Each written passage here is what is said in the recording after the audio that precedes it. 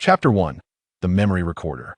In the dense tropical rainforest of Sumatra, thick layers of fallen leaves accumulated over millions of years blanket the ground, and the air is filled with the scent of decay. Occasionally, sharp animal cries pierce the stillness, startling flocks of birds into flight.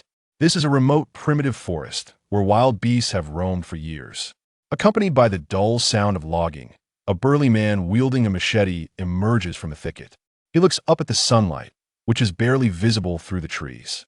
The humidity of the forest has made him miserable, and he must also be wary of venomous snakes and fierce animals that could appear at any moment.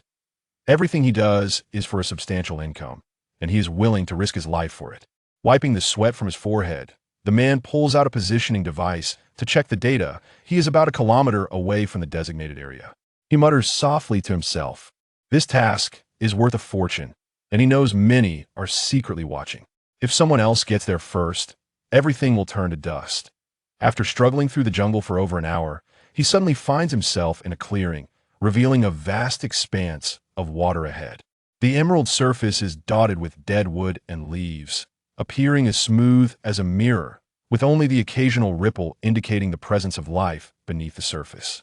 The man's target is a highly dangerous animal hidden underwater. The saltwater crocodile, the largest and most ferocious crocodile in the world, possesses a strong territorial instinct, especially during the breeding season.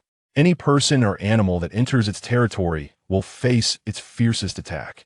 He cautiously moves along the shore, periodically scanning the stillness around him.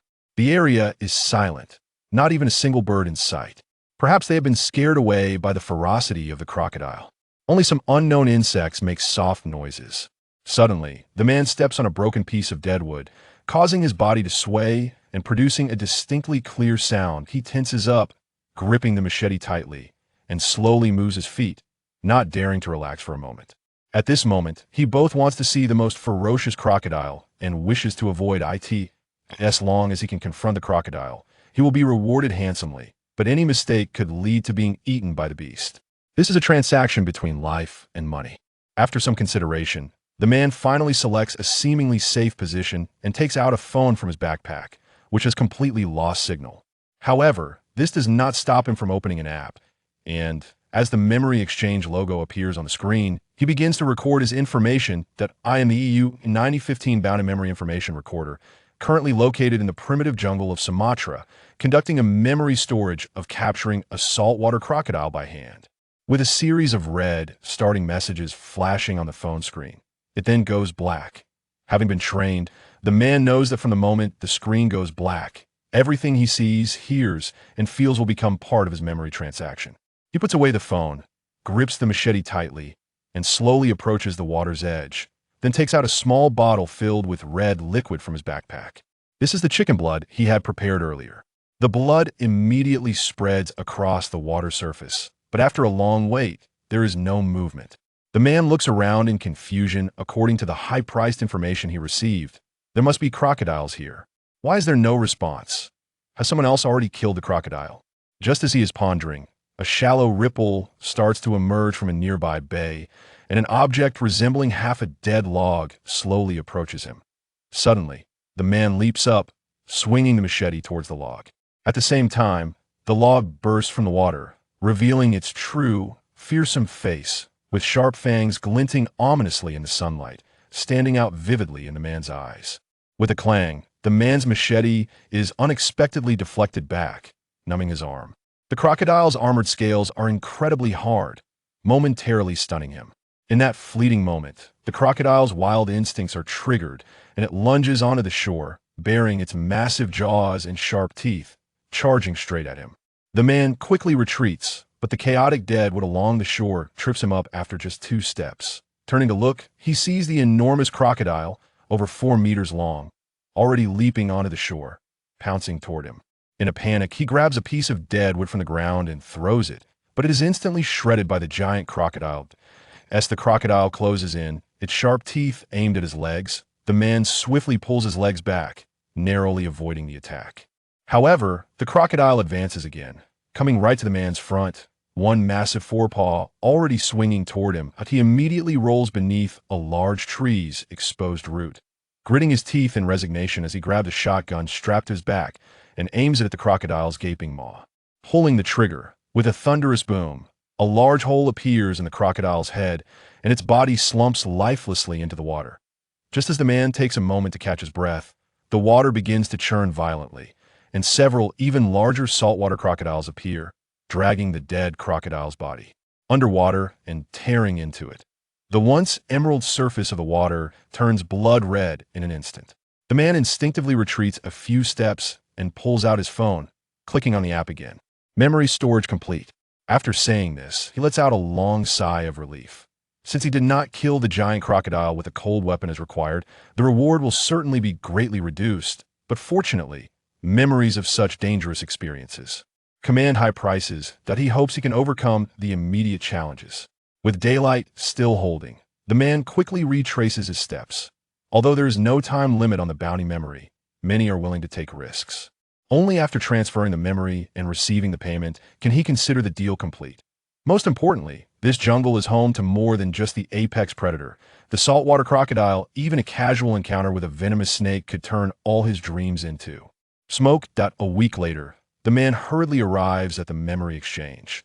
After reporting the bounty memory code and his information, and once everything is confirmed, he is guided by staff into a dedicated transfer room for the memory transfer to acquire the funds needed to sustain his future life. Indeed, it is the world's most popular project. Memory Transfer. Chapter 2. The Exchange. More than a decade ago, a groundbreaking discovery that could rival the Nobel Prizes in physics, chemistry, and biology shocked the world. An obscure biologist from Huagua announced the secret of memory transfer. Through a series of electromagnetic and quantum mechanics constructs, it became possible to transfer all or part of human memories from one brain to another. This discovery nearly overturned human cognition, sparking massive debates in society regarding ethics and biology. However, shrewd businessmen sensed the enormous economic value hidden within, and the memory exchange was born. The memory trading system initially started in some specialized industries where individuals skilled in rational analysis had no time to gather extensive information. In contrast, those with exceptional memory abilities utilized their skills to store vast amounts of information and then transferred it to others' brains for quick analysis. It resembles how computers perform storage and computation, but now it uses the most precious human brain. Memory transfer is still a novelty in society, but its enormous economic benefits have led to rapid expansion of this technology. Firstly, some wealthy individuals suffering from serious illnesses often have regrets. Looking back on their lives, they might have spent most of their time making money, losing out on many beautiful experiences. Now, their physical conditions prevent them from personally visiting places, giving rise to the concept of memory substitutes. These memory substitutes could travel to the ends of the earth, like Cape of Good Hope to witness the roaring waves, or climb Mount Everest to appreciate the grandeur of the world's highest peak, or dive into the Great Barrier Reef to admire the beautiful underwater world. The Great Wall, the pyramids, Machu Picchu, the Arctic tundra, the East African savanna, and countless other spectacular sites are destinations for these memory substitutes. They bring back memories to the trading platform, transferring them into the wealthy individuals' brains, allowing them to experience these beauties as if they were there in person, and relive them. Just like experiences from their youth that, as time went on, the content of memory transfers evolved from cumbersome text and images to scenic enjoyment and free movement. With the increasing demands from the wealthy, the content began to include many thrilling projects, such as cliff skiing, skydiving, and even wrestling with wild beasts. These projects not only brought substantial profits to the trading platform, but also significant income to the memory substitutes. Many individuals were willing to take risks for these earnings and engage in highly adventurous activities. Wealthy individuals could enjoy unprecedented thrills without lifting a finger. It felt as if they were truly there, experiencing the events firsthand without worrying about their physical safety. The trading platform's projects became increasingly diverse, with various strange and unique requests. In the morning, Zhou Yuhui entered a seemingly plain building. With a golden letters memory, trading platform shone brightly in the sunlight, exuding an unusual aura. Inside the bustling lobby of the trading platform, many people anxiously waited, gazing at the enormous display screen on the wall. Experienced veterans sat with their eyes closed on the lounge chairs, rhythmically tapping their fingers to calculate the time for the release of memory bounty information. On the other side of the lobby, a row of low counters had a few people standing, some in suits while others were in tattered clothes, and even some were carried in on stretchers, looking pale and weak. "Sir, are you here to trade memory information?" The reception girl behind the counter was very enthusiastic, her smile causing even the burly men to lower their voices involuntarily. "Yes, I'm here to trade memory. Here is my information code." The big man handed over a note, freshly printed, costing him a full $10. After scanning the note, the reception girl quickly displayed the information on screen. After confirming the identity through fingerprint and facial recognition, she said, "Hello, sir. If you agree to provide your memory to the trading platform and authorize its transfer to others, please sign here." The big man glanced at the terms on the screen. Quickly, most were standard formalities that he had read countless times while preparing to profit from his memories. He signed his name without hesitation. "Thank you for your cooperation. Someone will accompany you shortly to transfer your memory. Please rest here. We appreciate your support for the memory trading platform." Upon hearing that the big man's memory transfer was confirmed, many memory collectors nearby cast envious glances. Not long after the reception girl finished speaking, two men in black suits emerged from the elevator and approached the big man. "Are you the collector of the EU 9015 bounty memory information? Bring your identification and consent form, and follow us." The big man followed the two men in black suits to an elevator nearby. The blue lines on the ground indicated that this was already the internal area of the memory trading platform, and no one could enter without permission. Otherwise, they would risk losing their access or even being arrested for attempting to invade a private area. Not to mention, two guards armed with riot guns stood at the elevator entrance. As the elevator slowly opened, the big man entered with the suited men. Once the door closed, he felt the elevator rapidly descend, indicating that the real parts of the trading platform were underground. The moment the big man entered the elevator, Zhou Yuhui, just a bulletproof glass wall away from the trading hall, completed his identity verification. As a young man who had recently graduated, being able to work as a technical supervisor at the memory trading platform and earn an enviable salary was a dream for many. Not just anyone could qualify for this role, as there are very few in the world like Zhou Yuhui with an IQ over 160. Another reason he could work here, and perhaps the main one, was that the biologist who discovered the intricacies of memory transfer was once his mentor. Unfortunately, shortly after the establishment of the memory trading platform, his mentor lost his life in a sudden accident. In response, the Nobel Foundation publicly announced its intention to break tradition and award this significant honor to him. Zhou Yuhui served as the technical supervisor, partly to continue researching the effects of memory transfer on human physiology and psychology, which was also a project funded by the platform. Supervisor Zhou. As Zhou Yuhui stepped into the door leading to the underground laboratory, the receptionist smiled at him. He had a good impression of this girl. As a science and engineering guy, he wasn't skilled in social interactions, and apart from a few colleagues, he had only spoken with this receptionist named Yin Xiaodong. Zhou Yuhui smiled and greeted her before quickly stepping into the elevator. His identity was already confirmed through facial recognition, and once his fingerprint was verified, the elevator slowly started, taking him down to the Memory Transfer Center. 100 meters underground. Chapter 3. Memory Transfer. The memory trading platform is built on top of an abandoned salt mine, and on the surface, it only appears to have about a dozen floors, which are ordinary office spaces and VIP lounges. The actual memory transfer facilities are located underground, primarily because the process of memory transfer is extremely delicate and requires a very stable magnetic field, free from any unexpected electromagnetic interference. Placing the equipment underground resolves many unnecessary issues. Most importantly, wealthy individuals need to ensure their safety. The underground workspace of the trading platform is constructed to be incredibly robust. Regardless of what happens on the surface, this area remains stable, making it far superior to those so-called doomsday bunkers. As the elevator doors slowly opened, Zhou Yuhui stepped into the working area of the Memory Transfer Center. After undergoing various tedious checks and identifications at different levels, he finally entered the area of the Memory Transfer Workspace, which is the most crucial part of the entire trading platform. The corridor in the workroom was very quiet, with only the faint sound of wind coming from a concealed vent. Several colleagues had already turned on the machines in the workroom, beginning the preparations for memory transfer.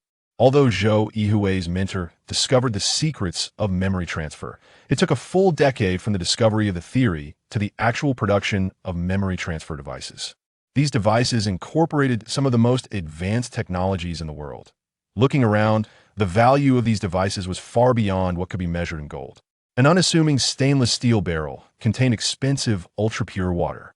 The entire memory transfer center was completely enclosed in a massive Faraday cage, with electromagnetic adsorption materials lining the walls. Once the equipment was activated, not only would any signals be blocked, but any stray electromagnetic signals produced would also be absorbed, ensuring the electromagnetic safety of the entire workspace. Supervisor Zhou raised today's memory transfer list and details. The detailed plan is on your desk. Before Zhou Yuhui could reach his office, his colleague Fang Yuan handed him a thick stack of documents. Zhou Yuhui nodded, satisfied with his beautiful colleague, who had no issues with either her work or technical skills. He had heard she was also a master of jiu-jitsu, but he had never seen her demonstrated. Zhou Yuhui had no interest in discussing such gossip, although he occasionally overheard other colleagues joking about it. Fang Yuan had not denied it, clearly indicating it wasn't baseless. Zhou Yuhui's work sounded very simple, but was quite complex and required double the caution. After all, the brain is the most intricate organ in the human body, and any problems could lead to severe consequences. For the exchange center, the memory recorders were not a big deal, as it was merely a matter of compensation. However, the recipients were all wealthy individuals, and any minor issues would not be trivial. Fortunately, the complex and intricate equipment in the memory transfer center provided ample protection for the entire memory transfer process, and after years of development, the technology had become increasingly sophisticated. The main difficulty in memory transfer lies in extracting the required memories, which requires skilled hypnotists to locate the existence of the memory based on the marks left by the memory recorder in the app. They then extract the memory using brainwaves, and finally, by utilizing visual and auditory stimuli along with brainwaves, they transfer the memory into another person's brain. Of course, this is just standard memory transfer. The highest level of memory transfer directly utilizes brainwaves, allowing for lossless memory acceptance. During the transfer process, the experience is indistinguishable from one's own, which is what the wealthy enjoy most. Zhou Yuhui was responsible for this high-level memory transfer, which was the most significant manifestation of his mentor's discovery of this mystery. Zhou Yuhui quickly skimmed through the documents in his hand. There were a total of 6 high-level transfers scheduled for today, all of considerable value. One was worth tens of millions, while the others were worth millions. That he sighed, there would likely be many who had died while attempting such high-level memory storage, and although he had seen too many such incidents, he still felt a wave of emotion upon encountering this again. Notify everyone for a meeting. Zhou Yuhui waved the documents at his colleagues in the workroom. There were not many staff members at the exchange's memory transfer center, totaling only about 30, responsible for maintaining all the equipment. In reality, there were fewer than 10 people actually conducting memory transfers. Today, there are 6 high-level transfers.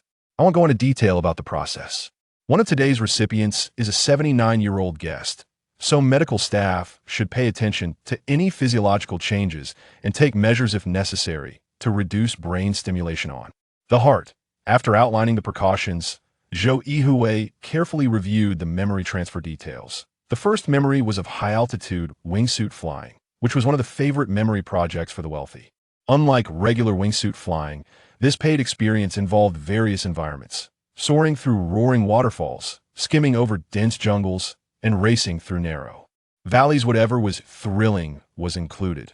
For those wealthy individuals, it provided an extraordinary sense of excitement and endless enjoyment, while for the memory recorders, it could mean the price of life. The first to enter the workroom was the memory recorder, the person selling the memory. A staff member pushed a wheelchair inside, and Zhou Yuhui glanced at the person. Although he already knew it was a girl, he was surprised to see such a small, slender girl who looked barely of age. Her exposed arms and cheeks bore numerous scars, clearly not the result of ordinary activities. The girl had already been hypnotized in the prep area and was now in the memory search phase, preparing to locate the memory for transfer. Attention all departments, prepare to search for transaction memory information. Zhou Yuhui spoke in a calm tone. He was used to such occurrences, having seen them every day. The girl was immediately wheeled to the brainwave extraction device, donning a helmet filled with various sensors. The adjacent display screen flickered with numbers and codes. When a series of special numbers appeared, it immediately activated the press-stirred password. All right, the memory information has been found. Please bring in the guest. Zhou Yuhui was pleased. It took less than 10 minutes to locate the memory information, indicating that this girl was not new to the exchange and had considerable experience. After completing the memory storage, she didn't take in much other information and went straight to the transaction. He preferred such recorders, as they minimized their workload as much as possible. Zhou Yuhui couldn't inquire about the guest's identity, but when the guest was brought in, he couldn't help but chuckle. There was no need to ask. She was a darling of the media, a rising star in the entertainment industry. If she didn't appear in public for a few days, people would worry something had happened to her, and various gossip would spread like wildfire. However, he was also curious as to how such a demure starlet enjoyed such thrilling activities. Perhaps it was to compensate for her own shortcomings. Chapter 4: High-Risk Behavior. This was a one-time memory transfer that did not utilize the exchange's vast storage, and the entire process was quite simple. Within a few minutes, the memory transfer was completed, and a multi-million deal was successfully wrapped up. The exchange's regulations stipulated that the two parties could not have any contact, and colleagues supervised the entire memory process without any violations. After the required completion, the memory recorder was promptly taken away from the studio and awakened in the recovery room. All the trading-related content in her memory was erased, and she now felt as if she had never undertaken that task. This is your settlement statement. Someone immediately brought over a document, stating that her deserved payment had been transferred to the designated account, and she was asked to check it shortly. The girl glanced at the document in her hand. Just as Zhou Yuhui had thought, this was not her first time as a memory recorder. The figures on the document were quite satisfying for her. Although the exchange took a high fee, it was still the fastest way for her to earn a considerable income. Soon, the girl, carrying her simple backpack, was sent to the ground. Instead of leaving directly, she stood in the hall, carefully examining every memory content up for bounty to see if any suited her. After looking for a while, she shook her head in disappointment. The demands were numerous. Either the price was too low or the requirements were too high, making it not worth the risk. With this effort, she might as well memorize a few books for sale that had the least danger, but unfortunately, the income was only a few bucks. Not enough to even buy a bowl of noodles. Compared to high-altitude wingsuit flying, the second high-level memory transfer project seemed somewhat special. This was also a high-altitude project, but the difficulty was beyond imagination. It required the memory recorder to ski rapidly on a snow-capped mountain at an altitude of 6,000 meters, needing to leap over cliffs with a vertical drop of over 200 meters. This was beyond the realm of an ordinary skiing enthusiast. Even extreme sports lovers would need precise calculations to face such a challenge. Zhou Yuhui checked this $2 million worth memory bounty project, and surprisingly, hundreds of people had accepted it. This indicated that at least 100 individuals had embarked on what could almost be considered a one-way trip. It's all about money. Zhou Yuhui couldn't help but exclaim. What are you sighing about? Fan Yuan approached Zhou Yuhui with a beaming smile and asked. Nothing. Zhou Yuhui sighed, flipping through the materials in his hand. Preparing for the next transfer plan.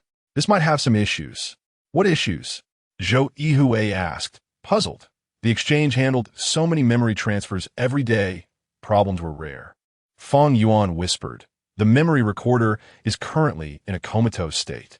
However, the footage from his camera shows he completed the entire memory process. It was his partner who brought him here. Comatose state? Zhou Yuhui frowned slightly, but was not overly surprised. Since entering the exchange, he had seen too many such situations. Not to mention comatose states. There have been cases of severe injuries with shattered bodies. As long as the brain's memory area was unharmed, he had ways to extract memories. The consequences might be a bit severe, but in such cases, leaving behind a considerable income was probably their greatest hope. Understand. Zhou Yuhui glanced at the recorder's condition. Another adventurer on the brink of death. By the way, supervisor, this is the statement signed by the recorder, allowing us to use any means necessary as long as we can extract the memories. Fan Yuan handed over an authorization letter. This could also be considered a will. It was just unclear who this money was meant for: parents, children, or a partner. Zhou Yuhui looked at the scrawled signature on the authorization letter, wondering if he thought about his fate when he wrote his name, or if he already knew what was coming, just that a penny could make a hero stumble. For comatose recorders, the exchange had a complete process to minimize damage to their cognitive abilities. However, in unavoidable circumstances, whether they could preserve their life was left to fate. Fortunately, comatose individuals usually had shorter memory content, making it easier to find, as long as there was a fixed image from the exchange's app. The corresponding brainwave code could be quickly located. When a memory recorder was pushed into the workspace, Zhou Yuhui glanced at him and was momentarily taken aback. He recognized this person, seemingly a famous skier who had suffered an accident during training, unable to continue competing, and had ended up in court with heavy debts against his former employer. It had made the news back then, but there had been no updates for a long time. He never expected that he had become a memory recorder. The memory search process has begun. Since we cannot use hypnosis to quickly locate the memory points, we can only continuously stimulate the recorder's brain with electromagnetic waves to activate their brain waves, then identify elements that correspond to the memory content for extraction. Once confirmed as memory content, we need to notify the recipient to prepare. Zhou Yuhui instructed his colleagues, due to the possibility of unexpected situations with the recorder. To protect the client's safety, the exchange generally stored such memories in its vast storage system, only embedding them into the recipient's memory after thorough examination. After a while, the supercomputer finally found a standard memory recording from the convoluted brainwaves. An image of scaling a glacier on a high mountain gradually emerged, accompanied by heavy breathing. The recorder was already standing at the mountain's peak. According to the altimeter, they were over 6,000 meters high, surrounded by razor-sharp glacial crevices, with only a small space on the ridge for the recorder to showcase their skiing skills. The recorder was quite fortunate. There was no wind, and the snow-capped mountain was particularly magnificent under the blue sky, instilling a sense of awe. The recorder immediately leaped down, rapidly skiing along the narrow, steep ridge, with passionate music playing in their ears and the rocky cliffs and glaciers rushing past. Even just watching the footage was exhilarating, and adrenaline quickly surged. At the forefront of the ridge was a cliff hundreds of meters high, which was the most challenging part of the entire memory recording. Many people had been deterred by this extremely dangerous move. It was undoubtedly a dance with death. The recorder, relying on speed, instantly took off, executing acrobatic flips in the air. The footage switched back and forth between the blue sky, white snow, and green forests, and with a heavy thud upon landing, the recorder successfully landed on the narrow ridge, continuing to ski at high speed. Such skills could not be achieved solely through courage. One must have excellent aerial coordination and controllability. Zhou Yuhui glanced at the memory requirements beside him. As long as the recorder rushed into the forest a few hundred meters away, the task would be considered successfully completed. Clearly, the recorder had completed the task. But unexpected incidents often occurred when least expected. Just as the recorder was about to finish the memory recording, a dead tree suddenly fell in the forest, and the recorder had no time to dodge, crashing directly into it, causing the memory to terminate. Supervisor, can this be considered a completed memory process? Fang Yuan asked beside him. Zhou Yuhui slightly nodded yes. After lossless processing, inform the client that they can proceed with the memory transfer. Chapter 5. The Strange Homeless Man. Although there were only 6 high-level memory transfer projects to handle that day, by the time Zhou Yuhui finished all the tasks, it was already time to get off work. This was certainly due to the complexity of the memory transfer procedures and the various requests made by the recipients, who, as VIP clients of the exchange, would generally have their demands met as long as they did not affect the memory transfer process and their payments were in order. This was also a reflection of the high-quality service provided. Zhou Yuhui stretched and exited the exchange. The trading hall nearby was still bustling with people, and occasional excited shouts could be heard, likely indicating the appearance of a high-reward memory information. Besides the people inside the trading hall, many others were checking information through the exchange's app. Most of the people in the hall were brokers who collaborated with memory recorders to gain some benefits. Some high-level recorders or brokers even had their own dedicated workspaces in the exchange. As VIP users, they had the right to choose tasks first. But this only applied to accepting tasks. The conditions for completing tasks remained unchanged. As he walked home, advertisements for the memory exchange flashed continuously on the street billboards, promoting the benefits of memory transfer. The memory transfer projects had begun to expand towards the general public, especially for simpler transfer content, which could even be mass-produced. For a fraction of the cost, one could enjoy a luxurious lifestyle, travel to famous attractions, and indulge in exquisite cuisine. This was the dream of countless ordinary people. There were even advocates suggesting the abolition of schools, allowing students to collectively undergo memory transfers to quickly accumulate decades of knowledge, thereby significantly reducing academic burdens and improving workplace efficiency. As far as Zhou Yuhui knew, this initiative was under intense research, although there were many opposing voices, which were suppressed by the exchange's massive promotional power, barely causing any ripples. Zhou Yuhui's residence was not far from the exchange. It was a high-end apartment built specifically for technical personnel like himself. In a land-scarce Longbin city, this was considered a generous benefit. He preferred walking home instead of using transportation, as it allowed him to observe the various facets of society, which was very helpful for his research topics. As Zhou Yuhui strolled along, he turned a corner and suddenly felt as if something was watching him. He glanced back at the empty street, but saw nothing. Yet the feeling persisted.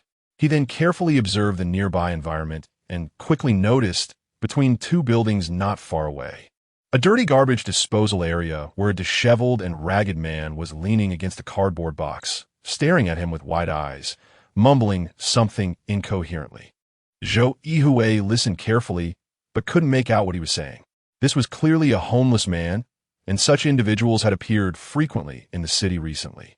Zhou Yuhui reached into his pocket.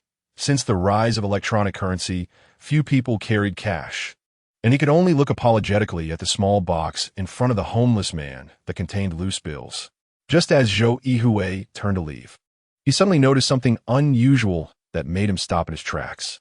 On the cardboard box behind the homeless man, a series of program codes was written, appearing particularly clear under the dim light. At a glance, Zhou Yuhui's expression changed dramatically. This was not an ordinary code. It was the core operating code of the exchange's supercomputer used during memory transfers. This was undoubtedly one of the most confidential parts of the memory transfer process and something that countless tech giants dreamed of. Its value could not be measured in monetary terms at all. Yet, such a top-secret item was boldly written on a cardboard box in a garbage disposal area. To understand, there were probably no more than 10 people in the world who knew these codes. Zhou Yuhui immediately sensed something was amiss and quickly rushed toward the homeless man. Whether it was Zhou Yuhui's sudden movement that scared the homeless man or for some other reason, upon seeing Zhou Yuhui running towards him, the homeless man swiftly vanished into the dark buildings, shouting, "Don't kill me! Don't kill me! Don't kill me!" Zhou Yuhui looked at the disappearing figure in confusion and then down at the cardboard box in front of him. It was an entirely ordinary box, likely discarded after someone nearby received a parcel, and he could still faintly see the tracking number on it. The shocking series of codes that astonished Zhou Yuhui had been written in pencil with a total of 12 lines. Although somewhat crooked, the writing was still very clear. Zhou Yuhui carefully examined it again. It was indeed the code for memory transfer, and there was no doubt about it. Remarkably, the pencil used to write the code was still stuck in the box. A homeless man, knowing such highly confidential content, was definitely abnormal. Zhou Yuhui took out his phone and quickly snapped some pictures of the surroundings, focusing on the code and the pencil. Then he found a plastic bag to put the box and the pencil inside. He needed to figure out how such a serious breach of confidentiality had occurred. This was a significant crisis for the exchange. Just as he was about to call the president of the exchange to inform him of this strange occurrence, he hesitated as the homeless man's last words sent a chill down his spine. "Don't kill me." A person who could know the core code of memory transfer said that. Had something happened to him before? Zhou Yuhui stood there in a daze, feeling as if he was approaching something extremely dangerous. This feeling was identical to when he encountered those dangerous memories, even more vivid. After standing in place for a while, Zhou Yuhui cautiously checked the direction in which the homeless man had disappeared. It was pitch black inside, with a complex maze of paths and trash everywhere. Not to mention him, even a police dog might struggle to find a target in there. Zhou Yuhui returned to the spot where the homeless man had been and carefully examined the surroundings. Besides the suspicious cardboard box, there was nothing noteworthy. However, he also noticed that this homeless man had no bedding, which was the biggest difference from other homeless individuals. Perhaps his bedding was all inside there. Zhou Yuhui furrowed his brows as he glanced at the dark and messy garbage area. Holding the plastic bag containing the cardboard box, Zhou Yuhui rapidly ran through his mind, with several choices swirling around. Which one was the right one? In the end, he decided to take the cardboard box back with him. Only by keeping the initiative in his own hands was the most appropriate course of action. Chapter 6: The Dead. After returning home, Zhou Yuhui first cautiously checked the condition of the house and found no abnormalities before making a phone call. Hello, is this Yuan Jie? This is Zhou Yuhui. I need your help with something urgent. Please come over quickly. It's a matter of utmost importance. Yuan Jie is a police officer and one of Zhou Yuhui's few friends. After receiving Zhou Yuhui's call, he hurriedly arrived at Zhou's home. What is the rush? Yuan Jie asked, a bit puzzled since he didn't notice anything wrong upon entering. Can you extract information from this? Zhou Yuhui placed a cardboard box in front of Yuan Jie. Yuan Jie examined it and glanced at the code written on it. Although he couldn't understand it, he sensed that it could contain something significant. What information do you need? The information left by the person who wrote this code. Like fingerprints or DNA. Fingerprints are easy, but DNA might be a bit difficult. If we follow the normal procedures, it shouldn't be a problem. Yuan Jie knew Zhou Yuhui had a special reason for calling him, and he didn't want this matter to be made public. Zhou Yuhui understood Yuan Jie's implication and quietly said, the code on this cardboard relates to some procedures of the memory exchange. I suspect someone has stolen top-secret information from the exchange. Is it that serious? Upon hearing it was related to the memory exchange, Yuan Jie felt that it was beyond what a small police officer like him could involve himself in. It would at least require the director's intervention, and there would definitely be a supervisory team involved. The exchange's influence was enormous, and it was said to have connections with many big figures. Yes, but I don't want to alert the enemy. This matter cannot be made public. Zhou Yuhui did not mention the words of the homeless man. Is this something the exchange asked you to do, or is this your own initiative? Yuan Jie asked. My own. This kind of code can only be accessed by the Memory Transfer Center. If something goes wrong, I'll be the first to suffer. Yuan Jie nodded alif. I'll think of a way. Soon, Yuan Jie returned to his car and brought back a large pile of instruments and equipment. He searched the cardboard thoroughly until midnight before finishing. Yuan Jie was exhausted, lying on the sofa, sipping the nutritional drink Zhou Yuhui handed him. It will take about 3 days to get the results. I'll let you know then. But don't get your hopes up for the DNA. The cardboard is very clean, and we can't find too many valuable clues. Okay, thank you for your hard work. This matter must not leak out. Zhou Yuhui reminded Yuan Jie. Yuan Jie shuked, showing a nonchalant expression. We've been friends for so many years. You still don't trust me on this? Zhou Yuhui understood Yuan Jie's temperament, but felt that this matter was too serious, so he had to remind him once more. The next day, Zhou Yuhui placed the cardboard box in the safe, locked it carefully, and confirmed there were no issues before going to work at the memory exchange.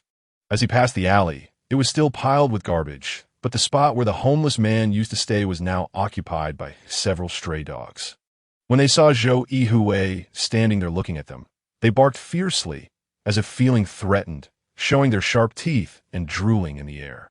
Zhou Yuhui quickly left. It was another tense workday. Looking at the numerous memory transfer plans in his hands, Zhou Yuhui couldn't help but sigh.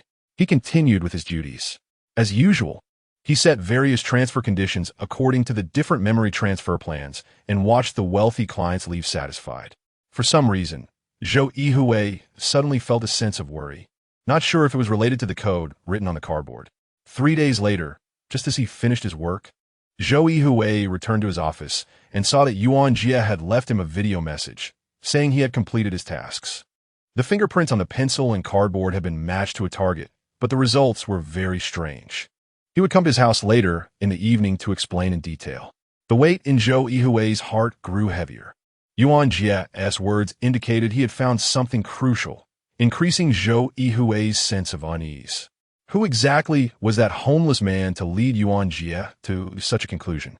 After work, Zhou Yuhui hurriedly left the exchange without even saying a word and rushed home. Along the way, he felt as if countless eyes were watching him, as if he had become a target. As soon as he exited the elevator, Zhou Yuhui saw Yuan Jie squatting at his front door smoking. There was already a small pile of cigarette butts on the ground. Thankfully, the hallway window was open. Otherwise, one might think there was a fire. Zhou Yuhui, you're finally back. Yuan Jie looked around. The hallway was quiet except for the two of them. Yuan Jie's demeanor made Zhou Yuhui even more anxious. His behavior did not resemble that of a police officer, even a forensic officer. He had seen more terrifying crime scenes than most people have seen in movies. Let us go inside. Zhou Yuhui opened the apartment door. As a top talent proficient in various high-tech fields, Yuan Jie preferred mechanical door locks, which were more secure. Once inside, Yuan Jie quickly checked the room's condition, moving with more caution than Zhou Yuhui upon returning home. What happened? Zhou Yuhui asked urgently. After confirming there was no issue in Zhou Yuhui's home, Yuan Jie casually turned off the power, plunging the room into darkness, which made Zhou Yuhui even more tense. What's going on? Zhou Yuhui asked again, his fear evident in the light of his phone. Yuan Jie waved his hand and remained silent, pulling out a device that looked like a lipstick from his pocket and placing it on the coffee table. A mist immediately enveloped the area around the table, forming a dome-like fog. Zhou Yuhui knew this fog could block external light and electronic detection, creating a private space for business activities. No sound or image could penetrate it. This technology had been used for escorting important criminals and concealing the true situation of a target. Some famous celebrities also liked to use it, as it was much more elegant than a mask or a hat. Of course, Yuan Jie's version was a police product with even more powerful functions, capable of blocking external surveillance of criminal suspects, especially to guard against paparazzi filming important suspects. Look at this. Yuan Jie took out several printed documents from his briefcase. Zhou Yuhui took them and was stunned. The first page featured a photo. The man in the photo was the same homeless man he had seen that night. But in this picture, the man was neatly dressed, looking scholarly, although his face had not changed much. What stunned Zhou Yuhui was the caption describing the photo, which clearly stated, "Deceased." The date showed last year. He had seen a man who had died last year. Chapter 7. Why did he die? How is this possible? Zhou Yuhui looked at Yuan Jie in shock. Leaving aside whether Yuan Jie was mistaken, just this photo confirmed that Yuan Jie had found the right person, because he had never mentioned the situation of the homeless man to Yuan Jie. But he clearly saw that person running away quickly. How could he be dead?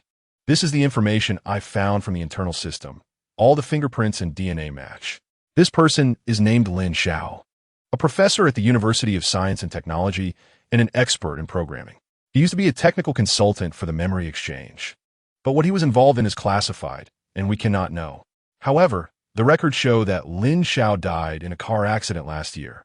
Yuan Jie saw the puzzled look on Zhou Yuhui's face and continued, "I was just as surprised as you.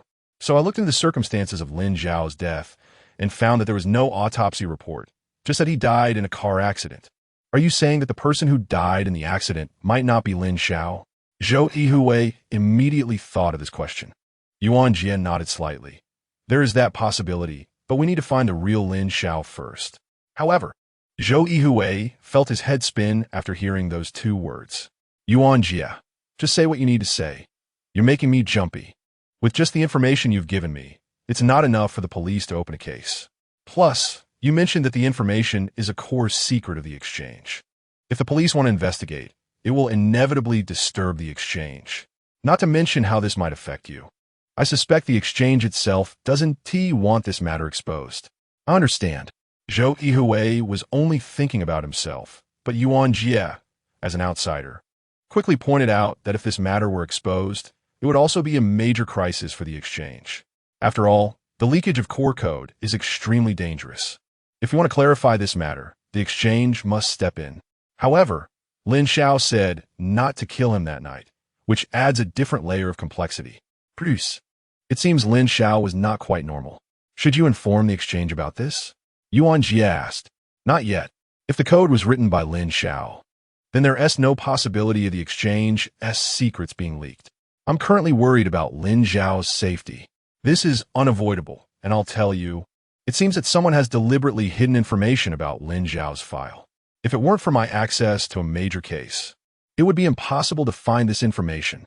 It seems Lin Xiao has a deep background, but the memory exchange is quite powerful at present, and using various connections to protect a person's identity should be relatively easy. After Yuan Jie left, Zhou Yuhui fell into deep thought. He had heard of Lin Xiao before. He was a master in programming, and he was actually a technical consultant for the memory exchange, which he really didn't know about. It's normal for the exchange to hide such news. After all, as the core secret of memory transfer, a confidentiality agreement is necessary. What he was thinking now was the hidden meaning behind Lin Xiao's words. According to Yuan Jie, Lin Xiao died in a car accident. If the person who died was not Lin Xiao, it was clear that Lin Xiao had also suffered a significant blow, and someone wanted to kill him. This corresponded perfectly to what he had said at the time. But who exactly wanted to kill him? Could it be the exchange? To prevent Lin Xiao from leaking the core code, that possibility seems unlikely. Otherwise, if it were exposed, the exchange would collapse instantly, and no one would cooperate with such a crazy organization. Could it be some other malicious organization? Memory transfer has now become a technology of interest to various countries. Although it is still in its early stages, it has already shown tremendous economic and social value, so it is normal for someone to covet it. Zhou Yuhui thought for a long time, but couldn't come up with a clear answer. In the end, he simply stopped thinking about it. After all, it didn't involve the loss of core secrets. As for Lin Xiao's situation, in Yuan Jie's words, he was legally dead. Only by truly finding him could everything be clarified, and this was not something Zhou Yuhui could handle. At this moment, Zhou Yuhui habitually reached for his phone, only to realize it was missing. Where's my phone? Zhou Yuhui recalled that he hadn't used his phone since returning. Following that memory, he deduced that his phone should be in his office, likely left on his desk when he was eager to meet Yuan Jie and forgot about it. Zhou Yuhui glanced at the time. It was a little past 9 in the evening, still not too late. He immediately decided to go to the office to get his phone and also look for Lin Xiao's whereabouts. Although there was no issue of lost secrets, he was still curious about why Lin Xiao said someone wanted to kill him. Zhou Yuhui opened the cabinet and took out a can of pepper spray. He had learned that this was the best way to deal with stray dogs. After thinking for a moment, he also grabbed a powerful flashlight. Although the security in Longbin City at night was generally fine, the dark and complicated environment of the garbage disposal area still made him a bit worried. Zhou Yuhui exited the apartment, and the corridor was still empty. This was a high-end apartment for the exchange. Not just anyone could live here. There were only 2 people on his floor. His neighbor was the personnel manager of the exchange, but due to their work schedules, they hadn't interacted much. As for the residents on other floors, most of them also didn't have the habit of visiting each other. It seemed everyone preferred to keep to themselves, staying at home. This was good. It saved Zhou Yuhui, who had a social anxiety disorder, a lot of trouble. Passing through the spacious lobby, the guard at the door greeted him warmly. Supervisor Zhou, going out? Yes. Zhou Yuhui smiled and nodded at him. I left my phone at the exchange. Come back early. I heard it might rain today. The guard handed him an umbrella, kindly saying. Zhou Yuhui looked up at the starless sky, smiled, and took the umbrella. The apartment guard was probably the person Zhou Yuhui was most familiar with besides his few friends and colleagues at the exchange. After walking through a dimly lit garden path, the street leading to the exchange was brightly lit and bustling with traffic, especially in the exchange's parking lot. Cars came and went almost every day, whether it was late at night or during the day. After all, memory collectors needed to arrive at the exchange promptly to complete their registrations, which was key to receiving their rewards. Many small vendors had also seized the opportunity to sell various goods near the bustling exchange. As long as they didn't interfere with the exchange's normal operations, the guards generally didn't stop them. Zhou Yuhui often bought snacks from here and was familiar with many of the vendors. They admired this young man who could freely enter and exit the memory exchange. as everyone knew that those who could get in were top talents. Chapter 8 Equipment Anomaly. Zhou Yuhui scanned his way back into the exchange. The hall on one side was still bustling with people. Occasionally, he could see someone joyfully entering the trading counter, although memory transactions could not be conducted at any time. Completing the confirmation a step ahead could maximize the chances of receiving substantial bonuses, which were hard-earned through sacrifice. One could not afford to incur losses due to time issues. The front desk had been taken over by a night shift worker who looked more like a robot. There were rarely any visitors at the exchange during nighttime, and complex issues didn't need to be handled, making robots more suitable for night shifts. Sure enough, when Zhou Yuhui arrived at the front desk, the robot immediately turned to confirm his identity. Access granted. After a prompt sound, the elevator doors slowly opened. This seemingly strange change was controlled by the exchange's cloud computing center. Whether it was various biometric systems or countless document transfer confirmations, the exchange's supercomputer system bore the brunt of the workload. Of course, the memory transfer center where Zhou Yuhui worked was controlled by a separate system, also to guard against potential accidents. This system was even limited to a local area network. Generally, there were no customers during the night shift. For the exchange, even the deity-like customers had to adhere to this arrangement, unless there was a significant emergency. After all, memory transfer was a delicate task that required careful operation by staff, even with a large amount of equipment supporting it, and the system sometimes required maintenance. Zhou Yuhui entered his office area. The corridor was quiet, and he could hardly hear any sounds. Even the air conditioning fan above his head only made a faint noise. His phone was indeed lying on the desk. Zhou Yuhui picked it up and checked. There was only one call from Yuan Jie, which should have come while he was on his way home. He checked other social media apps, but found no important messages. As Zhou Yuhui was about to leave, he suddenly noticed one of the computers in front of him flashing red a few times. This computer was used to monitor the data transfer status of the memory transfer center and was usually left on.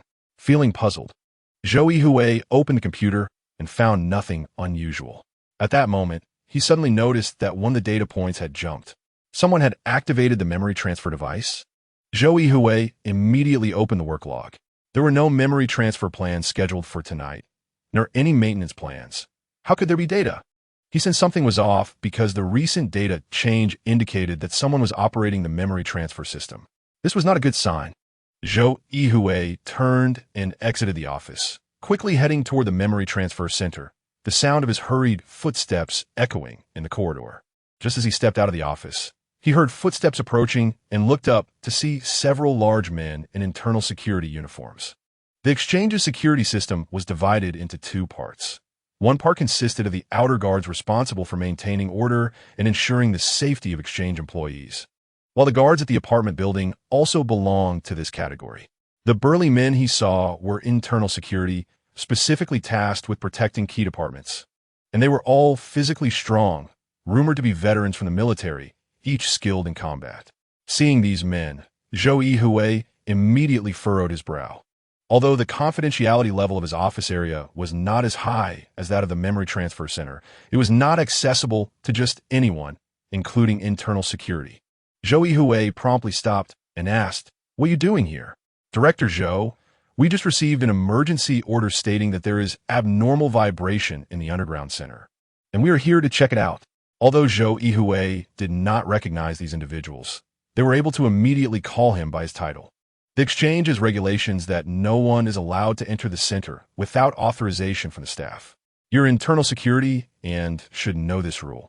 Have your supervisor come with the duty president's order, Zhou Yuhui said without reservation. The internal security personnel exchanged glances. Although Zhou Yuhui was the technical director of the memory transfer center and did not have the authority to command them, if they entered without his permission and something went wrong, they alone could not bear the responsibility. "Director Zhou, you are right. We are here due to an emergency situation, and we ask for your understanding. We will consult our supervisor right away. What do you think?" The leading security officer quickly asked with a smile. Internal security indeed held considerable authority and could detain anyone if necessary. But they were still just security personnel and had to be cautious when facing a supervisor like Zhou Yuhui, especially since he could report directly to the president of the exchange. The internal security personnel immediately consulted their supervisor. After a long discussion, the leading security officer approached Zhou Yuhui. Director Zhou, I apologize. Our supervisor said that since it is an order from the exchange, we will not go in. However, we need to ask you to take a look. If there are no issues, we will report back. Zhou Yuhui glanced at the internal security personnel and nodded. All right, you may return. If there is any anomaly in the center, I will report to the president's office. The internal security personnel quickly left along the emergency passage, visibly relieved. Zhou Yuhui stood there watching them leave before turning to head toward the memory transfer center. When he opened the door to the memory transfer center, the lights inside turned on instantly. Everything seemed unchanged, and the equipment was intact. Considering the data change, Zhou Yuhui went to the control host and conducted a self-check of the center's equipment, but found no issues. It seemed that the high-sensitivity alarm had been triggered by an incidental geological movement. Such events had occurred before. Minor geological tremors would not affect the center's equipment, but could leave warning signals on the monitoring equipment. Just as Zhou Yuhui was about to shut down the system, he suddenly noticed that the main host displayed that the memory transfer system had been activated just a few minutes ago. This was impossible. All systems were supposed to stop operating before the end of the shift, as per the strict protocols of the memory transfer center. Now that the memory transfer system had been activated, it meant someone had indeed turned on the equipment not long ago, sending a shiver down Zhou Yuhui's spine. Chapter 9, the system was activated. Zhou Yuhui immediately began searching for the time when the system was activated, but found no records, clearly indicating that they had been deliberately deleted. Deleting information within the system exceeded Zhou Yuhui's imagination. Although the memory transfer center system was not as vast as the supercomputer system of the exchange, its security was much higher. The fact that such a system could have its records deleted was simply inconceivable. However, as the most critical system of the memory exchange, even though the other party had used special methods to delete the system records, the fact that the system was activated could not be changed. Thinking of this, Zhou Yuhui immediately went to the back of the transfer controller and touched it with his hand, immediately feeling a trace of heat. This was further evidence of the system's activation. Zhou Yuhui scanned the surroundings. It was evident that someone had activated the system before he arrived. The data changes he observed in the office were not coincidental, but rather a result of someone accidentally leaving traces while deleting data. He was very aware of the precision of memory transfer. A careless mistake could cause irreversible damage to the sender. Among the many people in the exchange, only a dozen individuals in the transfer center were qualified to work inside. Now that the system had been activated by someone, and he, as the technical supervisor, was completely unaware, this was a very serious matter. With no signals from the memory transfer center, Zhou Yuhui hurriedly exited, followed the procedures to shut down the entire system, and then rushed back to his office to call the president's office of the memory exchange. Hello, this is Zhou Yuhui from the memory transfer center. I just discovered that the system of the memory transfer center seems to have been activated by someone, and the specific purpose is unknown. Furthermore, all traces left by this activation have been destroyed. Okay, Supervisor Zhou, the president's office has received your feedback, and we'll begin our investigation immediately. Thank you for your report. The person from the president's office was very polite. Zhou Yuhui then wrote a detailed work report and sent it to the president's office email before tidying up and preparing to leave the office for home.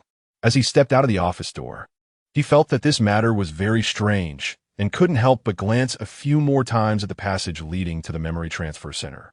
Although the passage was bright as day, it seemed like a black hole to him, hiding countless unknown secrets. Initially, everything seemed fine, but sensitive Zhou Yuhui immediately connected this incident with Lin Zhao's appearance. If there was a connection between the two, then this matter was not as simple as it appeared. I hope it's just my speculation. Zhou Yuhui sighed and turned toward the ground elevator. He did not know that a pair of eyes were closely monitoring him on the surveillance screen. Should we eliminate him? Someone asked in a hoarse voice. Not yet. Zhou Yuhui is a rare technical talent and is also a prize student of Old Dong. Having someone like him in the exchange saves us a lot of trouble. said a person whose body was completely sunk into the boss's chair. Is he more valuable than Lin Xiao? The moment this question was asked, it immediately drew the sharp gazes of others, almost piercing through his heart. No one dared to speak.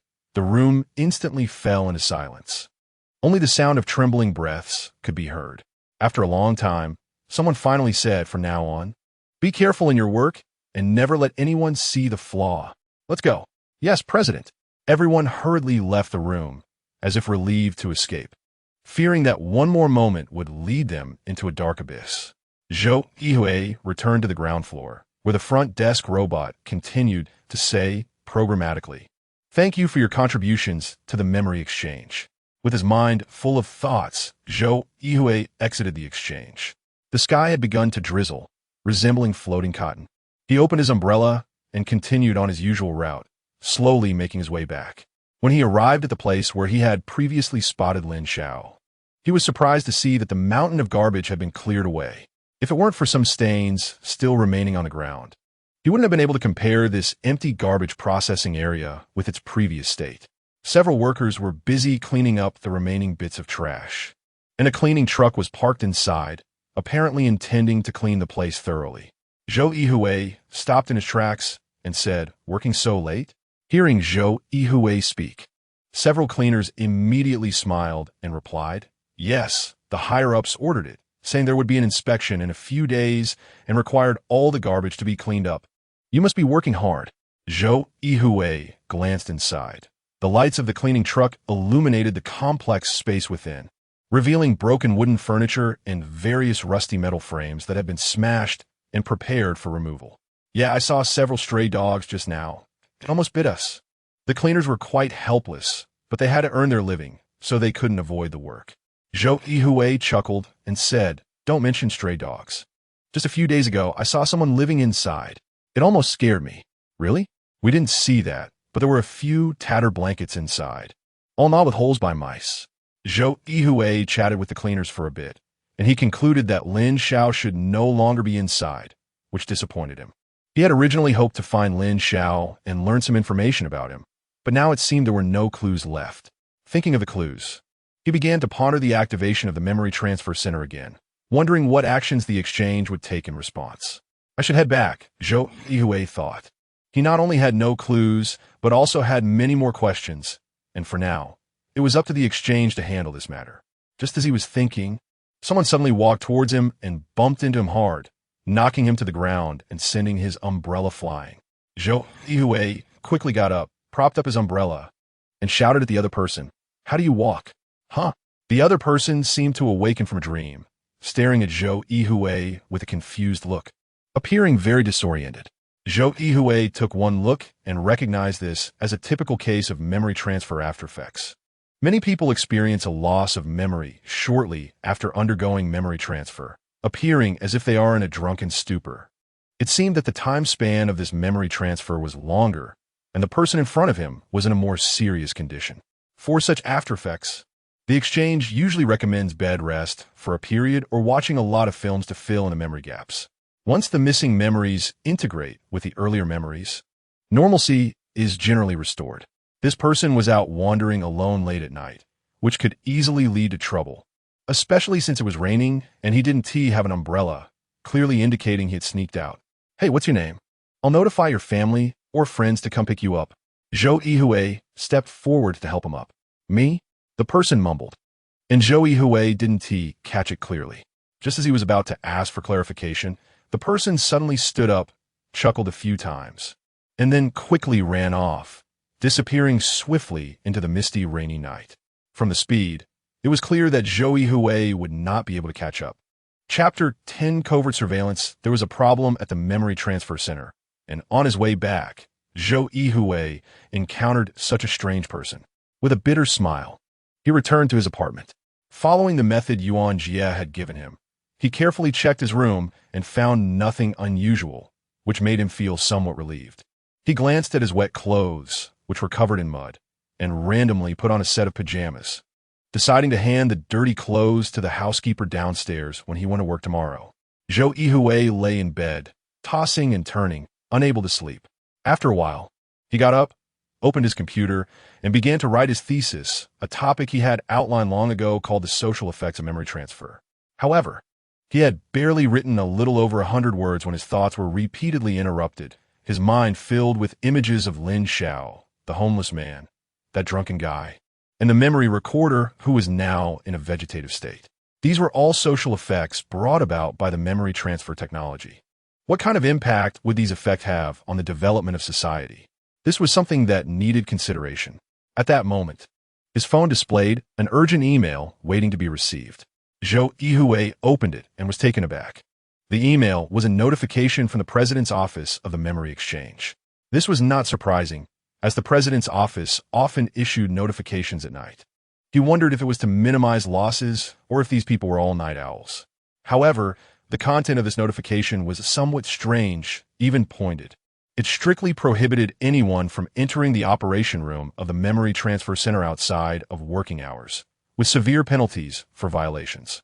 Not to mention Zhou Yuhui, who had an IQ over 160, even an ordinary person could see that this order was clearly aimed at the staff of the memory transfer center, and specifically at Zhou Yuhui himself. Recently, he was probably the only one who had entered the operation room during non-working hours. Clearly, his report had made an impact, but he didn't expect that the target of this impact would be himself. Looking at the notification, Zhou Yuhui felt it necessary to find out what had happened at the memory transfer center.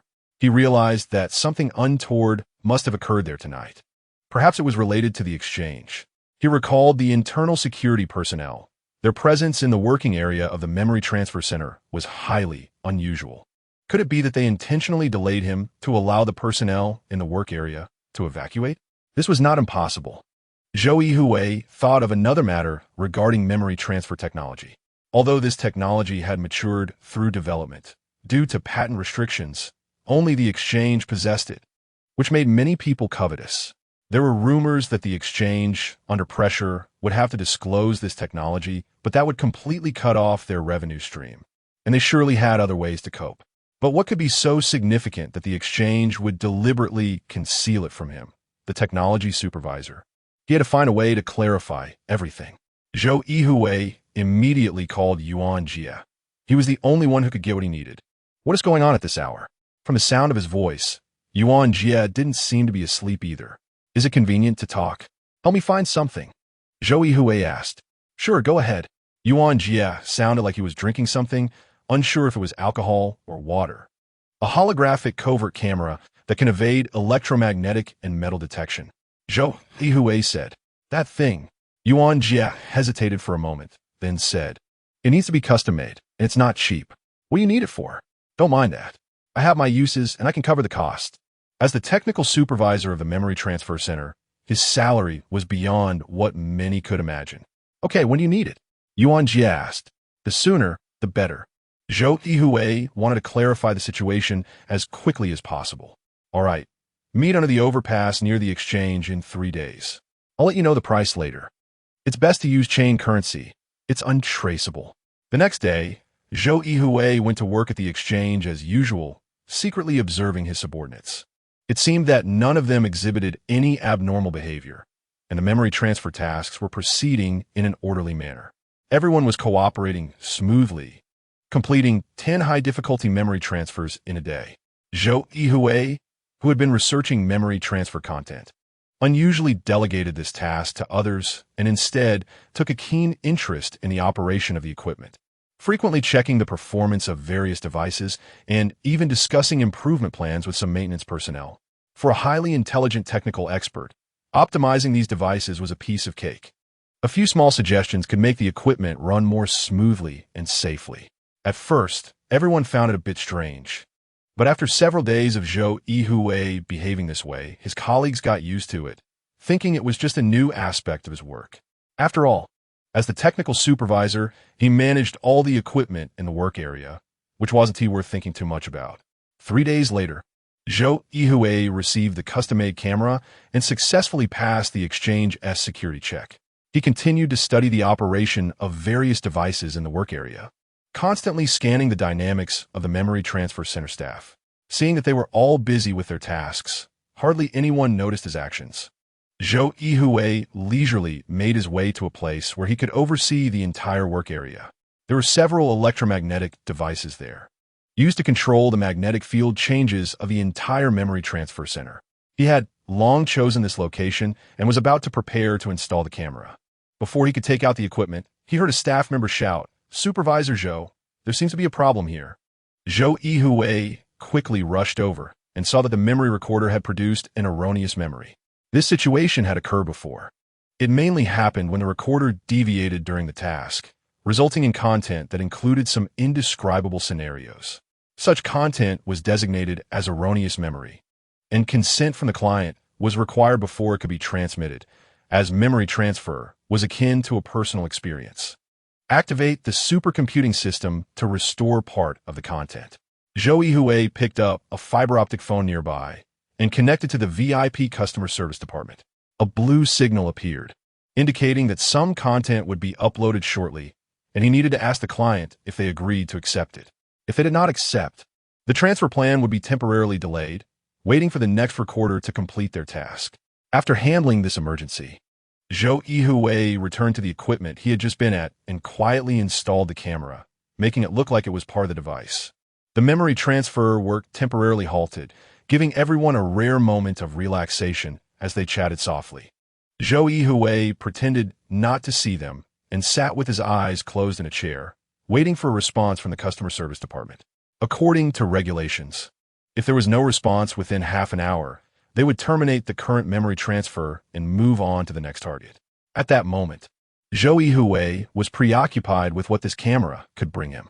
Time passed slowly, and suddenly, Zhou Yuhui opened his eyes, picked up the phone again, and soon received a reply that the VIP was unwilling to accept. The memory transfer has been halted. Return the recorder.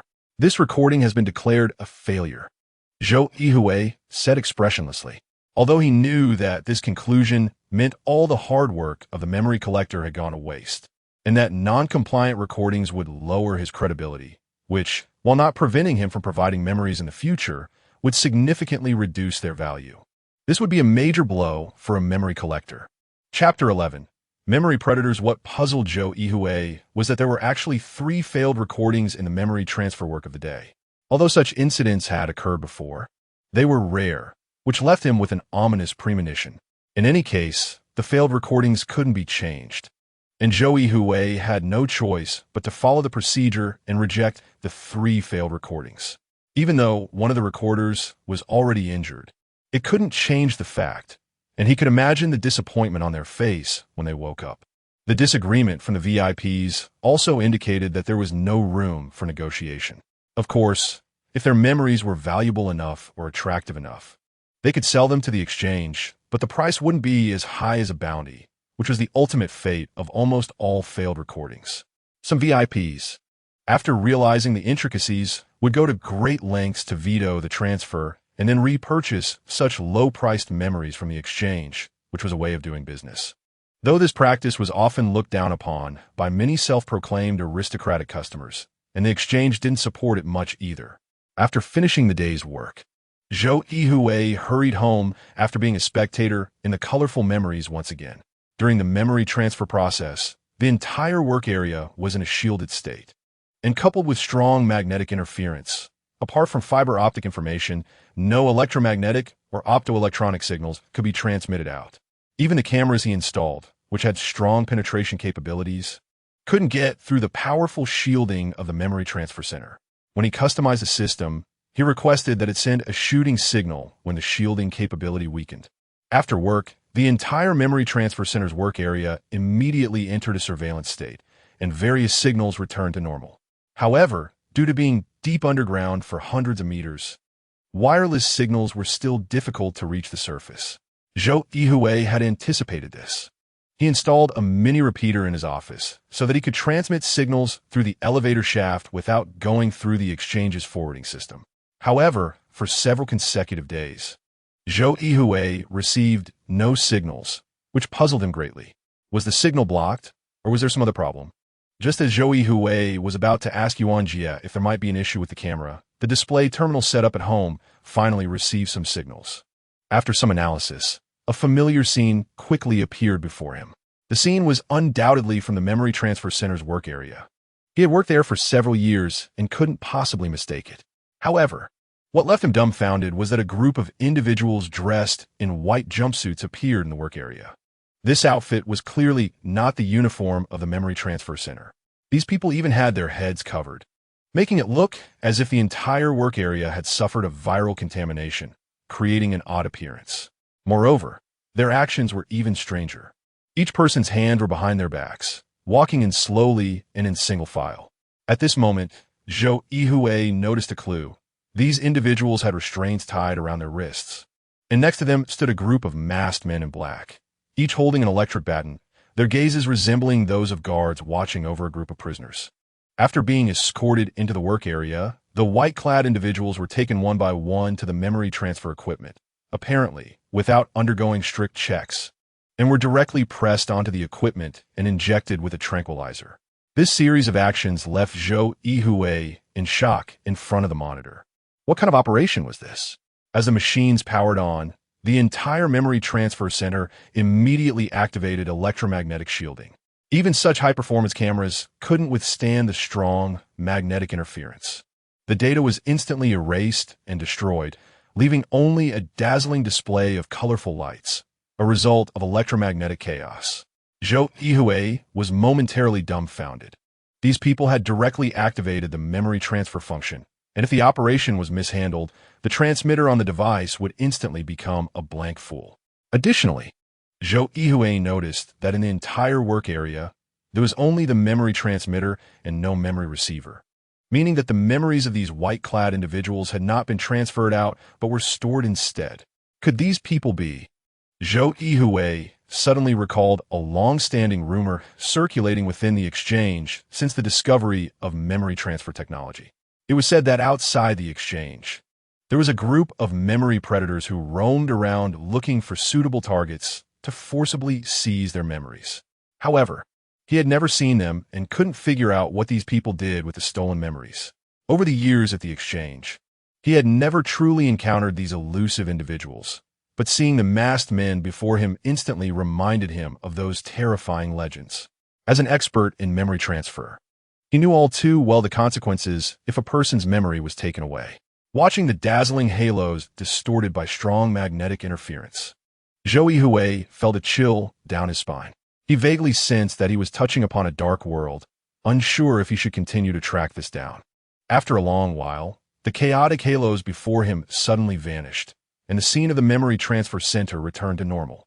The white-clad individuals who had been brought in were once again lined up, while the masked men in black continuously scanned them and urged them to leave. Zhou Yuhui noticed that these white-clad individuals had clearly undergone memory transfer. They exhibited significant characteristics of memory transfer aftereffects, staggering, slow movements, and most importantly, their gazes were very scattered, resembling that of lost souls. Zhou Yuhui immediately thought of the person he encountered that rainy night. They had the same demeanor, although that person's movements had returned to normal. Could that guy from that night also be someone whose memory had been transferred, just like these white-clad individuals? A huge doubt rippled through Zhou Yuhui's mind. The fact that the memory transfer center of the exchange was activated by unidentified personnel was a significant event, especially since it involved so many people who might trigger memory transfer aftereffects. This was definitely abnormal. Remembering the notice just issued by the exchange's president, he initially thought it was directed at him, but now it seemed otherwise. Perhaps this notice was specifically designed to facilitate memory transfer for these masked individuals, who likely had intricate connections with the exchange. Otherwise, ordinary people would not be able to operate the complex equipment of the memory transfer center. Zhou Yuhui stared blankly at the white-clad individuals being escorted away, feeling the need to clarify everything. With that thought, he immediately rushed out of his apartment and headed straight to the exchange. Chapter 12: The Disappearance of the White-Clothed People. Zhou Yuhui speculated that these white-clothed individuals with erased memories would not be hidden within the exchange. No one would be foolish enough to leave such an obvious problem in their own hands. Regardless of their value, they had to be transferred out as quickly as possible. And the underground garage was the best concealed location. The exchange had recently issued a regulation prohibiting entry into work areas at night without permission, and Zhou Yuhui naturally did not want to cause trouble. He immediately headed straight to the underground garage through the exchange's parking lot. The memory trading exchange was built above a salt mine in the suburbs to accommodate the sophisticated memory transfer equipment, so the underground garage was vast, mostly utilizing the existing mine tunnels. Due to its complex layout, many felt it was less convenient than the outdoor parking lot, and over time, few vehicles were parked inside the underground garage, apart from those belonging to the exchange's personnel. Although Zhou Yuhui did not have a vehicle and was not very familiar with the layout of the underground garage, after standing in front of the fire safety layout for a few seconds, he quickly constructed a three-dimensional image of the entire underground garage in his mind and began to search for the whereabouts of the white-clothed individuals who had been robbed of their memories. Based on their footsteps and movements, they would definitely need a convenient and discreet route. The entire memory trading exchange was not large, aside from essential facilities. Most areas were closed off to reduce the risk of accidentally entering the mine. Soon, a freight elevator came into view for Zhou Yuhui. This elevator was specifically used to transport backup supplies to the memory transfer center and was rarely used. Although it led to the memory transfer center, it was not in the core area, so it attracted little attention. The key was that its exit was located around the third underground level. If those white-clothed individuals were loaded into a vehicle at such a deep level, surely no one would pay attention. Zhou Yuhui cleverly avoided one camera after another overhead. He did not want to attract any trouble and preferred to remain undetected. When he hurriedly arrived at the underground third-level parking lot, he saw that the freight elevator had slowly begun to open. A few masked individuals in black suits stood nearby. Surprisingly, their black uniforms were covered with bulletproof vests, and they seemed to carry tubular weapons. A shotgun? Zhou Yuhui's pupils immediately contracted. Who were these people to even possess such control weapons? Did they have some kind of background? The black-clothed individuals were vigilantly watching their surroundings, clearly not daring to be careless. Zhou Yuhui cautiously hid behind a column in the corner, trying to observe the situation in the garage without making sound. Not far in front of the black-clothed individuals, a bus was parked, its windows covered by curtains, making it impossible to see inside. There was also no one in the driver's seat, indicating that it was likely unmanned. In front of the bus was a large off-road vehicle marked with special escort and armed transport insignia, and a glimpse of another vehicle could be seen behind it. It seemed that the black-clothed individuals were indeed well-armed. With a crisp ding, the freight elevator's doors slowly opened. The first to emerge were 3 or 4 masked individuals in black, followed by a line of staggering white-clothed people being escorted out of the freight elevator, each one shoved onto the waiting bus. Zhou Yuhui finally believed that what his camera had captured was real. There were indeed collusion between individuals inside the exchange and these masked black-clothed people, conducting memory transfers, or rather memory theft on the white-clothed individuals. Once everyone had exited, the freight elevator immediately closed and was then blocked by a sealed iron door, making it appear as if it was a restricted area. After noting the bus's license plate number and key features, Zhou Yuhui turned and ran back to the surface. By the roadside near the exchange, Zhou Yuhui saw the bus slowly driving out of the underground garage, heading towards the city center. This struck him as strange. How could they transport so many individuals suffering from severe memory transfer side effects into the city? Wasn't this inviting trouble for themselves? Despite his confusion, Zhou Yuhui decided to follow and see what was happening. He quickly called for an unmanned cruising taxi and began to follow the bus from 200 meters behind, blending into the flow of city traffic. Soon, the vehicle entered the bustling city center, and to Zhou Yuhui's surprise, the bus would stop every so often, allowing one person to disembark. This person was not dressed in white or black, but in very ordinary clothing, indistinguishable from an average person, even carrying a backpack, resembling a tourist. However, despite changing their clothes, the way these individuals walked clearly revealed to Zhou Yuhui that they were indeed the white-clothed people who had undergone memory transfers. At this moment, the black-clothed individuals responsible for guarding them did not follow. After disembarking, The white-clothed individuals appeared somewhat dazed, but continued to walk mechanically, quickly blending into the bustling crowd of the city and disappearing from sight. Watching these individuals swiftly leave his field of vision, Zhou Yuhui fell into confusion. Was this the purpose of the memory thieves?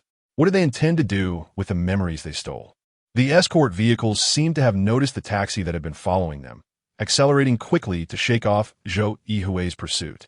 By the time he tried to find the white-clothed individuals again, they had already vanished without a trace.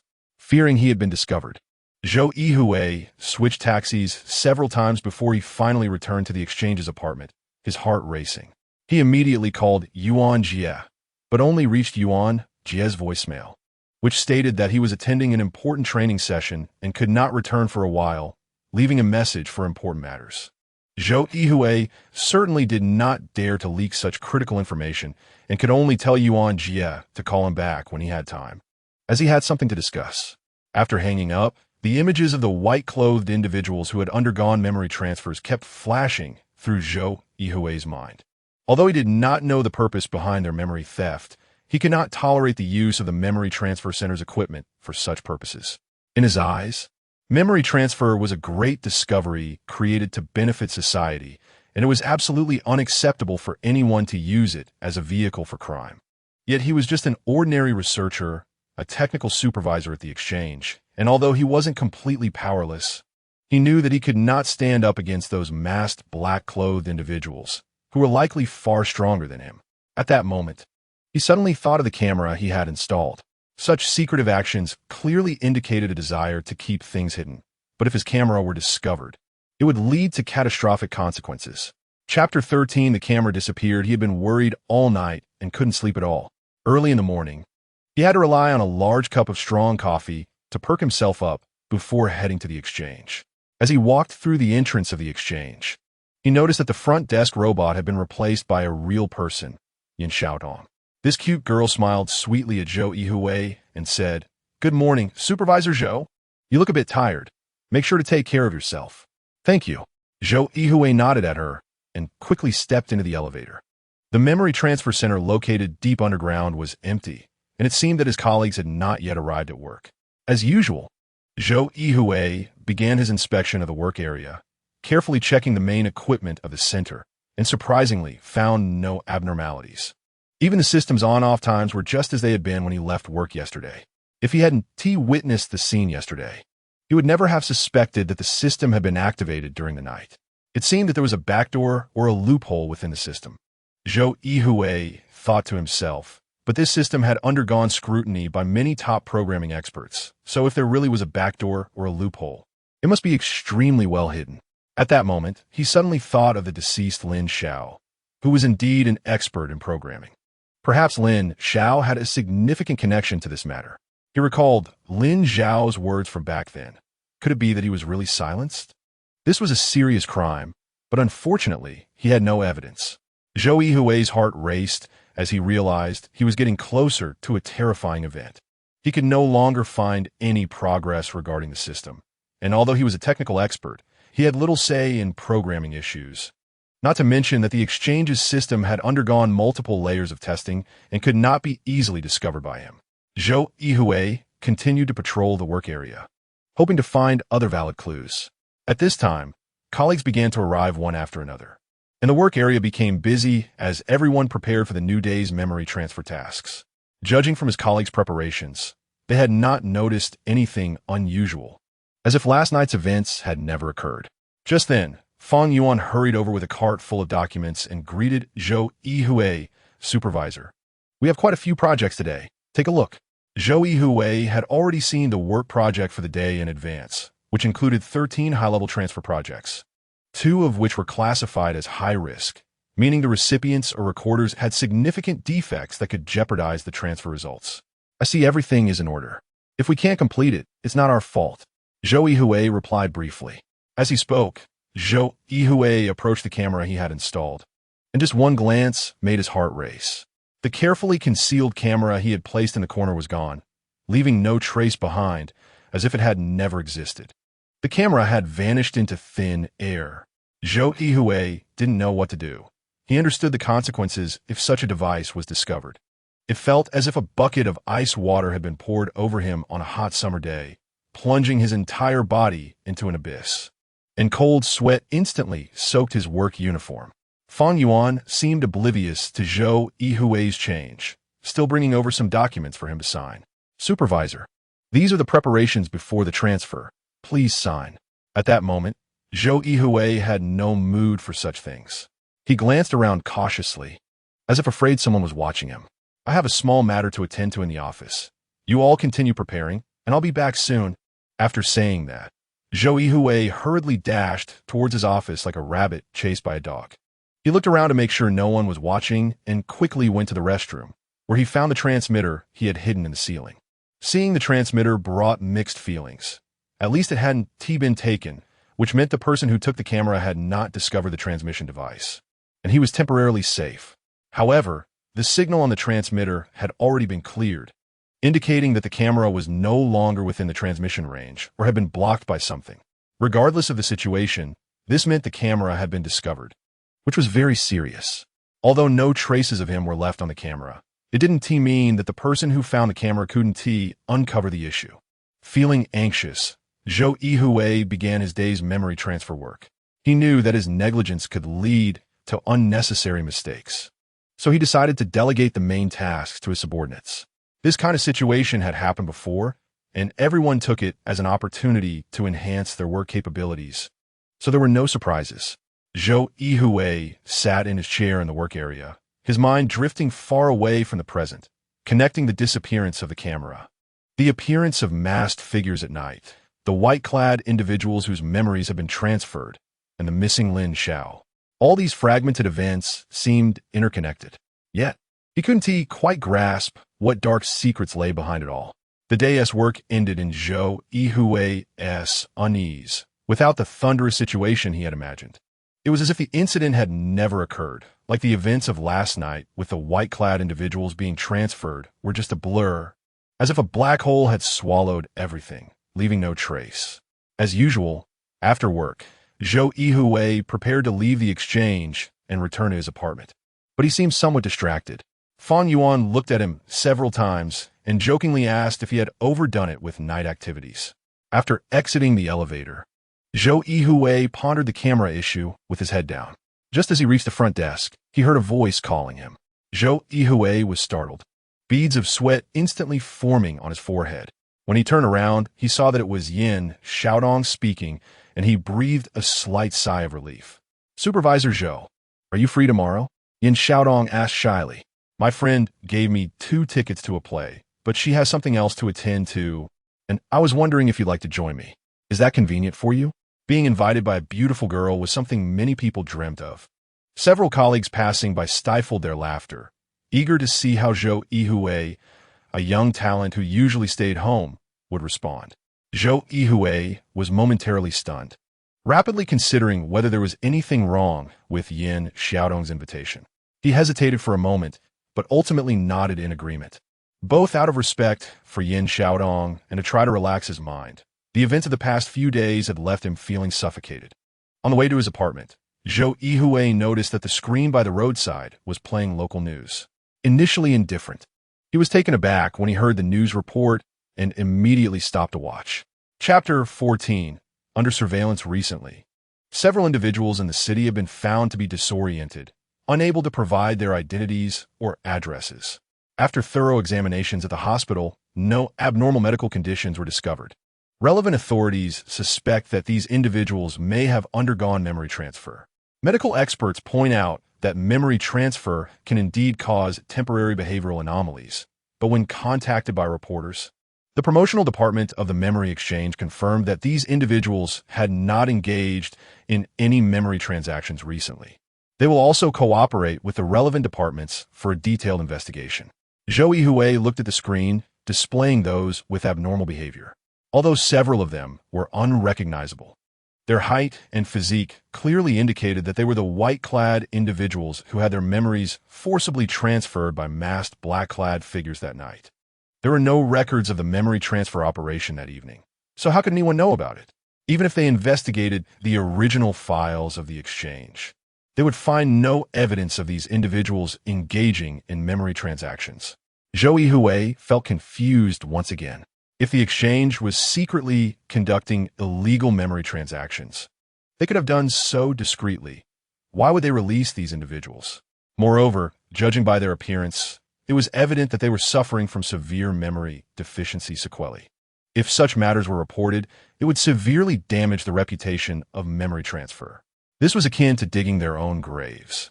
How could the exchange possibly do such a thing? All these thoughts swirled together, and even Zhou Yuhui, with an IQ as high as 160, felt lost, unable to guess the secrets contained within. At that moment, he did not realize that while he was watching this news, less than 200 meters away, a van parked by the roadside was being monitored by several black-clad figures. Every move Zhou Yuhui made was under their surveillance, and even his facial expressions were being analyzed in real time to track his psychological changes. "Boss," he asked on his way back to the apartment and saw the report about the memory-deficient individuals. What is his reaction? A hoarse voice asked on the other end of the phone. "Data analysis indicates he should be very confused," said one of the black-clad figures, glancing at the data analysis in front of him. "Understood. Continue monitoring. We must not let him find out." Zhou Yuhui returned to the lobby of his apartment building with a puzzled expression. The guard had changed shifts, replaced by a stranger, a tall and imposing figure who exuded a significant sense of intimidation. With such a person as the guard, the residents of the apartment should feel very secure. Zhou Yuhui couldn't help but glance at him a few more times before stepping into the lobby, his eyes filled with confusion, as he felt a slight sense of familiarity with this guard, similar to the black-clad figures from that night. However, the black-clad figures had worn masks and black clothing, making it impossible to discern their faces. Many people had similar physiques, and Zhou Yuhui shook his head slightly, thinking he was being overly paranoid. "Supervisor Zhou, here are several magazines for you." The guard quickly handed over a few beautifully packaged paper magazines from the table. In this highly developed information technology society, the number of paper magazines had sharply declined, with various electronic information proliferating. Those who subscribed to these magazines did so out of nostalgia, valuing the sentiment despite the magazine's high cost. "Thank you," Zhou Yuhui said as he walked toward the elevator with the magazines. At that moment, the cover of one magazine caught his attention. The figure depicted was his mentor, the inventor of memory transfer technology. Over the years, although the technology had become popular, memorials or introductions to his mentor had become increasingly rare. This might be related to the significant opposition to the technology in society, especially after the establishment of the memory exchange and the various problems that ensued, leading to mixed reviews of the technology's pioneer. Zhou Yuhui was immediately captivated by the magazine's content, completely unaware that the nearby cameras had already locked onto him. In the parking lot outside the apartment, another van was parked, with images of Zhou Yuhui's movements displayed on screen. Several screens nearby were rapidly analyzing his facial expressions. The black-clad figure in front of the screen held a magazine identical to the one Zhou Yuhui was reading, conducting various data analyses on the content as the camera zoomed in. Clearly, the black-clad figures aimed to understand the significance of Zhou Yuhui's every action, allowing them to instantly analyze his next move. This was also a means of comprehensive surveillance. To their astonishment, Zhou Yuhui merely flipped through the magazine casually, closed it naturally, and showed no expression on his face, as if he was aware of being watched and was putting on a facade. The black-clad figures exchanged glances, and one whispered, "Team leader, do you think we've been discovered? It's possible. This guy has an exceptional IQ and isn't good at interacting with people. His analytical and observational abilities are extraordinary. That's why we weren't allowed to install surveillance systems in his apartment." The team leader, sitting in the corner, sighed. "Keep observing. I refuse to believe he won't slip up somewhere." As the elevator door opened, Zhou Yuhui quickly stepped out, still looking around cautiously before taking out his keys to unlock the apartment door. This guy is really cautious, using such an old-fashioned mechanical lock. The monitoring black-clad figure sighed. They had previously checked Zhou Yuhui's door lock, which was a very rare mechanical lock. Opening it without damage would be quite a headache, even for a skilled locksmith. After closing the door, Zhou Yuhui placed the magazines on the table and casually opened the mailbox. Apart from a few advertisement messages, there was nothing of value. Yuan Jie still hadn't sent him any news. Zhou Yuhui turned on the television. For him, television programs were purely for leisure or to block out external information, allowing his mind to take a break from troubling thoughts. He lay on the sofa, staring up at the ceiling, as various events from earlier replayed in his mind. Lin Xiao's encounter with death, the activation of the equipment at the memory transfer center, the white-clad individuals forcibly having their memories transferred by masked black-clad figures, and the mysterious disappearance of the cameras. Everything seemed to foreshadow an impending danger. Chapter 15. Things are not simple. Zhou Yuhui lay back and pondered for a moment, considering whether he could first test the waters to see if there was any connection between the whole situation and the exchange, or whether the exchange had already set its sights on him. If there was a problem, he could quickly take remedial measures, either escape or hide like Lin Xiao, which would be much better than being confused. I'll take a leave to try. Zhou Yuhui immediately came up with an idea. He still had a year of leave left, which could serve as a reason. Although he was just an ordinary technical supervisor, his position was very important, and anything was directly under the jurisdiction of the president's office, including leave requests. Zhou Yuhui glanced at the time. It was already after work hours, but that didn't stop him from calling the president's office. It was obvious from the voice that the other party was a robot, and the voice had been carefully selected. Zhou Yuhui immediately said, "Hello. I am Zhou Yuhui from the Memory Transfer Center. Recently, I have been feeling a bit tired and would like to take my annual leave." The leave request has already been sent to the email. Just after he hung up the phone, he received a voice reply. He was stunned. Could it be that the president was still at the exchange? Upon opening it, he found it was a message from Yuan Jie. "Zhou Yuhui, this is Yuan Jie. I'm currently engaged in closed-off study outside and won't be able to return in a short time. If you have urgent matters, please contact my colleagues." Zhou Yuhui shook his head helplessly. No wonder this guy hadn't replied for so long. He knew the special nature of Yuan Jie's work. Being in closed-off study likely meant he was involved in some significant case, matters that couldn't be easily explained. Standing on the balcony, Zhou Yuhui gazed at the dazzling metropolis in the distance, with its flickering neon lights. Behind this prosperity, he couldn't help but wonder how many people were working hard to live better lives, and how many unknown secrets were happening in the darkness. Zhou Yuhui sighed and turned his gaze back to the magazine on the table. He had always felt proud to have such a mentor and was glad to be engaged in this work. But now it seemed that everything was somewhat different from his initial expectations. Was the subtlety discovered by his mentor a wealth or a misfortune for people? Didn't he know if this was a social issue or a philosophical one? After all, since the establishment of the memory exchange, the wealth of the rich had returned to the hands of the poor, which could be seen as reducing the wealth gap and providing more people with a new path to wealth. However, this path to wealth came at a high cost, and one could even say it carried enormous risks. Zhou Yuhui was filled with this issue, which suddenly sparked some inspiration in him, prompting him to start writing his paper on the social issues related to memory transfer. Just as he opened his computer and prepared to work, a strange thing happened. Irregular lines suddenly appeared on his computer screen, followed by a string of code-like letters and numbers, which quickly disappeared, and the computer soon returned to normal operation, as if nothing had happened. He certainly didn't miss this change. He hurriedly found a password book from the nearby bookshelf. Even though this password was created by him, he couldn't remember the secrets contained in these numbers. He then began to carefully match the letters and numbers he had just memorized, and soon the characters represented by these passwords formed a line. There weren't many words, but when combined, they indicated a significant issue. "Caution, you have been monitored." Zhou Yuhui was taken aback, and countless thoughts raced through his mind.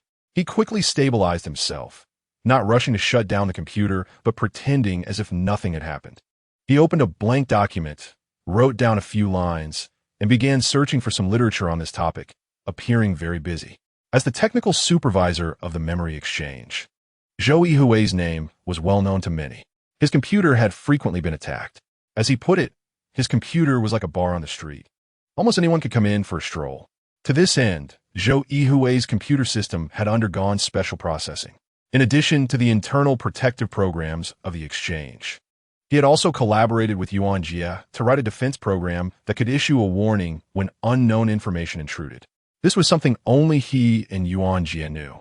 This warning was merely passive and embedded within the computer system.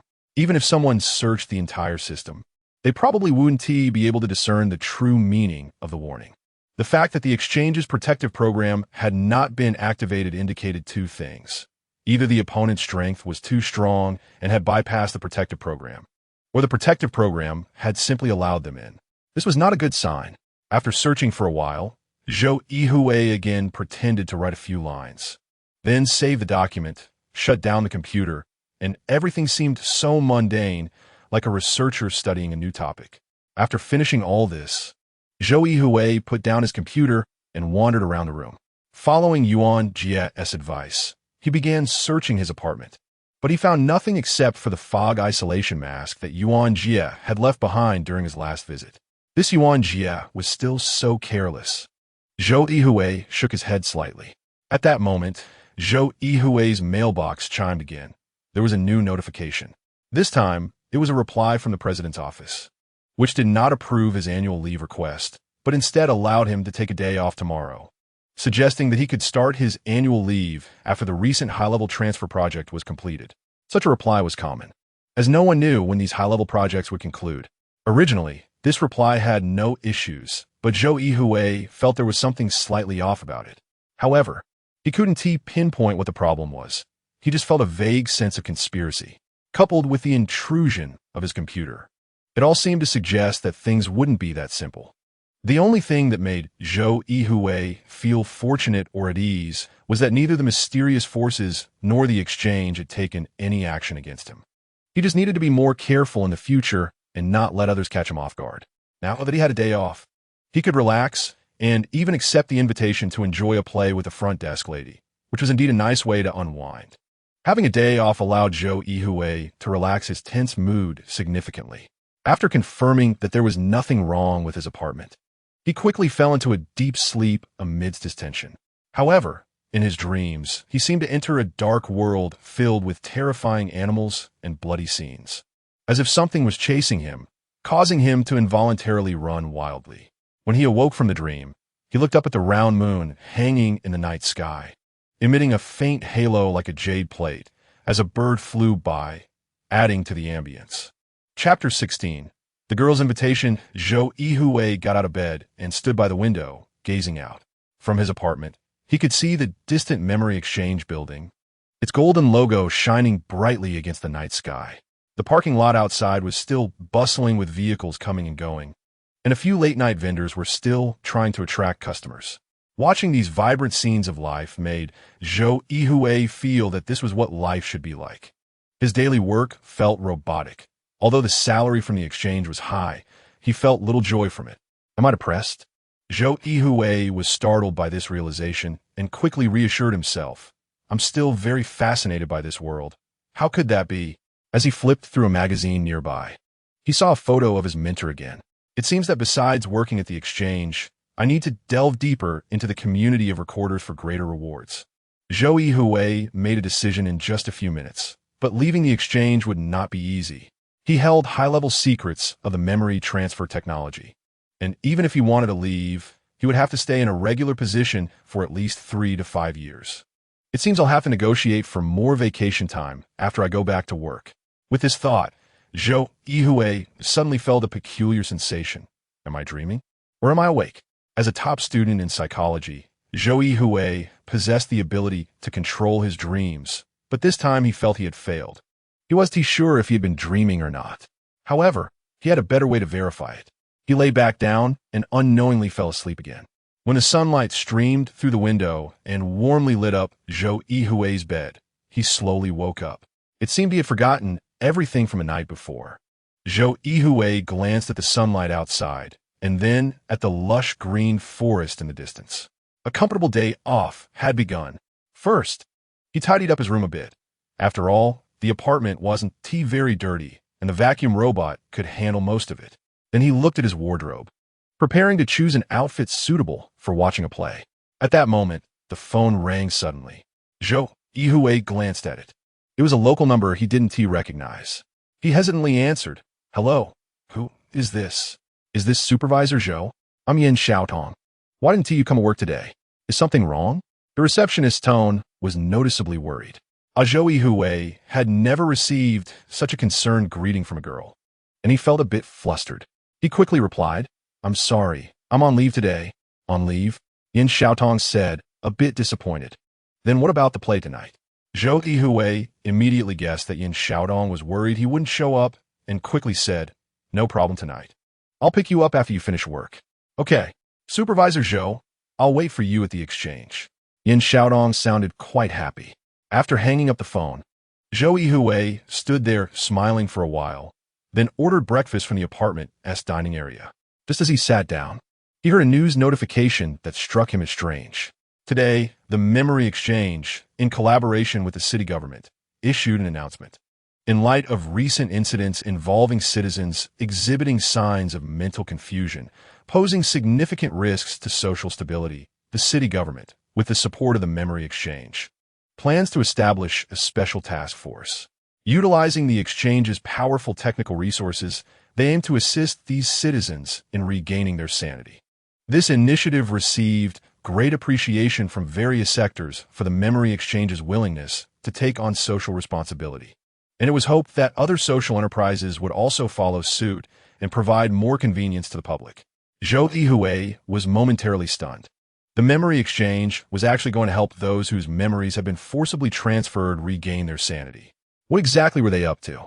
Why would they go to such lengths for something so thankless? A series of questions swirled in Zhou Yuhui's mind.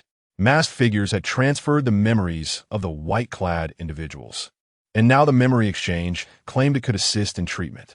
While this could attract considerable attention and praise, the risks involved were much greater. A savvy trading entity would never engage in such a thankless endeavor. This situation was likely not as simple as it appeared. As an expert in memory transfer, Zhou Yuhui had significant authority regarding memory loss. Although the cameras hadn't captured the actions of the masked figures, the electromagnetic defense system had already been activated, indicating the onset of the memory transfer process. Not to mention, the white-clad individuals had begun the transfer without any checks, which could cause substantial damage to the brain and potentially lead to irreversible consequences. His mentor had discovered the intricacies of memory transfer, but had not fully mastered brain research, risking damage to other parts of the brain. This was why the establishment of the Memory Exchange required a lot of precision instruments for assistance. The human brain is the most intricate organ. Once damaged, the chances of recovery are minimal unless one possesses the original memory content to supplement the missing parts, thus allowing for complete restoration. Therefore, what the Memory Exchange promised could theoretically be realized. However, this brought the issue back to its original question. Why would the Memory Exchange go through so much trouble to create this situation? If it was for fame, the risks were too high.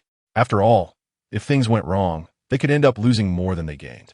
It would be better to donate more funds for welfare projects, which would attract public attention more effectively. This matter definitely wasn't as simple as it seemed. Zhou Yuhui was perplexed. However, there was still one thing he wanted to know. Where had the camera he set up gone? The transmitter was still in his hands, without any contact signal from the camera. The only two possibilities for someone to have taken the camera from the Memory Transfer Center were his colleagues, which would be easy to verify by asking Yin Xiaotong, as she kept records of everyone who entered the work area. Even those he had seen that night in the underground parking lot, despite their covert actions, would leave traces at the exit. The other possibility was more dangerous. The masked figures had discovered the camera's existence. Fortunately, although Zhou Yuhui had never done anything like this before, Yuan Jia was experienced. The camera not only had strong anti-interference capabilities, but also deleted the previously recorded footage immediately after transmitting the signal, leaving no clues for the other party. Even if the masked figures found the camera, they wouldn't know what had been recorded. Zhou Yuhui decided that while watching the play, he would ask Yin Xiaotong if anyone else had arrived at the exchange earlier than he had that morning, as he had gotten there quite early and hadn't seen many colleagues. Chapter 17. Getting some fresh air at this moment, there was a knock on the door. Zhou Yuhui glanced at the monitor at the door and saw that it was a waiter from the apartment's restaurant delivering breakfast. He cautiously confirmed the identity of the person. "Supervisor Zhou, your breakfast has arrived," the waiter said with a smile. Zhou Yuhui immediately opened the door and took a look at the waiter, feeling as if he had seen him somewhere before. Despite his exceptional memory, he couldn't quite recall where. "Have we met before?" Zhou Yuhui decided to test him. "You might have seen me in the restaurant," the waiter replied with a smile, seemingly flawless. However, Zhou Yuhui had already guessed some clues from the response. This person was definitely not from the restaurant since he had never eaten there. He usually had breakfast at the snack stall in the parking lot or ordered takeout, and lunch and dinner were at the exchange's restaurant. The key point was that the residents of this apartment were employees and executives from the exchange, and the ordering information only included room numbers without any other details.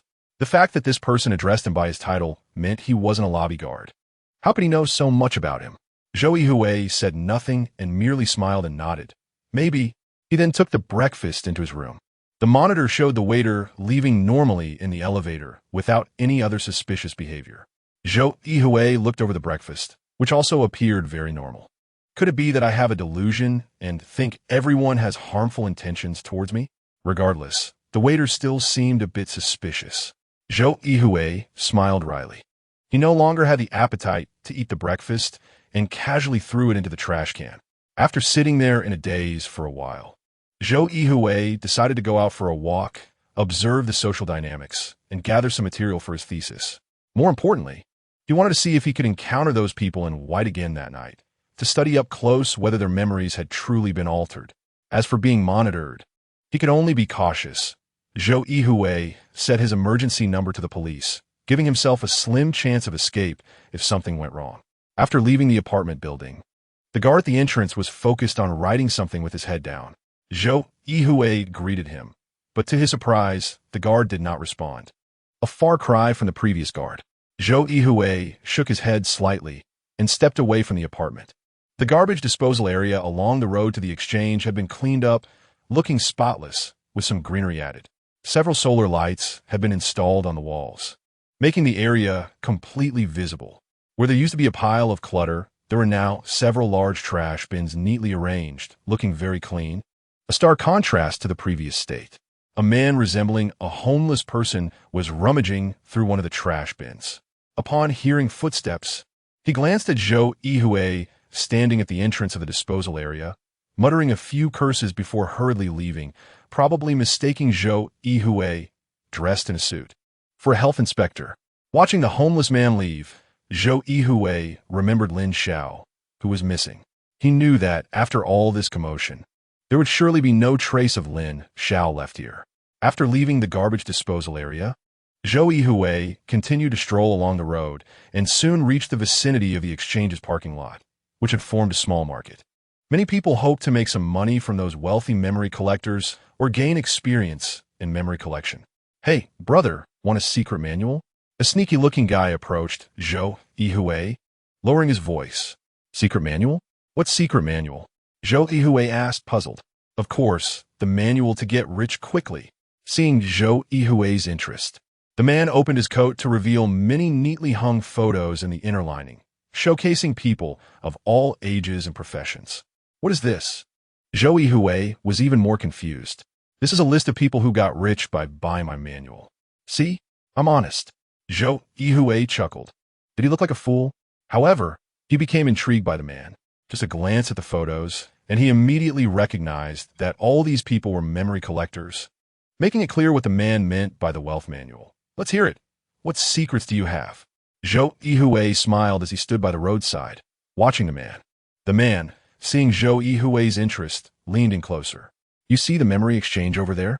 Zhou Yuhui nodded slightly, knowing where it was.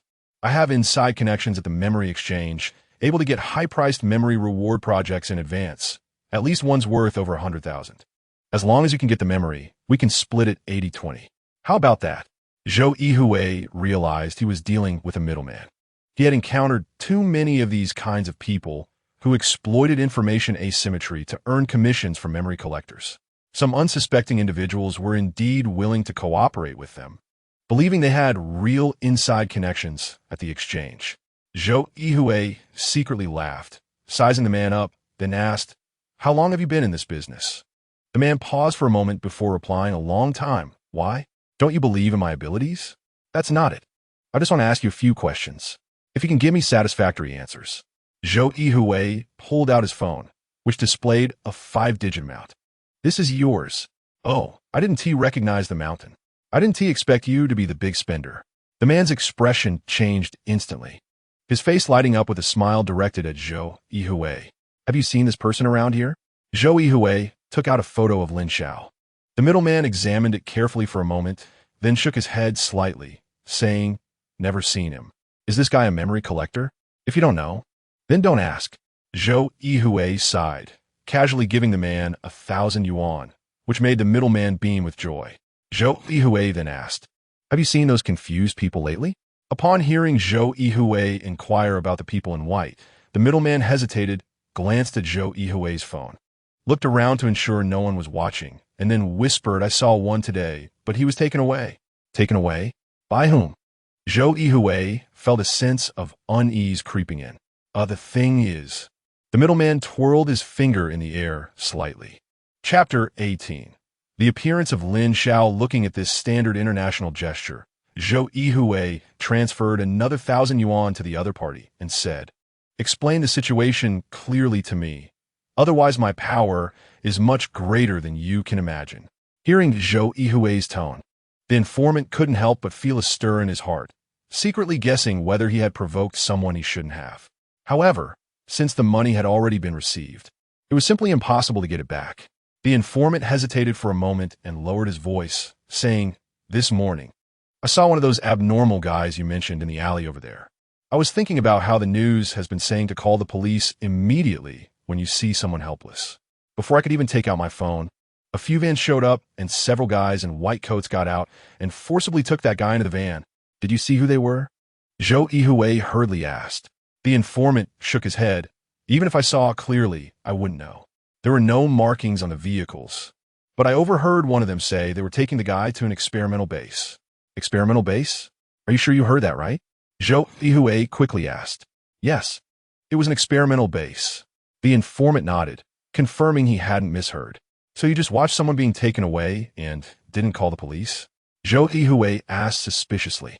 The informant chuckled a few times. "I have my own small matters. How could I dare to provoke the police?" Zhou Yuhui immediately saw in the informant's eyes that he wasn't telling the truth. This psychological behavior was too obvious. "Did they pay you a hush fee?"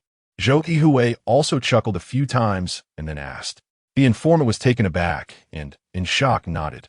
Since a hush fee had been paid, Zhou Yuhui stopped questioning further, knowing he probably wouldn't get any more information. However, one thing was certain. Someone was handling this matter, which clearly indicated who these people were, as a memory trading house had just announced it would assist the government in helping these individuals. But what was that experimental base? Zhou Yuhui looked up at the memory trading house building not far away. It was obviously impossible for it to be here, as he was basically aware of the building situation. The experimental base was likely somewhere outside. After chatting a few more words with the informant, Zhou Yuhui continued to wander aimlessly in the city. The number of those confused individuals in white coats reported in the news was considerable. Yet he had not spotted a single one after wandering for half a day. It seemed the trading house was acting very quickly. While Zhou Yuhui was wandering in the city, he did not notice that about a few hundred meters behind him, a van was leisurely following him, recording everything he said in detail. After walking for a while, Zhou Yuhui felt a bit tired and sat down on a bench at the street corner to rest. Watching the bustling crowd in front of him, he felt a different sensation as someone who always prioritized academics. A gentle breeze brushed against his face. The trees behind him rustled, and a few birds flitted through the woods, chirping freely. The city's greenery was well done, with various flocks of birds arriving, and he even saw a few wild rabbits quickly darting across the lawn. Zhou Yuhui looked at the birds in the bushes, a faint smile appearing on his face. This sense of ease was something he could not experience hundreds of meters underground. Even the ordinary blue sky and white clouds were so refreshing. As the birds flew away happily, Zhou Yuhui's gaze followed them into the distance. At that moment, he suddenly saw a figure emerge from the crowd, not far away, smiling at him. That smile was so strange that Zhou Yuhui's eyes momentarily froze there. The person who smiled was none other than Lin Xiao, who had disappeared and fled that night. Zhou Yuhui was stunned for a moment. He took a careful look at the other person, and it was indeed Lin Xiao. However, at this moment, Lin Xiao was no longer wearing those tattered clothes of a homeless person. He had changed into sportswear, wearing a cap and carrying a backpack, looking just like a tourist. Lin Xiao had obviously seen Zhou Yuhui, or rather, he was just waiting for Zhou Yuhui to notice him. Seeing this, Zhou Yuhui immediately stood up and slowly walked towards Lin Xiao, wanting to clarify what was happening. But he was also afraid that his actions would scare Lin Xiao away again. Lin Xiao stood there watching him, but just as Zhou Yuhui took a few steps forward, he suddenly waved at him and then turned to quickly disappear into the crowd, even taking off his clothes and quickly changing to another color, moving as swiftly as an agent in a movie. Zhou Yuhui stared in shock at Lin Xiao's actions and then realized something. He turned around and saw a van parked not far away. It seemed like this van had been there since he left his apartment. Recalling the warning he received on his computer, he immediately understood that this vehicle was definitely not ordinary. Zhou Yuhui's footsteps did not stop. He did not continue to pursue Lin Xiao, but instead entered a nearby flower shop. Looking at the dazzling array of flowers inside, Zhou Yuhui carefully selected a bouquet and then leisurely walked out, as if he hadn't noticed anything, heading in the direction of the van. The men in black inside the van watched Zhou Yuhui pass by the vehicle without daring to make a sound, fearing they would alert this clever guy. Zhou Yuhui walked straight past the van, holding the flowers as he headed towards the memory trading house. Everything seemed so logical, as if he were just going there to buy flowers. On the surface, Zhou Yuhui showed no change, but internally, he was stirred up like a raging sea. It was now certain that Lin Xiao was not dead, and he was not a homeless person. Today, his outfit indicated that the homeless appearance was just a disguise. The crucial point was that Lin Xiao actually showed signs of contacting him, which indicated that the incident that night in the garbage disposal room was entirely planned by Lin Xiao. But why did he not explain it to Zhou Yuhui at that time, and instead run away? Zhou Yuhui's clever mind could not figure out Lin Xiao's plan. But one thing was certain. This was more dangerous than seeing Lin Xiao himself, as he was now being monitored. Zhou Yuhui knew his social relations were extremely simple. Apart from a few friends, he hardly knew many people and naturally wouldn't have many external connections. Thus, the biggest suspect monitoring him must be the trading house. As the technical supervisor of the memory trading house, if he had any issues caught by the trading house, they definitely wouldn't just monitor him so politely. They would have long sent someone to talk to him and clarify things. He was now unclear about what content led the trading house to suspect him. Apart from him and Yuan Jie, no one else knew about Lin Xiao. The only possible loophole could only be the missing camera. But there were no traces left on the camera, not even fingerprints, so the trading house might use such a thing to punish him. Perhaps this was just a form of investigation by the trading house. Zhou Yuhui decided that any action in the future must be careful and cautious, leaving no clues for the trading house. Chapter 19, The Origin of the Receptionist. With a feeling of apprehension, Zhou Yuhui arrived at the exchange. The lobby was still bustling with people. Zhou Yuhui went straight to the front desk, where Yin Xiaodong was busy attending to guests. When she saw Zhou Yuhui approaching with flowers, she was momentarily taken aback, then quickly greeted him. "Manager Zhou, what brings you here at this time?" Zhou Yuhui smiled at the receptionist and then quietly said to Yin Xiaotong, "Since I'm off today and have nothing to do, I came early to pick you up." "Oh my, Xiaodong, Manager Zhou is so considerate. When did you manage to catch him? You must share some tips with us." The other receptionist teased Yin Xiaotong upon hearing Zhou Yuhui's words. Everyone knew that Zhou Yuhui was a promising young manager at the exchange. Not only exceptionally intelligent, but also with limitless prospects. Having such a boyfriend would be something to brag about anywhere. Yin Xiaotong was both amused and exasperated, saying, "What are you all talking about? I just asked Manager Zhou to watch a play. It's not what you think." Her colleagues clearly didn't believe her, and Zhou Yuhui naturally didn't want to comment. After the girls finished their playful banter, Zhou Yuhui asked the front desk manager and Yin Xiaodong for leave, as it was a favor he had to give. Yin Xiaodong originally planned to wait until the end of her shift, but with Zhou Yuhui's presence, she could leave early without any issues. The two walked out of the exchange side by side when they heard a loud outcry. Zhou Yuhui turned to look and saw a memory recorder who had been declared a memory failure, crying out loud as the reward he thought he had slipped away. Several armed security guards quickly moved in to control him and took him to a room outside to calm down. It was heard that 3 people had died in his last memory retrieval, one of whom was his brother, which meant everything had turned to dust. Yin Xiaodong sighed at the side. Zhou Yuhui shook his head slightly. He had seen too many people like this over the years. By the way, can I ask you something? Did anyone arrive at the memory transfer center before me yesterday morning? Zhou Yuhui immediately recalled the issue with the camera. Yesterday morning? Yin Xiaodong thought for a moment. No, you were the first. Everyone else arrived after you. Why? Just curious. Since it wasn't a colleague who took the camera, it had to be those masked men or internal security. However, internal security needed a manager's password to access the work area, which would leave a trace in the access control system. But all of that had been wiped clean, whether it was the masked men or internal security. The recent surveillance had shown that the exchange had begun to suspect something. If that was the case, it seemed the surveillance wasn't targeting him personally, but was part of an internal investigation involving all personnel at the memory transfer center. Zhou Yuhui had made up his mind. Since there were no clues left in the camera, as long as he didn't admit to anything, the exchange wouldn't be able to find the real target. They would have to trace the camera's origin to find its owner, which was even less likely, as no one knew who the actual buyer was in the chain coin trade. Feeling a bit more settled, Zhou Yuhui accompanied Yin Xiaodong to the parking lot. The play was being held at the Longbin Grand Theater, not too far from the exchange. Zhou Yuhui originally planned to call a self-driving taxi, but Yin Xiaodong suggested that walking was nice too. That was fine. Zhou Yuhui strolled alongside Yin Xiaodong on the sidewalk, surrounded by various flowers, with a gentle breeze carrying their fragrance, creating a somewhat sweet atmosphere. Although Yin Xiaodong had been at the exchange for a while, Zhou Yuhui didn't know much about her. However, anyone who could enter the exchange was a standout in their field. Even the receptionist needed a high level of education, often requiring proficiency in 2 foreign languages. Sure enough, when Yin Xiaodong mentioned that she was fluent in 3 languages and held a master's degree in psychology, Zhou Yuhui was not surprised at all.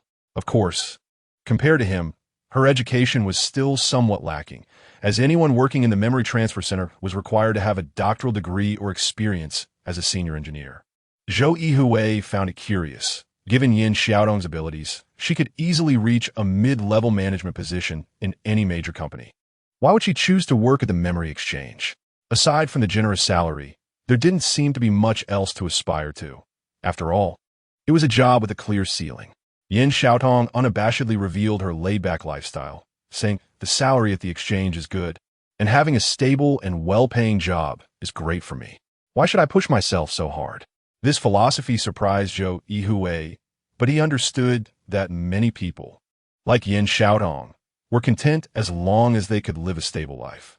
That made sense. The memory exchange was indeed one of the trendiest monopolistic industries today, making a lot of money and attracting countless men and women seeking high salaries. Yin Xiaodong must have gone through a lot to secure her position at the front desk. The two walked leisurely like a couple in love and soon spotted the theater's iconic large shell-shaped exterior. The evening sun cast rays of light on the roof, creating a spectacular halo, earning it the title of Longbin's new attraction. Zhou Yuhui checked the time. There was still some time before the play started. He pointed to a CAF next to the theater and asked, "It's still early. Should we go sit there for a while? Maybe grab a bite?" Yin Xiaodong smiled and nodded in agreement. Zhou Yuhui suddenly felt a surge of happiness. A seed of love seemed to have sprouted in his heart. The troubles that had been bothering him these past few days faded away at this moment, making way for this wonderful world of two. Entering the CAF, they found a window-side table to sit down. Yin Xiaodong said to Zhou Yuhui, "I'm going to the restroom." Zhou Yuhui nodded and watched Yin Xiaodong leave his line of sight, then sat quietly waiting. casually observing outside through the large glass windows to see if there were any suspicious-looking vans that seemed to be for surveillance, but he didn't notice anything unusual. After Yin Xiaodong entered the restroom, she quickly checked the situation inside. There was no one around at the moment. She hung a cleaning-in-progress sign on the door, then took out an invisible earpiece from her bag. "I have arrived at the CAF. Please instruct if I should execute the first plan." If Zhou Yuhui were present, he would surely be startled by Yin Xiaodong's words. Chapter 20: The departure of an undercover agent. Yin Xiaodong quietly waited for the command in her earpiece. After a while, a man's voice came through, stating that the headquarters had received the message and that the first set of precautions could be executed. Immediately extract information from Zhou Yuhui regarding the memory transfer center. Understood. However, Zhou Yuhui was very alert. He asked me about the situation of someone entering the memory transfer center earlier than him the previous morning, wondering if something unusual had occurred. It is still unclear, but the memory exchange has begun receiving patients. We need to investigate the connection between this incident and the memory transfer center. Okay, I will find out as soon as possible, but you better notify the field team not to follow so closely. I have noticed you several times. Even if Zhou Yuhui is not a master in reconnaissance, he will eventually detect it over time. What? We only have support inside the Grand Theater, and there are no personnel arranged elsewhere. The other party was clearly surprised.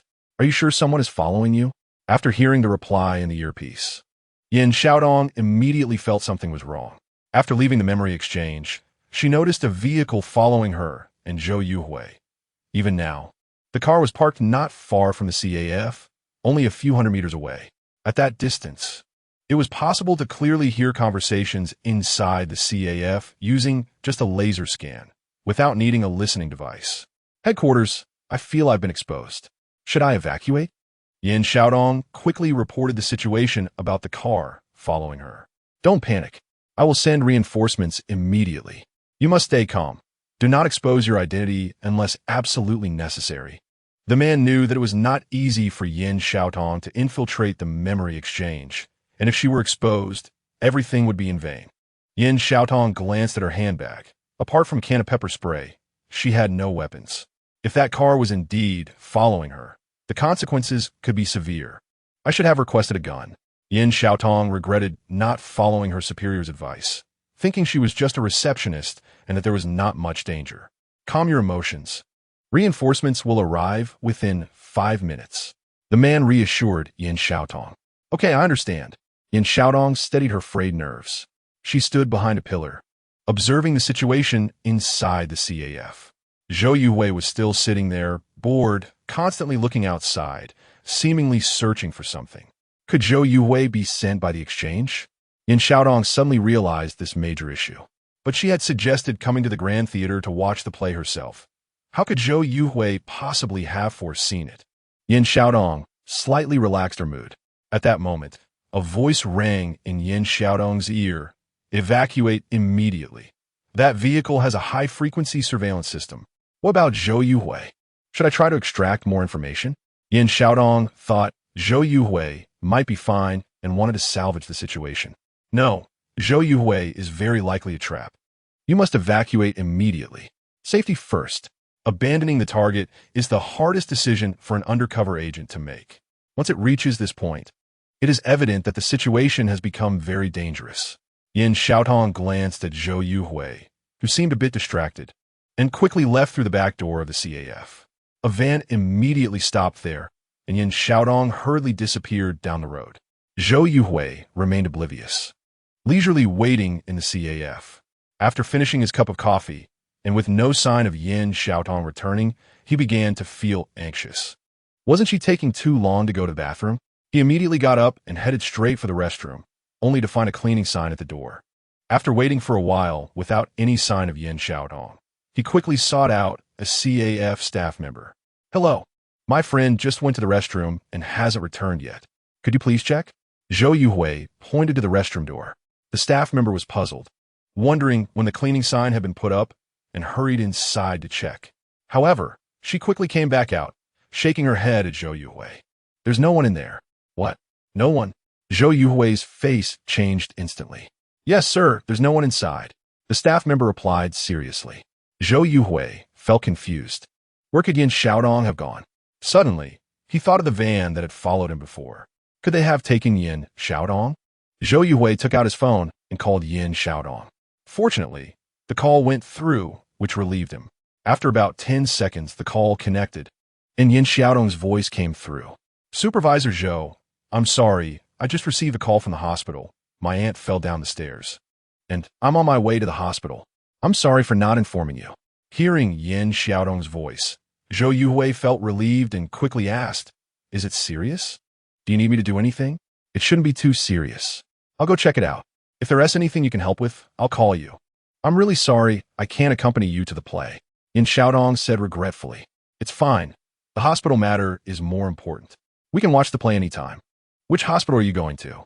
I can see if I can help. No need. Let me see the situation first, then I'll talk. Thank you, Supervisor Zhou. After saying that, Yin Xiaodong hung up. After putting down the phone, Zhou Yuhui thought the situation seemed a bit off. Yin Xiaodong's departure was too suspicious. Although it was an emergency, there should have been time for her to say something in person, right? He immediately stood up and quickly left the CAF, scanning the surroundings. But unfortunately, he did not see anything unusual. Since Yin Xiaodong had left for something, he didn't need to stay at the Grand Theater any longer. He should go back. Zhou Yuhui promptly hailed a taxi to the exchange apartment. Zhou Yuhui said quietly after getting into the car, You work for the memory exchange? The taxi driver asked in surprise. I haven't picked up anyone from the exchange for a long time. I've only been picking up those selling memories. Zhou Yuhui smiled slightly. I work at the memory exchange, just a low-level employee. That is still quite impressive. I heard your salaries are quite high. The taxi driver asked curiously. It's okay. A bit higher than usual industries, but the requirements are also high. Zhou Yuhui replied casually. The driver smiled and said, That is true. You get what you pay for. The memory exchange is a place many people dream of. My kid keeps saying he wants to go to the memory exchange. I really don't know what these kids want to do there. Selling memories? Do you think selling memories could harm children?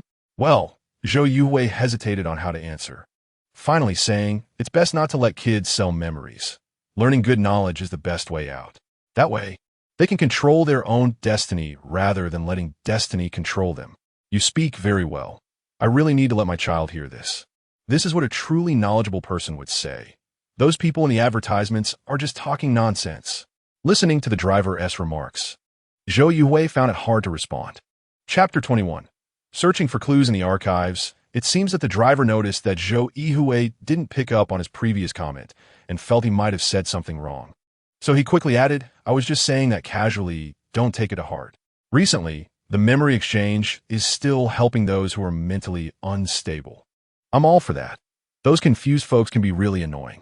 You never know when they might pop up. I've encountered quite a few of them lately and almost ran into one upon hearing about the mentally unstable individuals in white clothing. Zhou Yuhui couldn't help but have an idea. These taxi drivers roam around the city and have seen countless people. Perhaps they could help him find Lin Xiao. Master, have you seen this person? Zhou Yuhui immediately pulled out a photo of Lin Xiao. This person looks quite spirited, but I haven't seen him. The driver shook his head. What does he do? He's a friend of mine who has gone missing for a while, and I've been looking for him for a long time. Zhou Yuhui said half-truthfully. Upon hearing this, the driver immediately showed an understanding expression. Is he the guy who owes you money? Sort of. Zhou Yuhui replied. If you see him on the road, you can call me. I promise there will be a generous reward. Zhou Yuhui quickly promised, and then added. But keep this matter to yourself. No problem. If I see him, I'll definitely call you. At that moment, the taxi passed by the building of the memory exchange. Zhou Yuhui casually glanced at the building and suddenly remembered something. Dinka had once mentioned that those individuals in white clothing were sent to the experimental base. Perhaps he could find some clues in the internal system of the exchange. Master, just take me to the exchange. Zhou Yuhui decided to check the exchange. The taxi soon stopped outside the exchange. The moment Zhou Yuhui got out of the car, he indeed saw a van parked not far away on the roadside. But it seemed to be a different vehicle. Zhou Yuhui didn't want these matters to distract his thoughts. Even if these vehicles were monitoring him, what of it? They had no evidence, and it was all just his speculation. These vans could very well be there to transport goods. There were simply too many of them in the city.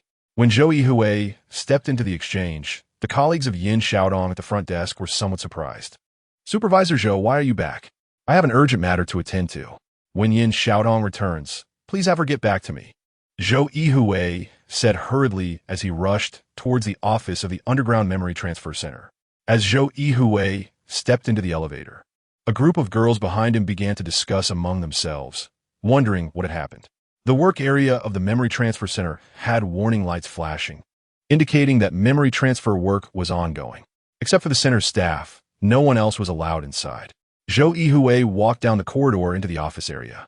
Before he even entered his office, he saw Fang Yuan pushing a cart filled with various documents coming out of the archives.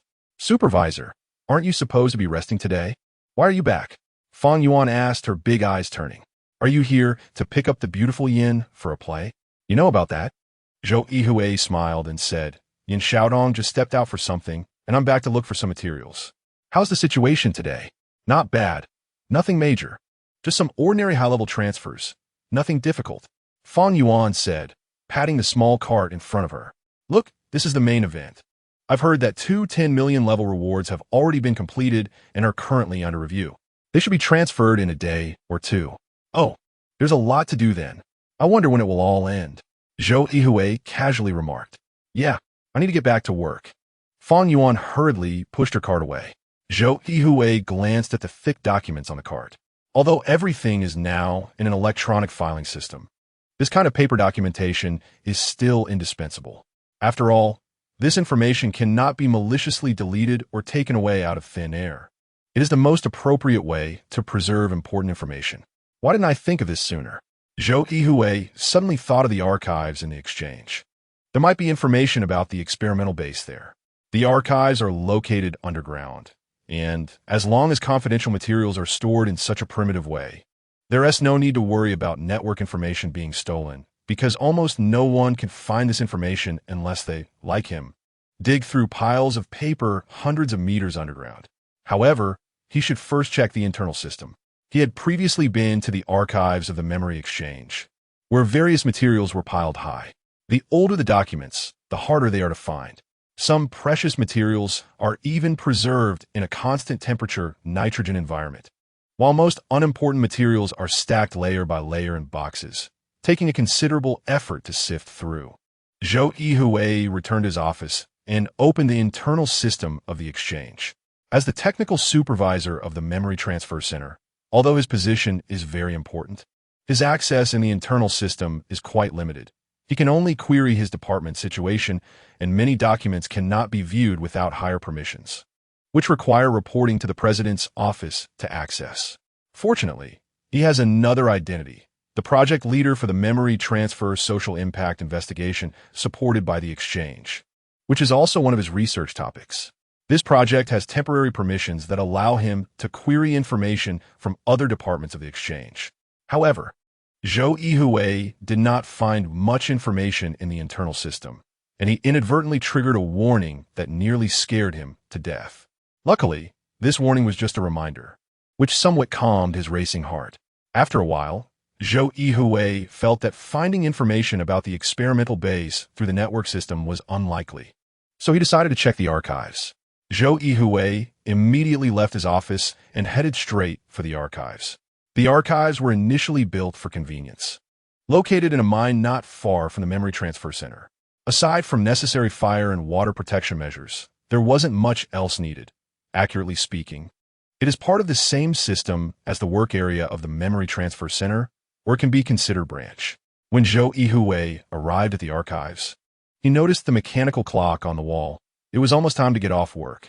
"Supervisor Zhou, do you need to check any documents?" The staff at the archives hurried over to greet him upon seeing him. "Yes, I need to check some documents." "Sorry to delay you." "No problem." The staff verified Zhou Yuhui's information according to the procedure and then allowed him to enter the archives to find what he needed, as long as he registered when leaving. Zhou Yuhui immediately began searching. According to the exchange's regulations, daily system data must be organized and sent to the archives for storage. So the situation of the experimental base should be reflected in one of those items. However, The unknown activation data from the memory transfer center had been deleted, so there wouldn't be any documentation generated from that aspect. Therefore, he had only one avenue left: to check the expenditure reports of the memory exchange. Chapter 22. Dark Web System. The expenditure report did not have anything particularly special. It was information that could be made public and thus did not require much confidentiality. Zhou Yuhui quickly found the most recent expenditure report and discovered an unusual expense that seemed like an investment large enough to support an experimental base. However, this location was not in Longbin City, and the specific site was unclear. It seemed that this experimental base indeed existed. Supervisor Zhou, we're about to finish work. Did you find the documents you needed? A staff member from the archives asked immediately. Zhou Yuhui quickly glanced at the documents in front of him, casually picked a few, and pretended to be embarrassed as he stepped out. You have too many complicated files here. I can hardly find anything. It seems I need to report this to the higher-ups and suggest that you be equipped with some advanced equipment. That would be great. We've been worried all day. With so much information, just the transportation is a huge effort. If it's really not possible, having a few internal security personnel with a strong build would also help. Zhou Yuhui piled the documents he had taken onto the table. I'll take these documents back to review. No problem. The staff member took a quick look, scanned the numbers on the labels, and then got a bag for Zhou Yuhui to put the documents back into. The exchange had just issued a new regulation. After work, all personnel must leave the work area. Zhou Yuhui took the bag of documents and headed directly for the elevator to exit. Just before leaving, he took a special look at the memory transfer center, noticing that even the shielding doors were closed. These guys were really proactive about leaving work. Supervisor Zhou, heading back to the apartment? Need a ride? As Zhou Yuhui stepped out of the exchange's main door, he heard a voice behind him. It was one of the archive staff members, someone Zhou Yuhui wasn't too familiar with, just someone he exchanged greetings with occasionally. No need. It's nice to walk back. Zhou Yuhui smiled and replied, It's no trouble. I'm passing by anyway, right past the apartment. Since the other person was so enthusiastic, Zhou Yuhui naturally wouldn't brush off their kindness and nodded to get into the car. The vehicle was clearly a newly acquired electric off-road vehicle. Zhou Yuhui had seen ads for this model and heard that its performance was quite good with a high level of automation and driving. This car is nice. Zhou Yuhui immediately praised. Not bad. My income only allows me to drive this. Supervisor Zhou, being so young and accomplished, why don't you buy a car? With self-driving now, it's not much effort. I like walking and shopping. Besides, the apartment isn't far from the exchange. Walking is also nice. That's true. If I hadn't bought a place in the city, I wouldn't have bought this thing either. Parking spots are almost as expensive as half a house. The colleague shook his head slightly. In the city, every inch of land is precious. By the way, Supervisor Zhou, what documents were you looking for today? Why did you go just before closing? Oh, nothing much. Just wanted to find some materials about social issues related to memory transfer. What can you find in the archives? I know a place where there's information on that topic. Zhou Yuhui immediately became interested. What place? Is it far? Just online. Wait a moment. I'll write down an address for you. It's hard to find, but there is some good information there. Zhou Yuhui took the string of addresses written by the other person and frowned immediately. It wasn't a real address, but an onion routing code, indicating that this address belonged to the dark web. It seemed that this person, who dealt with documents all day, was not an ordinary individual. Zhou Yuhui returned to his apartment with the onion routing code. He hesitated for a moment. Entering the dark web was not easy, and getting out was even harder. After thinking it over, he decided to set the code aside and re-examine the documents he had brought back. After carefully looking through them for a while, Zhou Yuhui discovered that the memory trading center had incurred a large sum of unexplained expenses in the past 2 years, with the project content being the experimental base. However, from materials procured, it appeared to have little connection with the memory transfer project, leaning more toward biological research. But that wasn't too surprising, as his mentor was a biologist, and the memory transfer project was indeed intricately linked to biological genetics. It seemed the trading center was genuinely conducting biomedical research, which might be a great opportunity for those who suffered severe memory transfer aftereffects, the white-coated individuals. This made it seem as though the trading center's series of actions had reasonable justifications. The black-clad individuals were responsible for transferring the memories of the white-coated individuals, causing chaos in society, and finally, the trading center stepped in to borrow them for experiments. This all seemed to flow logically and could win public and societal praise. It didn't seem to pose too many issues, but did the trading center really create so many patients with memory aftereffects specifically for research? That was a bit hard to swallow. After all, once these individuals recovered, it could expose the trading center's actions, risking everything. Zhou Yuhui sighed, realizing that in pursuit of the latest research results, these guys disregarded ethics and the law. But what about Lin Xiao? Zhou Yuhui thought of Lin Xiao again. This guy must know something. Zhou Yuhui then recalled the dark web. Perhaps he could find Lin Xiao's whereabouts there. He quickly opened his computer and entered the string of codes. The moment the code was completed, the computer screen instantly went black. If it weren't for the power indicator light showing it was still operational, he would have thought the computer had crashed.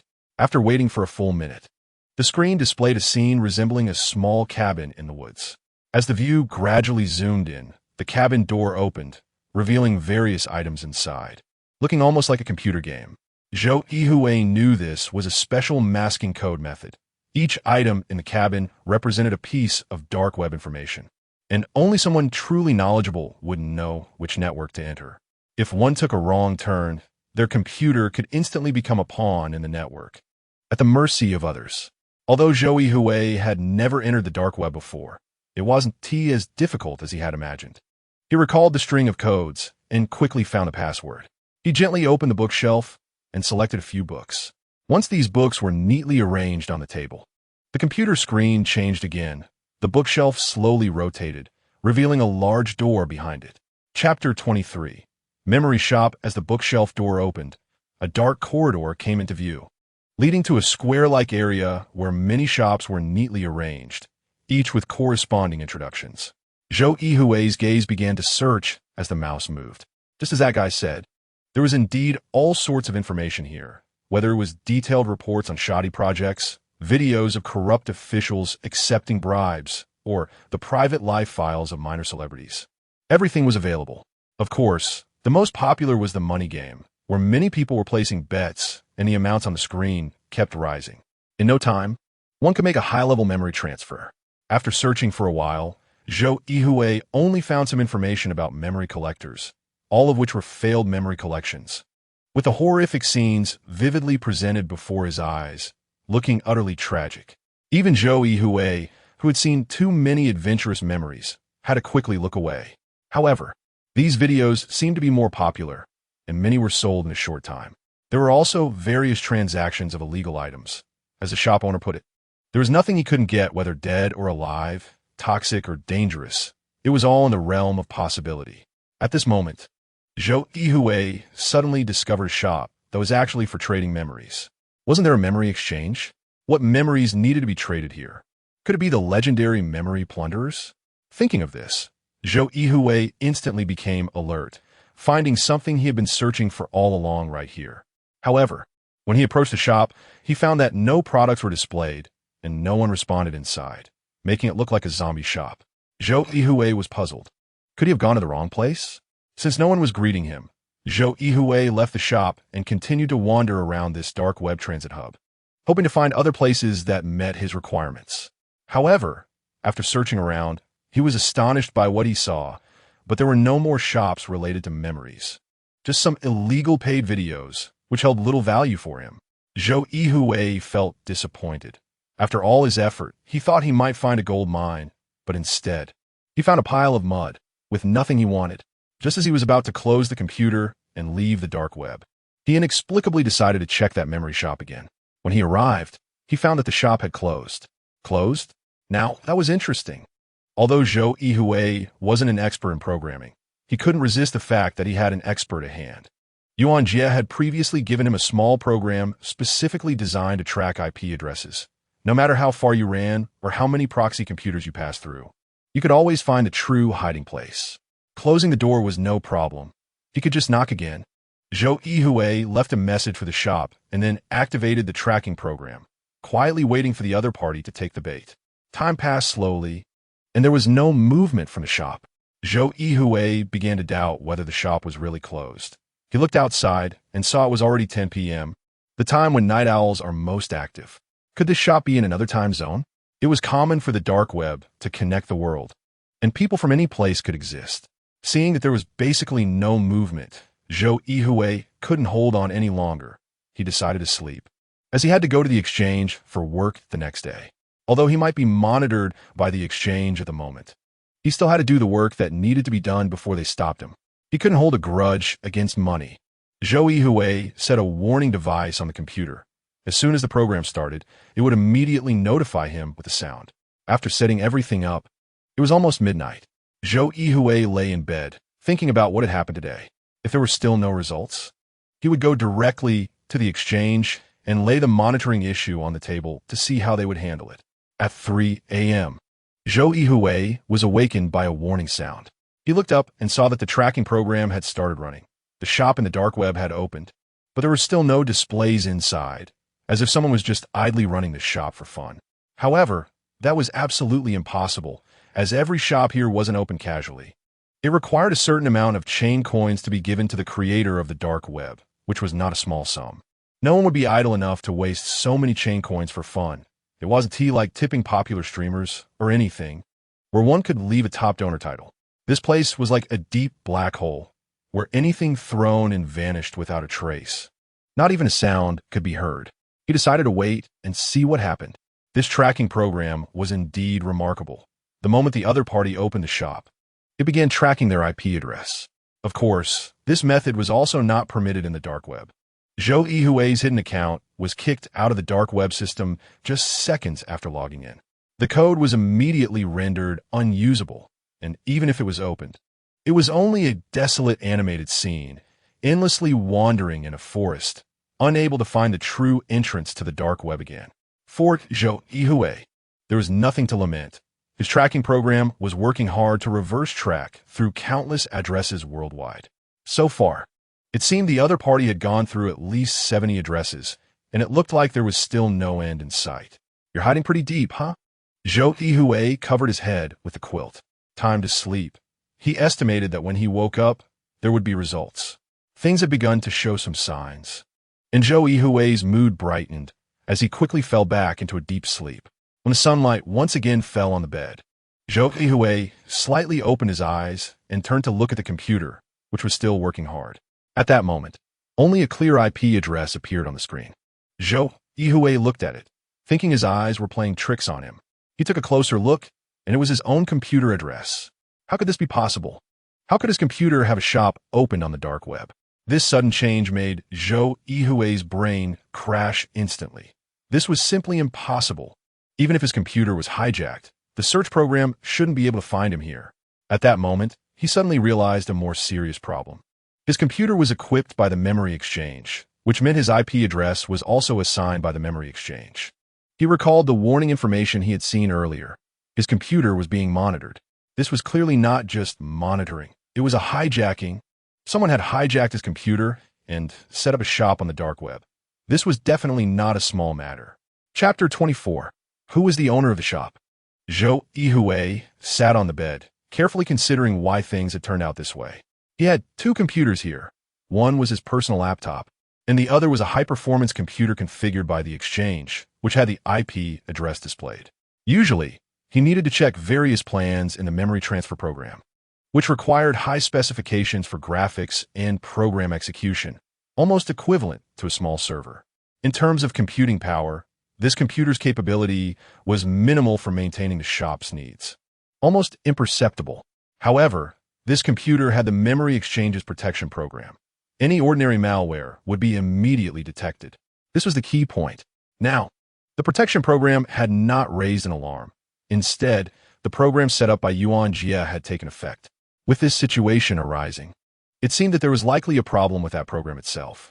When the exchange injected the protection program into the computer, Zhou Yuhui sensed that there might be monitoring software, but since Yuan Jie's program did not trigger any alarms, he did not pay much attention to it. Moreover, he had another personal computer where he stored important things. The exchange's computer was only used for work, so even if it was discovered, it wouldn't be a big issue.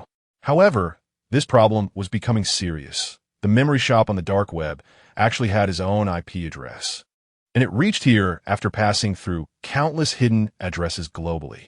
Zhou Yuhui quickly closed the search program. Finding himself in this situation was simply a huge joke. However, this also seemed to indicate that this shop had intricate connections with the memory exchange. Zhou Yuhui turned his gaze to his personal computer. Surely there wouldn't be any issues here, right? He immediately disassembled his computer and began checking the components. The system programs had already been cleaned by him in Yuan Jie, and no abnormalities were found, but he hadn't considered the various hardware systems.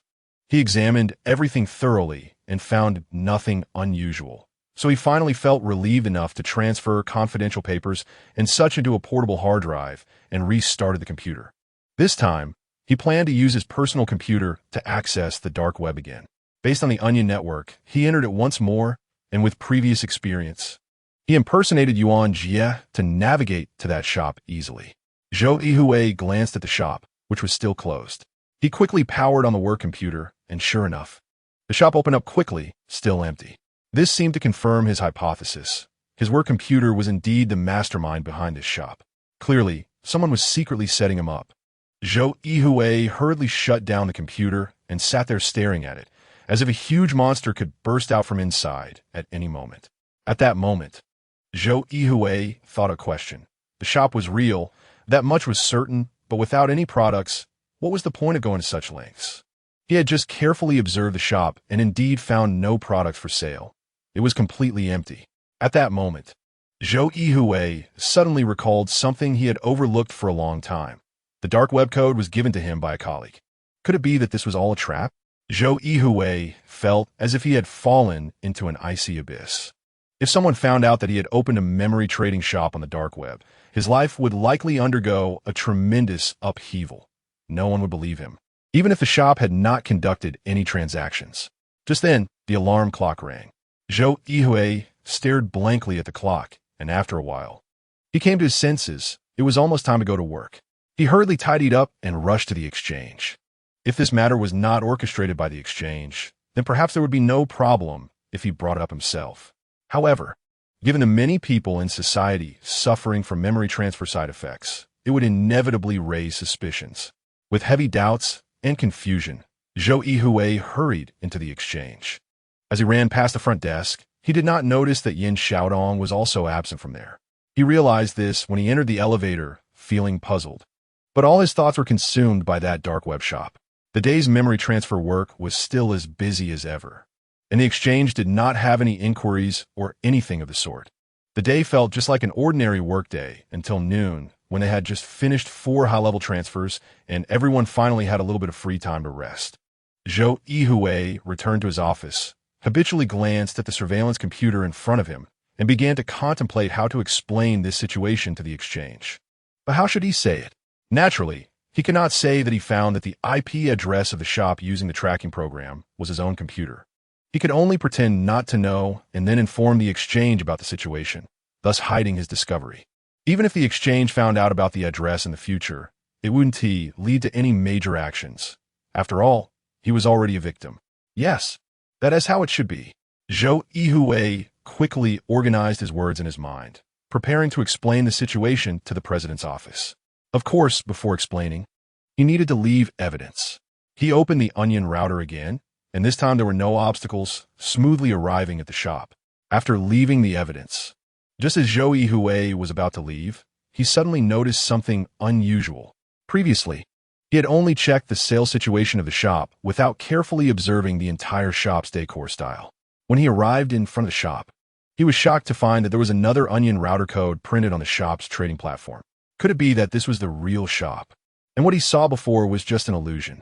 Zhou Yuhui hurriedly noted down this code. At that moment, Feng Yuan suddenly appeared outside his office. Lightly knocking a few times, Zhou Yuhui was startled by the knocks and turned to look at Feng Yuan, quickly shutting down the computer in front of him. Feng Yuan, is there something you need? Zhou Yuhui asked, pretending to be calm. Nothing much. How was your date with the beautiful Yin last night? Feng Yuan leaned against the office door, asking with an ambiguous expression. What date? There's nothing. Just ordinary friends going to watch a play. Zhou Yuhui hurriedly explained. Okay, ordinary friends. So how did it go? Fang Yuan asked with a smile. Her aunt seemed to have some trouble. So didn't T watch the play and want to deal with it? Zhou Yuhui said helplessly. Oh, is that so? Fang Yuan muttered to herself. How come I didn't know? What do you know? Zhou Yuhui didn't catch what Fang Yuan said. Nothing. Fang Yuan laughed, by the way. What were you looking at just now that made you so nervous? Zhou Yuhui quickly laughed a few times. Nothing, just a shopping website. I was checking to see if there was anything suitable. Haha, I get it. Fang Yuan said with a knowing look, leaving Zhou Yuhui feeling both amused and exasperated. Chapter 25, The Real Dark Web Memory Shop. After Fang Yuan left, Zhou Yuhui cautiously looked around. Everyone was busy with their own tasks, and no one noticed him. He immediately opened the onion router he had just discovered. Indeed, it was an effective deep web address. And Zhou Yuhui felt a surge of joy in his heart. This was likely the real dark web shop. Just as Zhou Yuhui was about to continue tracking, a sharp alarm suddenly rang outside. He dashed out, and everyone else also rushed out of the office to see what was happening. The alarm was coming from a memory transfer center work area. Zhou Yuhui quickly arrived at the work area and found that a staff member had accidentally activated the electromagnetic shielding system, which had caused a conflict with the surveillance system, triggering the alarm. It turned out to be a false alarm. Such things happened frequently, and everyone breathed a sigh of relief. Zhou Yuhui returned to the office, glanced at the running deep web address, looked at the crowd outside, and casually closed the address. With so many people around, it was better to wait until he got back to try it again. Since he had discovered this deep web address, he needed to postpone informing the exchange about the situation and see what was hidden underneath this deep web address. The afternoon's work proceeded briskly. Zhou Yuhui took a moment to call Yin Xiaodong, but she didn't answer, so he left a voice message asking her to contact him when it was convenient, to see if there was anything he could help with. He was still somewhat concerned about this girl. Perhaps this was a manifestation of pre-romantic feelings. The day's work ended without incident. Zhou Yuhui didn't bother to greet his colleagues and quickly left the exchange, heading straight for his apartment. His colleagues speculated about whether he was in a relationship, given how proactive he was after work. On the way home, Zhou Yuhui didn't dawdle. He walked briskly, his mind racing through the recent abnormal phenomena, from someone secretly activating the memory transfer system to the white-clad individuals, and then Lin Zhao's appearance. All the way to last night's dark web. He increasingly felt he was slowly approaching an unknown realm. Thinking of this made Zhou Yuhui shiver slightly, and he heightened his vigilance on the way home, constantly observing his surroundings. The suspicious vans he had seen earlier were gone, which calmed his nerve a bit, and he comforted himself that those suspicions were probably just his imagination. After all, how could there be so many conspiracies in the world? Home was as normal as ever. Even the thread he had left tangled on the door when he went out was undamaged. This was a technique he had learned from movies, but he didn't know if it was effective. Skipping dinner, Zhou Yuhui sat down in front of his computer and opened the new deep web address on the Onion network. This time, he didn't expend much effort and quickly entered a massive shop with countless projects. This was the real memory dark web system. Various demands flooded his vision. Although they didn't compare to the memory bounties of the memory exchange, the prices were by no means inferior. A memory lasting only 5 minutes actually commanded a price of 500,000, nearing that of high-level memory transfer projects. After opening the memory request, Zhou Yuhui was shocked to find that it clearly stated the memory collector needed to sever a specific person's arm. Zhou Yuhui was instantly dumbfounded. What kind of memory demand was this? It was essentially a malicious harm bounty. He hurriedly opened other high-value memory requests, and the array of bizarre memory requirements left him speechless. Almost all the memories were illegal, with privacy invasion being the most basic triviality. There are not only requests for murder and violence, but also other nauseating and perverse memories, an array of strange and bizarre demands. Besides the various eccentric memory requirements, Zhou Yuhui also discovered bounties for specific targets, meaning one could find individuals that met certain criteria and deliver them to designated locations for generous rewards, essentially kidnapping. This was what the legendary memory predators were about. Zhou Yuhui browsed through the constantly appearing requests, which included not only business tycoons, but also film stars and even political figures. The bold demands left him dumbstruck. These clearly priced memory requests showed a blatant disregard for law and morality. Here, only the scent of money prevailed. Money could buy any desired memory content or the memories themselves. This was a world mixed with countless dark demands. Zhou Yuhui stared blankly at this massive shop, knowing that its existence must have its needs, but how were transactions completed? After all, memory transfer was not as simple as just talking. Even a memory exchange required a lot of precision instruments to assist. Such a large volume of memory transfer work clearly needed a facility to operate. At that moment, Zhou Yuhui saw a project that was not priced too high, but had a substantial demand. After a quick glance, he instantly recognized who the implementers of this project were.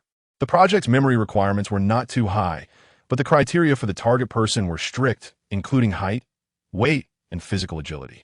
Zhou Yuhui immediately thought of those white-clad individuals. This project was prepared for those memory predators. Therefore, it was obvious where the memory transfer work of the shop was carried out: the memory exchange. Only there could memory transfer work be conducted with the utmost precision. During the day, they conducted normal memory transfers, but at night, it transformed into a dark web den. Zhou Yuhui understood that his previous judgment was correct. The memory exchange was indeed involved. Although he didn't know how long they had been doing this, establishing such a large dark web shop must involve considerable crime. Zhou Yuhui stared blankly at this shop.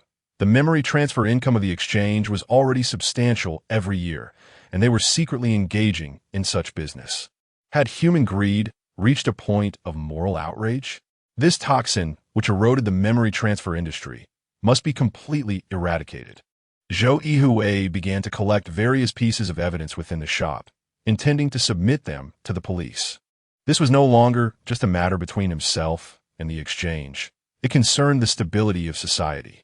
Just as Zhou Yuhui was busy taking screenshots and saving evidence, an urgent demand message suddenly popped up in front of his screen, becoming a priority project. At first, Zhou Yuhui didn't pay much attention, but upon seeing that the target was in Longbin City, he became curious. This was also an additional hint from the dark web. As long as a potential target was nearby, information would be sent to all users browsing the shop, thus potentially increasing participation. Was it another operation by the white-clad memory predators? This was a perfect opportunity to thoroughly understand their entire dark web workflow. Zhou Yuhui curiously opened this order. Chapter 26.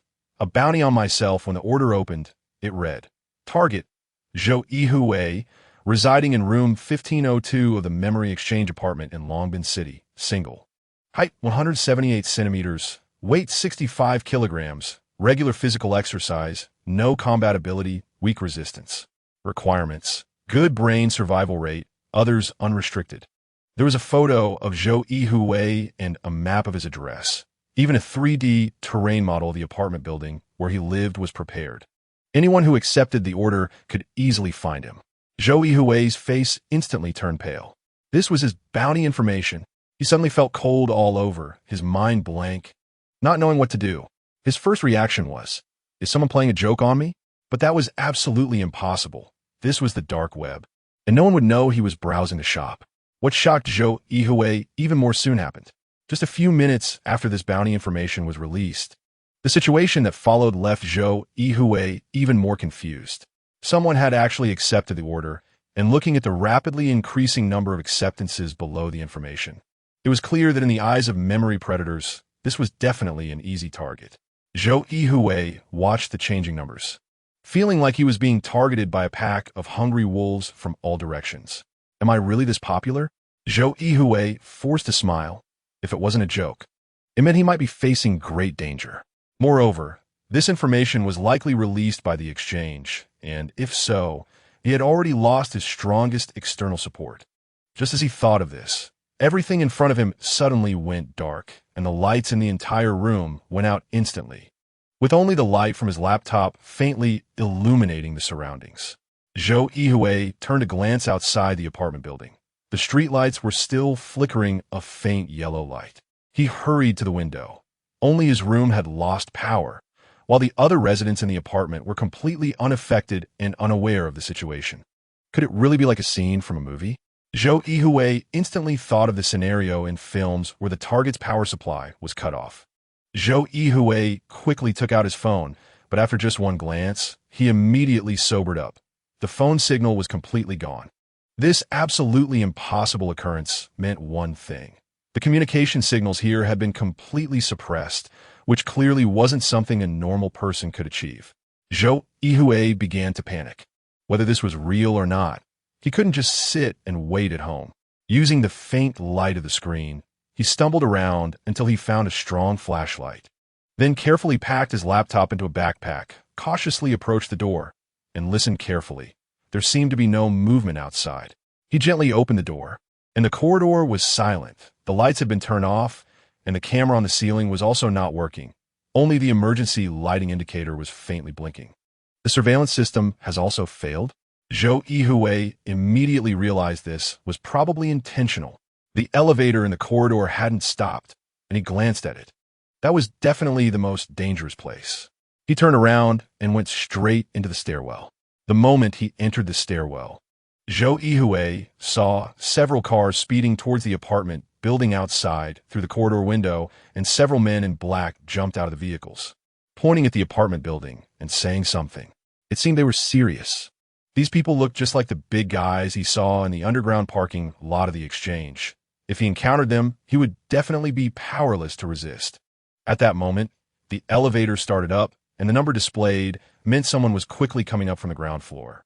Zhou Yuhui looked around and immediately ducked into the nearby stairwell. He was just about to go downstairs when he realized there must be their people in the lobby below.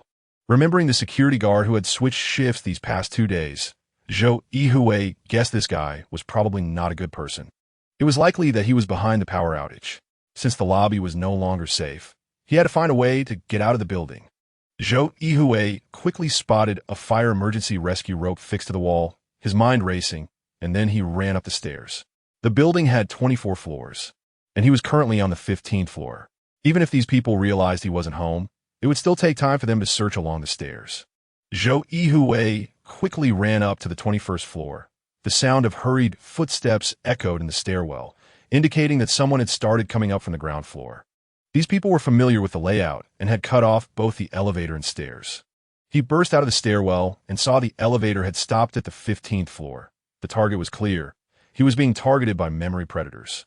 Zhou Yuhui hurriedly opened the rescue rope by the window, clumsily securing it around himself. He had studied this equipment when he moved into the apartment, but never imagined he would use it one day, especially in such a situation. At that moment, the footsteps in the stairwell grew clearer. Zhou Yuhui quickly opened the window and cautiously began to slide down. As he passed the 15th floor, he saw 4 or 5 big men had already broken into his apartment, searching it recklessly. The scene was like a special effect from a movie, but they didn't see the figure that darted past the corridor window. With the rope moving swiftly, Zhou Yuhui finally reached the ground. He was now on a lawn outside the apartment building, a place where no one usually paid attention except for the landscaping workers. Outside the lawn were several large bushes, obscuring the view of the road ahead. Zhou Yuhui cautiously hid behind the bushes, observing the apartment lobby for a while. The lobby guard was still standing there, but now he had a shotgun in his hand, identical to the one he saw in the underground parking lot of the exchange. Unsure if it was real or a replica. Outside the apartment building, several cars were haphazardly parked, and he didn't see any drivers. Zhou Yuhui looked around to make sure no one was paying attention and quickly dashed out of the bushes. Just as he was about to escape along the stone path outside the apartment building, the lobby guard suddenly shouted loudly. Zhou Yuhui didn't catch what the other party said at all and couldn't afford to ponder his words. He immediately sprinted out. Fortunately, he had been walking to and from work for the past 2 years, so his stamina was quite good. He dashed out for several hundred meters as if propelled by the wind. Suddenly, he spotted a metal cabinet in the greenery beside him and dashed towards it. Chapter 27. Nowhere to escape. This is the distribution cabinet of several apartment buildings nearby. Zhou Yuhui kicked open the cabinet door. This thing was designed to prevent honest people, not the dishonest ones. He had raised concerns a few times before, saying that the door and lock were not sturdy, but no one paid much attention, as after all, no one would be idle enough to tamper with high-voltage electricity. Once the cabinet door was opened, Zhou Yuhui did not hesitate to pull down the main switch for the entire community. Instantly, the nearby apartment buildings were plunged into darkness, with only the green emergency lights faintly glowing. The sudden darkness caused the guards chasing after him to lose their targets, slowing their pace, fearing an ambush. Zhou Yuhui smiled bitterly. Fortunately, these guys were lazy. If his earlier suggestions had been adopted, he probably wouldn't have been able to escape now. At this moment, he could clearly see the commotion inside the apartment building. Several shadowy figures were running down from the 15th floor, and some clever ones, seeing the emergency ropes, were sliding down just as quickly as he was. Zhou Yuhui didn't have time to observe too much. These people were all coming to catch him. He quickly vanished into the lush greenery surrounding the apartment buildings. Having temporarily evaded his pursuers, Zhou Yuhui hid in the green belt by the roadside, contemplating his next move. There were very few cars on the road now, and in the distance, the sign of the exchange still emitted an enticing glow, bustling with activity. Although he had been in Longbin City for a long time, he didn't have the habit of wandering around. His activities were almost entirely between the exchange and his apartment, and apart from colleagues, the only friends he had were a few casual acquaintances. Yuan Jie had gone out to study and couldn't help him now, and his colleagues might also be under surveillance. Wait, Yin Xiaodong. Zhou Yuhui suddenly remembered her. He quickly took out his phone. Fortunately, he was already out of the signal-blocking area, and the phone signal came back. He immediately dialed Yin Xiaodong's number. This time, the call surprisingly went through, and her voice on the other end sounded wonderful to Zhou Yuhui. Supervisor Zhou, it's so late. Do you need something? Yin Xiaodong seemed to have just woken up. Zhou Yuhui thought for a moment and didn't explain his current situation. He just asked softly, Miss Yin, how is your aunt's health? I noticed you haven't replied to my messages, and I was a bit worried. This reason was sufficient. Yin Xiaodong immediately laughed. Thank you for your concern, Supervisor Zhou. It's nothing serious. The doctor prescribed some medication and just told her to rest at home. Oh, then I'm relieved. Do you think I should go visit her? Zhou Yuhui asked. That wouldn't be necessary. You're usually so busy, and besides, it's not a big deal. Yin Xiaodong declined. Miss Yin, could you do me a favor? Zhou Yuhui looked around. The pursuers had not yet arrived. Yin Xiaodong paused for a moment and then said, What is it? The exchange apartment suddenly lost power, and I need to rush to finish a paper. Could I stay at your place for a bit? I can't enter the exchange at night now. Yin Xiaodong hesitated for a moment on the other end of the line before finally saying, All right, I'll give you the address, but it's quite remote in the old city of Longbin. You'd better take a taxi with the driver, otherwise, you might get lost. Okay, thank you. After hanging up, Zhou Yuhui turned back to look at the nearby apartment. The power system had obviously been restored, and it would take them some time to locate him through surveillance. He had to seize the opportunity to leave quickly.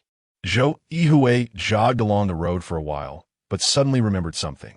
He quickly hid in the grass by the roadside, opened his laptop, and realized he needed to transfer all the funds from his bank account before making a move at the exchange. Once he left the exchange, he didn't know what he would face. When he opened the computer, he was shocked to find that his bank account had been emptied. It was undoubtedly the exchange's doing. His fingerprints, facial, and iris features were stored in their database, and his computer had likely been implanted with surveillance software. He had no privacy left. Zhou Yuhui immediately wiped the computer clean, destroying all the data inside. His phone probably wasn't safe either. Looking at his phone helplessly, he cleared all its contents, then crushed it underfoot, breaking it, and finally threw it into the river by the roadside. The only safe place left was his own brain. However, that safe place would be useless if he entered the exchange's memory transfer center. He decided to leave this place first. Just as Zhou Yuhui stood up, he heard a strange sound. Listening carefully, he was stunned. It was barking. At this time of night, no one would be out walking dogs. Listening to the whimpering sounds. Could it be that they brought tracking dogs? Lost in thought, he looked up and saw several moving flashlight beams in the distance. The barking was coming from there. Zhou Yuhui quickly started running down the road. If he could just get a little further, he would reach the main road. where he could easily hail a car and escape from these pursuers. At that moment, a buzzing sound came from above. Without looking up, Zhou Yuhui knew what it was. He smiled bitterly, knowing he had to pick up his pace. But no matter how fast he ran, he couldn't outrun those with 4 legs or those flying in the air. A large reconnaissance drone flew quickly along the road, several cars following closely behind, with masked men inside ready for action. All their capture tools were prepared. As long as the tracking dogs or the drone located Zhou Yuhui, they could complete the capture mission in the shortest time possible. One of the men even held a high-precision, small-caliber rifle, and since the bounty required him alive, there was no mention of injuries. As long as Zhou Yuhui was within range, he would definitely not escape this shot. After running for several hundred meters, Zhou Yuhui reached the road leading to the main urban area of Longbin. Even though it was late at night, there were still quite a few cars on the road. Just then, he heard the drone's sound getting closer, until it finally hovered directly above him, locking onto his position. The noise from the tracking dogs was also getting louder. The black-clad men confirmed that the infrared target from the drone was indeed Zhou Yuhui, and several cars immediately accelerated, speeding down the road, their bright high beams illuminating the area like daylight. Even standing in the green belt by the road, Zhou Yuhui's figure was instantly exposed. Watching the rapidly approaching vehicles and the tracking dogs, he didn't know what to do. Countless outcomes flashed through Zhou Yuhui's mind, each one extremely tragic. He didn't have the courage to face it all with death, as death solved nothing. Run as far as possible. Perhaps in the old city, there was still a safe haven where he could hide. Chapter 28. Someone to help. Zhou Yuhui ran like a madman. The sound of the wind whooshing past his ears made him feel as if he could fly. However, no matter how fast he ran, he couldn't escape the drone hovering above or the barking tracking dogs behind him. After running over 100 meters, Zhou Yuhui was ultimately blocked by 2 cars. And a tracking dog with bared teeth was eyeing him closely, continuously trying to break free from the rope held by a burly man behind it, as if it could pounce on him at any moment.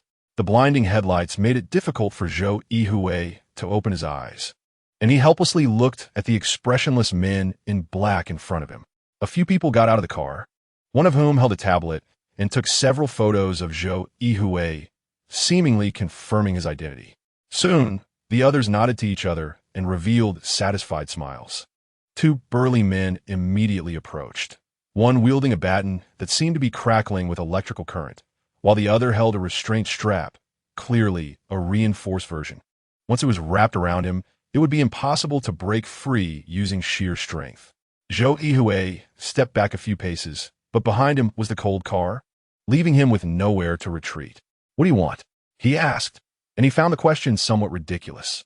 Indeed, the men in black burst into laughter, not just at Zhou Yuhui's words, but probably more so at his considerable worth. The 2 men in black swiftly approached Zhou Yuhui, and in their eyes, this money seemed to come too easily.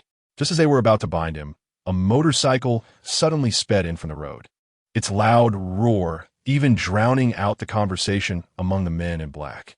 Several of them frowned as they watched the approaching motorcycle, one even raising a shotgun to display his strength. The motorcycle zoomed past the group, and the burly men breathed a sigh of relief, thinking it wasn't a competitor trying to steal their business. Just then, the motorcycle suddenly threw out several silver cans, and before the men in black could react, the can sprayed out countless irritating smoke, instantly engulfing the surrounding area of the road. "Get in the car." A voice reached Zhou Yuhui's ears, leaving him stunned by the sudden turn of events. Hearing the shout from the motorcycle rider, he didn't have time to think and kicked a nearby man in black. Caught off guard, the man curled up and fell into the smoke. Zhou Yuhui took quick strides and burst out of the smoke. A motorcycle helmet was immediately thrown to him. Clearly the rider had come prepared. "Hold on tight."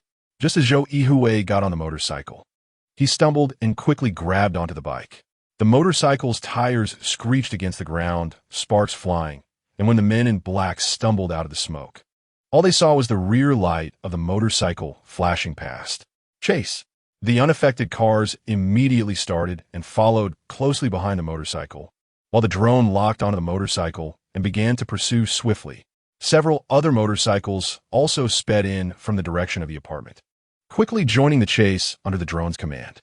Zhou Yuhui shouted loudly, "Who are you? Why are you saving me?"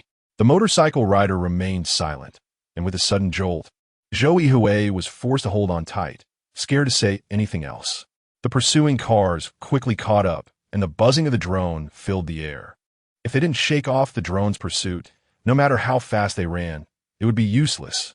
Zhou Yuhui patted the rider's shoulder again, who seemed somewhat displeased, and shot him a glare. Zhou Yuhui hurriedly pointed to the bag on the rear rack of the motorcycle, and the rider slightly nodded and shouted, "Unzip the bag." The bag? Zhou Yuhui turned to look. There was indeed a bag on the motorcycle's rear rack. It was made of canvas and looked heavy, tied shut with a rope.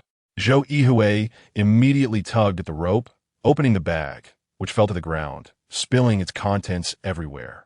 Under the yellow streetlights, he could see that the bag was filled with sharp, triangular spikes, instantly covering half of the road. The cars chasing behind had not anticipated such obstacles on the road, and when they got close and realized it was too late, they directly ran over them. With the sound of tires bursting, the driver hurriedly slammed on the brakes, causing the vehicle to spin out of control on the road, and the car following closely behind crashed into the one in front, instantly creating a pile-up and flames erupted. The following motorcycles merely glanced at the scene, showing no sign of slowing down, and zipped past to continue the pursuit of Zhou Yuhui. Just then, the motorcycle Zhou Yuhui was on suddenly came to a stop, and the rider turned off the engine. As Zhou Yuhui was puzzled, he saw the rider produce a round object from his hand, pressing the button in the center. In an instant, numerous sparks erupted from the streetlights around them, and then they all extinguished, causing the drone hovering overhead to lose power and drop straight down. The motorcycle that had just caught up also stalled and began sliding on the road. The rider sneered, turned the motorcycle back on, and sped off again with Zhou Yuhui toward the suburbs. By the time reinforcements for the men in black arrived, Zhou Yuhui had already vanished from sight, and their chance at a lucrative deal was lost. Everyone was astonished. Who was the person that took Zhou Yuhui away? Zhou Yuhui was also filled with confusion, wondering who had rescued him from the memory raiders. Judging by the rider's handling of the situation, they were clearly well prepared. After leaving the urban area of Longbin City, the motorcycle wove through the woods in the suburbs and eventually arrived at a dilapidated old factory. The headlights illuminated the overgrown weeds, and various vines covered the walls. The sound of the motorcycle startled a few rabbits hidden in the grass and birds flying away. The rider expertly navigated the rocky and debris-filled factory, and as Zhou Yuhui observed the dark environment, a sense of unease began to creep in. There's nothing to be afraid of. The rider seemed to read Zhou Yuhui's thoughts and casually remarked while walking ahead, "Who are you? Why did you save me?" Zhou Yuhui quickly asked, "Follow me, and you'll know soon." The rider didn't say much else, only shone a flashlight on the path ahead and walked briskly. Zhou Yuhui cautiously looked around, secretly speculating, hoping he wasn't jumping from the tiger's den into the wolf's lair. Chapter 29. It turns out to be Lin Xiao. After walking for about 10 minutes in the factory area, the two arrived at an inconspicuous concrete building. From the large chimney standing outside, it could be inferred that this used to be the boiler room of the factory. Judging by the level of equipment aging, it had been abandoned for several decades. The driver slowly pulled open a small iron door inside the boiler room, looking as if he was about to enter the boiler itself. "Isn't it too dangerous inside?" Zhou Yuhui looked at the giant boiler and suddenly felt claustrophobic. Not going in is the real danger. The driver directly slipped inside without saying anything further. Zhou Yuhui glanced back at the dim factory area and the rustling sounds coming from around, feeling that having a layer of steel protection was quite good. So he hurriedly followed him in, accompanied by a dull sound of the door closing. It was pitch dark inside the boiler, with only a beam of light from the flashlight illuminating the boiler wall, clearly revealing countless traces of scale left behind. There was also a valve at the bottom of the boiler. When opened, it revealed a vertical passageway, and the two entered the passage one after the other. Once the valve closed, the driver turned on the lights in the passage. The space wasn't very large, but could accommodate about 10 people. At the end of the passage were several different monitors displaying various images. Zhou Yuhui glanced over and discovered that they showed scenes from the entire factory area. It seemed that this abandoned factory was already equipped with various cameras. On the walls of the passage were pasted various newspaper clippings, all related to memory transfer. Who exactly is this guy? Just as Zhou Yuhui was about to ask his lifesaver, he saw that the driver had already taken off his helmet and was standing there with a smile, looking at Zhou Yuhui and chuckling a few times. When Zhou Yuhui saw the other person's face, he couldn't help but exclaim in astonishment, "Lin Xiao, how could it be you? How could it not be me?" Lin Xiao put his helmet aside and reached out to hang Zhou Yuhui's helmet as well. At this moment, Zhou Yuhui noticed that both helmets were also in a dilapidated state, but fortunately, the shells were intact. They should have been picked up from some trash bin. Looking around at the things, most of them were repurposed waste items. "Did you pick all these from the junk pile?" Zhou Yuhui asked knowingly. Lin Xiao chuckled, "That's right. Only in this way can we leave no trace." "Then how did you know I was being hunted?" Zhou Yuhui asked curiously. "Because of this." Lin Xiao turned a monitor around for Zhou Yuhui to see.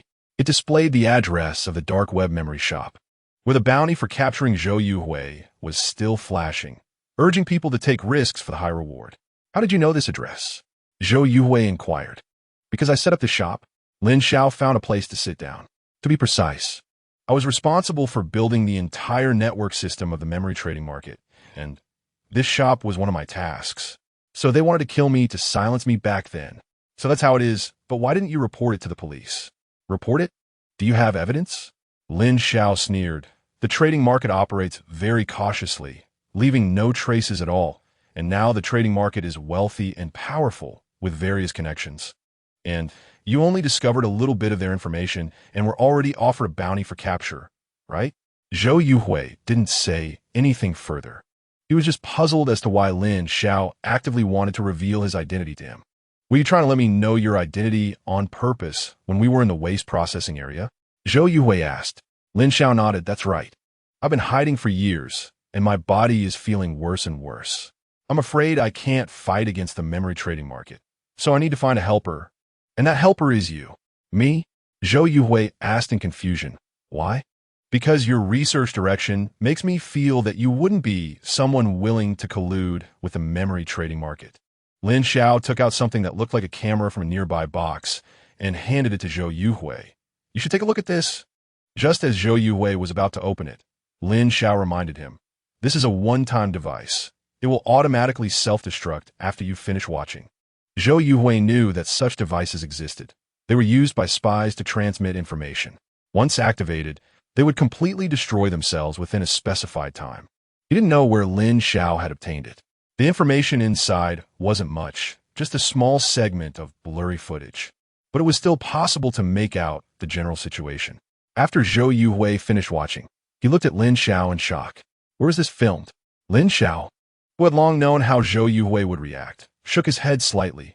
"I don't know. This is something I discovered by accident and recorded some footage.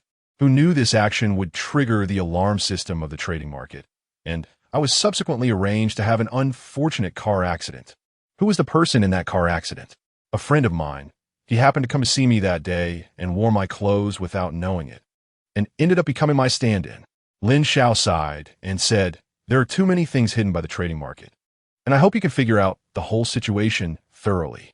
"Me?" Zhou Yuhui looked at Lin Xiao with confusion. "What exactly is going on?" Lin Xiao picked up a bottle from a nearby table filled with pills, swallowed one, and then drank half a glass of water to wash it down. "I initially joined the memory trading market just to realize the great dream of humanity. Who knew that after your mentor passed away, his successor began secretly researching these things? As you just saw, these things are anti-human. If they succeed, what the whole society will turn into is unimaginable." Zhou Yuhui nodded. He also knew that this matter was too shocking. However, without evidence, relying solely on the strength of two people was indeed an impossible task. But relying on just the two of us is a bit weak. Without evidence, no one can move against the memory trading market. That's obvious. "No, not us but you." Lin Xiao looked at Zhou Yuhui and said something like that. "What about you?" Zhou Yuhui immediately asked, but felt a sense of unease in his heart. Lin Xiao unbuttoned his shirt, revealing a scar on his heart area, which should have been left from surgery. Inside is an artificial heart, installed by the trading market. And it's also the price I paid to help them build the trading market system. Why discover the things you saw? I planned to expose them. But who knew that this artificial heart turned out to be a surveillance system? I exhausted all my efforts to completely remove the surveillance. But the artificial heart was also damaged. You mean, my heart won't hold out for much longer? Lin Zhao's expression didn't seem very sorrowful, which surprised Zhou Yuhui. After all, when facing death, people usually feel sad about everything. Knowing that one's days are numbered, most people cannot endure it, especially since Lin Zhao had been hunted for years. Chapter 30 Huge Conspiracy. The shelter was silent. After a long time, Zhou Yuhui slowly said, I am now being targeted by the exchange as well, and I've even made it to this. Lin Zhao glanced at the bounty on the dark web and only sneered. You don't need to worry too much about this. The entire dark web system was designed by me. Initially, I set up a backdoor for my own ideas, which was left in the exchange's supercomputer. A backdoor? Are you saying you have a way to control the entire dark web system? Zhou Yuhui was suddenly overjoyed. Yes. This backdoor has the highest authority, but it can only be operated on the supercomputer, because it is the most powerful, Lin Zhao said helplessly. The memory exchange has two supercomputer systems, one in the memory transfer center's work area, which Zhou Yuhui obviously cannot enter, and the other in the exchange's control center, a place Zhou Yuhui has never been to. The backdoor system set by Lin Zhao is within the computer in the control center. However, this has created a deadlock. To lift the bounty on himself and completely eliminate these disgusting memory transfer plans, he can only use this backdoor, but the backdoor is in the memory exchange. As soon as he appears in front of the exchange's main entrance, he will immediately be captured by those memory predators. There is no way to accomplish this task. Zhou Yuhui, I have read all your articles. I believe you are a righteous young man who would not sell out humanity for profit and is willing to contribute all your strength to the cause of science, right? Lin Zhao's righteous words stunned Zhou Yuhui for a moment, and he silently nodded. He was indeed a technical supervisor working for the memory exchange, but first and foremost, he was a researcher, a scholar in anthropology and biology. The actions of the memory exchange have severely harmed the interests of human development. Lin Zhao, what do you want to say? Just say it. Anyway, it's just the two of us here. Zhou Yuhui could already guess what Lin Zhao was going to say. Lin Zhao stared blankly at Zhou Yuhui for a long time, and finally sighed without saying anything. He glanced at the monitor across from him. After so long, the memory predators had not chased them down. It seemed they had managed to shake them off. Lin Zhao stood up, walked in front of Zhou Yuhui, looked into his eyes, and said, For the past few years, I have been looking for an opportunity to access the exchange's supercomputer, but I have not been able to get in. I can't hold on much longer, and I don't plan to see any results before I die. However, if we do not expose the conspiracy of the memory exchange, in due time, the entire society may collapse and thousands of years of civilization will be destroyed. Zhou Yuhui knew that Lin Zhao was not exaggerating. He had seen that footage, if it was indeed done by the memory exchange. There would likely be a significant social crisis. Zhou Yuhui remained silent, unsure of how to respond. He naturally wanted to expose the dirty deeds of the memory exchange, but he was also one of the bounty targets. Like Lin Zhao, he could not enter the memory exchange right now, let alone approach the supercomputer. I know what you're worried about. Lin Zhao patted Zhou Yuhui's shoulder and said, I know that with your intelligence, you will definitely think of a solution. You don't have to agree to me right now. You're tired. Rest for a while, and we can talk after you feel better. Zhou Yuhui glanced at the clock on the wall. It was already early morning, and the monitor showed a hint of dawn. It had been another tense all-nighter, and he was indeed a bit tired. He didn't know how much time had passed, but Zhou Yuhui woke up from a nightmare, where he was captured by those memory predators and subjected to various tortures. Just as he was in a state of panic, he suddenly woke up. He opened his blurry eyes and found himself still in the underground passage. Lin Zhao was lying in front of another monitor, still not awake. The monitor showed the abandoned factory, which remained quiet as usual, with wild rabbits and pheasants running around, and even some mice scurrying about, giving it a hint of wilderness.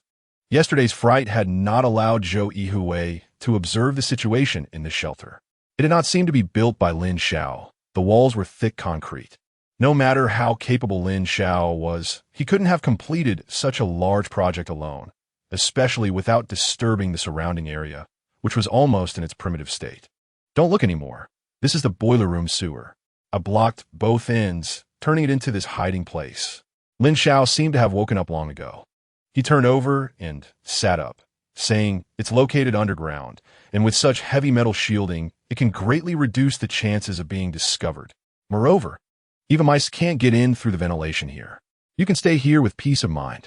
Hearing this from Lin Xiao, Zhou Yuhui quietly sat down. He looked at Lin Xiao, who lay back down, and the words he had spoken to him at night echoed in his ears. Return to the memory exchange and expose the huge conspiracy hidden within.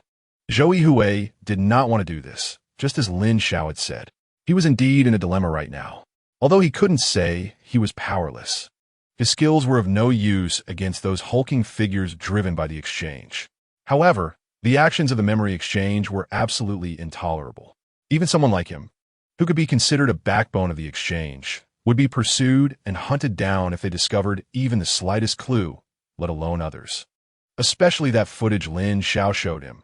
If it was true, the actions of the memory exchange were lawless and even crossed ethical lines, not to mention legal ones. Zhou Yuhui's biggest worry was that he was still being hunted by the memory predators. As long as he appeared in public, he would quickly be discovered. Judging by the behavior of those memory predators last night, concepts of law and moral order did not exist in their eyes. All they saw were the shining bounties. The crucial point was that all his accounts had been emptied, leaving him penniless. In such a situation, he could not even guarantee his own livelihood, let alone talk about exposing the conspiracy of the memory exchange. However, there seemed to be an exception. Zhou Yuhui looked at Lin Xiao. This guy had also been pursued before, yet he had lived a good life for so many years, even boldly wandering outside and managing to find potential helpers. This indicated that the memory predators were not omnipotent. Chapter 31. Cutting off the source of trouble. Lin Xiao. I've made up my mind. I'll help you complete this task. Zhou Yuhui finally made his decision. However, Lin Xiao shook his head slightly upon hearing this. Wrong, it's not about helping me, but helping yourself and helping society. After hearing Lin Xiao's words, Zhou Yuhui seemed to have a deeper understanding of the significance of this matter. Indeed, it was for himself, for others, and especially for those who were unaware that a crisis was imminent. If the memory trading company continued its reckless behavior, what would society look like in the future? It was simply unimaginable. Zhou Yuhui pondered and said, "You're right, we must complete this task. Expose the actions of the memory trading company to the world, so that everyone reconsiders the risks and crises brought about by memory transfer." Lin Xiao smiled and patted Zhou Yuhui on the shoulder, saying, "It seems my judgment is quite good. You are indeed the person I was looking for." Zhou Yuhui nodded solemnly, but just a few seconds later, his expression began to look dejected. "You're right, and I'm also right. But to complete this task, we must enter the trading company, which is now impossible. I am already being hunted for a bounty, and as soon as I go out, I will probably be caught before I even reach the trading company." Upon hearing this, Lin Xiao showed no signs of anxiety. Instead, he looked at Zhou Yuhui with a confident expression, as if this were not a problem at all. As long as Zhou Yuhui agreed to do this, everything else would fall into place. Lin Xiao looked at Zhou Yuhui and asked calmly, "Your thinking is correct, but have you thought about how I escaped the pursuit? Feigning death." Zhou Yuhui was taken aback and instantly thought of this question. However, even if feigning death could evade the memory predators, how could he enter the trading company? Lin Xiao surely hadn't left a secret passage. Otherwise, he would have gone in himself. So why would he need Zhou Yuhui? Indeed, Lin Xiao chuckled. The act of feigning death can only be used once. If you use it, it will definitely be seen through, and you'll be pursued again. You need to come up with a foolproof plan, so that even if the trading company knows you are still alive, they cannot take action against you. How is that possible? Zhou Yuhui immediately shook his head vigorously, as if his head were a rattle drum. This was simply impossible. Who knew that? Lin Xiao shook his head slightly and then pointed to his own head, saying, "Zhou Yuhui, the onlooker sees most clearly. Use your intelligent brain to think carefully about how to make the other party wary of you, so so that even if they want to catch you, they cannot act. Make the trading company feel wary? Zhou Yuhui looked at Lin Xiao, falling into deep thought. Listening to this seemingly cryptic hint, Zhou Yuhui realized that Lin Xiao had already thought of a solution, but he couldn't say it because this method applied to himself. If he revealed it, no matter how much he trusted Lin Xiao, he would still harbor a trace of doubt. And this doubt would ultimately lead to the failure of the entire plan. But what was the solution Lin Xiao had in mind? After a long time, Zhou Yuhui suddenly realized that Lin Xiao was indeed extraordinary. As an expert in programming, his way of thinking exceeded that of most people. To solve a problem, one must cut off the source of trouble, fundamentally dismantling the advantageous position held by the opponent, gaining control of the initiative, and ensuring an invincible position.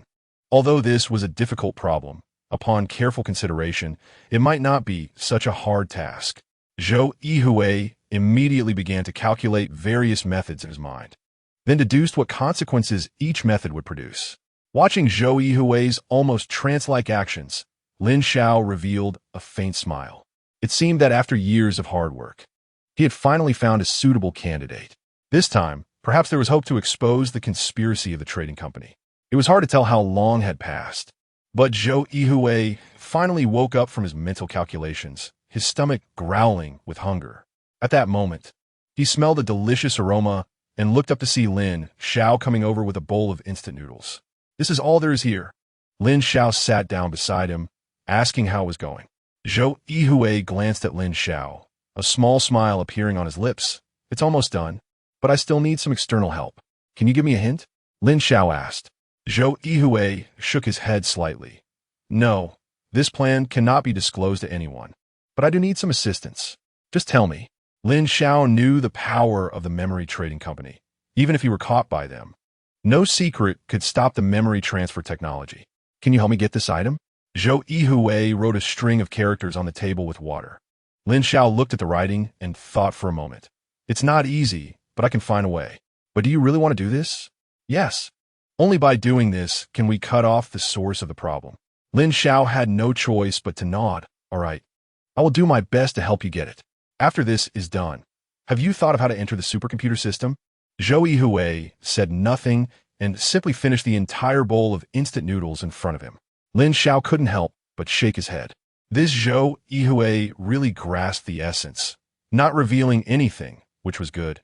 It prevented any errors that might alert the trading company. Lin Xiao went out to help Zhou Yuhui obtain what he needed, while he stayed in the abandoned factory area, repeatedly checking for loopholes in his plan. The stakes of this matter made him highly tense. He couldn't afford a moment's carelessness. This abandoned factory area was indeed a paradise outside the world of Longbin City.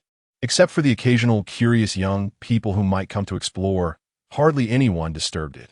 It was indeed a good hiding place.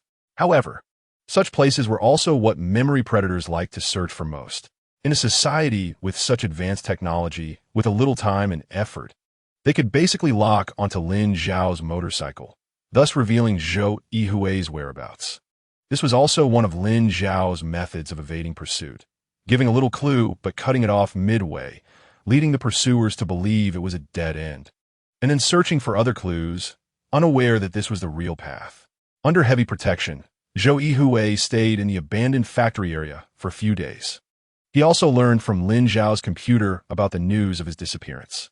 The gist was that the technical supervisor of the memory trading company was abducted by unidentified individuals while taking a walk at night, and the company expressed regret over this, urging the police to solve the case and offering rewards for those who could provide clues.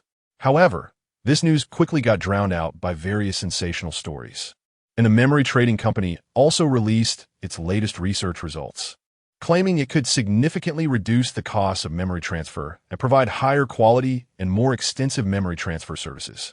Chapter 32, Seeking External Help. Zhou Yuhui's disappearance did not attract much attention. Apart from his few colleagues and the small vendors outside the exchange, no one mentioned his existence. Half a month later, one day, Feng Yuan finished her work for the day and stretched lazily in the office. With Zhou Yuhui absent, the entire memory transfer center was left without a leader. Although a temporary head was sent from above, neither their speech nor actions were as amicable as Zhou Yuhui's. And there were some minor troubles in collaboration. Fortunately, these troubles did not affect the memory transfer work. Fang Yuan tidied up her things and was about to leave the exchange for home when she passed by the front desk. Just as she was about to greet them, she suddenly realized that Yin Xiaotong was no longer working here. It was quite strange. Yin Xiaotong had resigned during the days Zhou Yuhui went missing, which seemed very abnormal to her. Although it was very difficult to get a job at the exchange, both the salary and benefits were top-notch in Longbin City. Unless there were special circumstances, no one would voluntarily resign like that.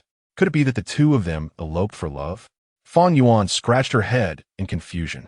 It wasn't impossible, but Zhou Yuhui had given up such a bright future. Even for love, he should have at least informed the exchange. Leaving without a word was truly baffling. Fang Yuan did not live in the apartments provided by the exchange. She hadn't reached that level of treatment yet.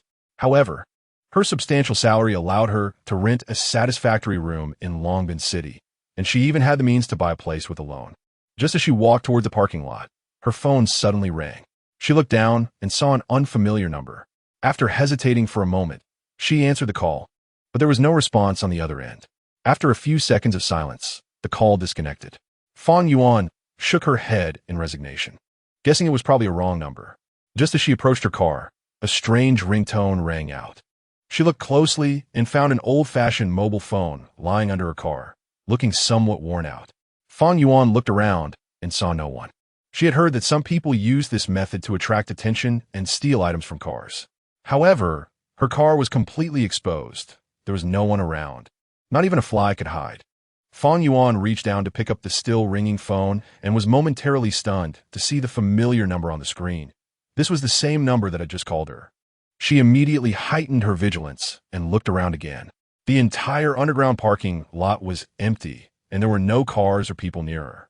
She hurried in her car and locked all the doors before answering the call. "Is this Fang Yuan? Someone asked me to relay a message to you." The voice on the other end clearly used a voice changer, making it impossible to determine whether it was male or female, old or young. "Don't give me that nonsense." Fang Yuan was usually not polite with such tricksters. The caller seemed momentarily taken aback, but soon said something that made Fang Yuan take notice. "Zhou Yuhui asked me to tell you. Can you meet at the south gate of Longbin Mountain Park at 6:30 tonight? There's something important that needs to be handed over to you." Zhou Yuhui? What happened to him? A multitude of speculations flooded Fang Yuan's mind. Could it be that Zhou Yuhui was kidnapped?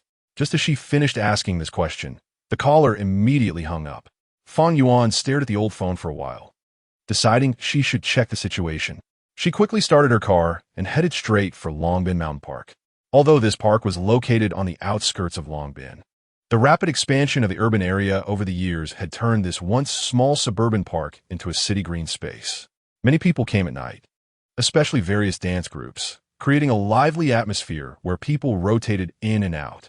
By the time Fang Yuan arrived at Mountain Park, the sky had darkened, and various dance teams had taken the stage, with loud sounds rising and falling.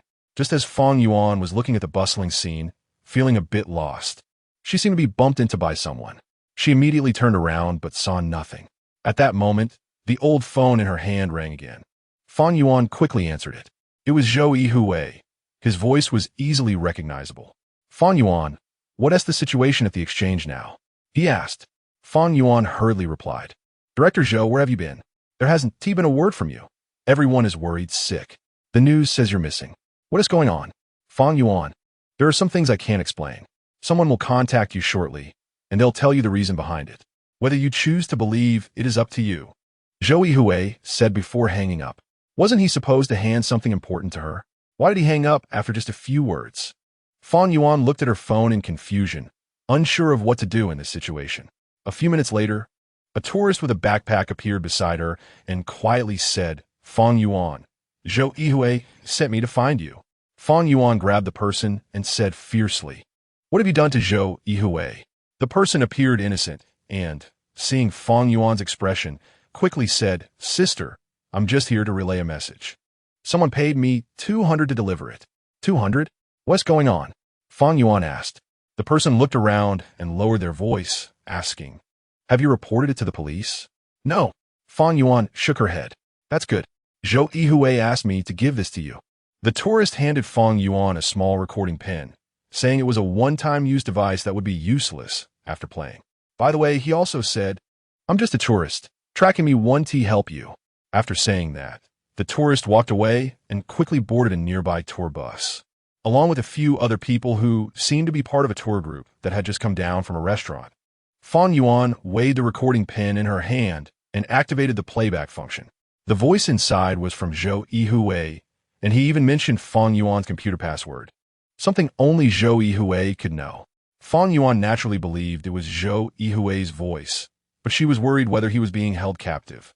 However, after listening to what Zhou Yuhui had recorded, she was instantly left in shock. Chapter 33.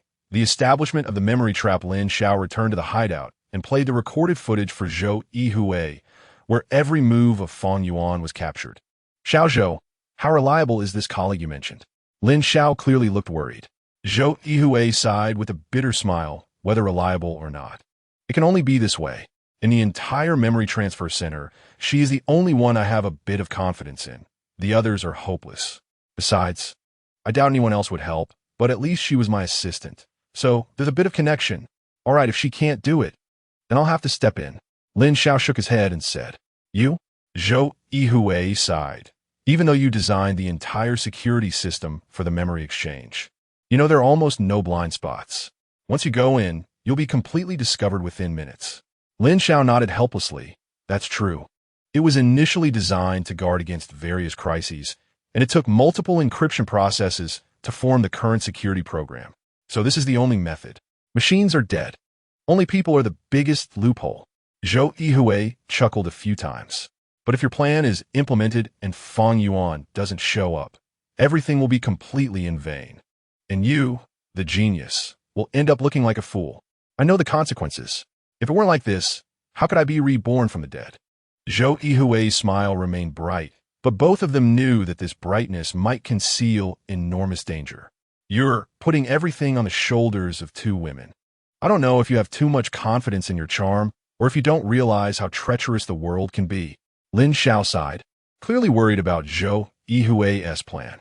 Zhou Yuhui chuckled, with both kindness and power, mixing temptation and emotion, "As long as we hit the nail on the head. There is hardly a fortress we can't conquer." Although Zhou Yuhui seemed very confident, Lin Xiao felt it was too risky. If anything goes wrong in the middle, you really will have no way out. Lin Xiao somewhat regretted involving Zhou Yuhui. This guy was not only fearless but also reckless, jumping in with a bold strategy that left one dumbfounded and breathless. Ever since Zhou Yuhui shared his trap plan with him, even Lin Xiao, who had seen too many conspiracies, was left stunned. This guy was truly crazy, using himself as bait to set a huge memory trap for the memory exchange, completely eliminating the threat it posed to him. This method had crossed his mind, but he had never thought in this direction. They say that injuring the enemy by 1,000 while harming oneself by 800 is a loss. Well, his plan was to put himself in a desperate situation first without knowing whether he would harm the enemy at all. This was not a rebirth from the dead, but rather a self-imposed trap that could lead to total disaster with a single misstep. While Zhou Yuhui and Lin Xiao were bickering in the underground boiler room of the abandoned factory, Fang Yuan was lost in thought in her rented room. Zhou Yuhui's recording was long. She had listened for over 10 minutes before finishing. Just as mentioned before, once the recording ended, the entire voice recorder was completely destroyed. When she opened it, the chip was burned out. This method was not something an ordinary person could create. Whether to help Zhou Yuhui left Fang Yuan in a dilemma. Although Zhou Yuhui had promised her a significant amount of income, if discovered, she might have to say goodbye to this wonderful job. However, such a large sum of money was hard to resist, and her task was simple enough that she wouldn't even have to leave any traces. Just as Zhou Yuhui had guessed, after a fierce internal struggle, Fang Yuan ultimately decided to help Zhou Yuhui with this matter. Although there was a bit of risk, it was almost certain she could retreat unscathed. After getting Fang Yuan's promise, Lin Xiao still felt a bit uneasy, but it was too late. He had carefully thought it through. Aside from Zhou Yuhui's method, there were no other ways to approach the supercomputer. Of course, The memory trap named Apocalypse Plan by Zhou Yuhui needed a series of modifications. Being well-versed in the memory transfer process, Zhou Yuhui had considered almost all possible scenarios, and he had to prepare for everything before the exchange discovered his real plan. Additionally, the items he had customized for Lin Xiao also required some time, as they were crucial to the implementation of the entire plan, even more so than Fang Yuan's role. Zhou Yuhui also realized that Lin Xiao's health was indeed deteriorating. Even entering the boiler room required utmost caution, and he had to carry medication to ensure safety. Otherwise, no one could guarantee he could return. At such times, Lin Xiao would rebut Zhou Yuhui, saying his plan was more dangerous than his own health, and he might not even know who would go first. Although this sounded harsh, Zhou Yuhui understood that Lin Xiao was indirectly trying to make him cancel the plan. While the process of exposing the conspiracy of the memory exchange was extremely challenging, it was still better than going his death. However, Zhou Yuhui also knew that this risky plan might be the closest action to victory. Lin Xiao handed a portion of the chain coins to Fang Yuan. Looking at these valuable coins, Fang Yuan was naturally delighted. Zhou Yuhui promised there would be another larger sum of chain coins if the task was completed successfully, enough for Fang Yuan to abandon this job and enjoy an early retirement in a beautiful place, living a life of economic freedom. These things were left over from before and held little value for someone on the brink of death. If they could be used as funding, perhaps that would be their best fate. Lin Xiao seemed to have no qualms about these items. Zhou Yuhui stopped speaking. After all, he was now broke. He had been calculating various data during this time, which was crucial to whether he could regain himself in the future. If there were any deviations, as Lin Xiao said, everything might vanish into thin air. A few days later, the device Lin Xiao customized arrived, and its intricate design made everyone underestimate the immense power it could generate. Zhou Yuhui had Lin Xiao find a suitable location for an experiment, as he dared not conduct such experiments in the hideout. If anything went wrong, Lin Xiao would probably be furious. After some experimentation, Zhou Yuhui was quite satisfied with the device's effects. Now everything was ready, just waiting for the plan to begin. Chapter 34. The capture delivered to the door at 3 o'clock in the afternoon. The memory trap set up by the memory exchange officially commenced. At this moment, named the Morning Star by Zhou Yuhui, Lin Xiao was the first to depart. He rode away on his motorcycle, quickly disappearing into the abandoned factory to prepare for the rescue plan, which was crucial for Zhou Yuhui's smooth entry into the operation. More than half an hour after Lin Xiao left, Zhou Yuhui rode a bicycle, which Lin Xiao did not know where he got it from, unsteadily leaving the refuge that had sheltered him for quite some time. He glanced back at the grass and trees in the abandoned factory area, as well as the cheerful birds and the elusive wild rabbits and mice. Once he implemented the Apocalypse Plan, everything here would be completely disconnected from him, and he might never return. The sunlight cast a long shadow on Zhou Yuhui's back, seemingly telling a tragic story. Not far from the exchange, there was a courtyard composed of several three-story buildings, where dozens of various vehicles were neatly parked on the first floor's elevated area. In an empty room, dozens of muscular men in training uniforms were practicing various capture moves, while black uniforms were stacked on a shelf in the corner. These were the memory predators that many feared, but their apparent job was memory collectors, merely a guise for entering and exiting the memory exchange. In an inconspicuous room in the corner of the courtyard, various large screens hung on the wall, displaying a three-dimensional map of Longbin City, with flickering red dots indicating their dispatch personnel. Suddenly, a crisp alarm sounded, and one of the operators was instantly overjoyed.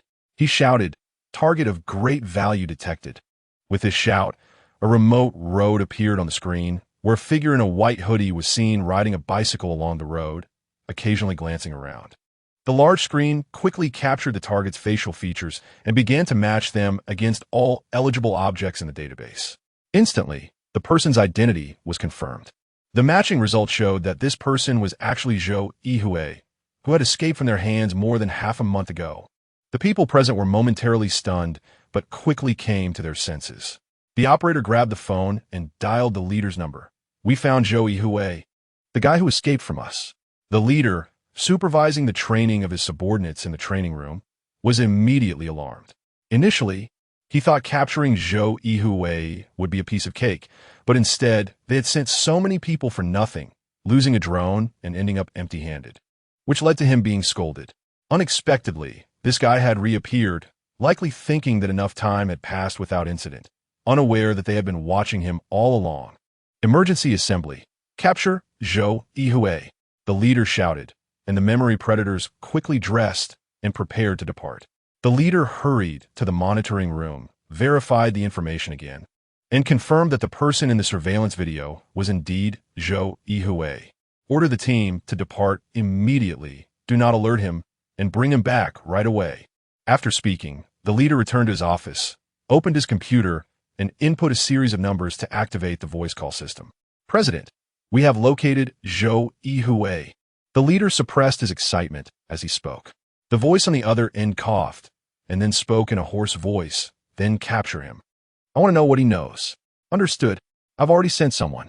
The leader hesitated for a moment and then asked, where should we send him once captured? Bring him to the exchange. I want to interrogate him personally and see what he knows. The president's voice sounded somewhat angry. Understood. Please wait for our good news. Yes. Don't mess this up again. If he escapes again or something goes wrong, you know the consequences. The president's voice suddenly sharpened, seemingly piercing the leader's heart. The leader quickly stood up. Although the president might not see, he still spoke respectfully. Yes, President. This time we will definitely complete the task and won't disappoint you. All right. As long as you complete the task this time, you will not lose a single cent of the reward you deserve. Thank you, President. The leader quickly replied. The communication on the president's side abruptly cut off. The leader paced around his office a few times, feeling it would be better to go personally. He quickly walked out of his office and gathered the remaining personnel. You guys come with me. We must bring Zhou Yuhui back this time, or I won't be able to explain to the boss. The black-clad men who had already dressed quickly rushed downstairs to the vehicles. The main door slowly opened, and 4 or 5 vehicles sped out, heading toward the outskirts. After Zhou Yuhui exited the abandoned factory, he wandered around a few nearby intersections for a while. He believed the exchange had enough capability to intercept these surveillance signals.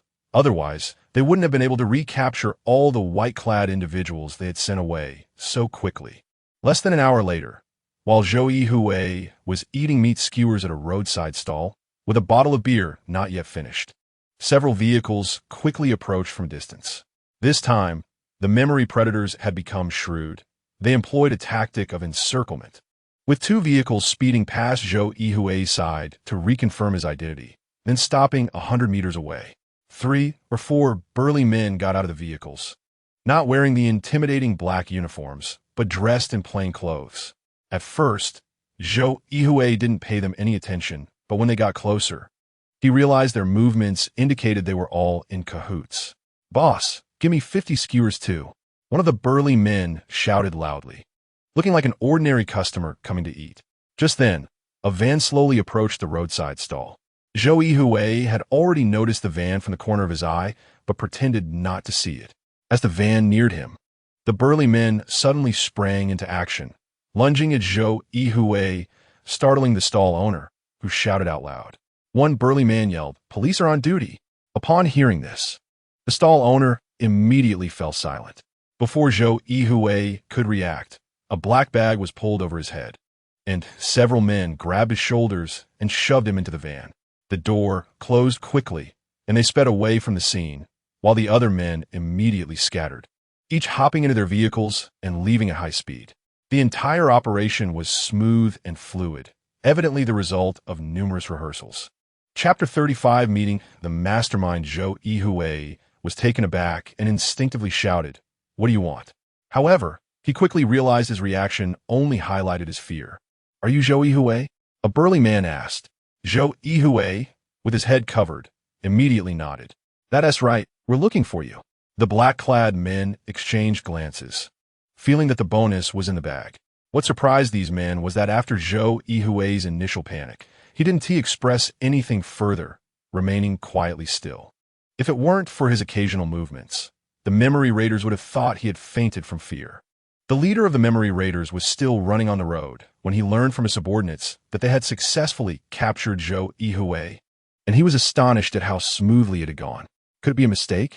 When Zhou Yuhui was temporarily escorted to a small building, various instruments had already been prepared. First, they took his fingerprints, then his iris scans. All the biometric features confirmed that this person was indeed Zhou Yuhui, whom they had been chasing unsuccessfully half a month ago before he had managed to escape. The leader was overjoyed. This guy was a goldmine, and all their previous losses were about to be recouped. He quickly hurried back to the office to contact the president. We have confirmed that Zhou Yuhui has been captured. The leader's voice was filled with joy. Good. Send him to the exchange immediately, using the original route. The leader returned downstairs and scanned his subordinates. Get ready. We're heading to the exchange. All the black-clad men changed into uniform attire, then resecured Zhou Yuhui, stuffing him into an armored cash transport vehicle. 3 people sat beside him, watching his every move with hawk-like vigilance, ready to quash any escape attempt before it could even begin. The vehicle started again, and as it jolted, Zhou Yuhui closed his eyes, listening to the sound around him. Unfortunately, the cash transport's vault was made of bulletproof steel, making it nearly impossible to hear anything outside. The only sound was the whirring of the ventilation fan above.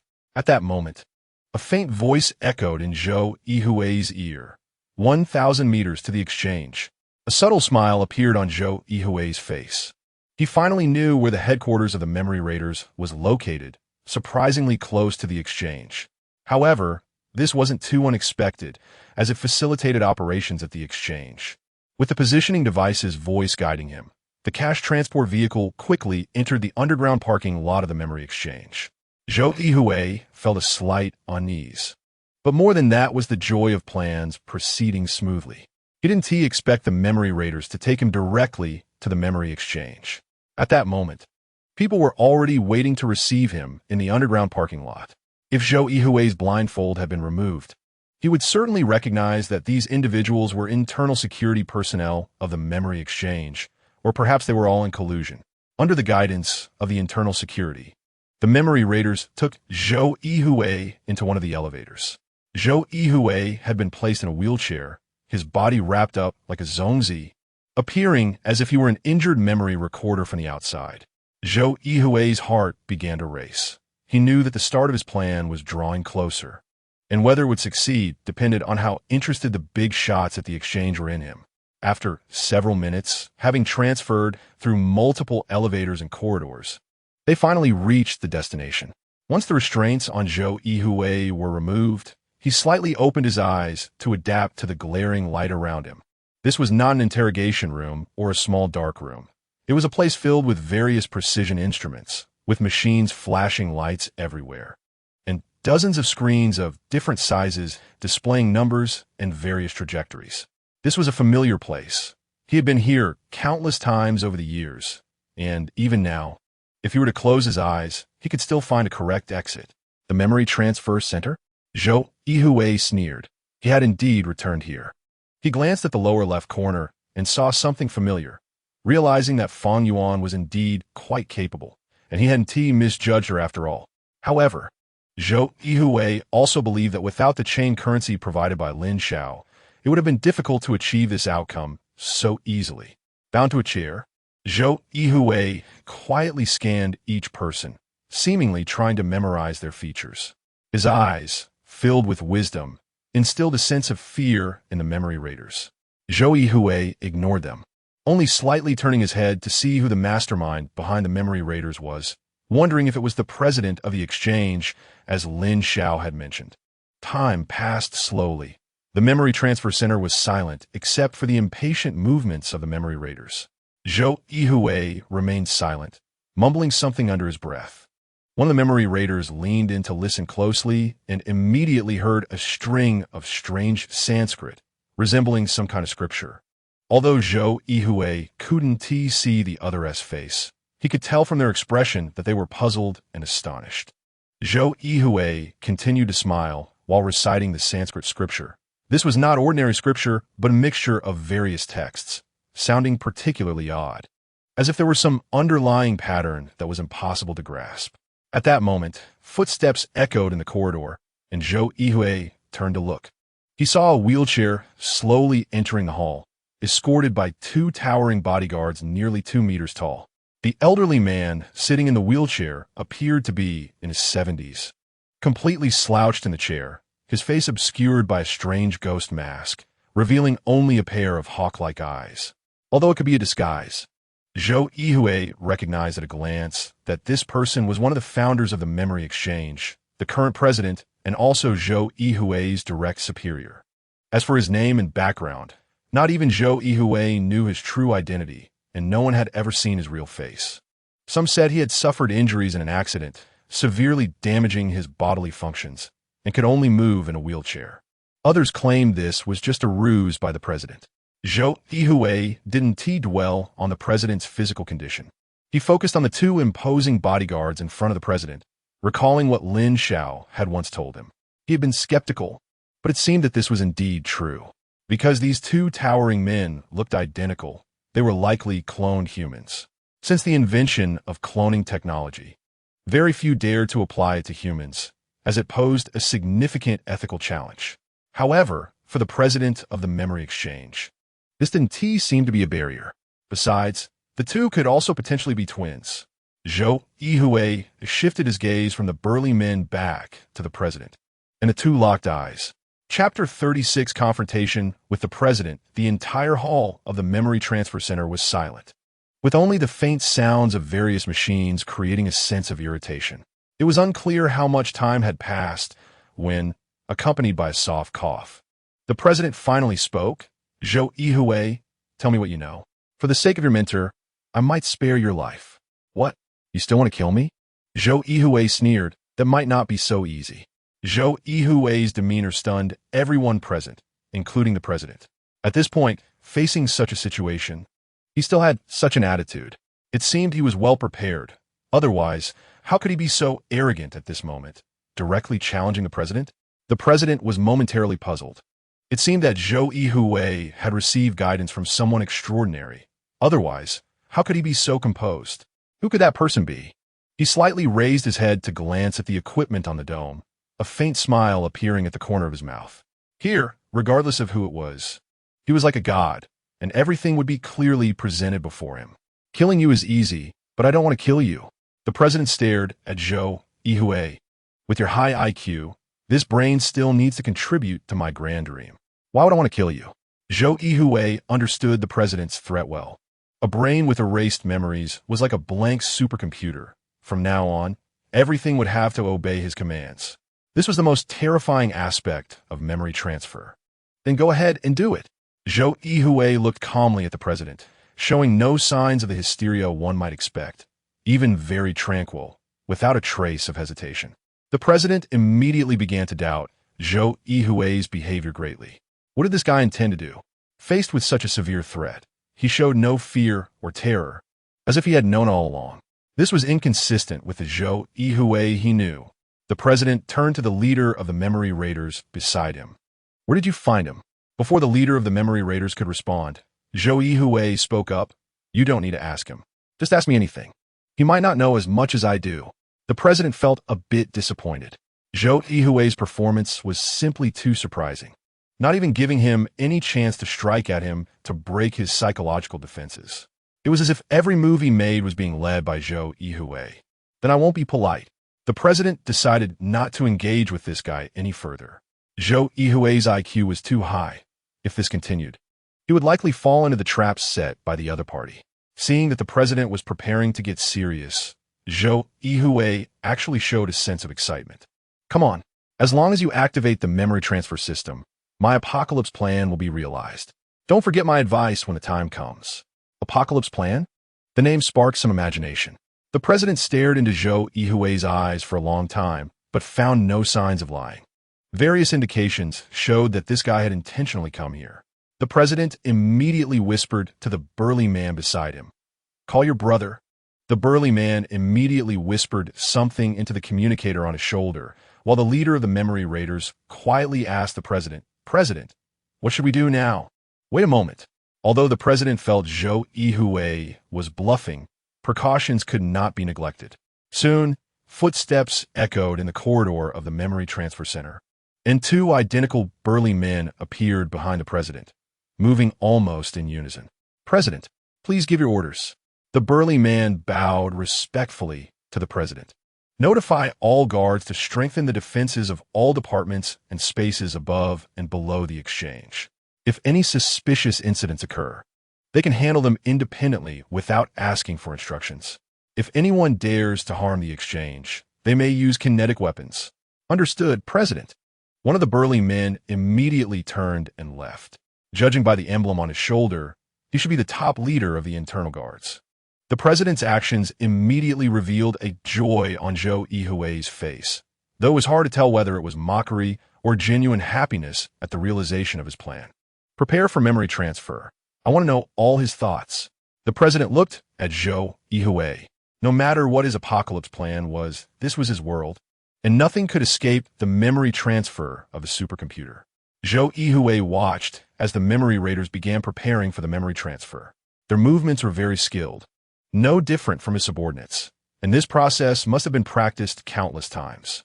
Although he had learned from the cameras that these memory raiders were capable of conducting memory transfers, when he truly faced all this, he instantly realized that the president seemed not to care about his life or death. Although he was the technical supervisor, what did that matter? Fortunately, he had already thrown out the first non-explosive landmine. When the memory traps began to appear, they would feel the terror of this landmine, which was also the fundamental guarantee for his survival. To be placed in dire straits and then reborn, this was also the most dangerous step in the entire plan. Zhou Yuhui stared intently at the president, hoping to glean some information from him. Unfortunately, the president's face was obscured by a mask, and apart from his pair of flickering eyes, no clues could be discerned. "Are you really not afraid?" the president asked, puzzled. Zhou Yuhui definitely understood the entire memory transfer process. Even if his brain possessed extraordinary memory, facing the supercomputer's massive capacity, the system could easily transfer all his memories into the supercomputer. His 20-plus years of experience would become nothingness. Even if his brain were still alive, it would only be a shell devoid of soul. Even so, he was not afraid. Did he really have a way to cope? The president immediately thought of the apocalypse plan Zhou Yuhui mentioned. The apocalypse plan? Could it be that he could restore his memories? Even so, he shouldn't be so confident. After all, his life was currently in the president's hands. Memory could be transferred, but what about life? Perhaps he intended to use the secrets he knew as leverage. But why wouldn't he speak? A series of doubts constantly appeared in the president's mind. What exactly was Zhou Yuhui trying to achieve, making it so difficult to fathom? Zhou Yuhui had long learned from Lin Xiao about the president's personality and discovered that his biggest flaw was suspicion. The apocalypse plan was tailored for him. "Is there any situation outside?" The president's tone showed some unease. When he heard that everything was normal at the exchange, he felt slightly reassured but had greater doubts because the Zhou Yuhui before him showed no signs at all. "Speed up. Get all the information Zhou Yuhui knows out. I want to see what this apocalypse plan is." The president spoke again. The memory raiders nearby moved even faster, and soon they completed the preparations for the memory transfer. Unlike the normal high-end transfer in the memory transfer center, Zhou Yuhui was still in a conscious state at this moment. He continued to smile at the president, his eyes so clear that not a single stray thought could be seen inside. This was the best opportunity for memory transfer. Chapter 37. Memory Fragmentation Program Soon. A helmet equipped with dozens of optical fiber cables was placed on Zhou Yuhui's head. With the activation of the power switch, faint currents stimulated Zhou Yuhui's cerebral cortex. He knew this was the preparation before the memory transfer. Next, once the shielding system was activated, the real memory transfer work would begin. He still remained calm and observed his surroundings. This was not Zhou Yuhui's first memory transfer. He frequently used this device while conducting research with his mentor. But at that time, it was purely for research purposes without much thought. Today was different. The CEO was definitely preparing to clear his brain to find what he wanted. Zhou Yuhui looked at the CEO, still silent, and noticed the CEO's slightly disappointed expression. He revealed a faint smile, seemingly mocking the CEO's incompetence. The CEO was infuriated by Zhou Yuhui's smile. He immediately shouted sharply, "Start the memory transfer. I want to extract everything from my head." As a memory raider activated the shielding system of the memory transfer center, the entire center was immediately enveloped in a massive shield. The three burly bodyguards closely guarded the CEO, fearful of even the slightest mistake. However, the CEO's eyes were fixed on Zhou Yuhui's performance, and he found no signs of change, which intensified his unease. However, he knew that it wouldn't be long before he would completely understand what Zhou Yuhui was thinking. With this thought, he relaxed a bit and quietly watched the equipment in front of him begin to operate at full capacity. The memory transfer system was ready to start. 5, 4, 3, 2, 1. Activate. As the countdown echoed from the memory raider's mouth, almost everyone focused their attention on the massive screen in front of the CEO. The screen displayed various data related to the memory transfer, even showing instantaneously parsed text or image information. More data was stored in the supercomputer for more complex analysis, which would take a longer time given Zhou Yuhui's high intelligence. CEO, please authorize the connection to the main control center's supercomputer, the memory raider said. Although the supercomputer at the memory transfer center could easily store all of Zhou Yuhui's memories, this was a memory transfer center of a trading company. And if the staff discovered any clues about the contents, it would lead to a wider information leak, which could not be allowed. The supercomputer in the main control center was controlled by the CEO, so such a loophole would not occur. The CEO immediately signaled the large man next to him to push him to the supercomputer, where he entered his unique biological password to connect the two supercomputers. At this time, although Zhou Yuhui was not in a coma, his entire demeanor seemed drowsy, and he showed no further movements. Suddenly, a series of characters appeared on the large screen, followed by a massive influx of information. Looking at the overwhelming amount of data, the CEO displayed a satisfied smile, thinking that no matter how arrogant or mocking Zhou Yuhui was, the final result was still the extraction of memories. Although it was a pity that after losing his memories, Zhou Yuhui could only serve as a high IQ calculation tool. The secrets of the trading company must not leak out. Let's see what this guy really knows. The CEO looked at a small portion of the parsed content, mainly images and characters, with the apocalypse plan among them. It seemed that Zhou Yuhui indeed had something to do with the apocalypse plan. What kind of plan is this? The CEO stared at the large screen, trying to find the real objective. Just then, Zhou Yuhui, who was undergoing the memory transfer, suddenly let out a loud roar, startling everyone present who was working nervously. And the CEO immediately turned to look at Zhou Yuhui. At this moment, someone noticed a trace of blood on Zhou Yuhui's palm, and the CEO also realized this situation. Although abnormal brain waves might occur during the memory transfer process, causing small areas of cortical bleeding or nasal bleeding, bleeding from the hand seemed unprecedented. Go check the situation, the CEO ordered immediately. Before the memory raider could arrive, the entire shielding system of the memory transfer center suddenly shook, and everyone looked around nervously, unsure of what had happened. At that moment, the CEO saw a line of text appear on the supercomputer's large screen. Memory fragmentation program has begun activation. What? How could this thing appear here? The memory fragmentation program was one of the core secrets of the memory trading company, discovered inadvertently by Zhou Yuhui's mentor, and was also one of the byproducts of the initial memory transfer technology. At that time, to research memory transfer technology and prevent post-transfer side effects, the memory fragmentation technique was adopted, which was the program that had just been activated. After the memory transfer was completed, this part of the memory would be fragmented by the program and sent back to the original sender's brain, resulting in a chaotic state of memory that could not be recalled. However, this put significant pressure on the sender's brain and could potentially damage other memories. Moreover, as methods to cope with post-memory transfer side effects emerged one after another, this technology was sealed away. Of course, someone had once suggested researching this technology as a weapon, using the massive magnetic field created by electromagnetic waves to disrupt the target's memory system, achieving the effect of incapacitating the enemy. However, it was vetoed by Zhou Yuhui's mentor, and the program was permanently sealed. At this moment, the wound on Zhou Yuhui's palm came into the CEO's view. It was a miniature forced disruptor capable of destroying the surrounding electromagnetic shielding system. Clearly, Zhou Yuhui had utilized the surrounding electromagnetic shielding system as a weapon to activate the memory fragmentation system. The CEO immediately roared in anger, his sharp voice seeming to tear apart the entire memory transfer center. The memory fragmentation program did not last long, only a few seconds, but it caused enormous information chaos. And the supercomputer's screen was filled with indecipherable information. Then the CEO thought of something even more important: shut down the connection between the supercomputers. Unfortunately, it was a bit too late. The information that had been transferred to the main control center was immediately returned to the supercomputer and then fragmented and sent back to Zhou Yuhui's brain. What the CEO did not expect was that this program seemed to have been improved. It not only fragmented the memories that had already been sent out, but also performed reverse fragmentation, meaning Zhou Yuhui's memories have been completely shattered. CEO, his brain's memories have been completely fragmented. We cannot continue with the information interpretation, the memory raider said helplessly.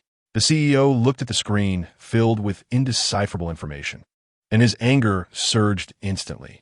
No wonder Zhou Yuhui did not stop him. It turned out everything was waiting for him here.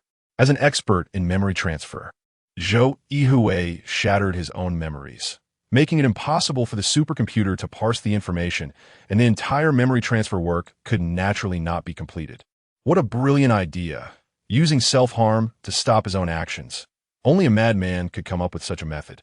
When he realized this and looked back at Zhou Yuhui, his once intelligent eyes had lost their former brilliance, now gazing at them with curiosity. The CEO couldn't help but curse. The mysterious apocalypse plan existed only in Zhou Yuhui's brain. With his memories shattered, this secret would vanish forever. And he also couldn't know how many secrets Zhou Yuhui had uncovered about the trading company and where those secrets were hidden. Secrets?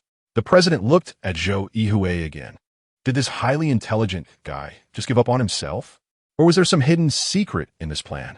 Just as the president was looking at Zhou Yuhui with confusion, a faint explosion sound came from the memory transfer center, and a thick smoke suddenly burst out from the corner, instantly triggering the alarm. Chapter 38: Preparing to escape. The memory transfer center is built hundreds of meters underground in a salt mine, where safety measures are extremely strict. Warnings for fire and water are particularly sensitive. Even the slightest change can trigger an alarm. The thick smoke rising from the corner immediately activated the fire alarm system.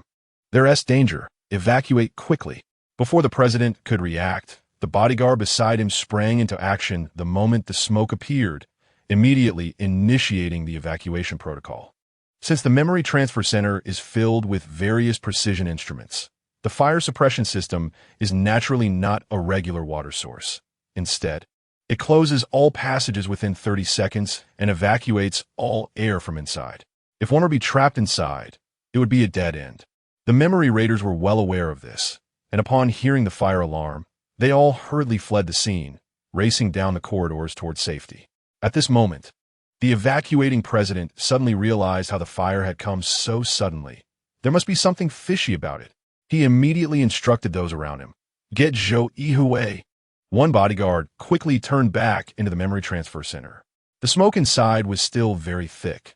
Although he could barely make out figures, they were still somewhat unclear. Zhou Yuhui's memories were completely shattered. It was as if his head had been stirred with a stick, leaving him clueless and his mind in chaos. The bodyguard reached Zhou Yuhui, grabbed his collar, and hoisted him onto his shoulder, quickly heading towards the exit. Just as he stepped out of the corridor of the memory transfer center, he felt something collide with his leg. He looked down to see what it was. But before he could discern it, he felt dizzy, and his entire body collapsed, causing Zhou Yuhui to fall to the ground as well. At that moment, accompanied by the sound of alarm bells, the doors of the memory transfer center began to close one by one, along with a rush of fan noise. All the air in the main hall was instantly evacuated, causing both flames and smoke to disappear without a trace.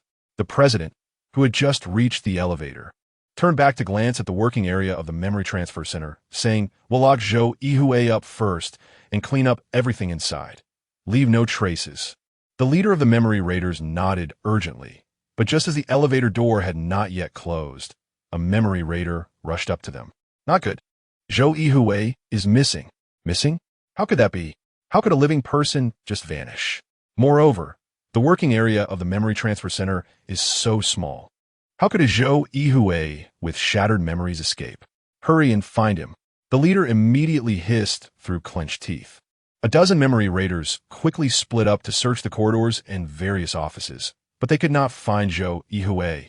They did see the fallen bodyguard, and from the fine metal wire tangled around his leg, it was clear he had been hit by high-voltage electricity. While these memory raiders were searching for Zhou Yuhui, he was already lying in a small storage room, located in a corner of the office area, which was usually used to store miscellaneous items and was particularly inconspicuous among many rooms. Zhou Yuhui was still in a daze. He curiously looked at a strange little device in front of him, which looked like a miniature trailer, with a rope at the rear that was binding his feet and pulling him here. Zhou Yuhui saw a large danger sign on the door in front of him, which looked frightening, so he obediently sat there, listening to the hurried footsteps outside. The storage room was mostly empty, except for a peculiar-looking pair of glasses. Curiously, Zhou Yuhui put on the glasses and was startled by the images displayed on them. They could actually see what was outside the door. He quickly took them off, but after a while, feeling intrigued, he put them back on, only to find that no matter what he did, the outside scene didn't seem to change much. After a while, he heard a voice ringing in his ear. Zhou Yuhui, you must follow my instructions. Only then can you escape this dangerous place. Dangerous place? Zhou Yuhui looked around in confusion, unsure of what this dangerous place was, but he could already sense something was wrong from the hurried footsteps outside. Did you hear that? The voice rang out again, and Zhou Yuhui realized it was coming from the glasses. He carefully examined the glasses in his hand and whispered, I heard it. Good. Please stay where you are and do not make any noise. Wait for my next instructions. Zhou Yuhui carefully approached the only large door in front of him with the glasses in hand, but he didn't dare to touch the door. Instead, listening intently to the sounds outside. He didn't know how long it had been, 10 minutes or 20 minutes, when the noises outside gradually faded away. At this moment, the glasses once again emitted a voice. Please carefully turn the doorknob. Zhou Yuhui seemed a bit puzzled, but the lenses of the glasses appeared to show an animation flickering. So he quickly put them on and indeed saw a hand reaching towards the door, then starting to turn. This was clearly teaching him how to do this task. Following the actions demonstrated on the glasses, Zhou Yuhui awkwardly twisted the doorknob and then began to enter the password on the lock. After nearly a minute, the door finally opened. Outside was the bright and clean memory transfer center, and everything caused by the smoke moments ago had vanished, leaving only an empty corridor and various machines and equipment. The glasses displayed a series of footprints, and the voice continued. Follow the footprints, do not deviate. Zhou Yuhui hurriedly walked slowly down the corridor, following the footprints seen through the glasses.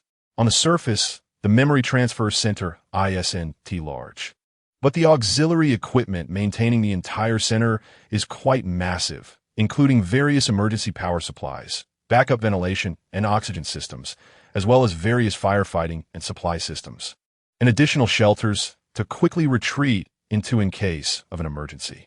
Everything was built according to the specifications of a doomsday fortress. However, it wasn't doomsday yet, and the overall security of the memory transfer center hadn't reached that high level. At least the internal security was relatively relaxed. After all, without the password of the staff, no one could enter the working area. As for other areas, only a few direct elevators could access them.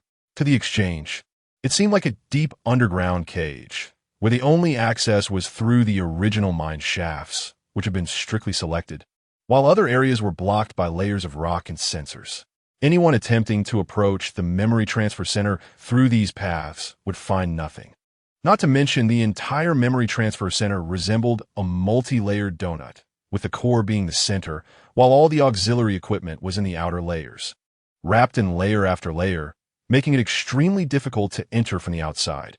Chapter 39 Guidance to Escape. Zhou Yuhui followed the guidance of the glasses and began searching for a way out in the convoluted corridors of the memory transfer center. Along the way, He saw countless offices and various strange machines that seemed somewhat familiar, yet he couldn't recall them. The scenes before him felt like they had been seen somewhere before, but they vanished in an instant, leaving him confused. Thus, he wandered around this bizarre place, even needing to bend down and be cautious of certain things, all of which were advised by the voice in the glasses. Zhou Yuhui was indeed very obedient, following the glasses' instructions and gradually walking into a dark mine shaft. Having already shattered memories, Zhou Yuhui was unaware that he had successfully exited the underground facility of the memory exchange. This place was the salt mine from earlier, with various salt debris scattered throughout the narrow mine shaft, even carrying a hint of saltiness. Zhou Yuhui naturally didn't know how to navigate through these narrow tunnels resembling a spider web, but someone did. Lin Xiao had the entire blueprint of the memory exchange. Although he couldn't enter, he was confident in directing Zhou Yuhui, who had lost his memory, to exit from within the exchange. After wandering in the mine for a while, Zhou Yuhui sat down to rest. He had taken a high-concentration nutrient solution before implementing the plan, but after a long period of climbing, he felt somewhat fatigued. Especially since no one had entered this salt mine for many years, the air was very murky. Fortunately, there were no harmful gases, otherwise he would have collapsed long ago. The mine was pitch black, illuminated only by the faint light emitted by the glasses. Even with infrared display, his speed of movement was significantly hampered. When a memory exchange was constructed, all the tunnels had been blocked, making it impossible to leave the exchange through these tunnels.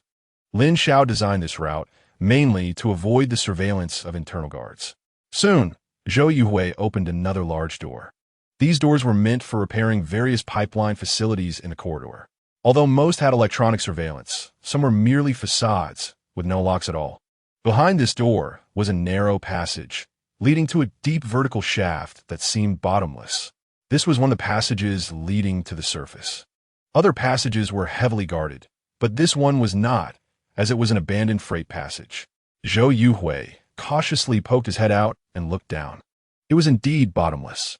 Looking up was equally dark, with no indication of where it led. Only a faint feeling of air movement, indicating it led to some important location within the exchange. In this passage, several straight steel cables hung vertically, slightly trembling, unsure of what they connected below. Following the method taught by the glasses, Zhou Yuhui took off his clothes, tore open the collar of his shirt, revealing a pair of asbestos gloves mixed with graphene. Looking very thin, but sufficient to withstand the high temperatures from a swift descent. The voice in his ear instructed Zhou Yuhui to grab the steel cable in front of him and slide down along it to reach the top of the freight elevator. Using its force to ascend to the surface, Zhou Yuhui tried it, and a wave of fear surged within him, nearly causing him to lose his balance. At that moment, a rumbling sound echoed from deep within the passage, resembling a monster's roar. Zhou Yuhui cautiously glanced, hearing the urging voice that insisted he not miss this excellent opportunity. After hesitating for a long time, he ultimately could not follow the glasses' instructions to slide down the steel cables. Watching helplessly as the steel monster whizzed past and quickly disappeared into the darkness above. It seemed the glasses had anticipated this possibility and directed Zhou Yuhui to climb up along the railings left on the shaft wall, inching his way upward. At this moment, Zhou Yuhui was unaware that this passage only had one elevator, the one that had just sped up. If the elevator were to come down now, he would only face being crushed or crashing into the hundreds of meters deep shaft below. Zhou Yuhui was quite fortunate. The ascending elevator belonged to the last batch of memory plunderers who had left, and it had stopped at the underground parking lot on the third floor. The long vertical height of hundreds of meters made it difficult for Zhou Yuhui to climb upward. Above him was an impenetrable darkness, beneath him an unfathomable abyss, and before him only the barely reachable steel ladder extending upward step by step. He didn't know how many steps he had climbed. He only felt his hands and feet losing strength, becoming numb. He could only cling to the ladder, barely resting on it for a moment. The elevator shaft was not only dark, but also silent. Even the slightest sound was amplified, making any noise particularly nerve-wracking. After resting for a while, Zhou Yuhui accelerated his movements again. The glasses provided no more than a continuous upward prompt from his recent actions. It was clear that only upon reaching the destination would the glasses indicate the next course of action. He didn't know how many more floors lay above. After several rests, there was still no sign of reaching the end. The darkness above remained impenetrable, with no glimmer of hope. At this moment, he was suspended in mid-air, unsure of the endpoint above, while going down would likely be even more difficult, as he had already climbed so many steps. Suddenly, his foot slipped, causing his body to stumble. Instinctively, he grasped the railing, and a chill shot up his back. Panic coursed through him. The pounding of his heart echoed in the elevator shaft like a drum. In that instant, Zhou Yuhui felt that death was so close to him. He glanced down again, then gathered his strength to continue climbing. This elevator shaft surely had an end. As long as he climbed slowly, he would eventually reach the moment close to the destination. Thus, Zhou Yuhui moved upward slowly like a snail, climbing along the ladder attached to the elevator shaft wall, when a faint light appeared above him. Zhou Yuhui did not realize that hope was right before him. It wasn't until his outstretched arm touched a steel ceiling that a smile of hope appeared on his face. This was the elevator that had nearly scared him to death. Overjoyed, Zhou Yuhui carefully maneuvered through the gap between the elevator and the wall, making his way to the top. The narrow wall barely allowed him to pass, and the rough surface immediately left scars on his skin. As he climbed up this several-meter-long narrow passage, light appeared before him once again. Chapter 40 Silent Departure. Zhou Yuhui sat on top of the freight elevator, panting heavily. He looked up and could see some space above him, even spotting a few faintly visible elevator doors. The nearest elevator door was just 3 or 4 meters above his head, but the guidance from his glasses did not direct him to take this closest route. Instead, it required him to continue going up. Up again? Where is he supposed to go? Zhou Yuhui looked at the markers in his glasses with confusion, hesitated for a moment, but ultimately decided to follow the marker and see where it would lead him. After resting on the freight elevator for most of the day, Zhou Yuhui continued to climb upwards according to the markers on his glasses. This time, he didn't climb too far, only going up about 10 meters or so, when the marker changed again. It didn't direct him to open the elevator door, but led him to a small inspection hole about half a meter square, large enough for a person to enter and exit. Zhou Yuhui gently opened the grate over the inspection hole and carefully crawled inside. Outside the inspection hole was a small locked door. Through the crack, he could vaguely see the outside scene. He was now in a parking lot, with complex and crisscrossing ventilation ducts ahead. Apart from the sound of the wind, there were not many other noises. The small door had a very simple hidden lock that could only be opened with a key, but it could easily be opened from the inside. It seemed the person who installed this lock never considered someone might open this door from the inside. Zhou Yuhui gently opened the small door, peered outside, and saw that the surroundings were quiet with no signs of movement. Only distant honks of cars occasionally heard. His glasses had warned him not to trust anyone before reaching his destination. Although he was somewhat puzzled, he decided safety was the priority and, following the advice of the glasses, found a secluded spot to hide. Zhou Yuhui sat in a remote corner of the underground parking lot, trying to carefully recall everything about himself, but nothing came to mind. He didn't know who he was or where he was, only that someone was chasing him, and that the pursuer was very formidable. The only thing he could rely on was the strange glasses in his hand. Zhou Yuhui picked up the glasses and examined them closely. Apart from the last message urging him to stay put temporarily, there was no other information. He sat there helplessly, waiting. At this moment, the entire memory trading center was on high alert. The president had checked the surveillance information from the memory transfer center and found no signs of Zhou Yuhui's escape. At the very least, he had not left through the normal channels. For someone whose memory had been fractured, escaping from hundreds of meters underground was virtually impossible. The president immediately ordered the internal guards to intensify the search for Zhou Yuhui and had to evacuate all personnel from the Memory Transfer Center's work area to prevent more people from knowing that someone had used the equipment in the Memory Transfer Center. The inability to find Zhou Yuhui made the president somewhat uneasy, as he recalled the words Zhou had once said to him. What was the apocalypse plan? Due to Zhou Yuhui activating strong electromagnetic interference, All information had turned into countless data streams in that moment, becoming incredibly chaotic. Even though the supercomputer attempted to salvage the situation, it had no effect. All data presented itself in a disordered, chaotic state. After all that effort, they had obtained nothing, which infuriated the president. Regardless of what the apocalypse plan was, not finding Zhou Yuhui felt like a sword of Damocles hanging over his head. The president ordered all means to be employed to locate Zhou Yuhui, just as the president was searching for Zhou Yuhui within the trading center. An autonomous taxi slowly drove into the underground parking lot. Such autonomous taxis were everywhere on the streets, drawing no attention whatsoever. Even the parking lot guards ignored it, showing no interest in taking a glance. When the autonomous taxi slowly approached, Zhou Yuhui suddenly felt a jolt of adrenaline. He hid in the shadows, intently watching as the vehicle drew closer, his feet ready to spring into action at the slightest hint of trouble. At that moment, the glasses in his hand flashed again, and Zhou Yuhui quickly put on this treasure that had kept him out of danger. Indeed, a voice came through. "Get into the taxi, hide under the seat." Zhou Yuhui dashed to the front of the taxi, and as the door opened, he quickly jumped inside. Typically, the space under the seat in such taxis was where the battery was stored. When Zhou Yuhui opened the seat, he found only a blanket inside. The cramped space barely allowed him to curl up. He didn't have much time to think, rolled himself in, and restored the seat to its original position. To Zhou Yuhui's surprise, the taxi simply remained parked and showed no signs of leaving. He had no idea what was happening and didn't dare to make any movements, so he could only peek through the small gap to see what was outside. Unfortunately, he could only catch glimpses of the interior of the taxi, as the outside scenery was mostly out of view.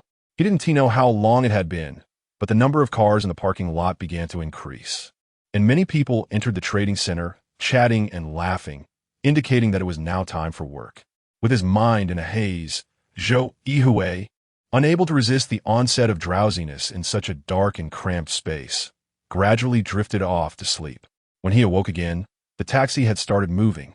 It was obvious they had exited the trading center. Sunlight streamed through the car windows, bright enough that Zhou Yuhui had to squint and close his eyes again to avoid the glare. The taxi moved very smoothly, a benefit of autonomous driving, and combined with the electric motor soundproofing, he could hardly hear any noise, not even feeling the car was in motion. The driverless taxi began to circle through the streets and alleys of Longbin City, stopping and starting as it automatically sought out suitable charging stations when the battery was low, even picking up a few passengers who were unaware that someone was hiding beneath their seats. Thus, the taxi continued until noon when it stopped in a wild field on the outskirts. Zhou Yuhui glanced at the glasses in his hand, realizing that at some point, they had ceased to provide any information, even losing their light. Zhou Yuhui stared blankly at the glasses, unsure of what to do next. At that moment, the taxi emitted a warning sound. "Dear guest, you have arrived at your destination. Please take your belongings and exit the vehicle within 1 minute, or you will continue to be charged for the parking time. Thank you." Had they arrived? Zhou Yuhui looked at the glasses in his hand and then glanced outside the taxi. Everything seemed quiet. He thought for a moment and gently lifted the seat above his head, creating a gap, then slowly extended his head out to quickly scan the environment outside the taxi. Chapter 41. Park pickup. Here lies a wilderness, devoid of tall buildings. The nearest structure is a dilapidated metal shack several hundred meters away, clearly neglected for quite some time. Feeling that there was no immediate danger around, Zhou Yuhui slowly crawled out from beneath the car seat, slightly opened the car door, and quickly darted out. It wasn't until he had run a dozen meters away that he heard the sound of the car door closing behind him. Indeed, there was no one around. After Zhou Yuhui surveyed his surroundings, the unmanned taxi had already sped away from the scene, vanishing rapidly from his sight. Staring at the departing taxi, he felt lost and unsure what to do next. He slowly got up, looked up at the sky, and wandered around aimlessly. Welcome to Longbin City Wilderness Park. After walking for a short while, a silver-gray sign by the roadside suddenly began to speak, startling him. He crouched down to examine it closely and realized it was just an automated announcement, letting out a long sigh of relief. Behind the sign was a map of the entire wilderness park, which indicated he was at a corner of the park, far from the nearest entrance. Although he couldn't understand what was written on it, Zhou Yuhui used his high intelligence to guess the general content. He studied the map, pondering how to leave this place, clarify what was happening to him, and, most importantly, find something to eat. Climbing out of the elevator shaft had drained most of his energy, and his stomach was already growling with hunger, despite the park's old appearance. The facilities were quite nice, with signs all around. Aside from the previously neglected plants, there were still plenty of flowers perfuming the air. If he weren't so hungry, spending some leisurely time here wouldn't be a bad choice. As he walked, the originally clear sky began to fill with white clouds, blocking out the scorching sun. Zhou Yuhui looked up and noticed the clouds were thickening, quickly obscuring the sunlight. The park-goers around him hurriedly made their way out, prompting Zhou Yuhui to follow the crowd. Just as he stepped out of the park entrance, a thunderclap erupted from the sky, startling him. However, a flash of realization seemed to dawn in his mind, clearing some of the previous confusion. Before he could fully grasp the situation, a sudden gust of wind whipped up, carrying dry branches and leaves across the landscape, while raindrops the size of peas began to pelt down. Seeing this, Zhou Yuhui quickly looked around, hoping to find a place to take shelter from the storm. At that moment, a car suddenly stopped in front of him, and a window rolled down slightly. "Friend, hop in to avoid the rain." It was a kind-hearted stranger. Without thinking much, Zhou Yuhui hurriedly opened the car door and jumped inside, repeatedly thanking the driver. The driver smiled lightly. "No problem. Anyone would lend a hand in such a situation." Zhou Yuhui studied the driver, who seemed somewhat familiar, but he couldn't recall where he had seen him before. His mind, which had just cleared up a bit, became chaotic again. He cautiously asked, "Have we met before?" The driver glanced back at him. "Us? I don't think so. Maybe I just have a common face." They exchanged a few words in the car, but Zhou Yuhui found himself unable to articulate much, with the driver doing most of the talking. Zhou Yuhui could only mumble vague responses, and anyone else would likely think he had a problem with his head. In reality, he indeed had a problem. His memory had shattered completely, and he could no longer recall anything about his past. The driver didn't seem to mind. But Zhou Yuhui noticed that every question posed by the driver contained significant depth, covering nearly everything he knew, yet he couldn't answer any of them. The rain continued, eventually turning into a light drizzle, still falling steadily. "Friend, are you hungry? Since we've met by fate, let me treat you to a meal." Before Zhou Yuhui could respond, the car slowly started moving away from the park. He didn't want to refuse, as he was indeed ravenous. Not knowing who he was made it even harder to find a place to eat. He was also thinking that if possible, he would ask the driver to help him find a place to stay. The car moved slowly through the rain, almost as if it were crawling like a snail. Zhou Yuhui found it strange, but safety was paramount when driving in the rain, so taking it slow was understandable. As the car moved, the driver continued to chat with Zhou Yuhui, but gradually, Zhou Yuhui seemed to fall under a spell, dozing off, and soon he was fast asleep in the passenger seat. Unbeknownst to Zhou Yuhui, this kind-hearted person was Lin Xiao, who had devised this extremely dangerous plan with him. Lin Xiao parked the car by the roadside, took out a detector, and meticulously checked Zhou Yuhui from head to toe, even retrieving the locator he had hidden in Zhou Yuhui's ear. He found no listening or tracking devices. It seemed the old man hadn't had time to set these things up. Lin Xiao smirked, looking at Zhou Yuhui's sleeping figure. "You've turned yourself into this state. I wonder if the plan will work out. Otherwise, it would be a total loss, losing both the woman and the troops." Lin Xiao sighed and dialed a number. "Miss Yen, I have the target." Before he left, he asked me to ask you if we should proceed according to the original plan. A long sigh came from the other end of the line, clearly expressing relief over Zhou Yuhui's successful escape. "All right, let us proceed according to his plan. This number will be canceled after the call. If we meet again, it will be fate." Lin Xiao looked at the disconnected call, chuckling to himself. Are young people today all so unique? Such a calm demeanor is indeed suited for executing this kind of task. With that, the apocalypse plan began to be implemented. Lin Xiao restarted the car, heading quickly towards the suburban area of Longbin City, with Zhou Yuhui still oblivious to everything beside him. Along the way, he passed countless flashing billboards promoting the memory trading house, with various temptations that made one stop and stare. Lin Xiao let out a cold snort, and the car arrived at the designated location amidst the rain. He opened the nearby computer and skillfully began typing, setting the time to half an hour before midnight. Chapter 42.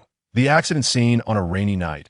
A light drizzle enveloped the streets and alleys of Longbin City, with the dim orange streetlights casting a faint glow on the remote road. The surrounding scenery swayed in the wind, creating an eerie atmosphere. Occasional thunderclaps warned people that the rain would not stop anytime soon. Apart from the flashing advertisements displaying enticing images, there were almost no signs of life on the street. Even young people were hiding indoors, and only the occasional stray cats and dogs darted out, indifferent to the rain. At that moment, a blinding high beam turned the corner and sped down the street, appearing even brighter against the mirror-like surface of the road. This was clearly not an autonomous vehicle. The meticulous programming of self-driving cars made them particularly cautious, while this vehicle seemed to be driven by someone under some stress. Indeed, the truck driver in the driver's seat was intently looking at his phone, his face showing signs of anxiety. He had recently received a scheduled taxi order with a very attractive price, but it required him to arrive at the meeting point before midnight, giving him only 10 minutes to cover a 5-kilometer distance, and he was not allowed to use an autonomous vehicle. This requirement seemed a bit strange, but the driver was more than happy to comply. Although autonomous driving technology had advanced significantly, many people remained skeptical, believing that machines could be manipulated, and even feared that humans might be replaced by machines, leading to a strong resistance against such automated devices. The person who placed the order was likely one of those individuals. Fortunately, he could not afford an expensive self-driving vehicle. His truck was an old clunker from over a decade ago that he had picked up from the second-hand market, and the fact that it still ran was already a blessing. With no pedestrians or vehicles on this rainy night, the truck sped away, splashing up water that formed hazy curtains obscuring the flickering advertisement screens by the roadside. Just then, the truck driver suddenly saw a shadowy figure moving ahead. He had no time to think and slammed on the brakes. Accompanied by the screeching sound of the brakes, the truck skidded forward, and it seemed that a shadowy figure flew out, plunging into the bushes by the roadside. The truck driver was momentarily stunned, then quickly jumped out of the vehicle. He carefully inspected his truck, finding no signs of a collision at the front and no traces of an accident on the road. But he clearly saw a figure fly out. Standing in a light rain, the driver hesitated for a moment, then walked toward the bushes where the figure had seemingly gone in. Before him, there was a long mark in the bushes, appearing as if something had swept through. But at the end of the mark, there was no sign of a person or animal. The truck's headlights were very bright, despite the rain. Visibility within several dozen meters was clear. Apart from some fallen branches and leaves, there is little evidence to suggest that an accident had occurred here. No scene, no victims. Could it be that he had seen wrong? The truck driver searched carefully, finding no signs of anyone or anything that could have caused an accident. He stood there for a moment, thinking he must have been seeing things. He looked around. There were no surveillance devices on this remote road. Adhering to the principle of avoiding trouble, he quietly got back in the truck and, under the cover of the heavy rain, revved up the engine and left. After all, there was a significant sum of money waiting for him to earn. Little did he know, 10 minutes later, an ambulance with its siren blaring arrived at the scene. If the truck driver had still been there, he would have thought his eyes were playing tricks on him. For lying in the bushes where he had just passed was a man. This man was Zhou Yuhui, who was now lying in the bushes, soaked from the rain. He had just regained consciousness from a faint and struggled to open his eyes, the heaviness of his eyelids making the action anything but easy. He heard the sound of the ambulance siren and curiously looked at the doctors and nurses approaching him. Checking the patient's condition, the emergency doctor quickly approached Zhou Yuhui, first tapping his shoulder and finding that he was still conscious, although the doctor caught a strong smell of alcohol. "Hey, can you hear me? What's your name?" "Yes." Zhou Yuhui slightly opened his eyes, nodded, and then shook his head, but the strong smell of alcohol almost knocked the doctor over. "The situation is okay." Seeing that Zhou Yuhui could still move, the doctor breathed a slight sigh of relief. What do you feel uncomfortable? Zhou Yuhui pointed to his head and said, dizzy. At this moment, the nurse had quickly checked Zhou Yuhui's condition. Doctor, aside from some minor abrasions, there are no serious injuries. Portable X-ray check. The doctor glanced around, noting the long marks on the ground. This guy must have a lucky life. The nurse immediately took out a device resembling a scroll from the ambulance, gently pulled it open, and a screen appeared, quickly displaying Zhou Yuhui's X-ray image. A rough glance showed no fractures. After the on-site examination, aside from some abrasions, Zhou Yuhui appeared to have no serious injuries. However, when asked by the doctor, he struggled to answer some questions, and the smell of alcohol led the doctor to conclude that this guy was drunk. Although he seemed to be inebriated, Zhou Yuhui did not exhibit any rude behavior and cooperated well with the doctor's examination, giving off the demeanor of a well-behaved child, which relieved the doctor who had come out in the heavy rain. After a series of questions, the doctor discovered that Zhou Yuhui was experiencing temporary amnesia. This condition could stem from two possibilities. One was post-traumatic amnesia, and the other was that the brain suffered a blow during the accident, leading to temporary amnesia. However, which scenario it was could only be determined after further examination at the hospital. Let's take him back. After the doctor completed the examination, Zhou Yuhui was placed on a stretcher. On the way back to the emergency center, the accompanying nurse checked Zhou Yuhui's belongings and found that he only had an envelope in his pants pocket with nothing else on him, not even a phone. When they left, they searched the area thoroughly but found no bags or phones. However, the envelope contained over 5,000 yuan in cash and a note with an address. But he could not provide any identification. Number 17 Yinhai Road, Longbin City? The nurse read from the note. Yinhai Road is in the old town. It's over 10 kilometers from here, said the ambulance driver. Fortunately, this guy has so much money on him. Otherwise, our hospital would have to cover this cost. The nurse looked at the several thousand yuan in cash in the envelope curiously. With mobile payments being so advanced now, why would anyone carry so much cash? Probably another nature-loving guy. The doctor muttered. Recently, many people have begun to reject electronic products, believing that returning to nature was the most beautiful thing. Where's the natural effect? Aside from those traditional Chinese medicine practitioners with solid foundational skills, which hospital doesn't need to use electronic products? From wristbands to various testing instruments, they are all indispensable. Chapter 43. All in confusion, Zhou Yuhui was taken back to the hospital by an ambulance as an unidentified person. After a detailed examination, it was found that there were some bruises in his cerebral cortex and some unidentified substances in his blood, which toxicological analysis suggested were likely tranquilizers, along with some alcohol content. The doctor speculated that he might have been drugged during a social outing, but who would drug him and leave him with so much cash? Moreover, the main reason he was unable to explain his identity was likely due to those bruises in his cerebral cortex, which were probably caused by an external impact, resulting in a concussion accompanied by amnesia symptoms. Zhou Yuhui lay in his hospital bed recuperating, and the young nurses found this quiet guy quite likable.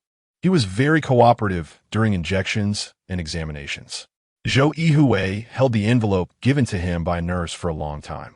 It was a very ordinary brown paper envelope, the kind that cost 20 cents, and the note inside was also torn from a very plain piece of printer paper, with an address written in pencil and a strange signature that read Chi. Seeing Zhou Yuhui looking at the note again, the nurse who came to give him an injection smiled and said, "Maybe this is your home." Zhou Yuhui shook his head slightly. He knew nothing about his previous circumstances and had no idea if he had any family. However, several days passed, and unexpectedly no one came to look for Zhou Yuhui, as if he had no relatives. Seeing that Zhou Yuhui looked somewhat anxious, the emergency doctor that day helped him contact the police. But they were also unable to find any information about him. However, they did locate the address, which the police said was a delivery station. After inquiries, both the owner and the employees claimed to have no impression of Zhou Yuhui. As for the signature Chi, they could find no clues about it either. The police checked the database for names matching Chi and found some individuals who fit Zhou Yuhui's characteristics, but they were all perfectly fine and had no issues. With all hope lost, Zhou Yuhui felt somewhat disappointed, but his injuries were recovering quite quickly. After some time of treatment, the bruises in his brain had dissipated, but his memory had not changed much. Although his verbal intelligence was not significantly affected, he simply could not recall anything from before. After a joint consultation between the neurology and psychiatry departments, the final conclusion was that due to both physical and psychological trauma, Zhou Yuhui instinctively hid his memories. To restore them, he needed to be in an environment he was familiar with, and perhaps he would recover soon. However, Zhou Yuhui did not know what he had been doing or where he had lived before. While Zhou Yuhui was undergoing treatment in the hospital, a large-scale search operation was launched by the internal security of the memory exchange on the other side of the city, even deploying memory predator tracking dogs. However, the memory transfer center was where Zhou Yuhui had worked for many years, and there were traces of him almost everywhere.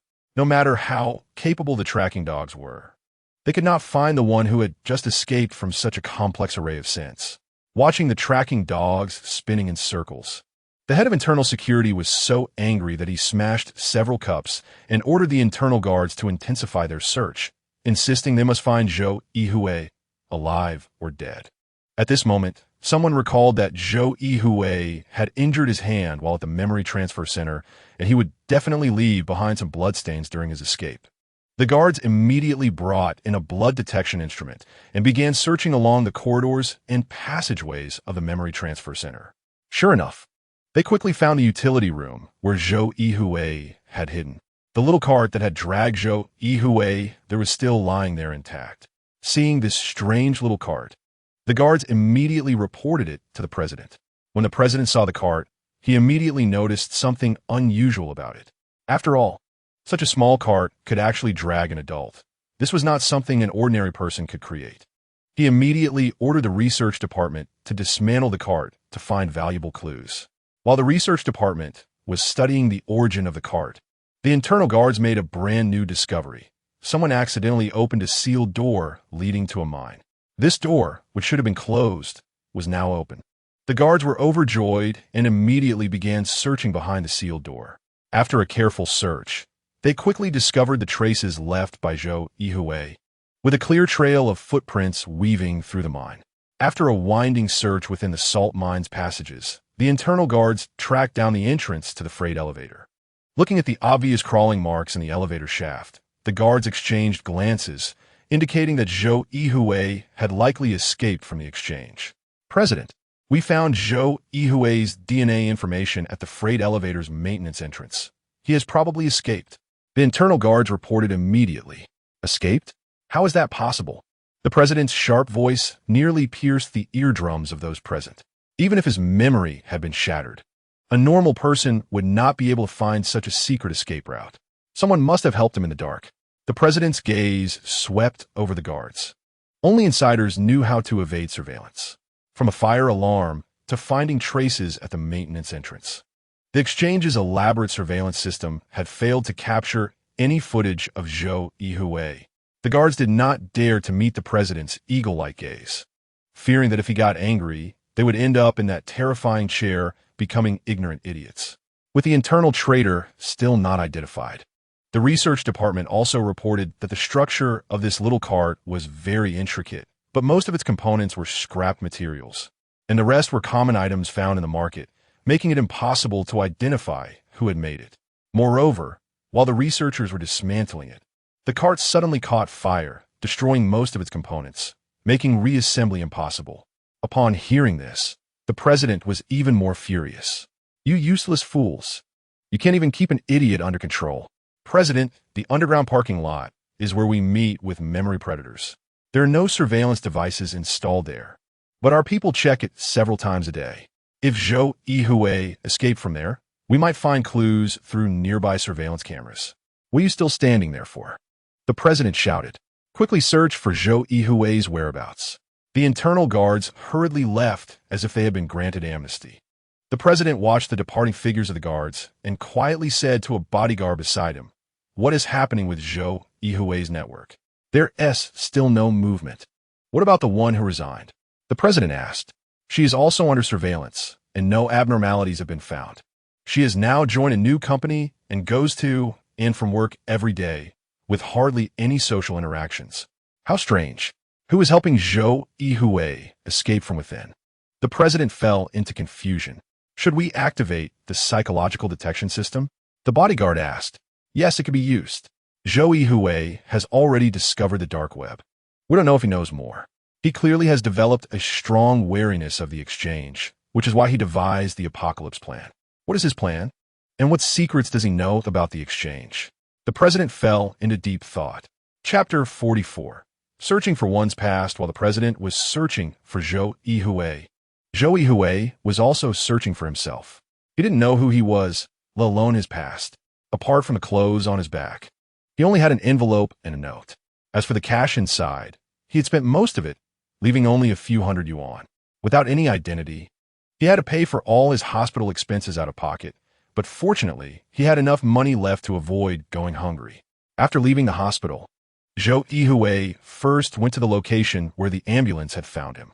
According to the recollections of the nurse on duty that day, someone had reported a car accident, prompting the ambulance to respond. The scene indeed looked like a car accident, but there was no progress at the site. Apart from a few traces on the roadside, there were no clues on the road itself. Zhou Yuhui stood on this remote street and observed carefully. He was close to the old town of Longbin, in an area that could be considered a suburban rural junction, surrounded mostly by vegetable fields and greenery. Among the many surveillance systems in Longbin City, this area seemed to have been overlooked. Even if it hadn't been, he learned that a thunderstorm that night had damaged the nearby surveillance system's wiring, leaving no information within a few kilometers. There was no news from the traffic police either. Although Zhou Yuhui had injuries, it couldn't be ruled out that they were caused by his own drunkenness, and he was unable to describe the situation that night. This case had to be temporarily set aside. Naturally, Zhou Yuhui couldn't say that he had escaped from a heavily guarded place. Who knew if he had been in prison before? He certainly didn't want to be locked up again. Zhou Yuhui thought carefully about everything that had happened since he had awakened. From emerging from the mysterious cave to being called into the car by that enigmatic driver, there was definitely some mystery involved. Who was that mysterious driver? This puzzled Zhou Yuhui, but he had only seen the person once in the rain, and he hadn't even had time to note what the car looked like, only remembering it was a small white vehicle. Zhou Yuhui arrived at the suburban park where he had first gotten into the car. It was still a place filled with the sounds of birds and flowers, with small groups of people coming for exercise and leisure. He carefully observed the surveillance equipment at the entrance, which had long become old and worn, with even the wiring peeling off. His heart sank. It seemed like another cold case. Indeed, when he arrived at the park management office, the surveillance room was tightly secured. And even if there had been footage of him being taken away at that time, so much time had passed that the surveillance information had long been overwritten. With no significant progress at the park, Zhou Yuhui felt a wave of confusion wash over him. It seemed that only this could tell him something. Zhou Yuhui looked at the only clue in his hand, which was the note with the address written on it. The reason he had come to the park to search for clues, instead of going directly to the address, was that the police had already helped him with this while he was hospitalized. The person at the address didn't know about Zhou Yuhui's existence. With no clues at the accident scene and the park offering little, he had to go there and take his chances. Perhaps there was still a glimmer of hope. Number 17 Yuhai Road, Longbin City. Zhou Yuhui arrived at the address noted on the slip of paper. Yuhai Road was a very old street in Longbin City, dating back hundreds of years. It still retained many historical relics, such as temples, Taoist shrines, and classical residences scattered throughout, making it a cultural heritage area of Longbin. As a cultural preservation area, the buildings here were mostly century-old residences, aside from a few residential buildings constructed after the founding of the country alongside factories.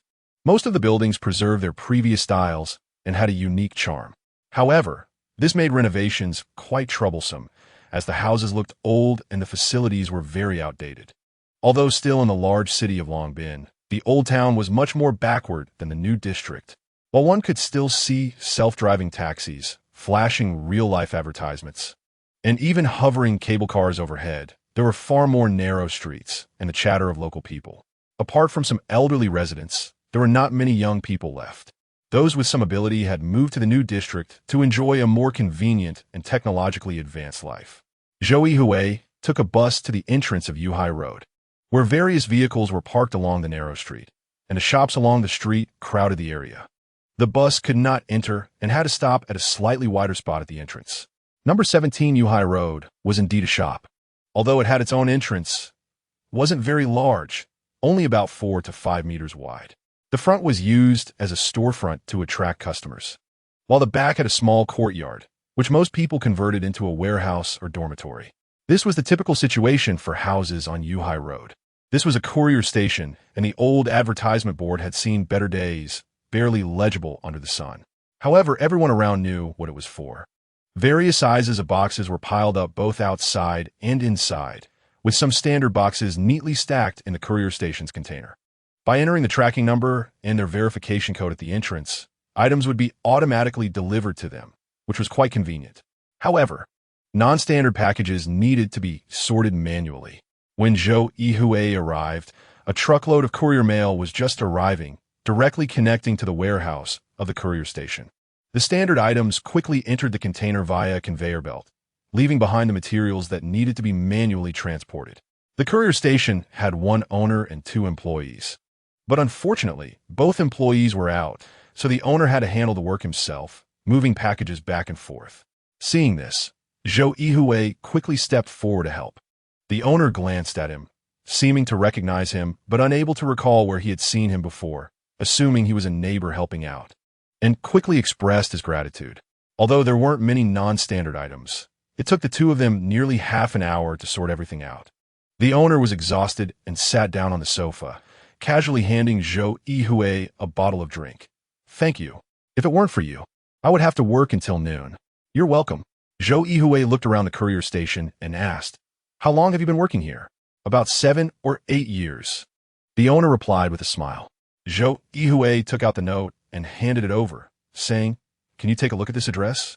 The owner took it, glanced, and nodded. "Yes, this is the place." "What brings you here?" Zhou Yuhui hurriedly explained, "A few days ago, I might have been in a car accident or got drunk and hit my head. Now I don't remember anything, and all I have is this address." Chapter 45. The life of a courier. Hearing Zhou Yuhui say this, the boss suddenly remembered. He pointed at Zhou Yuhui and said, "I was wondering why you looked so familiar." Yes, a few days ago, some police came to ask me about you, holding a photo and inquiring about this matter." "So it's you?" Yes, it's me." "Do you know me, or do you know anyone who does?" Zhou Yuhui quickly asked. The boss shook his head slightly. "I've been here for so many years, and many people come pick up mail every day, but you are definitely the first one to come here." "Oh, I see." Zhou Yuhui understood that this might be the case, but he still felt a bit disappointed when the boss said it out loud. Seeing Zhou Yuhui's disappointed expression, the boss frowned slightly and curiously asked, "Do you really not remember anything at all?" "I don't remember." Zhou Yuhui sighed. "I don't recall anything from before. And there are no clues from the police either. That is going to be a problem." The boss looked at Zhou Yuhui thoughtfully and quietly asked, "So what do you plan to do?" Zhou Yuhui forced a smile. "I don't know. I only have a little cash left on me, and I don't know what to do." The courier station boss whispered, "How about this? I'll tell you something. You can do it if you want. If you don't want to, just pretend I didn't say anything." "What is it?" Zhou Yuhui was a bit curious, not knowing what the courier station boss was getting at. "It's like this. Although my courier station isn't big, we still have a lot of mail every day, and some mail needs to be delivered to customers. My capacity is limited. I can't afford to buy an automatic delivery vehicle. And there are many places in the old city without elevators and charging stations, so we can only rely on manual delivery. Nowadays, young people are all becoming memory recorders, and no one wants to be a courier anymore. If you're willing, you can work here. I'll provide you with food and accommodation, plus a salary every month. What do you think?" Hearing the boss say this, Zhou Yuhui was stunned. He knew that he had no identity now, and even at the police station, there was no trace of him. Neither fingerprints nor other biometric features could identify him, as if he had appeared out of thin air. Although the police had given him a temporary certificate, it couldn't be used for work or daily life. It was only a means of control, and he had to report his whereabouts to the police every day. Otherwise, the electronic monitoring device on him would trigger an alarm. It was said that this was a method for dealing with unidentified individuals. Zhou Yuhui naturally felt very disgusted by this, as if he was being watched all the time. However, if he had a stable job and an employer's guarantee, this situation would greatly improve. But this guarantee came at a cost. Zhou Yuhui's salary would be much lower than that of ordinary employees, or it could be said he was working for free. Looking at the boss's expression, which was like a cunning fox, Zhou Yuhui didn't have much leverage to retaliate. After all, he only had a few hundred yuan left, which was not enough to even rent a place, let alone eat. The courier station boss's proposal immediately touched him. Since food and accommodation were provided, he would have to worry about becoming a homeless person on the street, and there was also a salary. Most importantly, this was his only way to find his identity. Okay. Zhou Yuhui readily agreed. Thus, Zhou Yuhui began his work as a courier. During the day, he helped the boss sort various mails, and if there were any pickups or deliveries needed, he rode the courier station's electric vehicle. At night, he slept at the courier station and could help watch over the mails, which was a win-win situation for the boss. Zhou Yuhui took this job very seriously, as having a place to stay without spending money was very rare in the big city of Longbin. Although being a courier was somewhat difficult for someone like Zhou Yuhui, who had lost his memory, especially with unfamiliar routes, it was a significant challenge. The boss even planned for Zhou Yuhui to take a month to familiarize himself with the terrain. Who knew that Zhou Yuhui only needed half a day to look at the electronic map? With his strong intelligence and memory, he clearly imprinted all the streets and alleys within a few kilometers around the courier station in his mind. Then, riding the courier station's small vehicle, he made several rounds on the main routes and quickly got a grasp of the traffic conditions during rush hours. He soon established a database of the surrounding traffic pressure and developed dozens of fast routes. All this data was stored in his mind, allowing him to change routes at any time and even use detailed planning methods to prioritize mail deliveries, maximizing time and energy savings. The results were very obvious. Within just a few days, Zhou Yuhui's delivery volume surpassed the total of the other two employees at the courier station. This change made the boss very happy, exclaiming that he had found a treasure. It was clear that Zhou Yuhui was suited for the job of a courier. One day, after Zhou Yuhui finished delivering all the packages accumulated at the courier station, only a few mails remained that needed to be delivered in the evening when someone was home. He returned to the courier station, found a place to sit down and drink some water. It had been a tiring day, and although there were many automated tools available now, many places still required human assistance.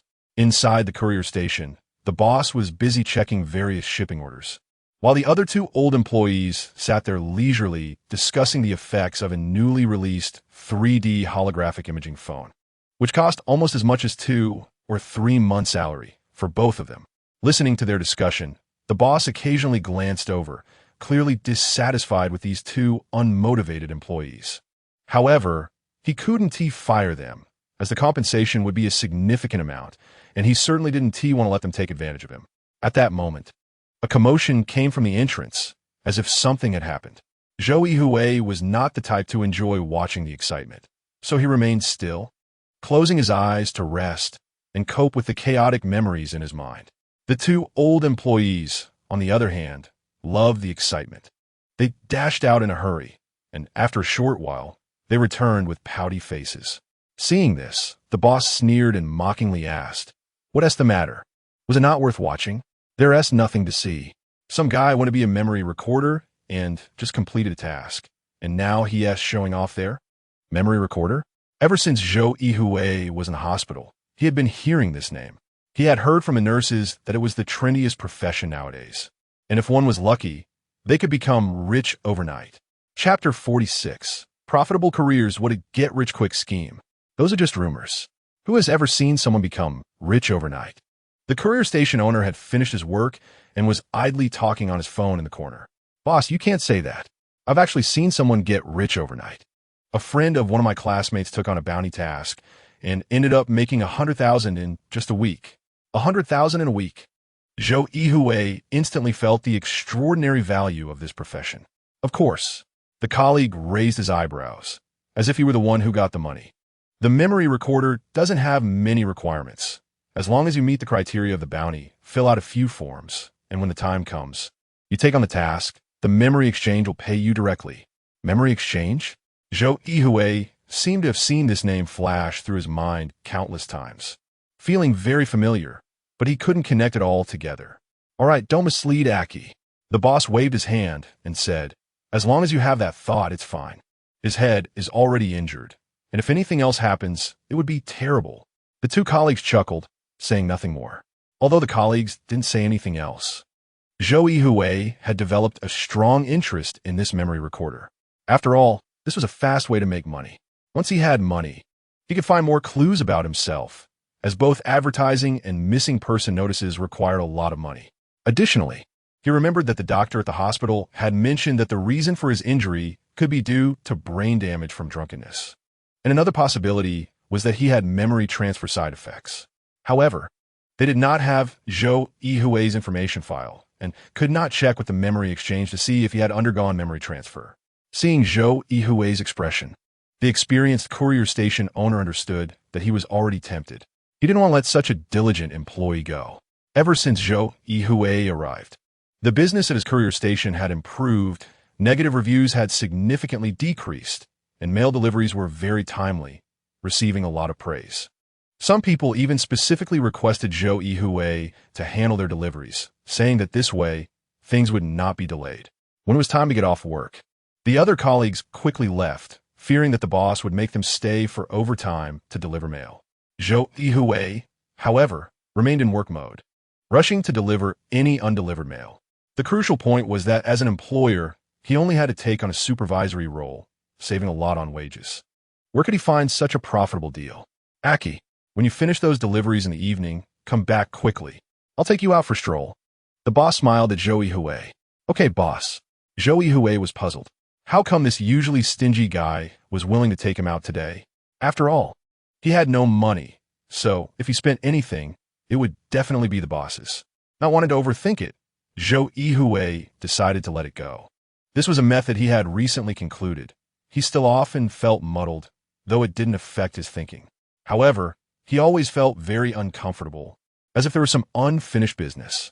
In less than 10 packages, Zhou Yuhui, with his strong memory ability, immediately planned the smoothest route and delivered everything in just 20 minutes, even climbing a few flights of stairs as a workout. When he returned to the courier station, the boss was already waiting for him and praised. Your speed has increased quite a bit. Zhou Yuhui chuckled a few times, tidied up a bit, and followed the boss out.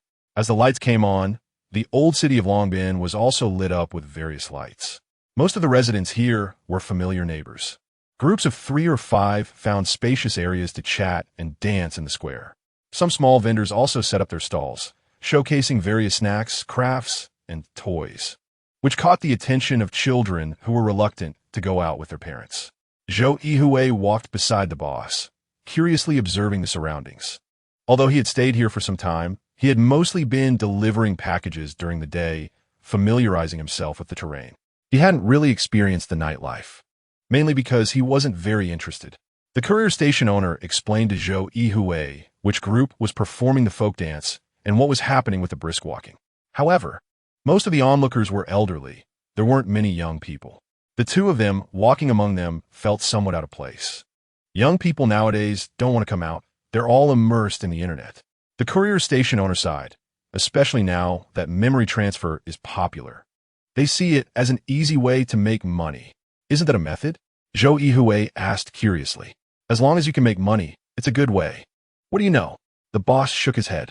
Do you think all memories can be recorded at the exchange? These young people think about getting rich overnight, but they don't understand the risks involved. Risks? Zhou Yuhui asked in confusion. Isn't memory transfer supposed to be safe? Memory transfer technology is considered relatively safe. Although there are some errors, they aren't too harmful. The danger I'm talking about is the memory itself. The memory itself? Zhou Yuhui seemed to understand. Are you saying there's a problem with the memory content? The courier station owner looked at Zhou Yuhui with an expression of admiration. Aki, you're really smart. You get it right away. Hee. Actually, I don't know. I was just guessing. Zhou Yuhui accepted the compliment without hesitation. The boss shook his head awkwardly and then said, Today, when you heard someone made a lot of money from memory transfer, didn't you feel a bit tempted to try it? Yes. Zhou Yuhui did not hide his thoughts. All right, I'll take you to see the real situation faced by a memory recorder. Zhou Yuhui was instantly delighted. Boss, you know a memory recorder? The boss's lips curled up slightly, of course. Just look at who I am. Who in this area doesn't know my name? Zhou Yuhui shrugged. Unimpressed, that's a given. The boss runs a courier station and has been here for so many years. It's hard to find someone who doesn't know him. Chapter 47. Meeting the real memory collector soon.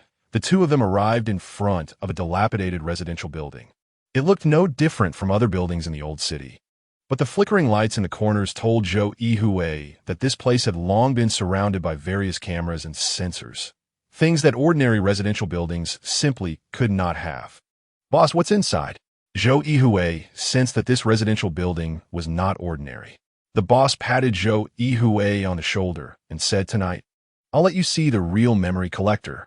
After saying that, he pushed open a very old security door in front of them. To Zhou Yuhui's surprise, there was actually another door behind this security door. Between the two doors was a table with a display screen on it, appearing to be some kind of verification device. The delivery station boss looked up and spoke to the screen above the table. "It's me, open the door." After saying that, he waved his hand over the display screen. Verification passed. Accompanied by a crisp sound, the door ahead opened. Behind the door was a passage that extended to the back door of the residential building.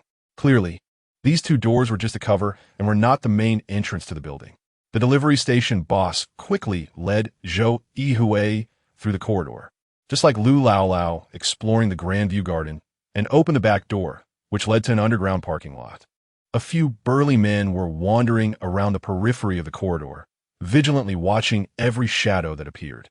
"Once we get to the scene, don't speak, just watch." The boss reminded Zhou Yuhui and then went down the stairs into the underground parking lot. Not long after they descended, a wave of frenzied music filled the air, accompanied by bursts of shouting. Just as Zhou Yuhui wanted to ask what kind of place this was, he remembered the boss's words and swallowed his question back. Following the stairs down, the original parking lot had been completely transformed. A huge cage was located in the middle of the parking lot, surrounded by numerous seats. But almost no one was sitting in them. Most people were crowded around the cage, shouting wildly. As Zhou Yuhui looked at this enormous cage, the term Faraday cage suddenly flashed in his mind, causing him to pause. How did he know about the Faraday cage, and what was it? Before Zhou Yuhui could ponder this, he was pulled by the boss to a corner of the cage, surrounded by shouting people, all flushed and waving slips of paper as if they were waving flags. The boss was clearly irregular here. Many people greeted him, and he nodded in return. The deafening music made it impossible to hear what was being said, and even when they leaned in close, it was hard to catch the words. Everyone could only gesture with their hands. Zhou Yuhui immediately noticed that there were actually two people fighting inside the cage. They were wearing no protective gear, only shorts, and they exchanged blows with each other, each punch landing hard and drawing blood. Not only were the two of them covered in bruises, but the ground of the cage was also stained with blood. However, it seemed they were a bit late. The fight inside the cage lasted only a few minutes and ended with one person being heavily knocked down to the ground, unable to get back up for a long time. Many people around dejectedly threw their slips of paper into the cage, cursing the name of the defeated fighter, clearly indicating that there were huge stakes involved. Zhou Yuhui was still a bit confused. Wasn't the boss supposed to bring him to meet the memory collector? Why had they ended up here? At that moment, the music gradually stopped, and the delivery station boss waved at the victorious fighter inside the cage. "Congratulations. Another KO." The two clearly knew each other. The opponent's strength was too weak, not much of a challenge. The victor laughed and said, "Chui boss, what brings you here?" It was only then that Zhou Yuhui learned that his boss's surname was Chui, although everyone usually called him Fei Zai. Chui boss chuckled a few times. "I just picked up a new guy. This guy is quite good at his job. I heard that being a memory collector can make big money, so I brought him to see the world." "Memory collector?" The victor sneered a few times and then said to Chui boss, "Is he your relative? Why are you so concerned? As a boss, I can't let a good employee slip away, right?" "Kui boss chakold." The victor shook his head slightly. "Last time you brought a little girl here too, and now you bring a fresh-faced scholar. If I didn't know you were in the delivery business, I would have thought you were a broker." Chui boss seemed embarrassed, as if his secret had been exposed, and he awkwardly chuckled a few times, That's different. Last time the little girl was just curious. All right. Anyway, there's nothing else going on. I'll take you to have a look. The victor did not tell Zhou Yuhui his name. Chui boss only told him to call him Brother Feng, saying that Brother Feng was a mediator in the old city area. If anyone had a small conflict they didn't want to escalate, they would find Brother Feng to handle it, making him a somewhat well-known figure. Brother Feng exuded an imposing presence in the cage, but once he came out, he appeared more polite, greeting even the cleaning aunties and the gatekeepers with a smile, showing a gentlemanly demeanor. You guys are lucky. There really is a memory performance today. Let me check if we're on time. Brother Feng glanced at his watch and nodded. All right, we can make it just in time. Zhou Yuhui understood memory collection and memory transfer. But what was this memory performance? He looked curiously at Chui boss, who seemed to have known about it for a long time, but was worried whether this performance would scare Zhou Yuhui away. Otherwise, such a good employee might just fly away. How's the effect? Chui boss quickly asked. You'll be satisfied? Brother Feng patted Chui boss on the shoulder. You could trust me to get things done. After the three of them exited the underground parking lot, they did not leave the residential building, but instead took the nearby fire escape stairs to the rooftop. On the rooftop stood many clothes drying racks, with a few pieces of clothing that hadn't been taken back, yet gently fluttering in the breeze like flags. There were no tall buildings around Yunhai Road, and standing at the top of the residential building, Zhou Yuhui felt a sense of refreshment. Below him were the twinkling lights of countless homes, where many ordinary families lived, even spending decades in a mundane life. In the distance, the dazzling lights of the Longbin district were mesmerizing, with flashing laser advertisements creating three-dimensional images that seemed to be right in front of him, not just 10 kilometers away. The intertwining of the ancient and the modern evoked a sense of wonder, and this dreamlike scene made it hard for him to realize exactly where he was. Chapter 48. The failed memory performance. Brother Feng led the two of them across the rooftop, through the cluttered facilities to a corner where, looking out, there didn't seem to be any particularly noteworthy places, except for a view overlooking a secluded alley, which was not much different from other areas. This is it. Brother Feng pointed with his chin at the alley in front of them. The surveillance equipment in the alley was clearly long destroyed. The cameras installed by the government either pointed at the sky to watch the stars or were aimed at the ground staring at the stray dogs in the garbage bins. Some even had their power antennas pulled out, serving only as decorations to scare people. What are we doing here? Zhou Yuhui quietly asked Boss Chui. You'll know in a moment. Although he said this, Boss Chui also looked at Brother Feng with a puzzled expression, clearly unsure of what would happen next. Brother Feng glanced at his watch and said lightly, It's about to start. What is about to start? The memory performance? Both Boss Chui and Zhou Yuhui looked around with curious eyes, waiting quietly. At that moment, two cars stopped at the mouth of the alley, and more than a dozen people climbed out, each holding sticks and looking quite aggressive. That's the Scarface gang from South Street, who has nothing better to do than provoke them. Boss Chui clearly recognized the people getting out of the cars. Who is Scarface? Zhou Yuhui asked quietly. He asked the guy who runs the arcade on South Street. He relies on being a local bully and has been in jail for a few years for hurting someone. Since he came out, he has been ruling this area, but he doesn't disturb the old neighbors too much. He just has a bit of a short temper. Brother Feng chuckled. Who else could it be? Naturally, it's the memory collectors. Huh, why are they provoking these guys? Who doesn't know Scarface has a bad temper? If you annoy him, you'll definitely get beaten up.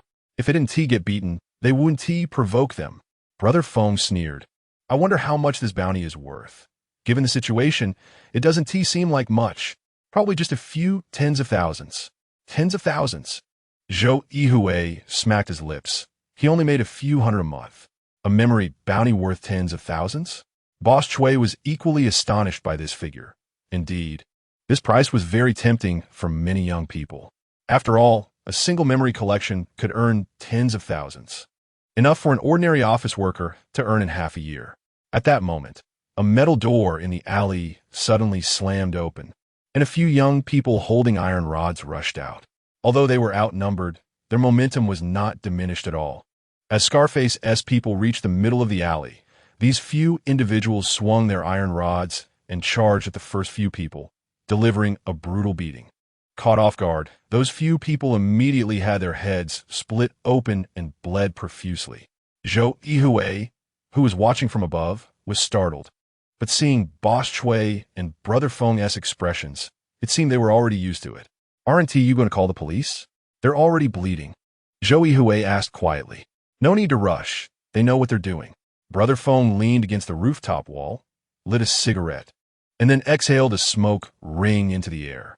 The fight below continued chaotically, with many weapons knocked to the ground. The two sides fought again barehanded, scattering debris all over the alley. At that moment, a buzzing sound came from the sky. A few people looked up and saw two drones appearing above the alley. The high-definition cameras immediately began working, recording the entire fight scene. Soon, a warning voice sounded. "This is the Longbin City Police drone monitoring system. Your actions have violated the Public Security Administration regulations. Cease fighting immediately and await further police action." Upon hearing the warning from the police drones, the people in the alley were momentarily stunned, then immediately picked up the scattered sticks from the ground and prepared to flee in all directions. With a piercing alarm sound, a police car had arrived at the mouth of the alley. The fighting youths quickly slipped through a small door at the end of the alley and ran away from another exit, disappearing quickly into the vast night, leaving only blood stains on the ground. "All right, there's nothing to see now. Let us go." Brother Feng stretched and said, "Is this how you get tens of thousands?" Zhou Yuhui asked in astonishment. "What are you thinking? This counts as a failed memory. To earn money from a fight, it has to last at least 10 minutes. This was just a few minutes. Plus, considering the injuries they sustained, it's good enough if they don't lose money this time." Brother Feng replied. Boss Chui nodded in agreement. "Exactly, these little bastards are losing money trying to be clever. They're definitely going to take a hit and get beaten up. If Scarface has his eyes on them, it's even worse." Zhou Yuhui now understood that those tens of thousands of dollars were not easy to earn. But why were so many people still doing this? Seemingly sensing Zhou Yuhui's confusion, Brother Feng sighed and said, "They are kids who grew up in the old city, with families that don't have much ability. They can't stand the constraints of working in factories, and they all think being a memory collector is an easy way to make money. They dream of getting rich overnight. But where in the world does that happen? Everything has its corresponding value behind it. Those memories worth hundreds of thousands or millions have caused countless people to get hurt or even lose their lives. All right, let's not talk about this anymore." Boss Chui seemed to understand the implication in Brother Feng's words and interrupted him. Brother Feng looked at Zhou Yuhui, who seemed to be deep in thought, and said, "Looks like you're quite interested in this. In a few days, I'm going to a hunting ground. I'll take you along to see the world." "Hunting ground? What kind of place is that?" Seeing Zhou Yuhui's clueless expression, Brother Feng didn't say more, just patted his shoulder and turned to leave the rooftop. Zhou Yuhui followed Boss Chui back to the courier station, recalling the scene of the fight in the alley. Feeling somewhat fearful, it turned out that being a memory collector was so hard and dangerous. It seemed that this money was indeed not easy to earn. How about it? You know what those big money opportunities are like, right? Boss Chui noticed Zhou Yuhui's worries and added fuel to the fire. "We should just do some honest work. That way, the money we earn can be justified. Otherwise, who knows when we might have to pay with our lives." Zhou Yuhui quickly nodded, having lost much confidence in the idea of making money by selling memories. Not to mention anything else, his own head wasn't too bright. If someone hit him on the head, wouldn't he really become an idiot? However, looking at Boss Chui's expression, it seemed he had other meanings behind his words. But Zhou Yuhui didn't think too much about it.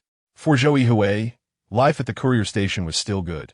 At least he was provided with food and housing. Although he didn't have much money, he didn't seem to have many places to spend it. The salary Boss Chui gave him was carefully saved up.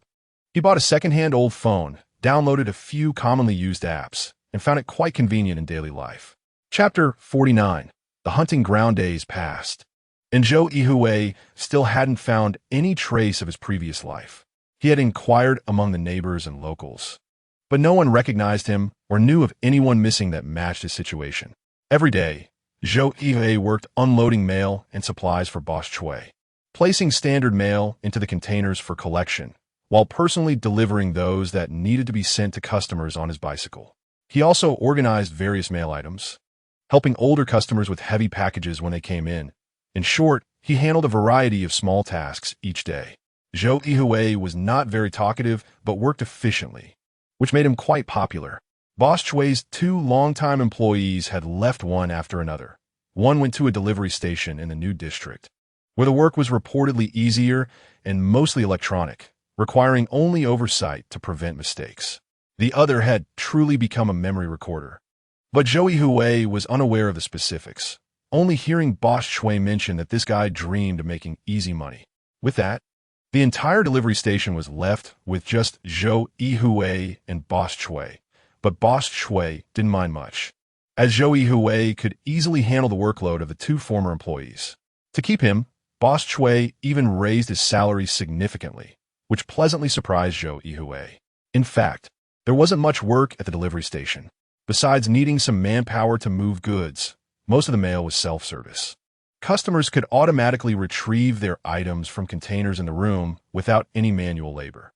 Only a small portion of mail required delivery to the door, which was when Zhou Yuhui would ride the delivery station's electric bike. Collecting mail also required personal service, which was part of Zhou Yuhui's job. Generally, he collected mail in the morning and delivered it to customers in the afternoon. One afternoon, after finishing his deliveries, Zhou Yuhui returned to the delivery station, where the TV was broadcasting news about the memory exchange.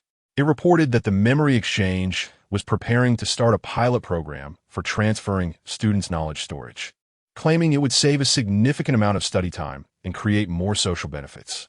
What nonsense! Boss Chui exclaimed, turning off the TV. If everything is just infused into memory, then no one would need to study anymore, and we'd end up raising a generation of rote learners. Boss, why are you so opposed to memory transfer? Zhou Yuhui asked, puzzled.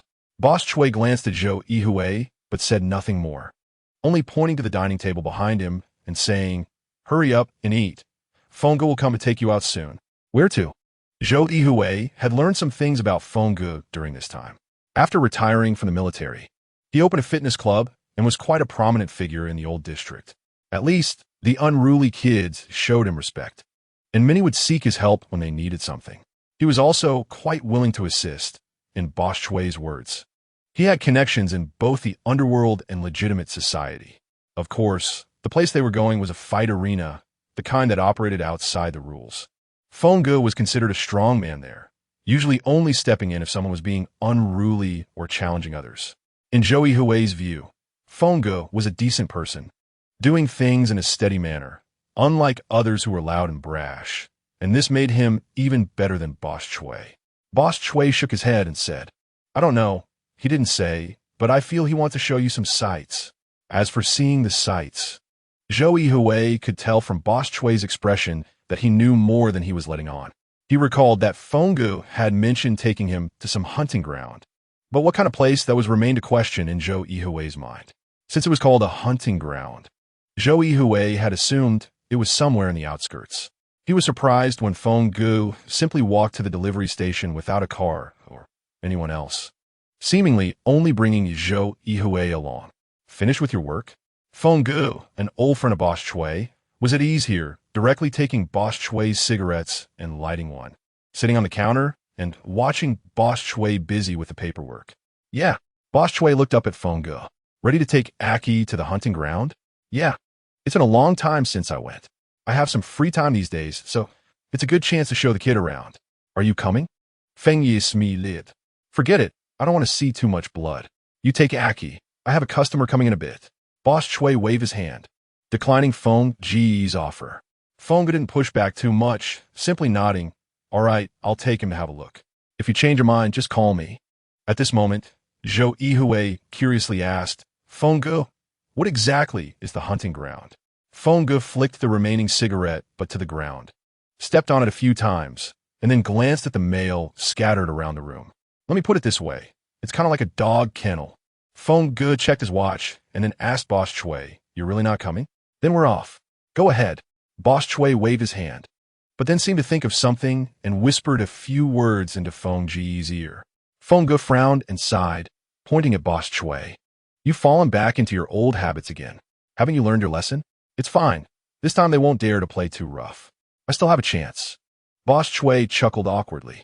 Feng said nothing more and walked straight out of the delivery station. Zhou Yuhui had no choice but to follow Feng Ge, and the two walked along Yunhai Road. They walked silently for a good part of the street, and Feng Ge engaged in casual conversation with Zhou Yuhui. He likely knew about Zhou Yuhui's situation and didn't ask too many questions, only inquiring about how things were with Boss Chui. The two strolled along the shops in the twilight, then turned into a small alley, continuing forward until they reached the deeper part of Yunhai Road. In fact, this place was no longer considered part of Yunhai Road. Even though Zhou Yuhui was quite familiar with the surrounding environment, it was his first time here. Feng Ge was evidently very familiar with the area. He led Zhou Yuhui into a courtyard. It appeared to be an ordinary residential house, nothing remarkable on the surface. The front walls still had remnants of red paper from the New Year celebrations, and the grapes in the yard were almost ripe.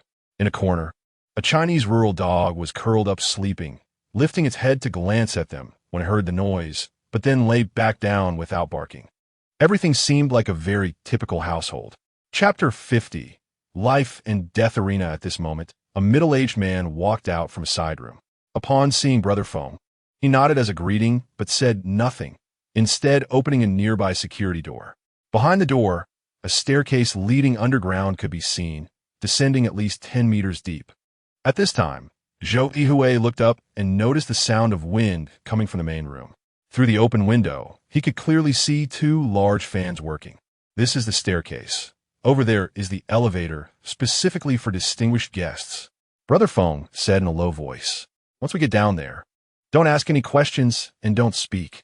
"I understand," Zhou Yuhui quickly replied, following Brother Feng into the staircase. As they walked down the not-so-spacious staircase, Zhou Yuhui had a vague feeling of familiarity, as if he had encountered this kind of scene before. Had he been here previously, or had he visited a similar place? At this moment, he recalled escaping from that mysterious location, which was also deep underground. The two places seemed quite similar, but he did not know what connection existed between them. Thinking of this, Zhou Yuhui glanced around, fearful of encountering those fierce-looking individuals. He certainly did not want to climb a high elevator shaft again. One misstep could lead to a fatal fall. With these thoughts swirling in his mind, Zhou Yuhui followed Brother Feng deep underground. The cramped space made it hard for him to breathe. When he reached the bottom of the staircase, his eyes widened in shock at the sight before him. Beneath this ordinary residence lay a massive underground space, appearing to cover hundreds of square meters, even exceeding the area of the dwelling above. Above this underground space, clear traces of reinforced concrete were visible, with several thick columns supporting the nearly 10-meter-high domed ceiling. Aside from some hanging light fixtures, there was not much decoration. The lights illuminated the entire underground area, making it as bright as day. "This is the hunting ground," Brother Feng said in a low voice. "This is a medium-sized venue within the Longbin area. Compared to where I am from, this is practically a palace. This place was originally used for boxing and has now become a paradise for memory collectors." "Paradise?" Zhou Yuhui was taken aback. Brother Feng let out a few laughs, but did not elaborate further. Zhou Yuhui carefully observed the hunting ground, which Brother Feng referred to as the paradise for memory collectors. The entire arena was arranged in a circular layout, with a passage along the outer edge and numerous staircases leading to a second-floor platform. The platform was embedded with many 3D cameras and sensors, capable of clearly recording the happenings within the hunting ground. In the center of the arena was a massive circular stage, raised about a meter above the ground and covered in sand. Zhou Yuhui noticed that some areas of the sand had a grayish-brown color, giving it a dirty appearance. He suspected it might be blood, as he had seen in Brother Feng's boxing venue. Brother Feng led him along the passage to the second-floor observation platform. The setup here was similar to Brother Feng's underground parking lot, with several brand-new chairs around, some still with their protective films intact, suggesting that few people had sat in them. The paint on the railing in front was worn down, as everyone crowded in the front. The observation platform was about as high as a person and looked quite similar to the sandy platform of the hunting ground. By now, several people had gathered, whispering to each other about who knows what. Upon seeing Brother Feng arrive, they all nodded in acknowledgement. Brother Feng sat down in front of a large man and quietly asked, What's on the agenda today? Same old three-man duel. The large man seemed familiar with Brother Feng and glanced at Zhou Yuhui without saying much. Life and death arena? Brother Feng inquired. Yes. One of the guys has already won 3 matches in a row. It said he has made over $1 million in the memory exchange market. If he wins again tonight, the price for a single match could rise to 50,000. Brother Feng sneered. Then he is not far from death. The large man chuckled. Brother Feng had sharp eyes. He was keen to see if that kid could figure it out. Brother Feng said nothing more, turning to Zhou Yuhui, who was looking around, and explained, "This is the hunting ground, the place where memory collectors can fetch high prices." Just like that night, Zhou Yuhui observed the scene before him. Although he couldn't tell exactly what was happening, he had been frantically absorbing various knowledge during this time. It seemed that this was a fighting arena, and Brother Feng's words immediately made it reminiscent of the scene he witnessed that night on the rooftop. Brother Feng nodded. Exactly, pretty much. But what we saw that night was purely luck. After all, it was just small-time brawling. Here, the fights happen at fixed times. But this type of fighting is different from others. There are no rules at all, except for not using weapons, as long as you can knock out your opponent. That's all that matters. And if it's a life-and-death match, there's no such thing as surrender. No surrender? Zhou Yuhui immediately thought of the implications of those words. Just then, a low, deep music began to play. Different from the fighting matches he had seen with Brother Feng earlier. This was background music that did not overshadow the excitement of the match. It's starting, Brother Feng said calmly. Soon, a muscular small man appeared in the hunting ground, wearing only shorts, with bandages wrapped around his wrists. He had visible bruises and wounds on his body, particularly a bloodstain above his brow that had yet to fade. Upon entering the arena, the small man performed a signature move, eliciting sharp cheers from the audience. He waved to his fans and jogged a lap around the arena to warm up. At that moment, both exits of the hunting ground opened simultaneously, and 2 towering men, each over 6 feet tall, emerged. Their muscular bodies were like giants, with bulging muscles and chilling gazes fixed on the small man, as if they were staring at a corpse. One of the big men stepped into the arena and impressively performed a front flip, landing heavily on the ground and kicking up a small cloud of dust. Even from the observation platform, over 10 meters away, Zhou Yuhui could feel an immense pressure. Brother Feng slightly nodded, acknowledging the strength of this burly man. The other one, not to be outdone, executed a series of 3 aerial kicks, then stood on one leg, sweeping around in a full 360-degree circle, showcasing solid basic skills. The small man was clearly mentally prepared for the appearance of these 2 opponents, but with such a disparity in strength and stamina, he had to take it seriously. He cautiously occupied a favorable position in the arena, quietly observing the 2 men. With the sound of a dull gong, the fight began. Chapter 51, The Cost of Life. The first to attack were the 2 strong men, who had already coordinated their moves, one providing cover while the other launched the attacks. The small guy initially wanted to be polite, but unexpectedly, his opponent came at him with lethal moves. Just as he dodged a fierce kick, a heavy punch followed closely behind. The small guy hurriedly used his agile body to evade and began to engage in guerrilla tactics against the 2 men. A dramatic scene unfolded in the hunting arena. The small guy's nimble movements caught the 2 big men off guard, drawing cheers from the spectators in the stands. However, Brother Feng sighed at this moment. The disparity in strength was too great. Just as the cheers faded, before Zhou Yuhui could ask what was happening, there was a loud bang as the small guy was kicked away by the strong man, crashing heavily onto the hunting ground and sliding across the sandy surface for quite a distance, blood immediately seeping from his wounds. The small guy struggled to get up, but before he could assess the situation around him, the other strong man was already upon him, raining down heavy punches on the small guy who had just risen. The small guy had no ability to resist at all. The sound of thudding punches echoed across the hunting arena. This was the result of a stark difference in power. With overwhelming strength, the small guy's agility was clearly suppressed, rendering him unable to showcase his skills. The onlookers in the hunting arena fell silent, holding their breath as they watched everything unfold. Some people were clearly rooting for the small guy, tightly gripping their beautifully printed tickets, their fingertips trembling as they witnessed his brutal beating by the strong men. with a heavy punch landing on the small guy's cheek. His raised arm fell weakly, and then his whole body collapsed to the ground with a loud thud, leaving little time for anyone to react. KO'd? The people in the stands whispered to each other, staring at the motionless small guy on the hunting ground. Zhou Yuhui noticed blood appearing around the small guy's mouth and nose. It seemed his injuries were definitely serious. The two strong men stood around him, cautiously watching, their bodies tense with vigilance, perhaps worried that the small guy would suddenly retaliate. However, this concern seemed unnecessary as the small guy lay there, completely motionless. At that moment, the music slightly softened and a voice rang out. It seems the outcome has been decided. A contestant has been directly KO'd. We will take a short break and await the medical personnel's diagnosis. Two people in white coats rushed into the hunting ground, carefully examining the small guy before signaling to the area above. Zhou Yuhui did not understand the gesture and glanced back at Brother Feng, who had a slight smile at the corners of his mouth. He's dead. What? Dead? A life just gone like that? At this moment, a line of words appeared in the air above the hunting ground. Life and death are fated.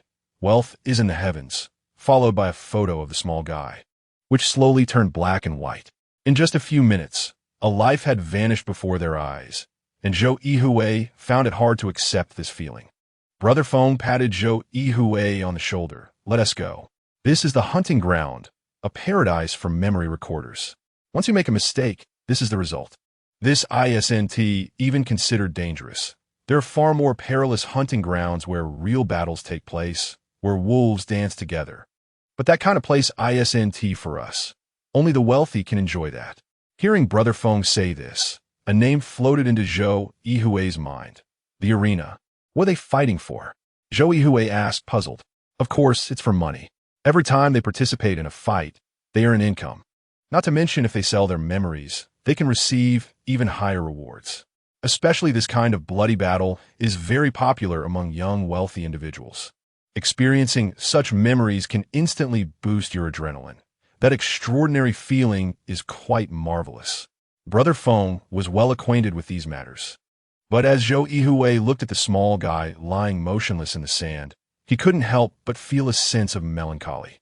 For the sake of this money-making memory, he had lost everything, including his life, while those wealthy individuals remained unharmed, gaining everything without any physical damage. This was the change brought about by memory transfer. Zhou Yuhui didn't even know how he followed Brother Feng back to the delivery station. All he could think about was the small guy's lifeless form. Perhaps he himself was unaware of how tragic the outcome would be. This was the fate of a memory recorder. According to Brother Feng, there were even more brutal scenes than this, and one could only imagine how horrific they were. After returning to the delivery station, Boss Chui, with his keen eyes, immediately noticed the fear in Zhou Yuhui's heart. How was it? Did you gain anything? Boss Chui pulled up a chair and sat down in front of Zhou Yuhui. Zhou Yuhui replied earnestly, being a memory recorder is indeed not something ordinary people can do. Just now, someone died in the hunting ground. Yes, such things happen often. The hunting ground only involves fighting people. Countless memory recorders take risks to obtain thrilling memories, and in the end, they can't even get a corpse. Zhou Yuhui said nothing more and began to reorganize the emails on the cargo container. Let us just stick to delivering packages. This kind of risky, big money, isn't something we can earn. Zhou Yuhui silently nodded. Boss Chui was right. Although such things seemed to offer a chance to earn big money, the risks were enormous. One wrong move could cost a life. What good was all that money? Seeing Zhou Yuhui no longer harboring thoughts of becoming a memory recorder, Boss Chui felt relieved. He instructed Zhou Yuhui to watch over the store, as it was getting late. And then he left. After seeing off Boss Chui, Zhou Yuhui sat on his bed, once again pondering the mystery of his origins. This delivery station was the only clue he had. According to the hospital's doctors, if he hadn't suffered external injuries from a car accident that caused his memory loss, then his memories must have been transferred. However, in Boss Chui's words, no one would sell all their memories, as it would affect their lives. Moreover, if one forgot who they were, what good would selling their memories do? Fortunately, Boss Chui was a good person. He not only allowed him to stay here, but also provided him with a job to make ends meet, preventing him from ending up on the streets. Zhou Yuhui stood at the entrance of the delivery station, looking towards Yunhai Road.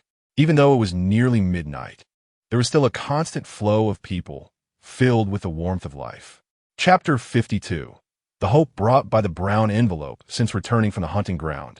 Zhou Yuhui had stopped thinking about memory transfer and devoted himself entirely to delivering packages.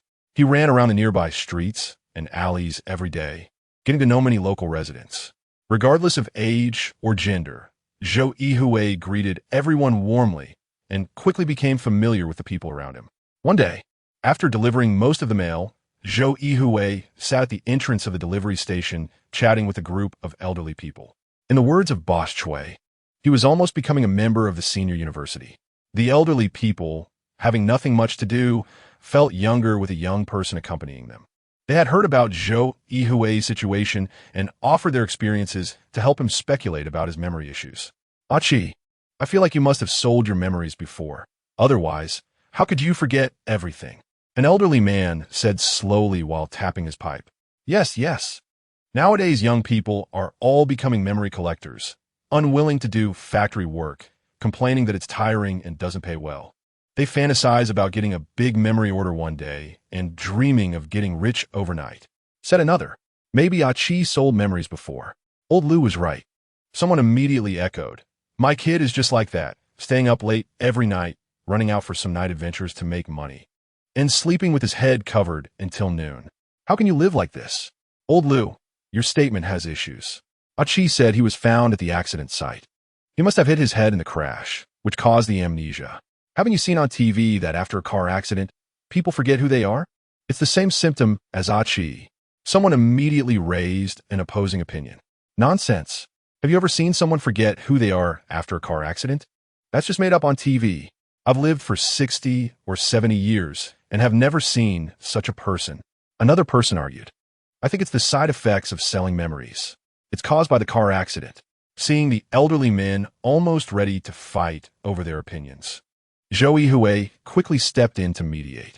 Gentlemen, please don't let this small matter ruin your mood. My issue is indeed a bit complex, and I can't figure it out right now. But what does this thing mean?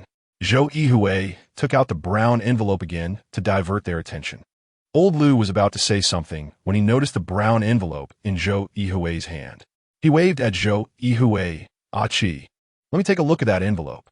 Zhou Yuhui, somewhat confused, handed over the envelope and asked, Grandpa Lu, what did you discover?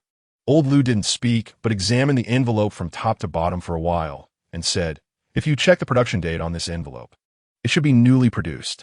This kind of envelope is rare now. You can only find it in the grocery stores in our old district.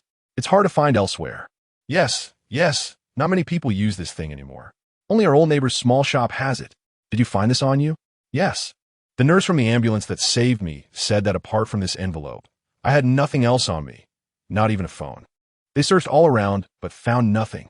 What was in the envelope? The address of the delivery station and a few thousand yuan, but I already paid the medical fees. That's why you came here. The elderly people laughed. If that's the case, Old Lu's idea is not bad. You could look for the shop that sells envelopes. Maybe you'll find someone who knows you. Zhou Yuhui was taken aback.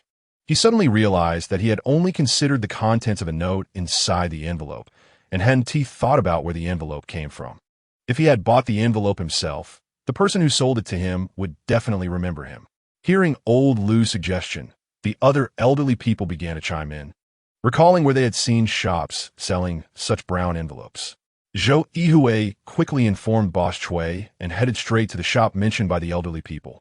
The shop was not far from the delivery station, just 100 meters away, but on another road that seemed a bit obscure.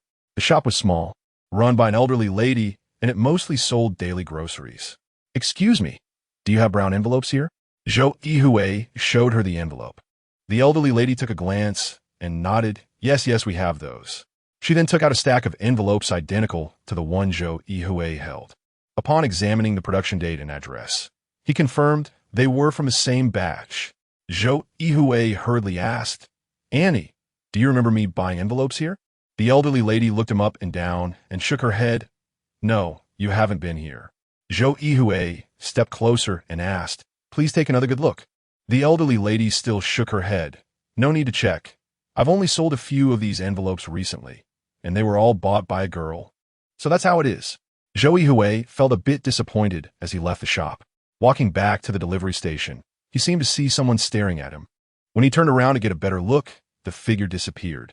Zhou Yuhui immediately sensed something was off. He remembered the man in black from that underground space, and still hadn't figured out why he was locked there. He glanced around, but saw nothing unusual. Thinking he must have been mistaken, and returned to the delivery station in low spirits. The elderly people at the entrance comforted him, saying perhaps other shops might have the same thing, and he should take his time. He would eventually find it. Zhou Yuhui could only use this thought to temporarily soothe himself.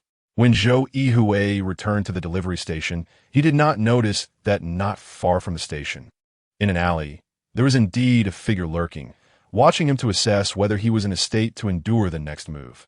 After all, Zhou Yuhui had actively shattered his memory, and the technology to restore shattered memories had long since disappeared. Although Zhou Yuhui's mentor invented this technology, and he understood its principles, he was the one who truly needed to recover his memories. The outsiders could only cooperate without any initiative, and any slight deviation could lead to no results at all. Chapter 53: The appearance of Yin Xiaodong. Zhou Yuhui returned to the express delivery station. Although he hadn't found anyone selling craft paper to him all afternoon, he had a new goal: to find the store where he had purchased the craft paper envelopes back then. This way, even if he couldn't uncover his identity, he could trace his previous actions through this lead. As he sat there mumbling about his plans, Boss Chui suggested, "Aki, if you're bored, why not go out for a stroll? You might find something. There's not much going on in the store, and if I need you, I'll call you." Upon hearing this, Zhou Yuhui quickly thanked Boss Chui and rode out on the small delivery bike from the station. Earlier, while delivering packages, he thought he had explored the Yunhai Road area thoroughly. It wasn't until he went to the hunting ground with Feng Ge last time that he discovered many buildings hidden in the nooks and crannies nearby, which might hold clues to his identity. Zhou Yuhui rode slowly along Yunhai Road. Just a short distance out, he suddenly saw a young girl float past him, her light green dress appearing so fresh against the backdrop of the old buildings. A peculiar feeling surged within him. He turned to glance at the girl's back. It was a vaguely familiar sensation. He quickly hit the brakes, turned the bike around, and looked again. The girl had already vanished into the complex streets of Yunhai Road. Zhou Yuhui pondered as he watched the girl's disappearing figure, feeling a strange sense of deja vu. Could it be that his memories were overlapping? Did he really know this girl? Since discovering his memory issues, Zhou Yuhui had been seeking books on the subject, hoping to use scientific methods to recover his memories more effectively. He understood that people's memories could overlap, intertwining recent experiences with long-held memories, creating the illusion that he had experienced something before. Was it possible that he had developed this illusion upon seeing this delightful girl? Shaking his head, Zhou Yuhui temporarily cleared his mind. He decided not to dwell on it. Finding the store that sold the craft paper envelopes was what mattered. He continued to slowly search each hidden alley along Yunhai Road, entering to explore and figure out the number of residents and the walking paths, hoping to spot something familiar in his mind. The historical and cultural area of Yunhai Road had been shaped over hundreds of years, with various buildings intermingling. Some places were dead ends where one could only retrace their steps, while others were well-connected, leading to bright landmark signs after emerging from an inconspicuous path. Just as Zhou Yuhui entered a small alley, he was unaware that the girl he had seen earlier had reappeared on Yunhai Road, standing under a tree, holding a camera and replaying the footage she had just recorded.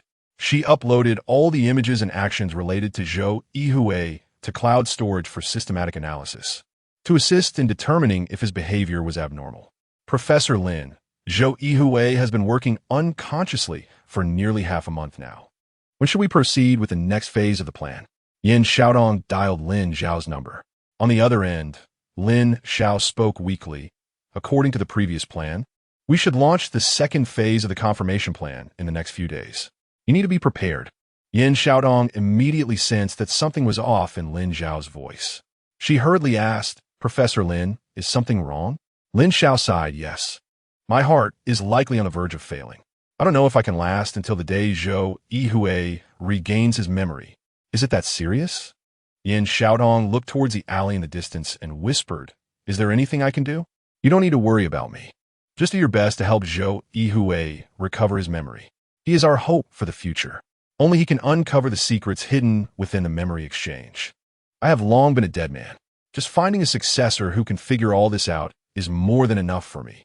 Yin Xiaodong was at a loss for words. When Zhou Yuhui first approached her with his plan, she had been shocked by the explosive information. Even though she had a secret mission, she had never imagined there were such hidden plans within the memory exchange. According to Zhou Yuhui and Lin Xiao, the memory exchange would become a societal cancer, causing immense harm to society and even threatening human development, which was absolutely intolerable. Now, all hope rested on Zhou Yuhui. He had sacrificed his memory, hoping to find a way to recover it and fulfill this heavy responsibility. In the evening, Zhou Yuhui returned after riding around Yunhai Road for a while. He had visited several stores and inquired about the craft paper envelopes, but unfortunately, the responses he received were either that they didn't have such items or that they hadn't sold them in a long time, and they knew nothing of Zhou Yuhui's existence. Disappointed, Zhou Yuhui returned to the express delivery station, looking somewhat dejected. Boss Chui sighed slightly upon seeing him. Zhou Yuhui is indeed a good worker, but not knowing his past is truly a problem. Zhou Yuhui absent-mindedly sorted through the packages at the station. Boss Chui said, "Aki, help me label these packages." Zhou Yuhui immediately reached for the inventory list, but as he casually looked up, his hand froze in midair. Boss Chui was puzzled. "What are you looking at?" Following Zhou Yuhui's gaze, he saw a girl in a green long dress at the milk tea shop across from the express station, holding a cup of milk tea in one hand and smiling brightly while talking on the phone. In this ancient street, she was like a beautiful landscape. Beauty is always popular, and a beautiful girl attracts even more attention. A girl who smiles and is beautiful undoubtedly becomes the center of focus, drawing many passers-by to look back. Oh, how lovely!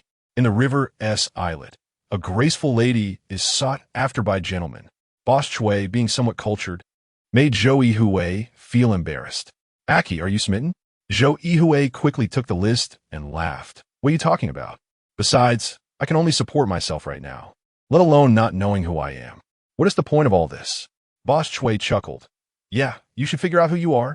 Perhaps you're a millionaire, and then I could benefit too." Zhou Yuhui shook his head and smiled bitterly. "Forget about being a millionaire. Right now, even if I'm told I'm a beggar, just knowing how I've lived these past decades would be a relief. Without a past and identity, it's like I don't exist in this society. The feeling of being forgotten is truly unbearable." Chapter 54. Searching for clues. When Zhou Yuhui turned around, a scene seemed to flash in his mind. Very similar to this girl. He immediately turned his head to stare at her for a while, feeling that she looked very familiar, as if he had seen her somewhere before.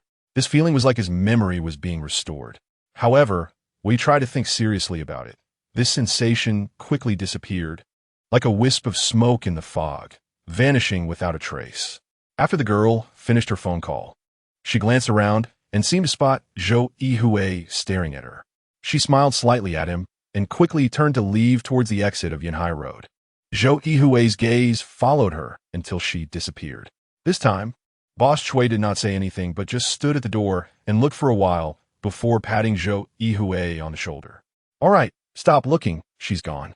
I remember this girl has appeared here before. She should be from a nearby house. If you have any thoughts, go get her contact information."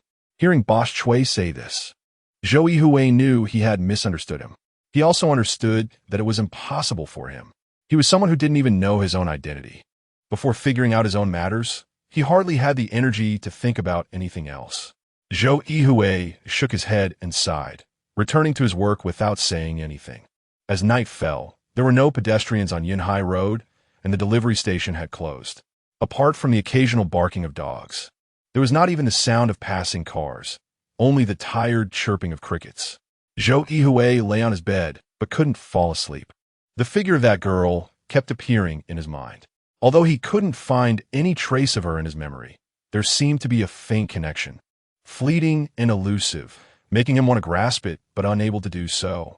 Did I know her before? Why do I care so much about this girl? Aside from her beauty, is there something else?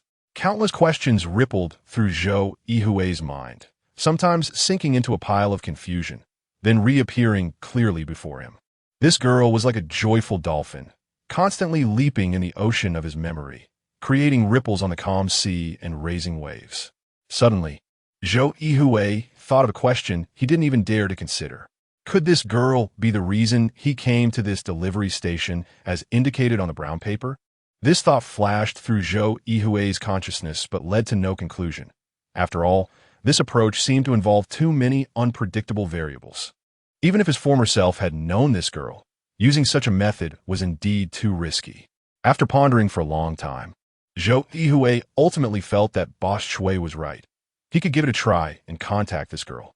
If his assumptions were wrong, he could put an end to his thoughts and stop overthinking. He should focus on the brown paper envelope. That clue might be more effective.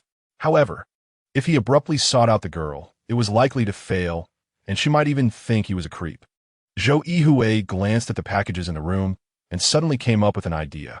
The next day, Zhou Yuhui continued as usual, helping Boss Chui sort the newly arrived mail, loading the letters that needed to be delivered manually onto the vehicle.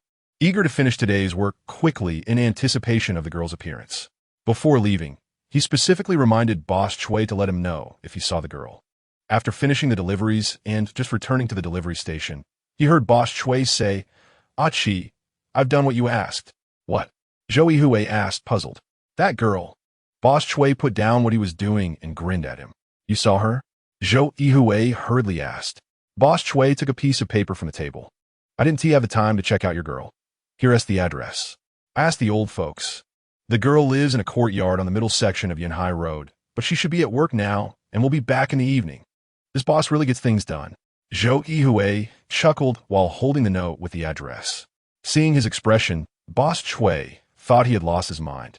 Is this lovesickness? In the afternoon, the delivery station was still quiet, and Zhou Yuhui quickly rode the delivery bike out with a few empty boxes on it, making it look like he was there to deliver packages. Although Yunhai Road was old, the neighborhood relationships were very good. If a stranger appeared, the elderly residents would watch closely, fearing any trouble, especially those with red armbands, which served as top-notch surveillance cameras. Zhou Yuhui didn't dare to go directly to the courtyard where the girl lived. Instead, he found a street corner where he could see the courtyard and sat quietly waiting. This spot was in the middle of Yunhai Road, the oldest area of the historical and cultural district, with most houses being over 100 years old. The better ones had been repaired, while the worst ones were lived in as is, with some nearly becoming dangerous buildings. Zhou Yuhui knew that aside from the elderly who didn't want to leave, the only other people living here were renters attracted by the low rent. However, transportation was inconvenient, and young people were reluctant to come here unless absolutely necessary. Clearly, if the girl wasn't a local, she was likely a hard-working renter. From the current situation, it was evident she belonged to the latter category. After waiting for several hours under the sun, Zhou Yuhui had been observed by the neighborhood aunties several times. However, seeing the empty boxes on his bike and his delivery jacket, they muttered, "Not easy." This aligned with Zhou Yuhui's plan. Everyone thought he was waiting for clients to return home and didn't pay him much attention. An elderly man even brought him a fan, saying it would help cool him down. The neighborhood interactions on Yunhai Road were very harmonious, much better than in the new district. As evening approached, the girl returned from outside. She seemed to curiously glance at the delivery bike, but said nothing, heading straight back to the courtyard. Zhou Yuhui kept his eyes on her as she returned to her room in the courtyard. After thinking for a moment, he grabbed a box and hurried to the courtyard, knocking on the door of the room where the girl was. He was ready to take the initiative to approach this girl. Chapter 55 Contact. Yin Xiaodong saw Zhou Yuhui sitting outside her rental apartment, clearly with a purpose. However, she pretended not to know him and went straight back into her room. Yin Xiaodong did nothing and simply sat on the edge of her bed, starting a countdown, guessing that Zhou Yuhui would take some action. 654. Before Yin Xiaodong could finish her countdown, there were several knocks on the door. "Who is it?" she asked with a faint smile, pleased that her guess was correct. She changed into casual clothes, took a fruit platter, and walked to the door. Hello, delivery person. I have a package here, but the name is not very clear, so I don't know if it's yours. Zhou Yuhui said seriously from outside. That's a very convincing reason. Yin Xiaotong thought to herself with a smirk. Wait a moment.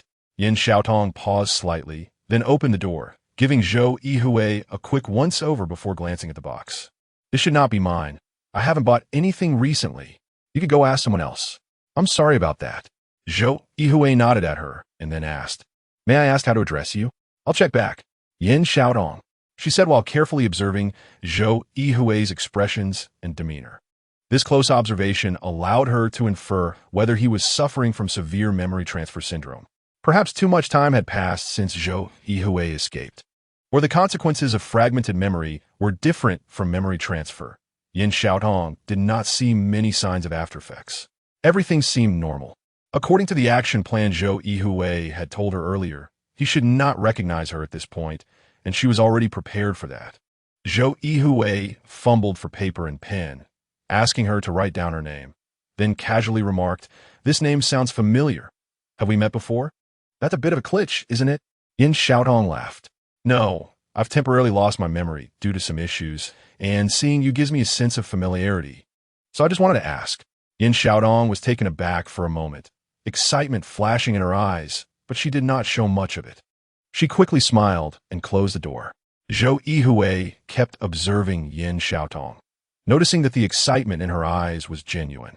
She clearly had something unsaid, but since she didn't speak, he felt it inappropriate to ask further. After leaving the courtyard where Yin Xiaotong lived, Zhou Yuhui sat in the delivery vehicle, pondering. He felt that the girl named Yin Xiaotong definitely had something going on. Otherwise, she wouldn't have had that expression. However, since she wouldn't say anything, he had no way to find out. After all, he had no evidence to prove they had known each other before. Although there was no progress in their conversation, Yin Xiaotong's reaction suggested that she must know something. This conclusion excited Zhou Yuhui. If Yin Xiaotong really had a connection to him, then the truth about his identity could potentially be revealed, and his memory recovery might increase significantly. He had been at Yunhai Road for a long time without any clues, and he couldn't let this lead slip away. Zhou Yuhui felt even more strongly that the note was meant to help him find Yin Xiaotong. But why not directly write down Yin Xiaotong's address? Instead, it left behind a strange delivery station. Also, why did the girl named Yin Xiaotong say she didn't know him? All of this seemed like a mystery, just like his own identity. Zhou Yuhui quickly connected this to the underground world he had crawled out of. Looking back, it must have been a very secret underground laboratory. If he had been imprisoned there for some reason, then the information in the envelope was meant to prevent leaks. After all, he knew nothing about his past. And if the people who had imprisoned him discovered this, it wouldn't lead to dangerous situations. Thinking of this, Zhou Yuhui rode back to the delivery station. The beautiful girl named Yin Xiaotong definitely had secrets, and he needed to be cautious to see if he could discover something. Although it seemed challenging, any small clue was better than wandering around like a headless fly. Boss Chui saw Zhou Yuhui return with a big smile and immediately teased, So, did you find the girl? Zhou Yuhui replied somewhat shyly, I did, but we didn't talk much. This matter relies not only on fate, but also on effort. If there's nothing happening in the store, go out more often. Who knows, your memory might just come back. Zhou Yuhui knew that Boss Chui was only saying this on the surface. He surely didn't think so deep down. After all, the main reason he stayed here was because he didn't know his identity. Once he figured out who he was, he would definitely leave. And Boss Chui would lose a capable employee, which no boss would want to see. That said, Boss Chui was indeed very good to him. Without him, Zhou Yuhui wouldn't know what to do now. He might even end up homeless searching through trash bins. Moreover, the elderly people on Yunhai Road treated him well. But the environment here was indeed too poor. Young people were hardly seen, and those who were around just wandered aimlessly without proper jobs. This place might be a paradise for the elderly, with a slower pace of life and a relaxing environment. But for young people, it was merely a cheap place to live, not a main living space. This was probably the difference between the new and old districts. Zhou Yuhui looked at the flickering lights outside, troubled by the question of who he really was. This pressing issue weighed heavily on his mind, and if it remained unresolved, nothing he did would go smoothly. Right now, he felt as though he had fallen into an endless ocean, with Yin Xiaotong being a seemingly fragile lifeline. As long as there was a glimmer of hope, he would do everything he could to grasp it. He had to figure everything out and restore his life to its normal trajectory. Zhou Yuhui pondered what to do next to get the answers he sought from Yin Xiaotong. At that moment, his target was in her small dwelling, also carefully considering her next action plan. Chapter 56, The Difficulty of Memory Restoration. Yin Xiaotong made a judgment based on her observations over the past few days and her recent contact. Zhou Yuhui had successfully escaped from the memory exchange and completed the memory fragmentation plan. In this way, the first phase of the apocalypse plan that Zhou Yuhui devised could be considered largely successful, although it was still unknown whether he had accessed core secrets through the internal network. The next step was to use various methods to restore Zhou Yuhui's memory, which was the most challenging part of the entire plan. Memory fragmentation is a highly specialized physiological phenomenon. Under external pressure, a series of electromagnetic outputs are applied to the cerebral cortex, causing semi-permanent damage. According to Zhou Yuhui's description, memory fragmentation does not cause substantial damage to the hippocampal structure of the cerebral cortex. It only interferes with the connections between certain nerve projections. As long as these connections are rebuilt, memories can be restored. However, while this sounds easy, it is extremely difficult to execute, which is why Zhou Yuhui's mentor did not make this achievement public. The method has a certain failure rate, although it is not high if it occurs. It can lead to irreversible consequences, turning semi-permanent damage into permanent damage.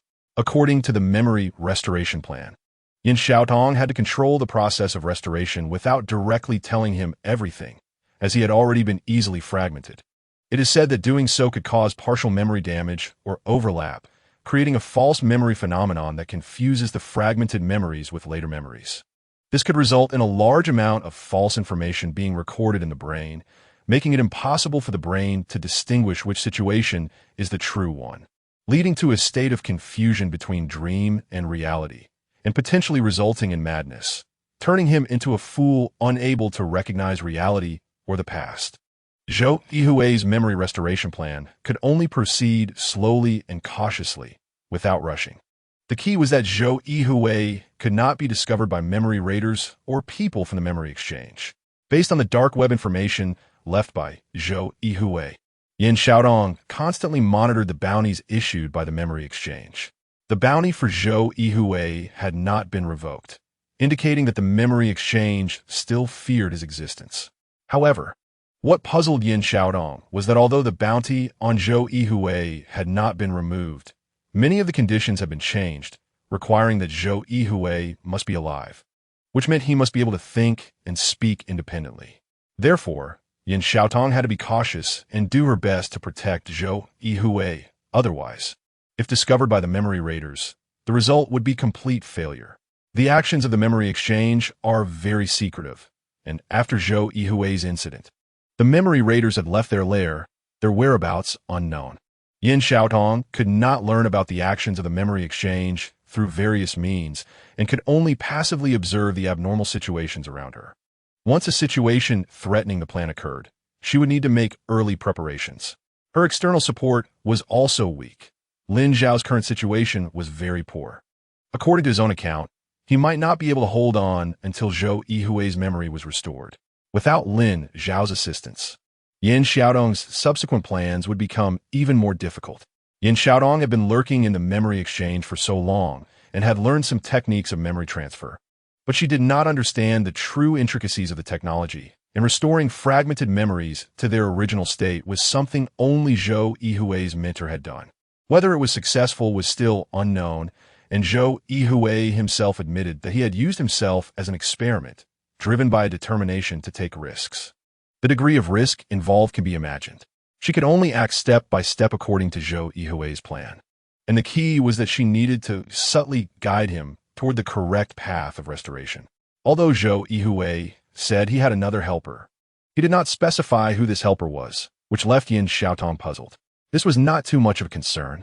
As Lin Xiao had once mentioned to Yin Xiaodong, that Zhou Yuhui must cut off any possibility of one person knowing his entire plan. All clues known to everyone were limited to their own parts, while the other parts remained unknown. The reason for this planning was to ensure the safety of Zhou Yuhui himself, as otherwise his value in the memory exchange would significantly decrease, and his life would be greatly threatened. Today, Zhou Yuhui took the initiative to find her, indicating that the memory restoration process had not deviated too much. According to Zhou Yuhui's explanation, this was the first step in his memory restoration, which was to identify familiar people and automatically assess the degree of memory fragmentation. This conclusion allowed Yin Xiaotong to breathe a slight sigh of relief. After all, it was a good start, as long as Zhou Yuhui had the potential for memory restoration. The hidden traps could be triggered, which would be a net laid out against the memory exchange. For Yin Xiaodong herself, the next action plan carried certain risks. If Zhou Yuhui did not appear as planned, she would also fall into trouble and must be fully prepared. However, no plan is foolproof. Even a small mistake could lead to unimaginable consequences.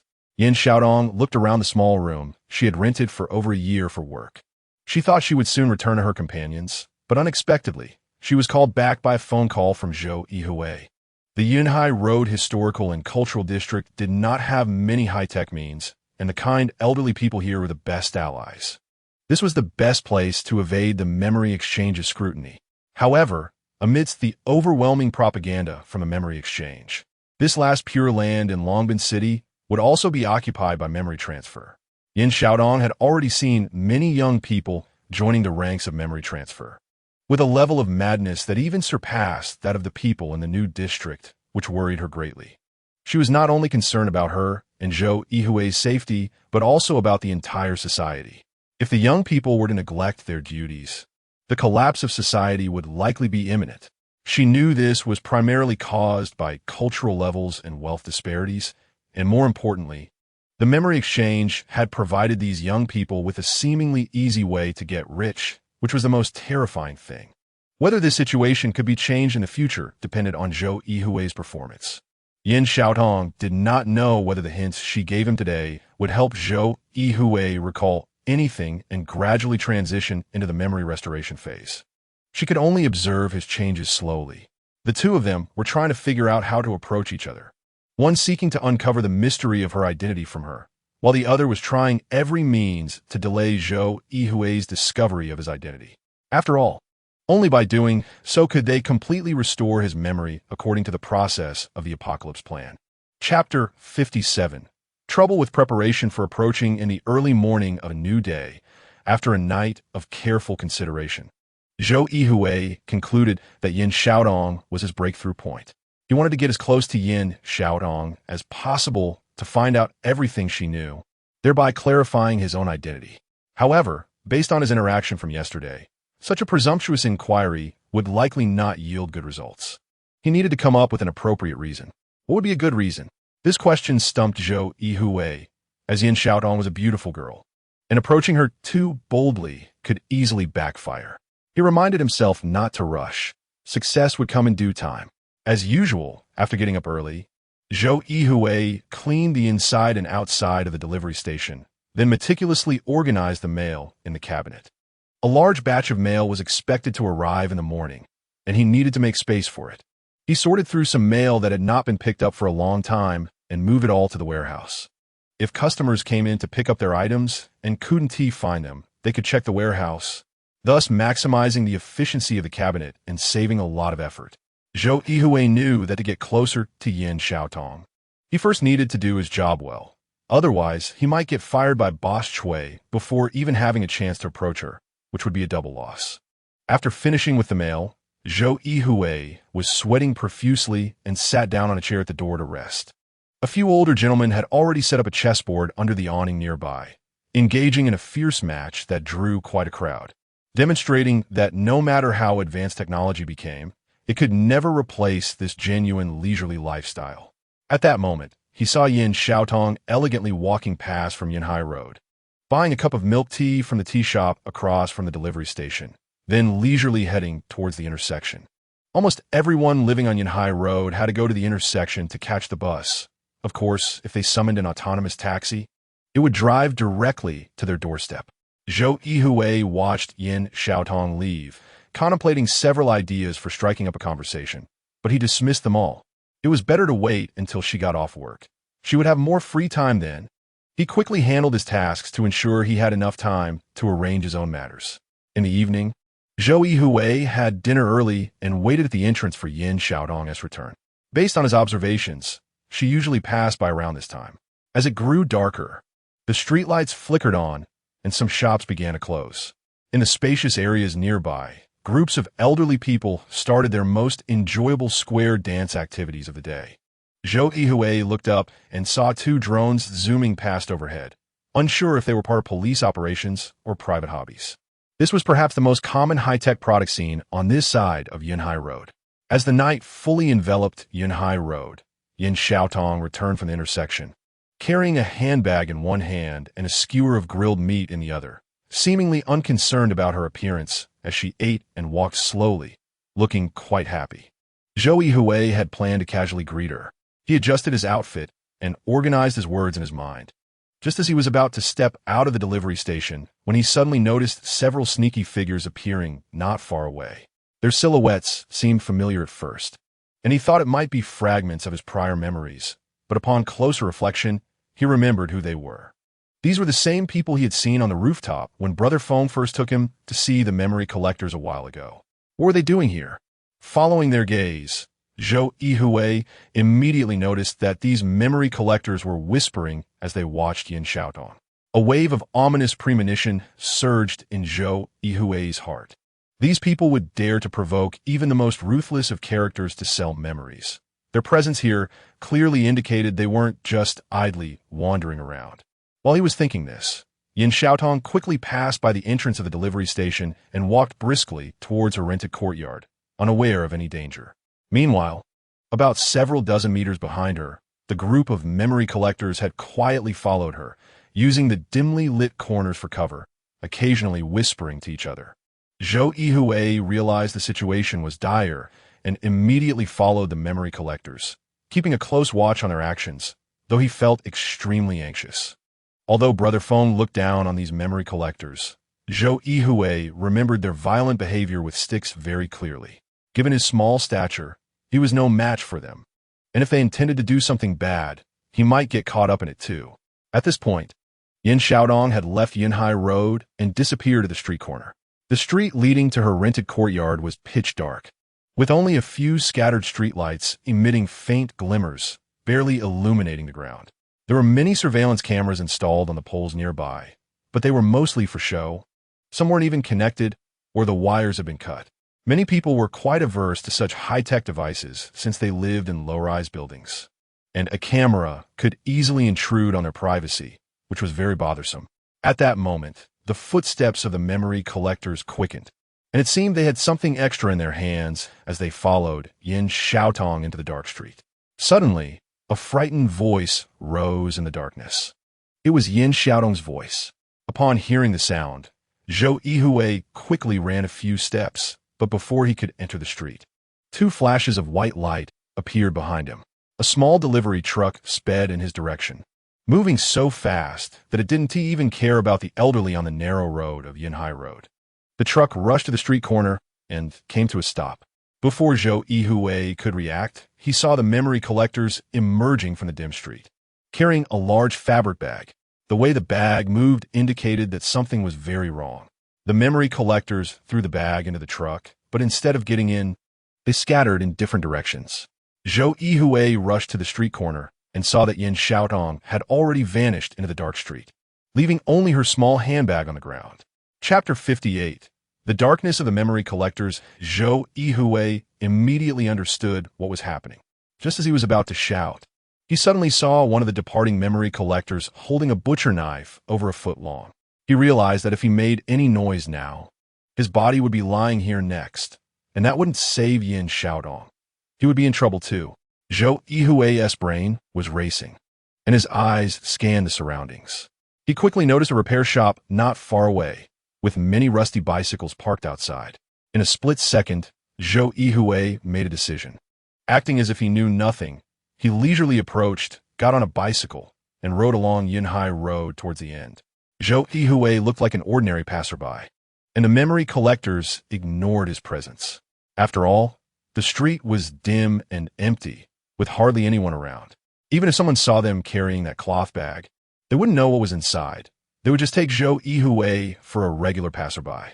The memory collectors rushed deeper into the dark street, quickly disappearing into the night. Zhou Yuhui followed behind the container truck on his old bicycle. He initially thought he wouldn't catch up, but just when he was feeling frustrated, he suddenly noticed that although the truck had driven far ahead, its tail lights were still faintly visible. This puzzled Zhou Yuhui. The container truck hadn't actually gone too far, but continued driving slowly along the narrow Yunhai Road. If discovered, there was no way to escape. Curiosity getting the better of him, Zhou Yuhui drew closer to the truck, carefully glancing around, fearful of startling the memory collectors. After traveling a distance on Yunhai Road, the truck turned into a small alley and then weaved left and right, entering a seemingly overgrown abandoned courtyard. Zhou Yuhui cautiously observed his surroundings. He had been here before when Boss Shui had him familiarize himself with the area, but it was very desolate, and he had only briefly inquired about the surroundings before leaving. He knew this was a factory that had been abandoned a few years ago due to the historical building protection of Yunhai Road, and it had remained untouched ever since. He had glanced at the factory yard, which was overrun with weeds taller than a person, looking very dilapidated. What were they doing here? Kidnapping? Or extortion? These terms raced through Zhou Yuhui's mind. At this moment, he saw the scattered memory collectors approaching the abandoned factory from various directions. They were clearly very cautious, perhaps having been caught by the police several times, giving them strong counter-surveillance skills. A few of them slipped into the factory courtyard and then slammed the large door shut, locking it with chains. To be honest, such a door, when a gentleman doesn't block a rogue, is practically useless. Moreover, the factory's walls were low, just about a person's height. Zhou Yuhui glanced around to see no one was watching, then quickly ran a few steps and jumped onto the wall, quietly peering inside. The container truck had stopped in an open factory building, and the memory collectors moved forward to lift the cloth bag out and carried it to a corner. Zhou Yuhui looked around. Most of the buildings were silent, not even a glimmer of light. He had previously heard that there were plans for demolition and renovation in this area, and many families had joyfully left after receiving notifications, waiting to receive a large sum of money in the future. This was the happiest moment on Yunhai Road. Zhou Yuhui jumped into the yard from the wall, landing on sandy ground without making much noise. The windows of the abandoned factory were covered with thick black cardboard, allowing only a little light to seep through. Zhou Yuhui cautiously approached the window to look inside, and what he saw shocked him. The abandoned factory had already been set up, clearly indicating that the memory collectors had made plans long ago. The large cloth bag was placed on a mattress, with its opening exposed, revealing Yin Xiaotong, whose hair was disheveled. She seemed to be frightened and was constantly retreating, but the ropes binding her in the bag restricted her movements, and a towel was tied around her mouth, preventing her from making any sound, only able to whimper. There were 4 memory collectors in total, sitting in front of a broken table covered with some packaged food and several boxes of various alcoholic beverages. "Big brother, the goods we got this time are really good," one of the memory collectors said with a smile. Another glanced at Yin Xiaotong. "Of course, I specifically chose her. If we do this right, we can sell her for a good price." "What? There's such a good deal?" The other memory collectors perked up. "I found this custom memory on the dark web. I don't know who she offended, but someone offered a high price for it. If we take turns, the price goes even higher. Once we wrap this up, we won't have to worry about food and drink for the whole year." Listening to their discussion, Zhou Yuhui was instantly filled with rage. If the memory collectors were provocatively seeking out memories for some reason, he could understand, but he never expected someone would record such extreme criminal behavior. The 4 memory collectors were discussing how to maximize their profits from this memory, their words revealing a thirst for money, completely disregarding Yin Xiaodong's feelings. To them, the terrified Yin Xiaodong was merely an asset that would increase in value. One memory collector approached Yin Xiaotong, gently brushing her cheek, her delicate face filled with fear. was particularly pitiable. Yin Xiaotong kept shaking her body, trying to escape from the bag, but the sturdy ropes rendered all her efforts futile. Seeing this, Zhou Yuhui immediately understood that these memory collectors did not intend to do anything good. He quickly took out his phone to call the police. However, when he turned on his phone, he found that he had no signal. Why am I out of the service area? Zhou Yuhui looked at his old phone with a wry smile. Of all times for this thing to break, it had to be now. Zhou Yuhui naturally assumed his second-hand phone was malfunctioning, not realizing that his phone had long been monitored by Lin Xiao. In order to make the whole situation seem more realistic, Lin Xiao needed to complete Zhou Yuhui's heroic rescue of the beauty before the police intervened, thus allowing Yin Xiaotong to logically start dating him. Love at first sight only exists in romantic novels. It is practically impossible to achieve in reality. Zhou Yuhui had no idea about this arrangement. He only knew that it was too late to call for help now. He pondered for a moment and decided to see if there were any other options. Chapter 59. Clever plan to save in abandoned factory. Several memory recorders had already started drinking and eating. After a few rounds of drinks, they began to gaze hungrily at Yin Xiaodong's slender figure. Big brother, when are we making our move? We can't hold on any longer. One memory recorder shouted. A bald man immediately laughed. What's the rush? This little girl is enough for us to play with all night. At this moment, the bald man stepped forward and removed the towel that was gagging Yin Xiaotong. Panic-stricken, she pleaded with the men, please, let me go. If you want money, I have some in my bag and savings in my bank account. You can take it all. Huh, we don't want money. What we want is your body. The bald man sneered. Don't blame us. It's your fault for being so beautiful. Perfectly fitting our standards for memory collection. Blame your bad luck. Another disaster caused by memory collection. Yin Xiaodong's face was filled with terror. She understood what memory collection meant. They intended to use their actions as a means to get rich, built on the jealousy and suffering of girls, leading to their pleasure. The memory recorders burst into laughter. And in that laughter, Yin Xiaodong's frail body trembled more violently as she began to cry, her voice a soft lament. Zhou Yuhui listened to their conversation, his heart burning with anxiety. He needed to think of a way to rescue Yin Xiaodong. He circled the factory yard and discovered some iron rods and sticks. However, there were 4 memory recorders. It would be difficult to fight them even if he had weapons, especially since he saw they had sharp knives. If a fight broke out, he might not make it out alive. He quietly set down the rods and turned around, spotting a small fire station in the corner of the factory. It seemed this factory had previously produced flammable materials, as the fire station was well equipped with 2 large fire extinguishers and 2 smaller ones. A fire hydrant stood in the corner, and seeing the water droplets trickling from it, he figured it must have water. The long hoses looked new with recent date labels. Not yet a year old. Looking at the firefighting equipment, Zhou Yuhui suddenly had an idea. He stealthily placed the extinguishers at the entrance of the factory, careful not to alert the memory recorders inside. Then he quietly unrolled the long hose, extending it to the window, and used a piece of wire to tie the nozzle to the window's security grill. Once everything was prepared, he took another look inside the factory. The memory recorders were getting ready to make their move, laughing maliciously around the mat where Yin Xiaotong was. The bald man stepped forward and ripped the green skirt off Yin Xiaotong, causing her to scream, her face filled with terror and helplessness, which only made them laugh more recklessly. Fire! There's a fire! Zhou Yuhui suddenly shouted loudly. Hearing this, the memory recorders were startled. They had never expected anyone else to be outside, especially so close. In their moment of confusion, Zhou Yuhui immediately turned on the fire hydrant switch and smashed it against the fire alarm, with a loud siren ringing. The fire hose shot out a high-pressure stream of water, shattering the factory window and knocking down the cardboard that covered the light inside, illuminating the situation within. The memory recorders were caught off guard by the sudden water blast. Before they could comprehend what was happening, the high-pressure hose began to spray uncontrollably. Just as the bald man tried to run over to see what was going on, he was hit by the powerful water jet, falling to the ground and struggling to get up. At this moment, Zhou Yuhui pushed both large extinguishers to the entrance, kicked open the door, and activated the extinguishers. A cloud of powder immediately filled the entire factory. Zhou Yuhui covered his mouth and nose with half of his vest, holding a small extinguisher in one hand as he rushed into the factory.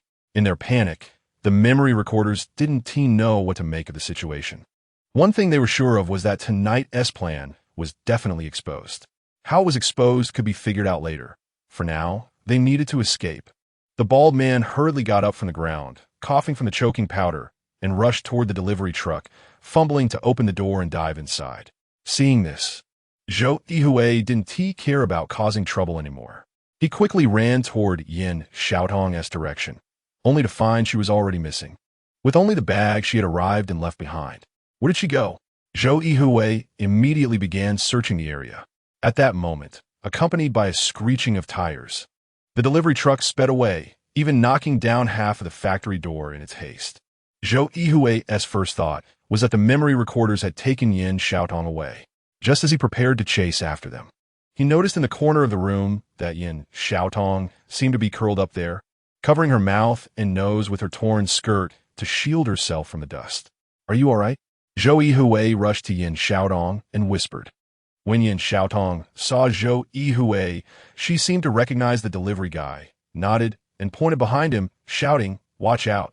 Zhou Yuhui didn't even turn around to see what was happening. He immediately raised the extinguisher in his hand and sprayed it toward the approaching memory recorder, who was quickly enveloped in powder and coughing as he retreated. Zhou Yuhui took off his shirt and draped it over Yin Xiaotong, then turned back to the window, grabbing the hose and aiming it at the remaining memory recorders, spraying them with water. At this point, the remaining memory recorders realized the delivery truck was gone and cursed under their breath, hastily fleeing the factory, watching them escape in panic. Zhou Yuhui didn't dare to let his guard down. He quickly moved to Yin Xiaotong's side. How are you? Can you walk? Yin Xiaotong shook her head slightly. Zhou Yuhui quickly turned around. I'll carry you. You only hold this.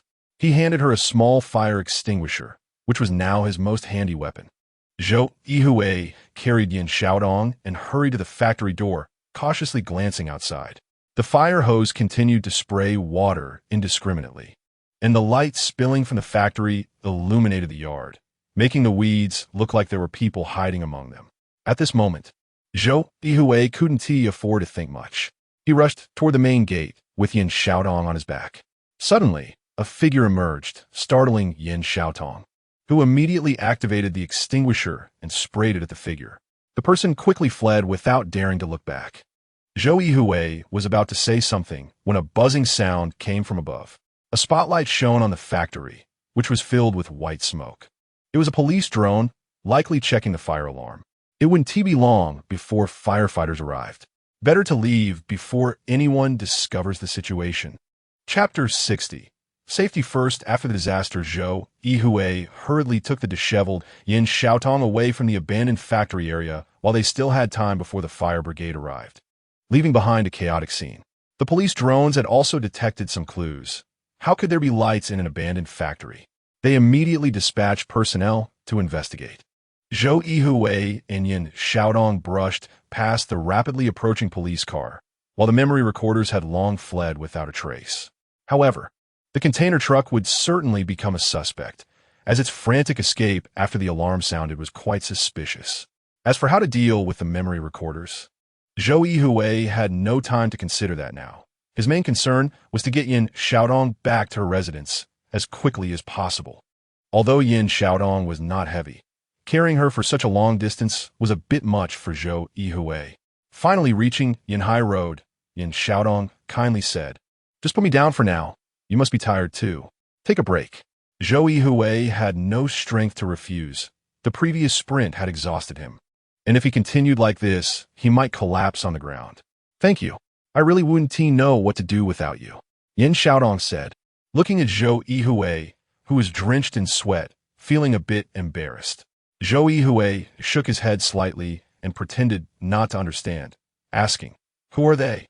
How could I do such things?" They said they were memory recorders, so they must be those memory recorders. Many young people around Yinhai Road are going for memory transfers. I didn't expect they would dare to commit such crimes. After getting out of danger, Yin Xiaotong seemed to remember her anger and her face turned pale. Zhou Yuhui sighed and said, I'm afraid all of this is for money. A few days ago, I saw them provoking Scar on the front street. They even fought. And it was only when the police drones arrived that they scattered. You know them?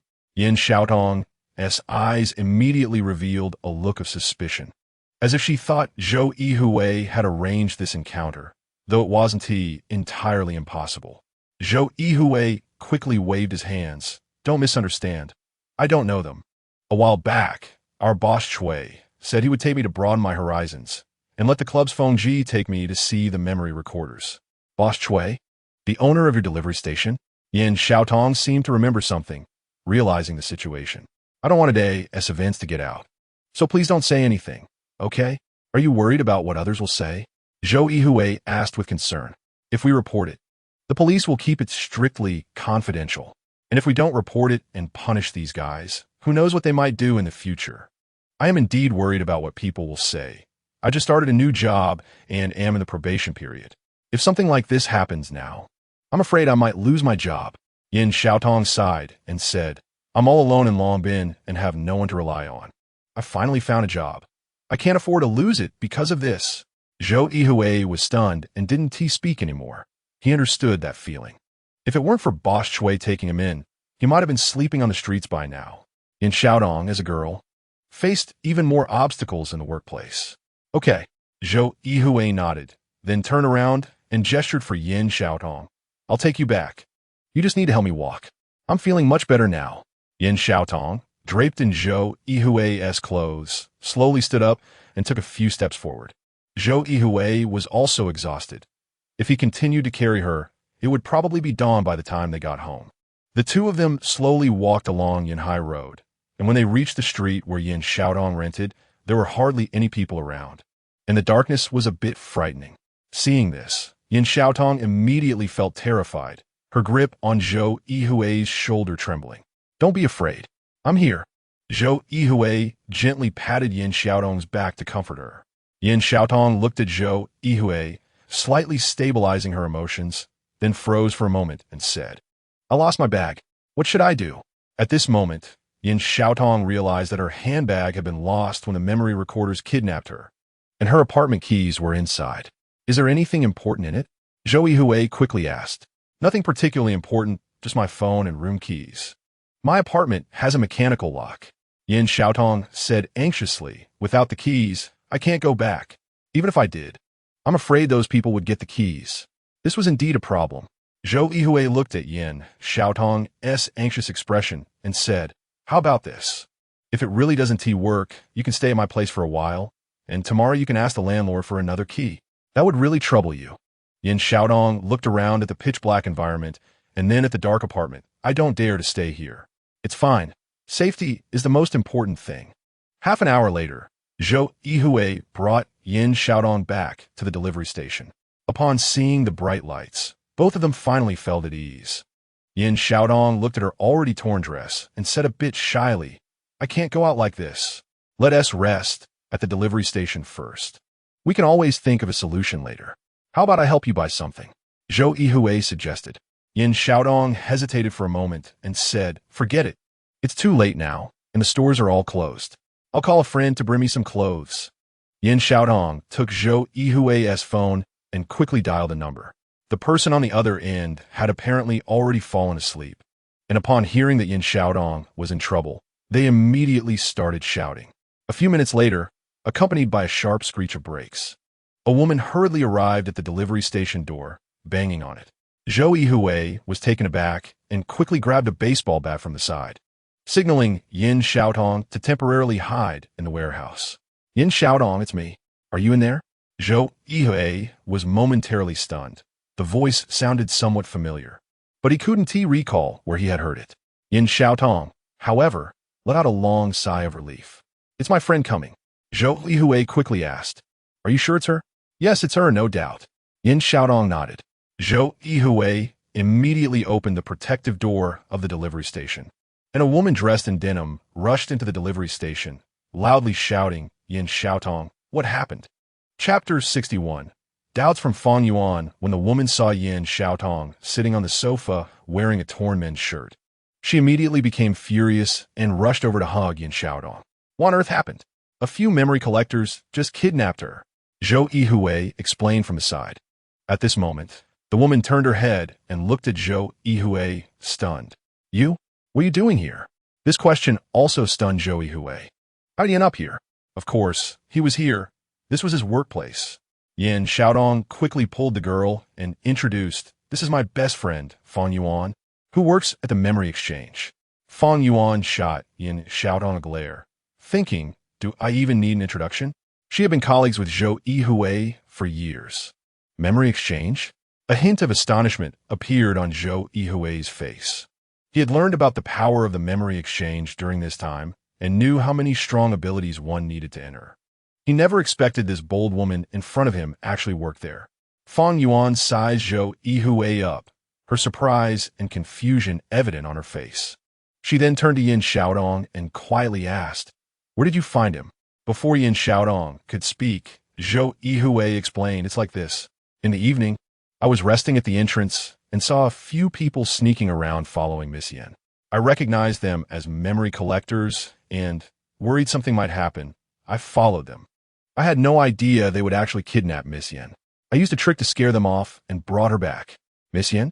Fang Yuan circled around Zhou Yuhui a few times, her gaze like that of someone examining a product, making Zhou Yuhui feel a bit uneasy. After sizing him up, Fang Yuan returned to Yin Xiaodong's side and whispered something in her ear. Yin Xiaodong nodded slightly. Fang Yuan smiled and handed the backpack still on the sofa to Yin Xiaodong.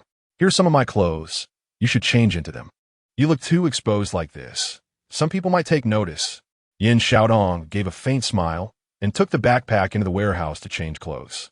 Zhou Yuhui naturally knew she was referring to him, but he couldn't say anything and just stood there awkwardly chuckling a few times.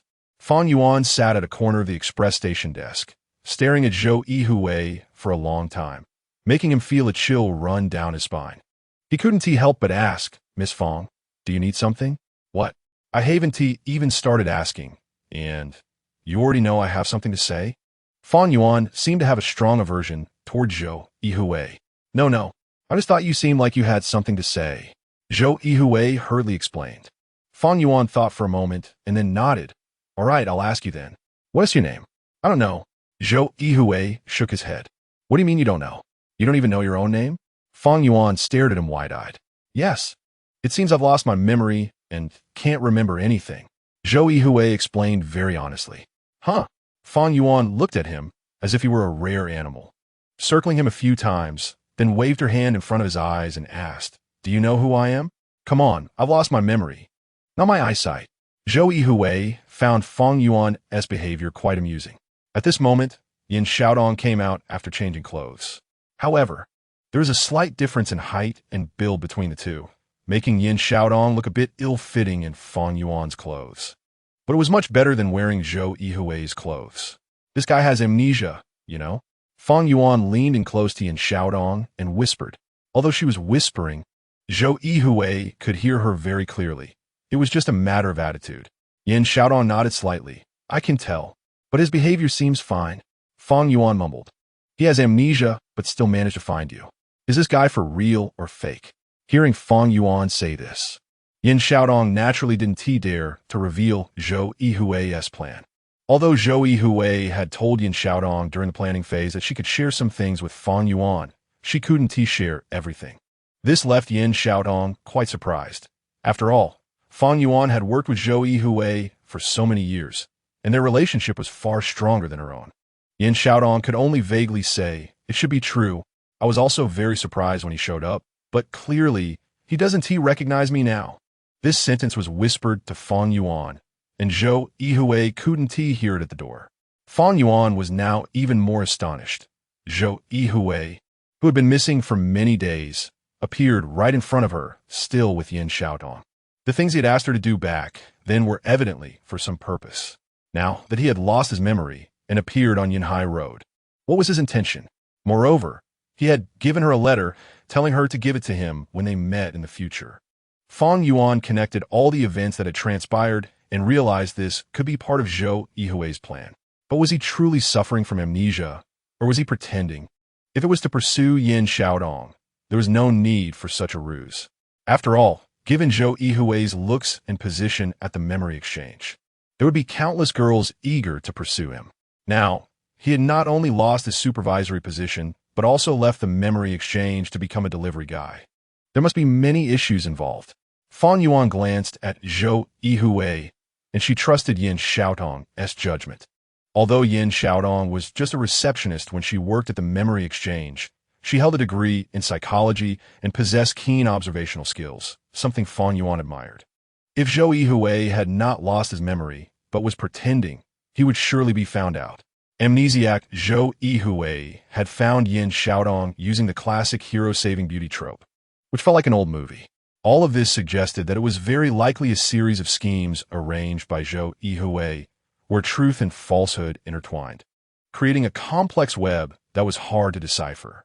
Thinking of this, Fang Yuan immediately put away her smile and deliberately said to Zhou Yuhui, "Since you've lost your memory, what should I call you? I can't just call you Hey."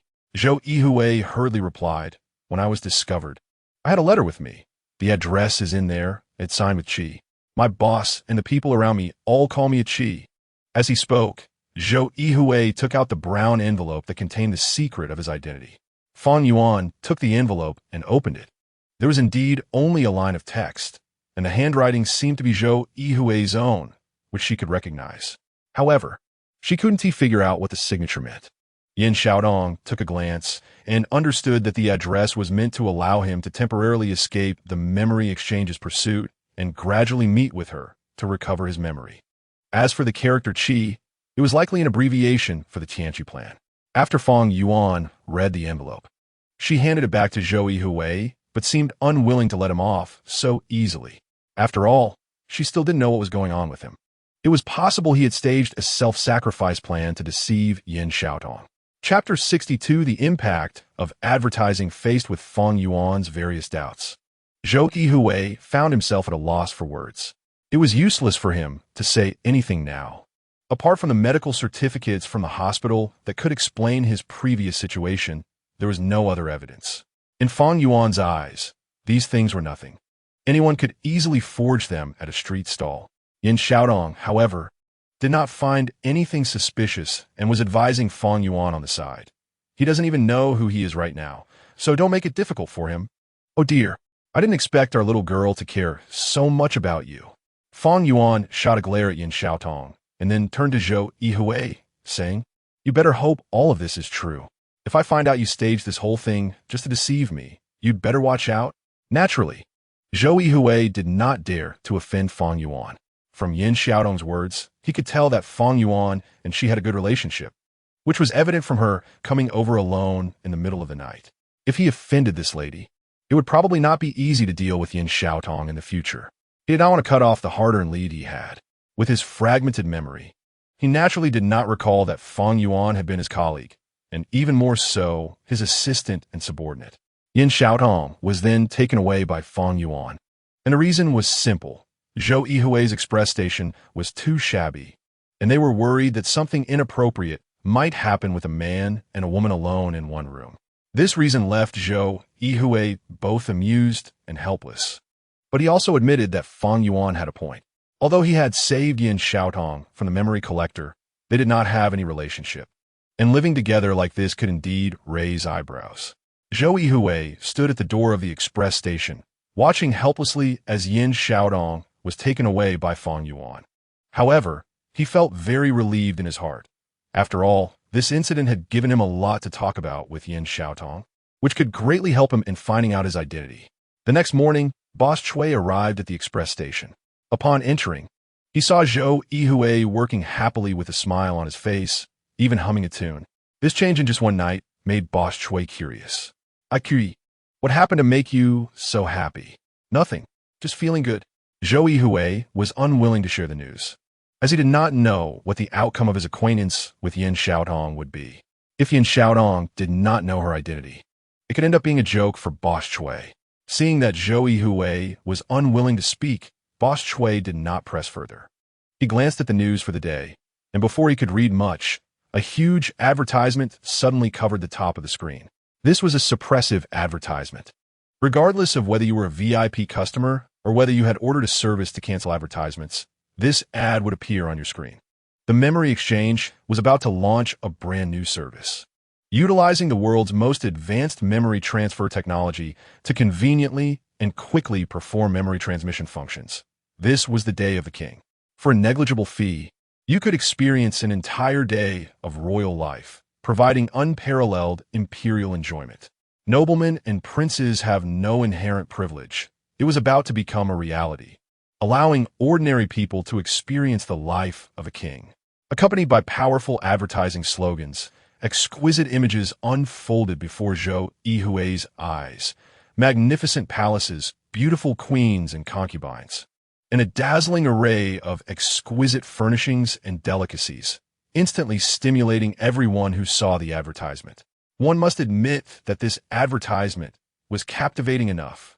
Living like a king was a dream for many. Now, the memory exchange could fulfill this wish, attracting countless people. Zhou Yuhui was not particularly interested in being a king. He only wanted to know who he really was. Perhaps he was that king? Boss Chui, however, was quite interested, muttering to himself, estimating how much it would cost to experience a day as a king. It surely wouldn't be the kind of deal advertised for just 98, when in reality, a large amount of money would end up in the pockets of the memory exchange. Although Zhou Yuhui found the actions of the memory exchange somewhat strange, he did not pay too much attention, as his thoughts were elsewhere. Inside the abandoned factory, Lin Xiao felt a sense of unease knowing that there were not many days left. The memory exchange was promoting the day of the king plan so aggressively, clearly not just to make money. The secrets hidden behind it were unknown to many. The human brain is the most intricate organ in the world. Even the most advanced quantum supercomputers cannot fully simulate its operations. After many years of development, the memory exchange has accumulated considerable strength, capable of simulating human programs. But what it lacked was data, the deep data of the human brain. Through large-scale memory transfer operations, they could easily collect this data for their own use. The seemingly commercial actions of the memory exchange could raise societal support for memory transfer, thereby consolidating its position. Most importantly, the memory exchange could use this opportunity to strengthen its control over memory transfer, effectively becoming a monopoly giant. Lin Xiao felt powerless against the actions of the memory exchange. Now, the most important thing was to figure out the ultimate plan of the memory exchange. Only Zhou Yuhui could obtain this through reverse input from the supercomputer, along with the dark web system of the memory exchange, which posed a significant threat. Lin Xiao called Yin Xiaodong and instructed her to meet up with Zhou Yuhui as soon as possible to carry out the memory awakening action according to the plan. After Yin Xiaodong hung up the phone with Lin Xiao, she glanced back at Fang Yuan, who was exercising nearby. She was not particularly close to Fang Yuan. Fang Yuan was just a partner, as Lin Xiao had informed her, and Fang Yuan was also part of the follow-up plan. However, she had to ensure that Fang Yuan would not pose a danger to Zhou Yuhui, given Fang Yuan's identity. Zhou Yuhui's situation was as it was. She had no confidence in how much this recovery plan could achieve. Not just her, but Lin Xiao also shared the same thoughts. As the planner of the entire scheme, Zhou Yuhui knew the plan best, yet he had lost his memory. This enormous memory trap could ensnare not only the memory exchange, but also the executors involved, leaving no one knowing what would happen in the future, not even Zhou Yuhui. Everything depended on Zhou Yuhui's performance. This plan was too difficult. Yin Xiaodong couldn't help but sigh. Chapter 63. Yin Xiaodong's doubt. What are you thinking? Fang Yuan saw Yin Xiaodong sitting there in a daze and hurried over to comfort her, asking if last night's incident scared her. Yin Xiaodong shook her head slightly, furrowing her brows as she looked at Fang Yuan and asked, what exactly happened to Supervisor Zhou? How did it turn out like this? Fang Yuan was also puzzled by this question. She wiped some sweat off her brow, sat down in front of Yin Xiaodong, and said, I don't know either. The rumors circulating in the exchange say that Zhou Yuhui stole important information from the exchange and ran away. That's impossible. If that were the case, the exchange would have reported it to the police long ago. How could he still be there delivering packages? Yin Xiaodong expressed great skepticism about this news. Fang Yuan agreed, saying that's true, but it seems Zhou Yuhui has lost his memory. Could it have something to do with the exchange? Did they send him out afterward? After saying this, Fang Yuan immediately looked around. The memory exchange indeed has the capability to do this, but what would their motive be? Is it really for that important information? Yin Xiaodong found this conclusion somewhat plausible. She couldn't tell Fang Yuan that this was just Zhou Yuhui's plan, but she still admired Fang Yuan's reasoning skills. In any case, if Supervisor Zhou could recover his memory, everything would be clear. Yin Xiaodong said this sincerely. That's not so easy. Fang Yuan, being a senior staff member at the Memory Transfer Center, had the authority to speak on this. I've heard of this technology before, but it has hardly ever succeeded. There are just too many factors involved. Yin Xiaodong didn't say anything further. She sighed, her face full of worry. Now all hope rested on Zhou Yuhui's plan successfully being implemented. There were too many unknown factors involved, and she wondered if Zhou Yuhui's intelligent brain had accounted for all the unexpected situations. Seeing Yin Xiaodong like this, Fang Yuan found it somewhat interesting. It seemed Yin Xiaodong really liked Zhou Yuhui.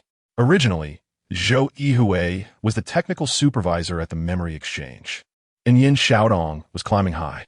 Now that Zhou Yuhui had lost his memory and could only work as a delivery guy, and Yin Xiaodong had also resigned, the two of them seemed to be a match made in heaven, a pair of ill-fated lovers. Zhou Yuhui continued his routine of picking up and delivering packages, searching for possible clues on Yunhai Road. Unfortunately, it was still a futile endeavor. However, his relationship with Yin Xiaodong had become much closer. He secretly observed that the memory collectors had not appeared since the factory incident. He didn't know if they were hiding out of fear of being caught by the police or had found a more suitable place to continue their wrongdoing. After the kidnapping incident, Yin Xiaodong had moved out of her old apartment. While Zhou Yuhui thought the rent was relatively cheap, the location was too remote, and the surrounding environment wasn't great. At night, it was very dark, which was quite inconvenient for a girl. While delivering packages, he paid special attention to the surrounding apartments and soon found a rental unit that was decent in all aspects. Although it was also an old building, the surveillance facilities around were quite comprehensive, significantly increasing safety. Most importantly, the rent was reasonable, and it wasn't far from the delivery station. In Zhou Yuhui's words, he could arrive in a few minutes just by calling out. When Fang Yuan learned that Zhou Yuhui had helped Yin Xiaodong find her new apartment, she started asking various questions, pointing out that the apartment was so close to Zhou Yuhui's place, which posed a risk of inviting a wolf into the house. Zhou Yuhui was both amused and helpless. He didn't dare to refute too much. Fortunately, Yin Xiaodong was quite satisfied with the apartment and quickly signed a contract, preparing to move in. Boss Chui also noticed that Zhou Yuhui had taken a liking to the girl and naturally supported him wholeheartedly.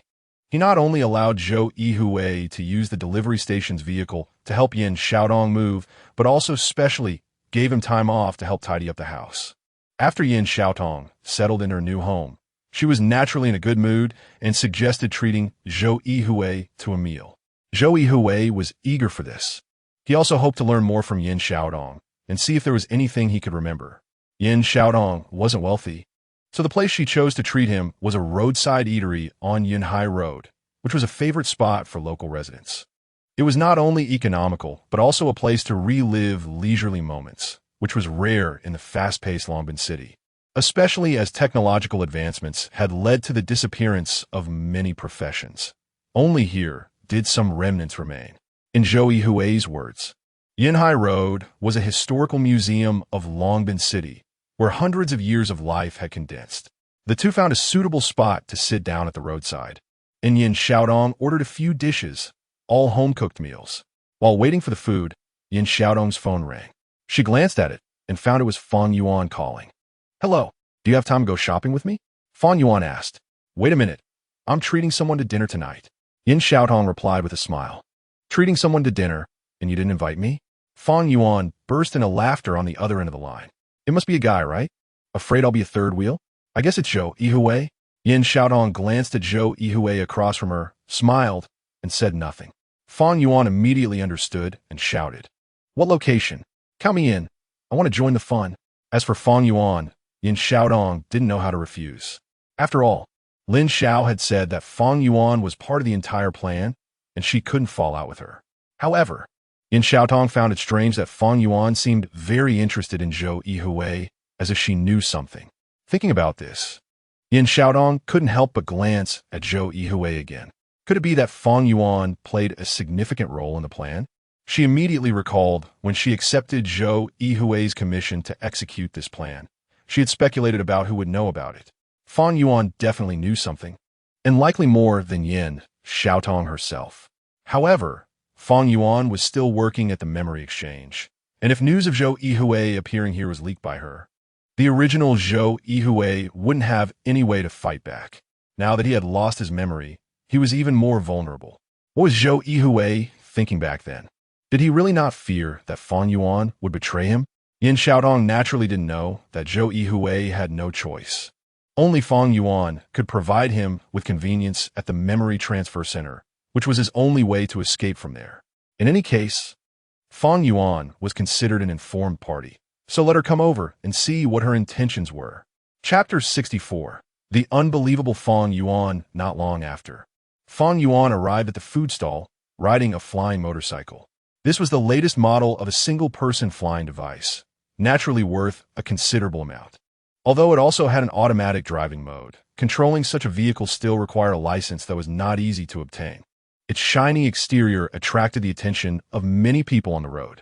"Miss, I know your job is good and you have financial means, but you really don't need to ride such an expensive thing here, right? That motorcycle could buy a house here." Yin Xiaotong quickly whispered as she noticed the crowd's gaze was drawn to Fang Yuan. "It's fine. This thing is convenient to ride, much better than a car." Fang Yuan replied, glancing at Zhou Yuhui, who seemed dumbfounded. "You've never seen one before, have you?" Zhou Yuhui indeed had never seen such a thing. Even if he had in the past, he wouldn't remember it. He felt somewhat at a loss with Fang Yuan's appearance. He maintained a high level of vigilance towards someone who occasionally confronted him, fearing he might unwittingly fall into her trap. Especially after hearing that Fang Yuan was from the memory trading house, he instinctively rejected her. Considering that his amnesia might be due to selling memories at the memory trading house, he felt an innate aversion towards her. Fang Yuan, however, felt nothing unusual and quickly extracted everything Zhou Yuhui knew with just a few words. This made Yin Xiaotong somewhat dissatisfied. In her view, it seemed Fang Yuan had a purpose for coming, and that purpose was Zhou Yuhui. The meal ended with the three of them harboring their own thoughts. Compared to the quiet Yin Xiaotong, Fang Yuan was very lively, frequently pointing out Zhou Yuhui's actions, appearing very much in charge. The meal ended somewhat unhappily, and after Fang Yuan left, Yin Xiaotong hurriedly apologized to Zhou Yuhui, urging him not to take it to heart. Although Zhou Yuhui was somewhat displeased, he did not get angry for Yin Xiaotong's sake, and instead felt that she cared about his feelings. Since the incident with the memory collector and with Fang Yuan's appearance, Zhou Yuhui developed a strong interest in the memory trading house, but he could only learn about this powerful organization from the sidelines. That day, after Zhou Yuhui finished sorting all the mail packages as usual, he began selecting the ones that required manual delivery. When he saw an iron box, he was momentarily stunned. The recipient of this box was actually named Fang Yuan. Wasn't Fang Yuan living in the new district? How could the mail be delivered here? However, upon reflection, it could also be a case of a namesake, which he often encountered. Zhou Yuhui placed the mail on the delivery cart. The iron box was quite heavy, and he wondered what was inside. As usual, Zhou Yuhui started weaving through the streets and alleys of Yunhai Road, quickly delivering most of the mail. The only item left in the cart was this package for someone named Fang Yuan. He called a few times, but no one answered. Seeing that it was still early, he decided to go to the address on the box, which led him to a run-down courtyard. It looked even worse than the place Yin Xiaotong had previously rented, with puddles of water still remaining on the ground, making it quite muddy. Besides a few makeshift houses surrounding the courtyard, directly to the north was a gray two-story building, evidently built quite some time ago. The iron railings on the stairs were rusted, while the handrails were polished bright from wear.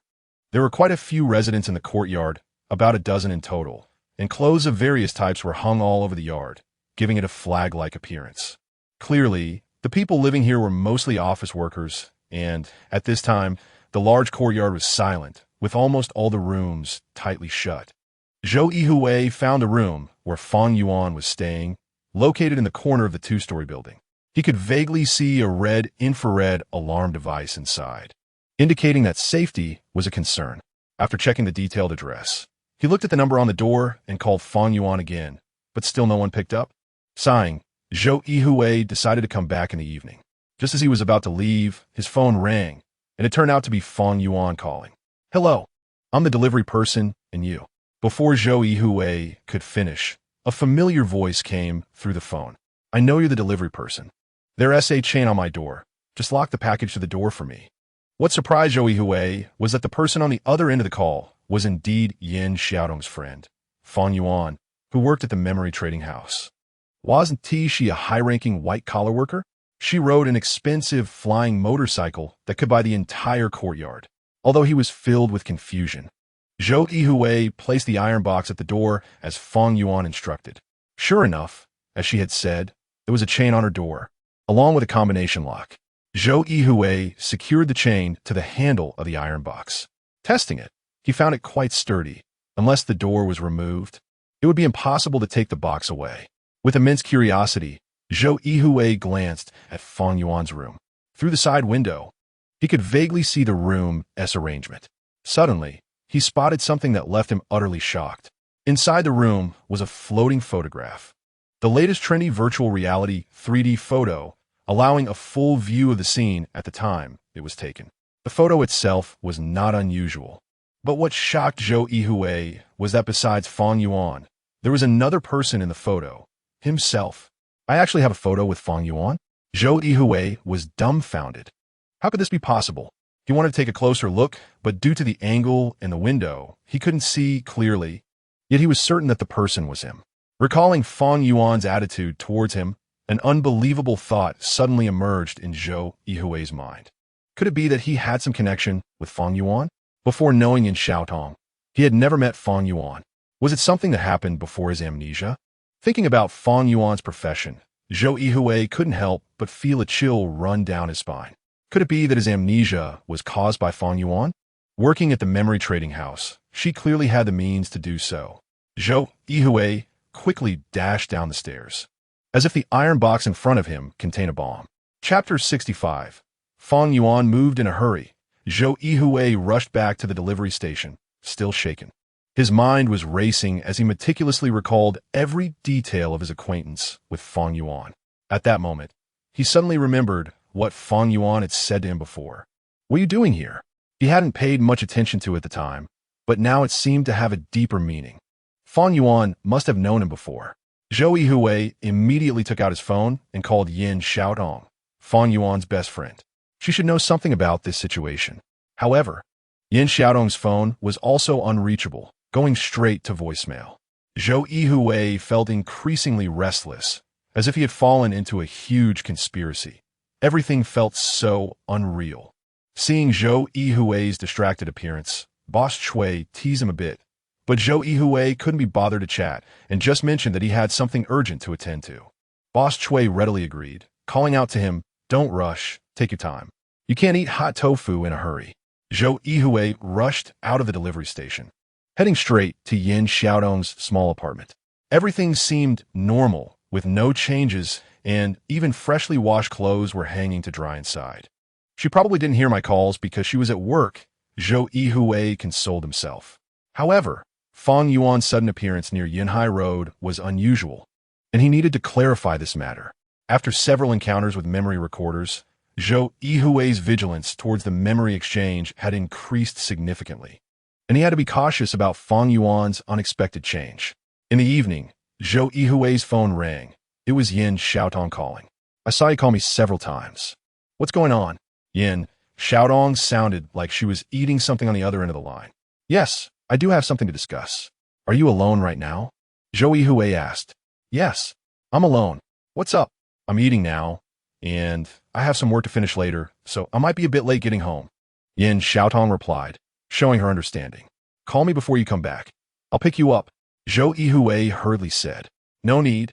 A colleague from work is giving me a ride downstairs. You've been busy all day. It's tiring." Yin Xiaodong was still quite considerate. "Let's talk later." Zhou Yuhui thought for a moment and decided to ask Yin Xiaotong about something. I have a question for you. Do you have time now? Go ahead. Yin Xiaotong took a sip of water and said, Today I delivered a package, and one of them was for Fang Yuan. When did she move to Yinhai Road? Huh? Yin Xiaotong was clearly startled by the news. What did you say? Fang Yuan moved to Yinhai Road? Are you sure? Yes. Zhou Yuhui confirmed firmly. I'm sure. I spoke to her when I delivered the package. It was definitely her. How is that possible? She never mentioned this to me. I need to call her and ask. After ending the call with Zhou Yuhui, Yin Xiaotong's mind was racing. Fang Yuan had quietly moved to Yinhai Road without even notifying her. There was definitely something fishy going on. She pondered for a moment and decided to call Lin Xiao to see if he knew anything. She knew Lin Xiao was aware of Zhou Yuhui's entire plan. Although some things were only known to Zhou Yuhui, Lin Xiao was clear about the overall framework. Professor Lin, Fang Yuan has moved to Yinhai Road. Did you know about this? After receiving Yin Xiaotong's call, Lin Xiao's reaction surprised her. I don't know, Lin Xiao replied calmly. Whether Fang Yuan moved to Yinhai Road or not, as long as Zhou Yuhui is safe, that's all that matters. Do you understand? Lin Xiao's words instantly enlightened Yin Xiaotong. Indeed, the bystander sees clearly. Yin Xiaotong felt much more relaxed. Lin Xiao was right. When Zhou Yuhui invited her, it was to ensure that she could recover her memory. As long as he was safe, who could say that everything wasn't arranged by Zhou Yuhui? I understand, Professor Lin. How is your health? Yin Xiaotong asked. I probably won't last a few more days. You don't need to worry about me. Even if I die now, my mission will be considered complete. The rest depends on Zhou Yuhui's ability. After hanging up with Lin Xiao, Yin Xiaotong quickly dialed Fang Yuan's number to ask her about living on Yinhai Road. Fang Yuan giggled on the other end. Yes, I just moved to Yinhai Road. Now we're closer to each other. Aren't you doing well in the new district? Why did you move to such a simple place on Yinhai Road? Some things are better left unknown. Fang Yuan laughed again. You'll find out later.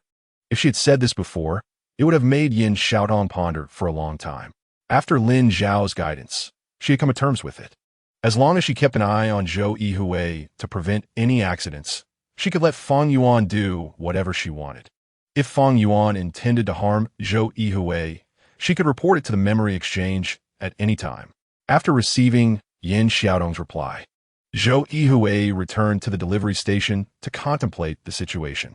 Fang Yuan's sudden arrival left him feeling a bit at a loss, unsure of what to do next. Although he felt a sense of familiarity after spending time with Yin Xiaotong, she hadn't revealed much about him, and he didn't know how much longer it would take to learn everything from her. As night fell, Zhou Yuhui prepared to close up. He glanced at the packages on the shelf and suddenly thought of the photos in Fang Yuan's rental apartment.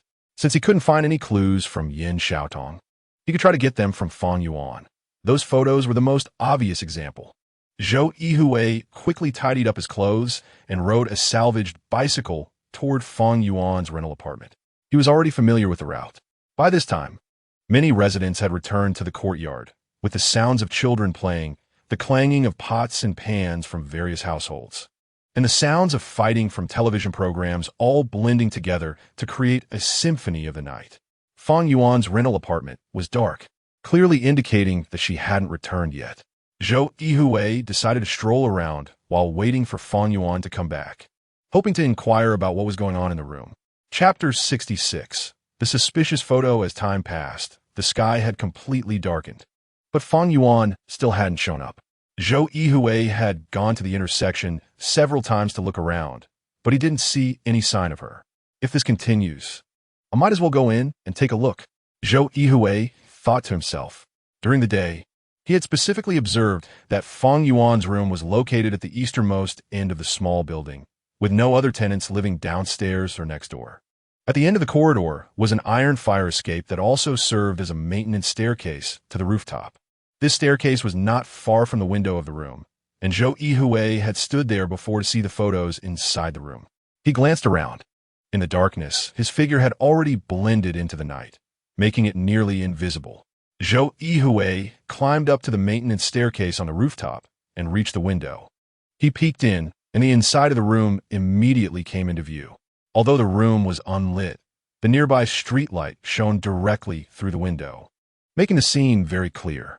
The room Fang Yuan rented was not very large, probably around 30 square meters. It looked quite simple, but was decorated with great care. Except for the entrance, the floor was covered with a thick carpet, and the furniture, although simple, appeared rather unusual.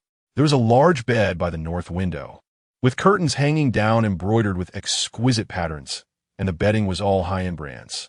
Near the window by the staircase was a large leather sofa, and opposite it was a table displaying holographic photos. What struck Zhou Yuhui as odd was that in Feng Yuan's rental unit, besides the holographic device that could project photos, he hadn't seen any other household appliances, not even a lighting fixture. Just then, accompanied by a dull rumble, a flying bike slowly approached in this direction, its bright headlights illuminating the narrow street as if it were daytime. Hearing this sound, the children in the courtyard rushed out of their rooms, curiously watching the flying vehicle flashing with colorful lights. A few parents also peered out to see the commotion, as such expensive things were only something they would usually see at auto shows or on television. Seeing this, Zhou Yuhui quickly climbed down a ladder, and before he could steady himself, he saw Feng Yuan getting off the vehicle. She greeted the children in the courtyard with a smile, and then quickly ascended the stairs. Feng Yuan looked up and was taken aback to see Zhou Yuhui standing at her door. She then smiled and asked, "What brings you here?" "I just happened to deliver something here, and thought I'd check if your mail is missing." Zhou Yuhui had a ready explanation. Feng Yuan chuckled. "I didn't expect you to be so responsible. Do you want me to invite you in for a bit?" Faced with this polite remark, Zhou Yuhui readily accepted. "Sure. I could use a drink of water." Feng Yuan didn't expect Zhou Yuhui to really want to enter her room. Her expression changed slightly, but quickly returned to normal. "Then my humble abode will truly shine." Saying this, Feng Yuan gently opened the password lock on her door and glanced at Zhou Yuhui. Zhou Yuhui chuckled and immediately turned around, but he still caught a glimpse of Feng Yuan's finger movements, essentially figuring out the password to her room. Once the door was open, Zhou Yuhui helped Feng Yuan move an iron box into the room. At that moment, he noticed that the three-dimensional photo that had just been projecting an image of him and Feng Yuan had instantly transformed into a beautiful underwater world. Zhou Yuhui saw Feng Yuan discreetly place a remote control aside, which should be the control system for this virtual device. "What did you just switch out?" Zhou Yuhui feigned ignorance and reached for the remote control. Feng Yuan was busy preparing to open the iron box and had no time to grab the remote. Although it was Zhou Yuhui's first time seeing this device, he figured out how to operate it after just a glance at the remote. He pressed a button, and the three-dimensional image immediately changed back to the photo of him and Feng Yuan. Feng Yuan knew she couldn't stop it, so she just stood there watching Zhou Yuhui, her expression unchanged, calm, and composed. "Is this me?" Zhou Yuhui asked curiously as he looked at the photo, turning to ask. Feng Yuan burst out laughing. "What a joke. This is my ex-boyfriend. We've only known each other for a few days, and when have we taken a photo together? If Yin Xiaodong hears you say this, it would be quite something." Seeing Feng Yuan so certain, Zhou Yuhui leaned in closer to examine the photo. He noticed that the person in the photo who resembled Feng Yuan did indeed look somewhat like him, but upon closer inspection, there were differences. "I look quite a bit like your ex-boyfriend." Zhou Yuhui chuckled awkwardly. "Exactly. That's why when we met, there was such a strong reaction. I thought you had just returned from abroad." Zhou Yuhui certainly didn't believe Feng Yuan's words. How could it be such a coincidence? He had lost his memory. Followed the address on the envelope to Yinhai Road, met Yin Xiaotong, and her best friend's ex-boyfriend looked just like him. This was something that would be hard to believe if he told anyone. However, given Feng Yuan's attitude, she firmly insisted that the man in the photo was indeed her ex-boyfriend, who had gone abroad recently and had nothing to do with him. With Feng Yuan saying this, Zhou Yuhui had nothing more to say. If she didn't acknowledge it, he couldn't argue. After all, he had no evidence. A three-dimensional virtual photo couldn't prove anything. After realizing he wasn't going to get any clues from Feng Yuan, Zhou Yuhui drank a glass of water and made an excuse to leave.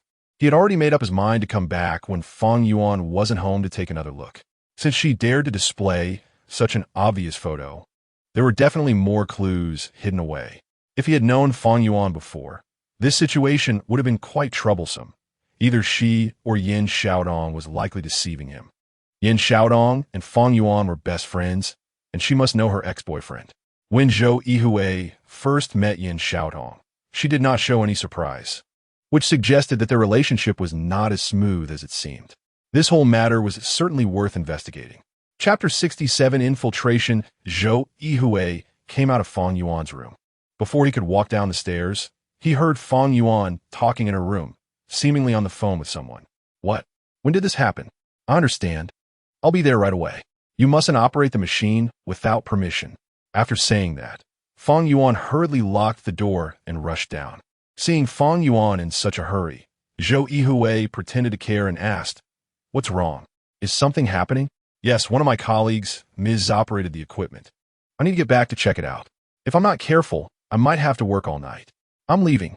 Fang Yuan sighed, turned around, and got on her flying motorcycle, which quickly disappeared into the night with a roar.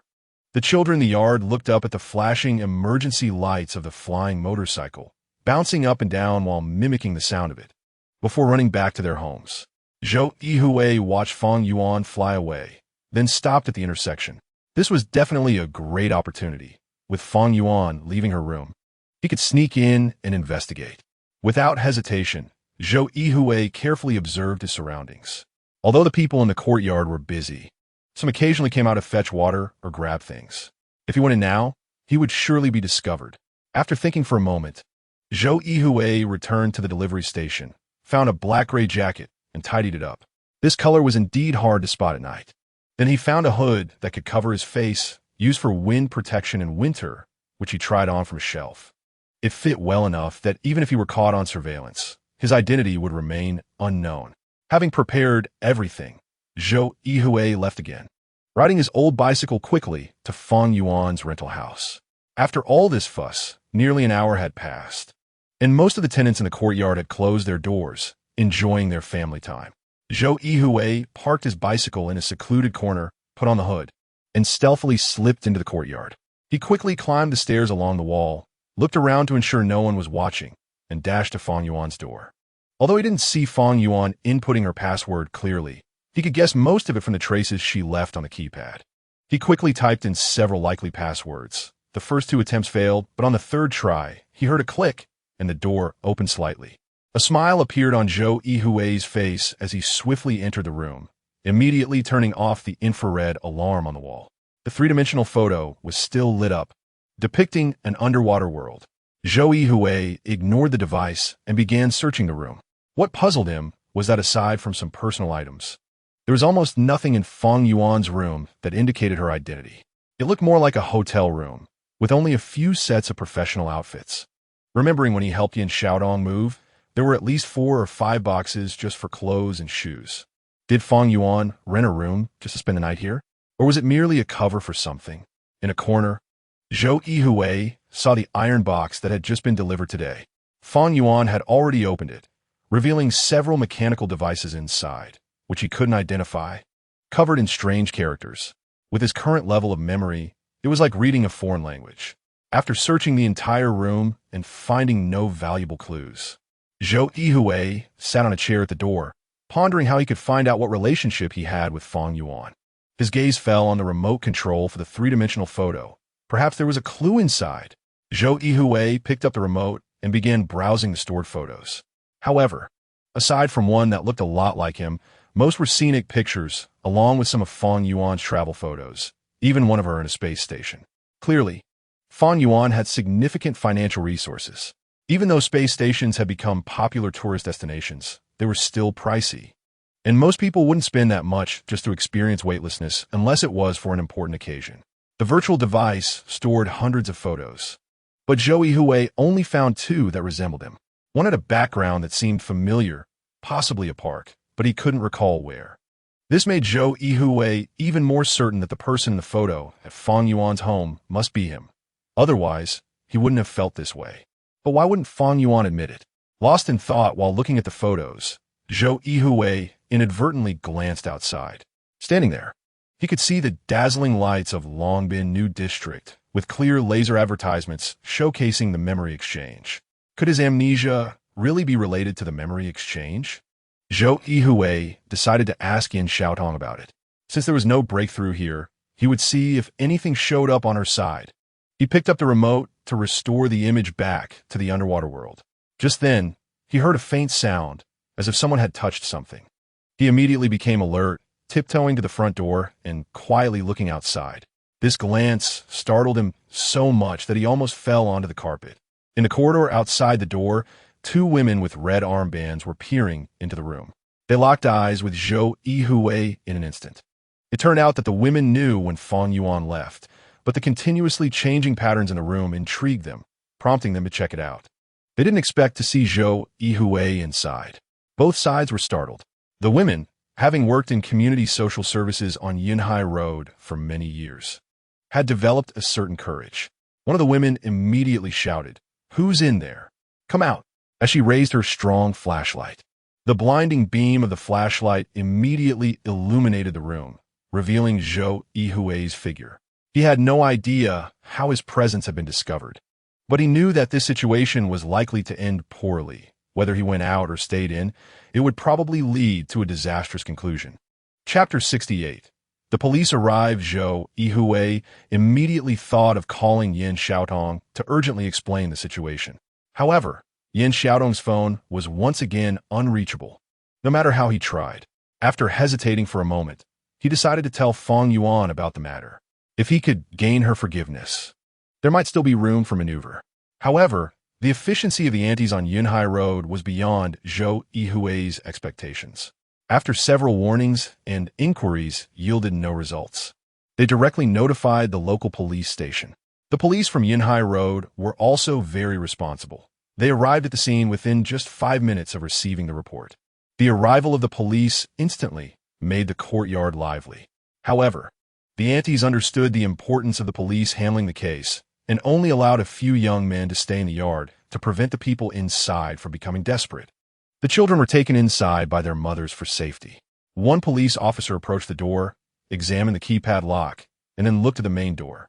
Although the building was old, the door was a newly installed steel security door, which would require significant effort to break down. The keypad lock was also relatively high-end, and ordinary unlocking methods were ineffective. "I am a police. People inside, please come out and assist us in our investigation." The police officer used the usual rhetoric, trying to take a soft approach to avoid unnecessary trouble. Zhou Yuhui didn't have time to confront the police. He continued to call Fang Yuan, but the calls remained unreachable, which made him extremely anxious. However, from the police officer's words, it was clear that without Fang Yuan's consent, they could not open the door. Zhou Yuhui couldn't have imagined that his phone was already being monitored, and it was impossible for him to reach Fang Yuan. Even Yin Xiaotong's phone would depend on the situation. Unable to contact Fang Yuan, Zhou Yuhui decided to stay in the house and wait for her to return. If she did come back, he would directly say that he suspected her ex-boyfriend was himself, which was why he had come in to sneak a look. This reason seemed sufficient. In that case, the police would have no case against him. At most, it would be considered a dispute among friends. With this thought, Zhou Yuhui's frantic mood calmed down, and he sat there waiting for Fang Yuan's return. However, things did not develop as he had imagined. After failing to get Zhou Yuhui to open the door, the police quickly found the landlord through the antis and successfully obtained Fang Yuan's phone number. Zhou Yuhui couldn't get through to Fang Yuan, but the police had no such trouble. It was relatively easy for them to contact her. Soon, the police reached Fang Yuan, and when she learned someone had entered her room, she was stunned for a moment before immediately giving the police her room's password to let them in to catch the intruder. After receiving the door password, the police and the antis were ready, while the tenants in the courtyard held various items and remained vigilant. As soon as Zhou Yuhui dared to escape, he would immediately plunge into the ocean of people. One police officer quickly entered the door password, and with a click, the door opened. Zhou Yuhui didn't even have time to react before he was tackled to the ground by the rushing police officers. After a search, the police found it somewhat strange that this intruder had not taken anything. Even so, the charge of burglary could still be established. At the very least, it was trespassing. Zhou Yuhui didn't want to resist. He knew it would be pointless. This wasn't a big deal, and once he contacted Yin Xiaotong and explained to Fang Yuan, he figured he would probably be released. The police looked at him with a different perspective. They had never seen such a cooperative suspect before. Although it was just a burglary, The police still followed procedure, putting a hood over his head to avoid the disclosure of his identity, and then escorted him to the police car, leaving the people in the courtyard discussing safety issues. The local police station was located in the middle section of Yunhai Road, not too far from Boss Chui's express station, only a few hundred meters away.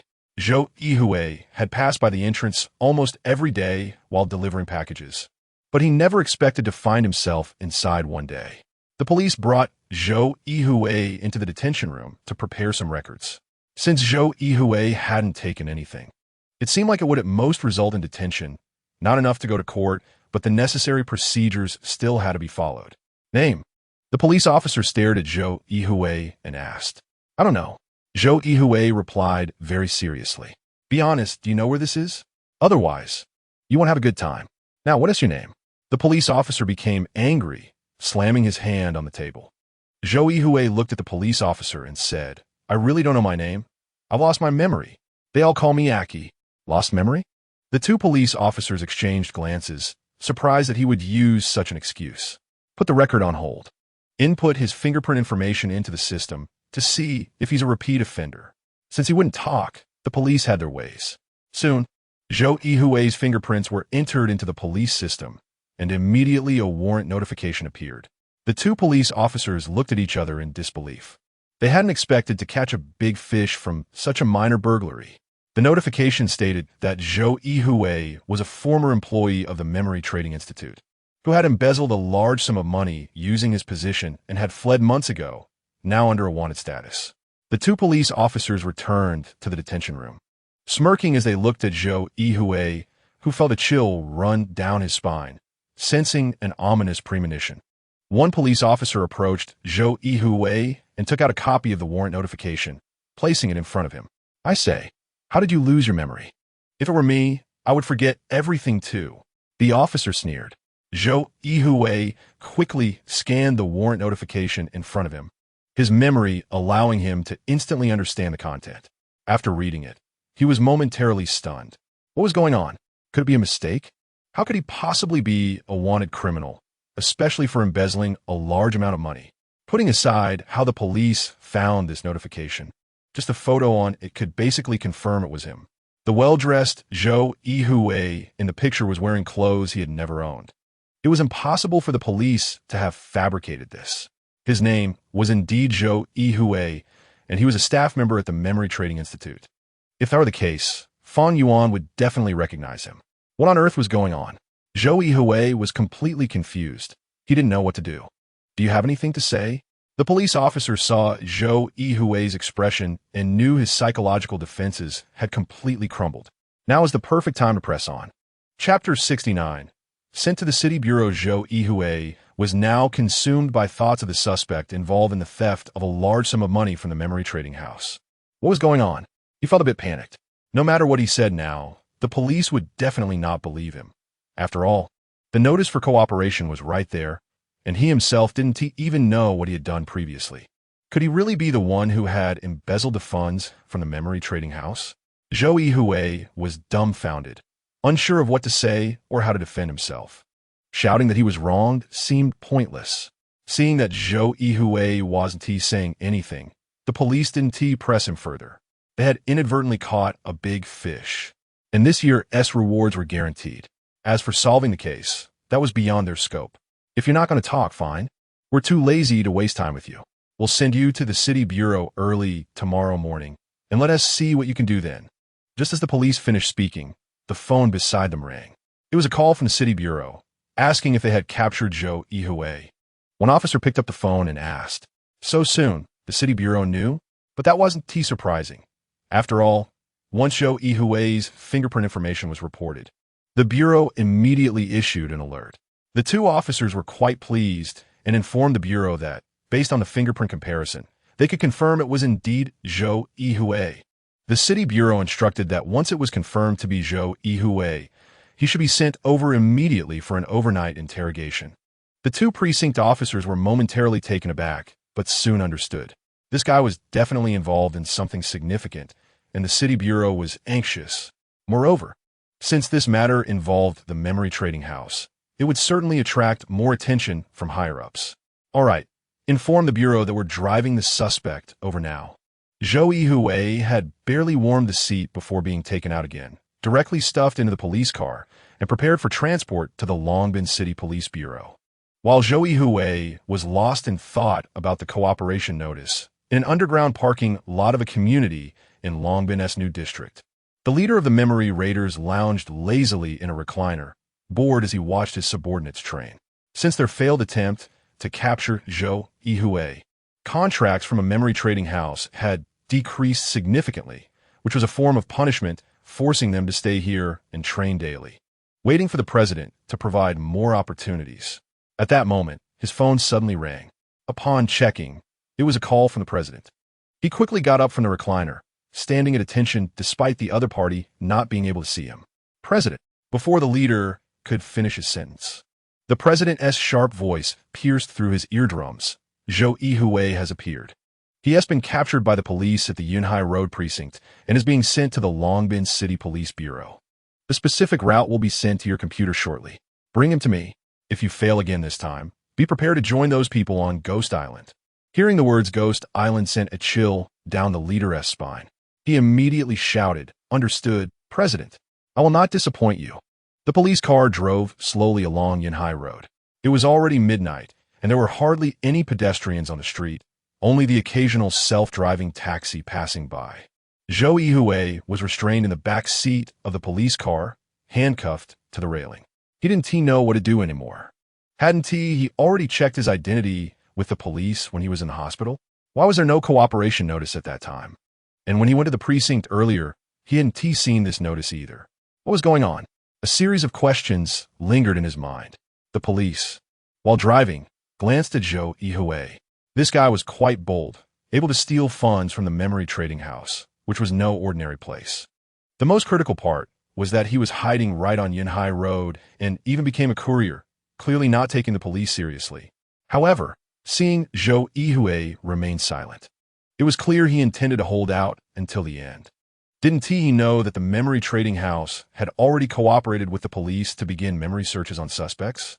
This matter had stirred up quite a controversy in society, with some claiming it infringed on the rights of suspects, while others hailed it as a symbol of technological progress. Regardless, once the suspect entered that room, everything would have to be revealed. The Longbin City Police Bureau was located in the new district. If they departed from Yunhai Road, they would first have to take the elevated highway outside the city and then a stretch of expressway to re-enter the new district, which was the fastest route. Of course, there were other routes, but they were either narrow or required passing through densely populated areas. While Yunhai Road was now quiet, the nightlife in Longbin's new district was just beginning. For safety reasons, police generally took the expressway, which saved time. The police car, flashing its sirens, exited Yunhai Road and headed straight for the elevated bridge. Zhou Yuhui looked around and suddenly noticed several cars appearing behind the police car, closely following it. Zhou Yuhui seemed to remember something, but the feeling was fleeting. In front of them was a red light, and the police car stopped to wait for the signal to turn green. At that moment, the police officer in the passenger seat noticed the cars in the rearview mirror. How could so many cars appear all of a sudden at this late hour? The officer immediately tapped his companion, signaling him to pay attention to the situation behind. Something was off. The driver nodded slightly and activated the car's surveillance system. The high-definition camera and sensors began scanning the approaching vehicles, and the onboard computer quickly displayed that all the license plates were fake. None matched the vehicles in the system. The Yunhai Road Precinct Patrol car called headquarters. "We are transporting suspect Zhou Yuhui to the Longbin City Police Bureau. Currently 2 kilometers from the outer ring elevated bridge at the traffic light, and have spotted at least 3 vehicles with counterfeit license plates following us. Requesting backup." As soon as the officer finished speaking, a sound like a raging monster's roar erupted from the engines of the cars behind. And then the police car was violently struck. The vehicle, which had been waiting at the traffic light, was instantly rammed forward, and Zhou Yuhui was thrown from his seat, crashing heavily against the steel barrier inside the car, causing him to feel dizzy. The 2 officers were well trained, although they didn't know what was happening. It was clear that this group was not friendly. The officer in the passenger seat immediately grabbed the radio to call for help, but the radio was filled with static, making it impossible to hear anything. When he looked at his phone, there was no signal either. This was bad. The signal had been cut off. Ordinary criminals wouldn't have such technology. The two officers exchanged glances, fearing that tonight's events would not end well. Chapter 70. The attack of the black-clad men. At this moment, the police car was pushed into the roadside greenbelt by a large pickup truck from behind. The entire trunk door had been severely deformed from the impact, and the fallen rear bumper even sparked against the pavement. The police car's tires left deep marks on the road. "How are you?" one of the officers asked, looking back. Although he didn't know the purpose of these people, Zhou Yuhui was still a suspect in their hands, and they needed to ensure his safety. Zhou Yuhui shook his head and replied, "I seem to be fine." "What do you mean, seem?" Just as the officer was about to say something, another heavy impact occurred, and the entire vehicle was flipped over. The three of them inside the car immediately rolled around. The two officers, strapped in with seatbelts, were relatively unharmed, but Zhou Yuhui was different. His wrist was pinned against the railing, and his body rolled with the car's flips, causing him to scream in fear. Eventually, the car came to a stop, but Zhou Yuhui was already a bit disoriented. The two officers quickly realized the situation was dire. Clearly, these people were not there to kidnap them. Judging by their ramming technique, they were after their lives. Communication was cut off, but fortunately, the distress signal had already been sent out. Even if headquarters knew they were in danger and dispatched reinforcements, it would likely take at least 10 to 20 minutes for them to arrive. "You take the suspect and run that way. I'll hold him off," said the older police officer in a low voice. "Let's not talk about that now. We should get out first," the other officer replied with a bitter smile. Zhou Yuhui slowly climbed up through the already shattered window. He looked back and saw a dozen men in black uniforms getting out of several vehicles with fake license plates. Each of them held a slender metal rod that looked like an antenna. When Zhou Yuhui saw these men in black, his face turned pale. He recognized them as the people he'd been trying to avoid when he escaped from that deep well-like place, but he didn't know who they were. At that moment, Zhou Yuhui suddenly turned to the two officers and asked a difficult question. "Who are they?" The two officers were momentarily stunned and exchanged glances. If Zhou Yuhui was not lying and didn't know these people, it meant they were definitely not friendly. The fact that they dared to ram a police car indicated they had a powerful background. This is not good. If Zhou Yuhui didn't know where they came from, it was highly likely they were there to kidnap him. After all, the alert report stated that Zhou Yuhui had taken a large amount of money, and anyone who knew about this would surely try to find him to get a share. It was clear that it was unsafe in the car, and it was uncertain when the police reinforcements would arrive, but this group of black-clad men could reach them in an instant. Moreover, the buzzing weapons they held did not look easy to deal with. Just when Zhou Yuhui was at a loss, the two police officers, trained professionals, quickly regained their composure after a brief panic. Almost simultaneously, they kicked at the already shattered front windshield. No one could predict when the flipped car, which had rolled multiple times, would pose a danger. With just a few kicks, the windshield shattered, and the two officers hurriedly climbed out of the car. One officer positioned himself in front of the vehicle, while the other frantically tried to pry open the rear door to rescue Zhou Yuhui. However, the door had been deformed from the earlier collision, and no matter how hard they tried, it wouldn't budge. In a moment of desperation, the officer pulled the door handle off, staring at the handle in his hand. He was momentarily stunned before grabbing a powerful flashlight from his waist and smashing it against the rear window. "Get back a bit," the officer shouted. Zhou Yuhui quickly covered his head with one hand and curled up in the seat. He heard the officer banging on the window, and under the fierce strikes, the glass quickly shattered, with only the film still stubbornly holding the shards together. The officer struck a few more times to clear the glass debris, then reached in and unlocked the handcuffs pinned to the railing, pulling Zhou Yuhui out of the car. "Officer, what are they after?" Zhou Yuhui asked, looking at the officers and then at the approaching black-clad men. Although he didn't know how they found him, it was clear these people would not let him off easily. The two officers did not answer him, but glanced around, still not seeing any signs of reinforcements. "What now?" They were discussing. The nearest house was about 1,000 meters away. It seemed they couldn't escape, so they decided to buy time. "What are you doing? Do you know that assaulting a police officer is a serious crime?" The officer began to educate the bold intruders about the law. The black-clad men exchanged glances. Then a mocking expression appeared on their faces. Assaulting a police officer? What a joke. We don't have the guts for that. We're just here to rescue two officers from a car accident. The two officers were confused by what the others meant, especially given the weapons they held, which clearly suggested otherwise. Zhou Yuhui felt increasingly uneasy because the black-clad men only mentioned rescuing two officers from an accident. Did they not see him standing there? A living person? Or did they just not consider him at all? Why are you carrying those things if you're here to rescue people? Zhou Yuhui shouted from behind the officers. The leader of the black-clad men laughed heartily. Of course, we need to carry these. Otherwise, if you try to run again, how are we supposed to explain ourselves? It was indeed about capturing him. Zhou Yuhui suddenly felt safer standing behind the officers. Although they were going to take him to the police station, it was clear from the black-clad men's audacity to ram the police car that they posed a serious threat. At that moment, Zhou Yuhui noticed sparks starting to fly from the bottom of the roll police car. This was a reaction from the battery pack being heavily damaged, and it would surely catch fire soon. He had seen enough of this on television. Wait a moment, I'll shout, and we'll all run toward the woods over there.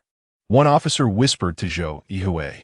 Their vehicle couldn't enter the woods, but as long as they could run past the black-clad men, they would have succeeded. Soon, reinforcements from the city bureau would arrive. Zhou Yuhui immediately agreed. He would rather be taken to the police station than fall into the hands of these black-clad men and be dragged back to that unfathomable underground space. Chapter 71. Escape from the scene. Memory raiders. This was the second time they encountered Zhou Yuhui. The last time was also at night, when he was rescued right under their noses. This time, in this desolate wilderness, they could not let him slip away again. The surrounding intersections were tightly guarded by them. This time, he was definitely a turtle in a jar, unable to escape. The memory raiders' eyes sparkled with excitement as they looked at Zhou Yuhui. He was like a moving treasure vault. If they could capture him, they would enjoy a comfortable life for a few months. In the darkness, the headlights of the memory raiders illuminated the area, and the hissing weapons made people's hearts race. A drone hovered above the three of them, closely monitoring their every move. Suddenly, the police driver shouted, "Run!" The three of them immediately turned and ran towards the distant woods without hesitation. The memory raiders were momentarily stunned, but their leader smiled slightly. Several motorcycles, which had been prepared in advance, roared out from the road, making a wide arc to block their path. One police officer was caught off guard and was knocked over by a motorcycle, crashing heavily into the greenery, motionless, his life hanging in the balance.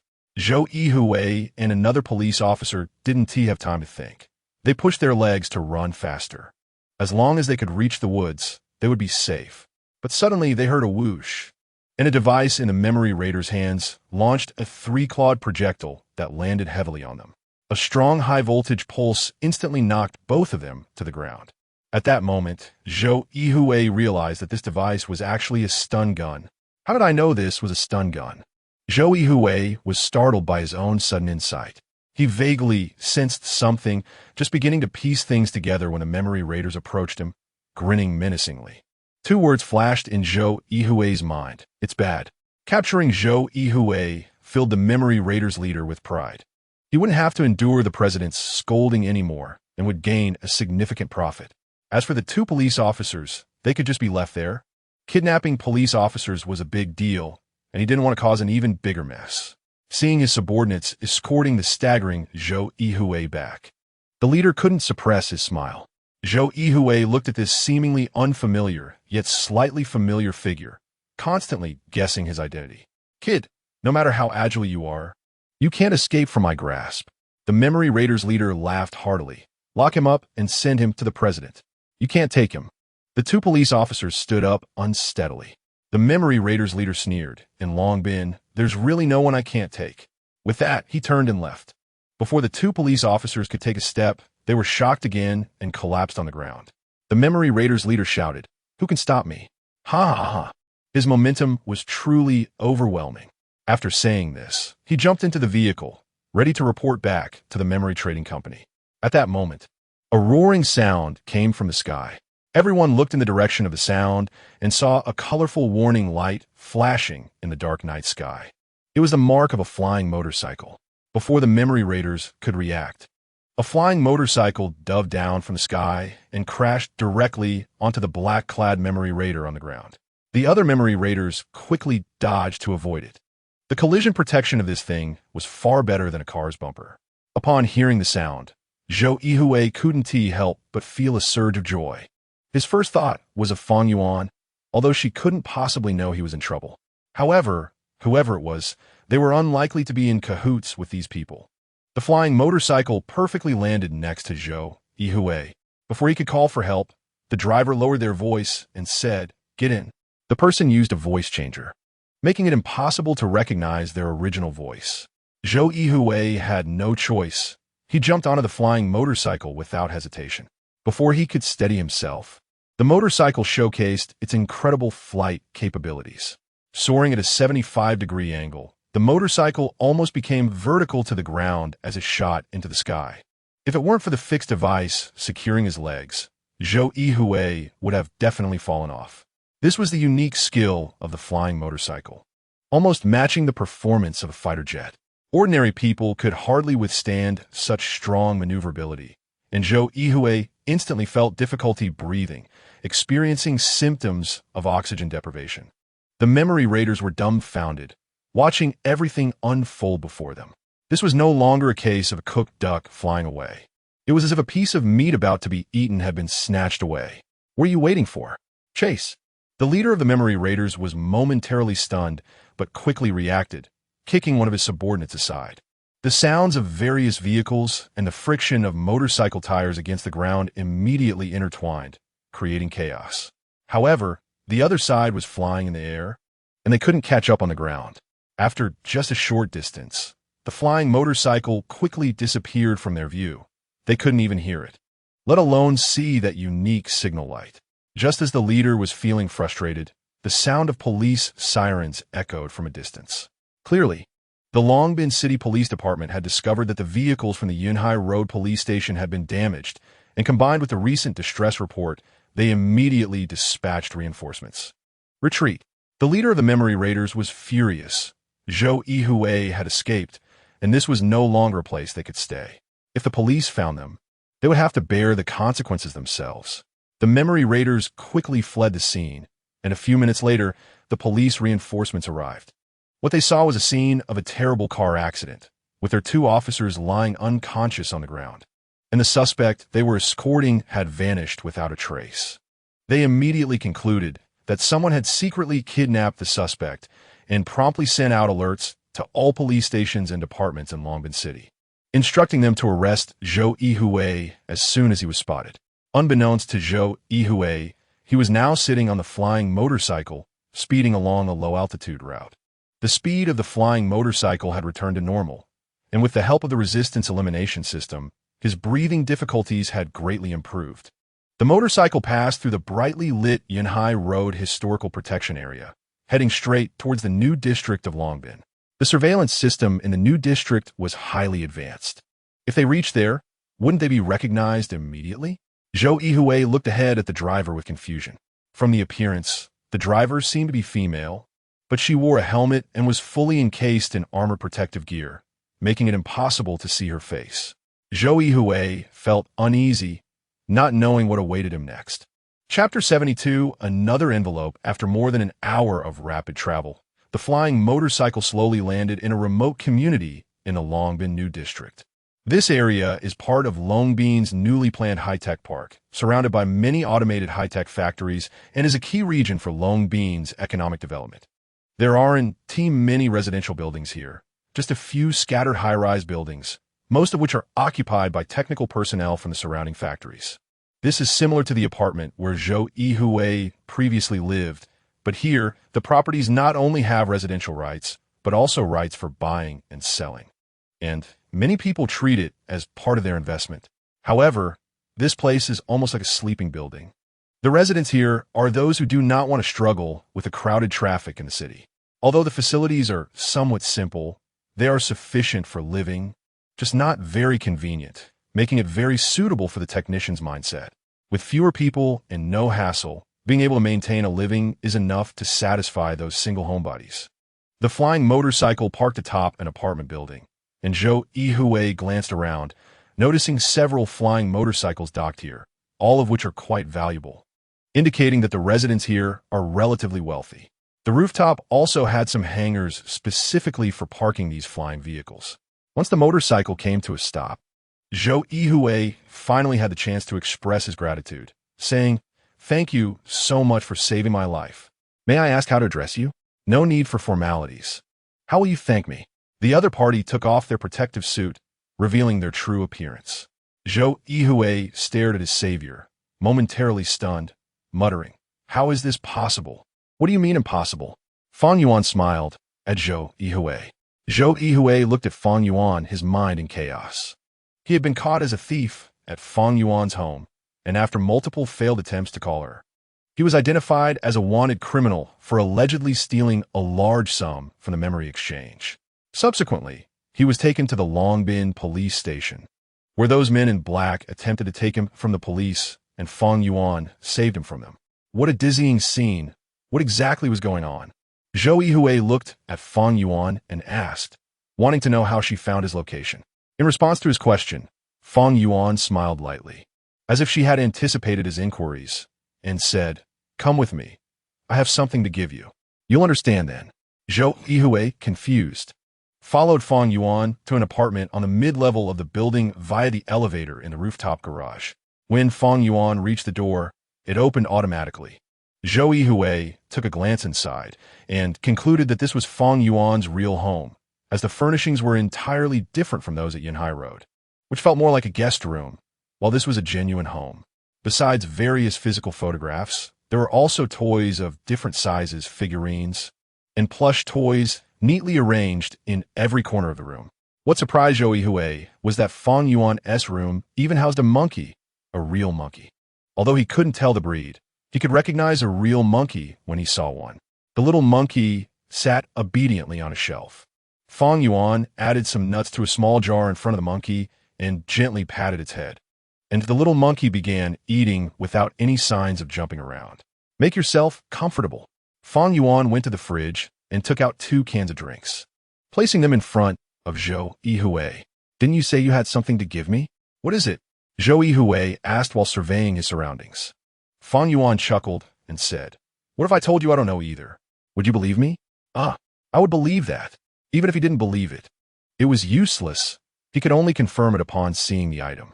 Fang Yuan shook her head slightly and then operated a few controls on the wall. Instantly, the room was filled with various lights, especially in the areas leading to the outside, clearly a form of security measure. Zhou Yuhui raised his vigilance, watching Fang Yuan's every move. Fang Yuan walked into the dining room and smiled at a beautiful painting on the wall. To his astonishment, the painting changed, slowly transforming into the shape of a safe. Zhou Yuhui stared in awe at the strange transformation on the wall, thinking it was incredible. This is memory metal.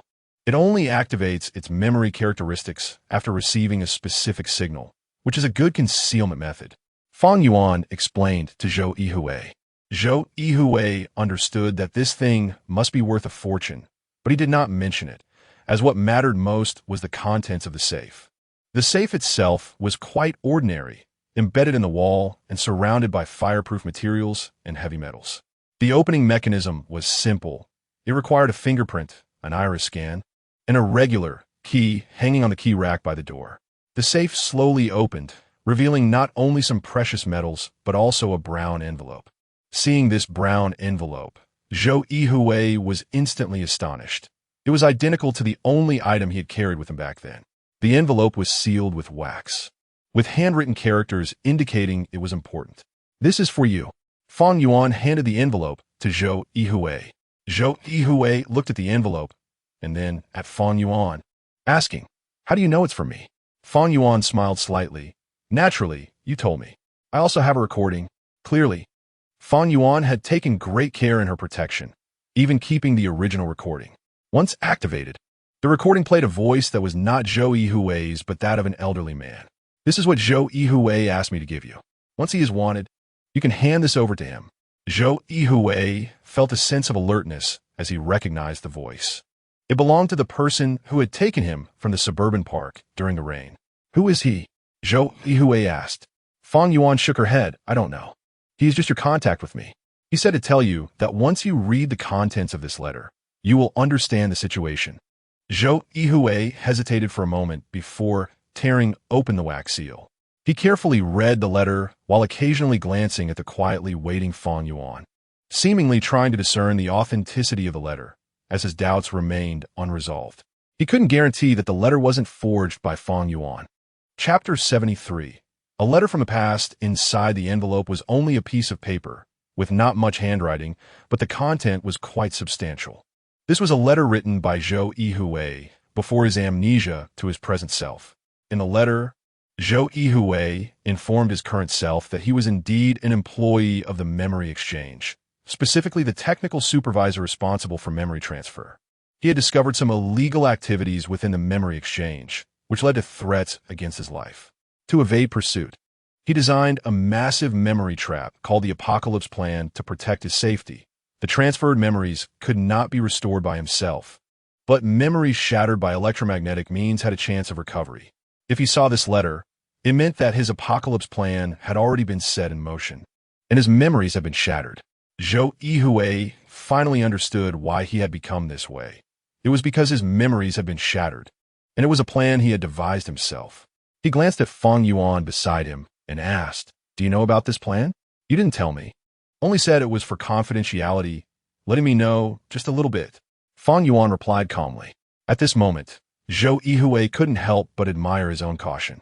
He had formulated a plan, yet shattered his own memories, not informing anyone in the know. Even if someone from the memory exchange found him or Fang Yuan, they probably wouldn't be able to uncover the entire plan. The memory transfer technology would also be powerless. After all, if the content was unknown, there would naturally be no memories related to it. In the letter, Zhou Yuhui also explained that Fang Yuan was a colleague at the Memory Transfer Center and a trustworthy partner. According to his design memory trap, he needed to complete the memory-shattering work at the Memory Exchange's Memory Transfer Center and then have Fang Yuan assist him secretly, so he could take this opportunity to escape. Now that he had come out of the Memory Exchange, it fully confirmed this point. Fang Yuan was indeed a very reliable helper. However, the letter did not clarify why Fang Yuan was so trustworthy, which clearly could not be supported by mere romantic feelings. Furthermore, the letter also did not mention whether he had stolen a large sum of money from the memory exchange. The letter concluded by informing Zhou Yuhui that it was only to remind him of his past identity and that it should be burned after reading, leaving no trace. Although Zhou Yuhui could recite it after just one reading, he still carefully read it again to ensure he hadn't missed any information before igniting the letter in his hand, turning it to ashes that disappeared in the sink. He looked at the leather envelope for a while. He had searched nearly the entire Yunhai Road to find this item, not expecting that something that could truly reveal his identity would be hidden in this safe. Now he had found his identity. He was Zhou Yuhui, not that Aki, which clearly represented the Apocalypse Plan. However, he was puzzled as to why, after the car accident, he was left only with that leather envelope and that note, directing him to the completely opposite Yunhai Road instead of leading him to Fang Yuan. If that were the case, he wouldn't have been discovered by the police. Resulting in the current situation, was it to prevent the memory exchange from discovering him, and thus exposing Fang Yuan's identity? Although Zhou Yuhui knew his identity, his memories still had not returned, and he did not know what his apocalypse plan entailed. This mysterious operation left him even more confused. He had basically sorted out some previously unknown circumstances, realizing that the place he escaped from was the Memory Transfer Center. He still felt apprehensive about that bottomless elevator shaft. He also understood why he had become this way, but the crisis had worsened. He was currently a wanted major crime suspect at the police station, and those men in black were still hunting for him. The situation was not optimistic. Fortunately, he was safe at Fang Yuan's place, as no one would suspect he was hiding in her home. As for the situation on Yunhai Road, Zhou Yuhui no longer wanted to get involved. Any appearance that would surely lead to his arrest, whether by the police or those men in black. From what he had seen earlier, it seemed that the men in black had better information. "Did you help me escape from the memory exchange?" Zhou Yuhui turned to Fang Yuan. Fang Yuan smiled slightly. I don't know how you got out, but before your incident, someone contacted me and offered a large reward for me to place some items at the memory transfer center. I naturally complied. So that was it. Zhou Yuhui suddenly remembered Yin Xiaodong. Did she know about this? Her? Fang Yuan shook her head. She certainly doesn't know. But from your attitude, it seems you have feelings for her? Zhou Yuhui didn't know how to respond. He did have some lingering thoughts about Yin Xiaotong, but most of them were to find his identity. Now that his identity was clear, there wasn't much reason to get close to her, just a slight inclination. All right, I won't ask any more. Fang Yuan noticed Zhou Yuhui's expression and turned to pour herself a glass of water, appearing indifferent. Then she asked, what do you plan to do now? I don't know. Zhou Yuhui genuinely had no idea what to do next. Fang Yuan thought for a moment and pointed to the dark night sky outside. The people who came to catch you earlier are memory robbers. I don't know their identities, but they are definitely connected to the memory exchange. However, no one will openly tell you that. So if they find you, you'll definitely be caught. I understand that. Zhou Yuhui frowned, contemplating. Besides these memory robbers, there were also the police. The memory exchange claimed I had stolen a large amount of money, and now I was a wanted suspect. Their methods were more varied. As soon as I appeared under surveillance, I would be immediately discovered. Indeed. So if you need to go out, you must take precautions. Fang Yuan pointed to the adjacent room. You should rest for a bit. I need to change my flight records. If the memory robbers get the data from the flying motorcycle, they could easily trace it back to me. Fang Yuan immediately got busy, and Zhou Yuhui couldn't help much. He opened the door to the room, only to find it was Fang Yuan's bedroom, with many personal items displayed openly on the bed and in the open closet. Just as Zhou Yuhui was unsure whether to go in, Fang Yuan hurriedly entered the room, her face slightly flushed. She hastily swept some clothes off the bed and pulled out a bathrobe from the closet. How about you take a shower and rest well? I have to go to the exchange later. The security system here is quite good, and outsiders can't come in. You should stay here for a few days until things stabilize a bit, and then we can consider our next plan. Given the current situation, it seemed he had no other choice. Zhou Yuhui nodded. After everything that had happened that night, he was indeed very tired. If he could get a good night's sleep, it would be a wonderful thing. Soon, Zhou Yuhui fell asleep in his exhaustion. Chapter 74 Suspicious Photo. Zhou Yuhui was finally awakened from his dreams around noon. In his dream, he was being chased by a group of people, ultimately cornered and captured in front of a terrifying monster that opened its gaping mouth, seemingly ready to swallow him whole. After waking up, the curtains slowly opened, and a beam of sunlight fell in front of the window, causing Zhou Yuhui to involuntarily squint his eyes. Fang Yuan's room was on the 20th floor of the building, offering a view of the surrounding park. The wide road below was lined with trucks moving steadily, with only the occasional fleeting figure of a worker, making it seem very quiet. In the distance, the skyscrapers of Longbin City still shone with various lights, clearly visible even in the daytime. Although this was an industrial area, the security presence was still quite strong. From time to time, 2 police drones flew by in tandem, monitoring the situation below.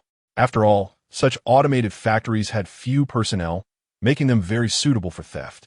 Even though all the factories were equipped with advanced alarm systems, the police needed to enhance their patrols to prevent any unforeseen incidents. Zhou Yuhui quickly pulled the curtains shut again.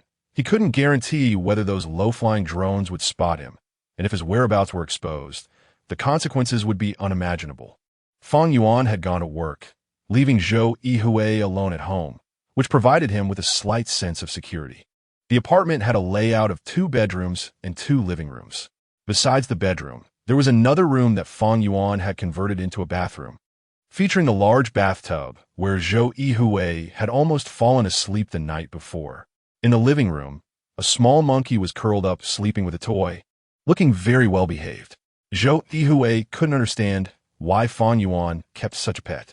As Zhou Yuhui walked through the living room, he looked at the photos on the wall.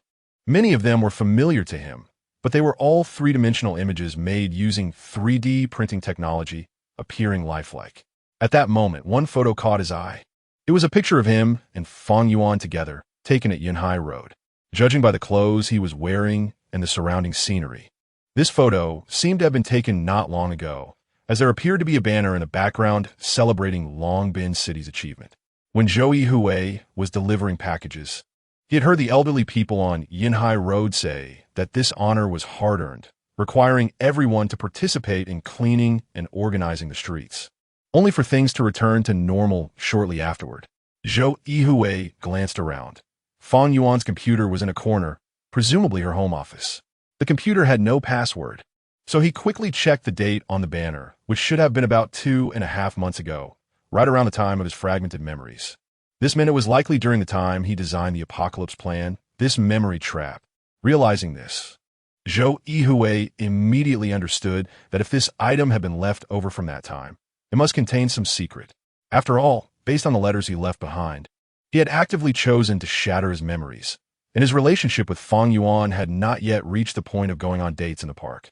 This photo was very suspicious.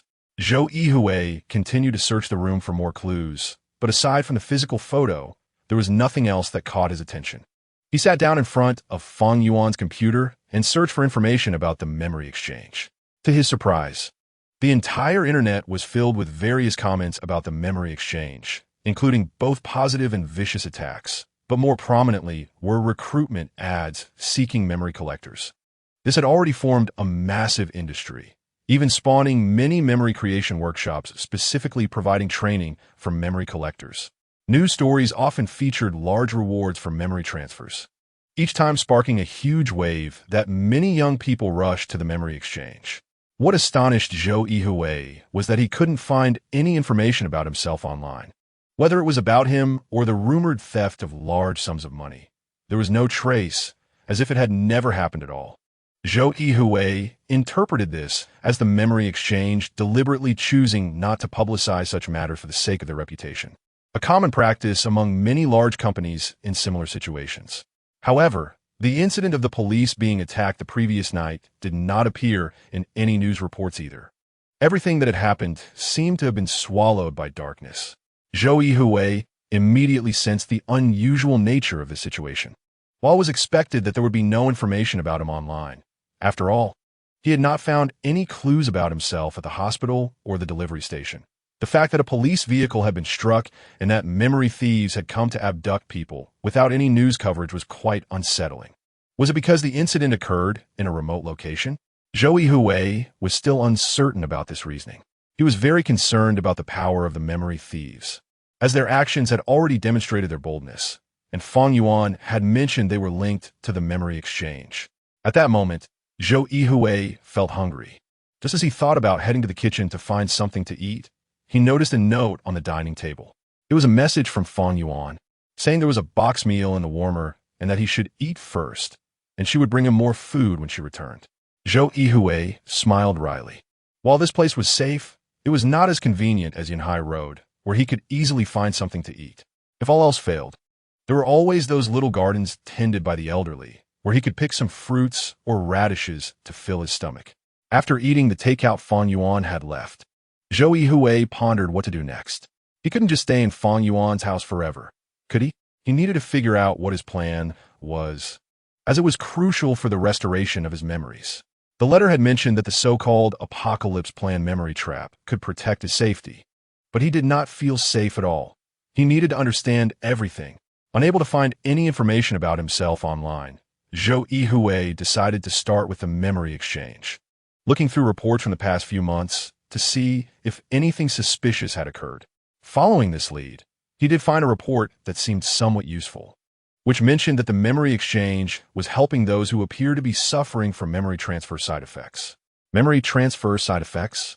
Wasn't that exactly the same as his symptoms back then? Zhou Yuhui seemed to see a glimmer of a clue, but when he continued to search, he again found no further information, disappearing without a trace like himself. It seemed he could only start with the photo and see if it could provide him with any clues.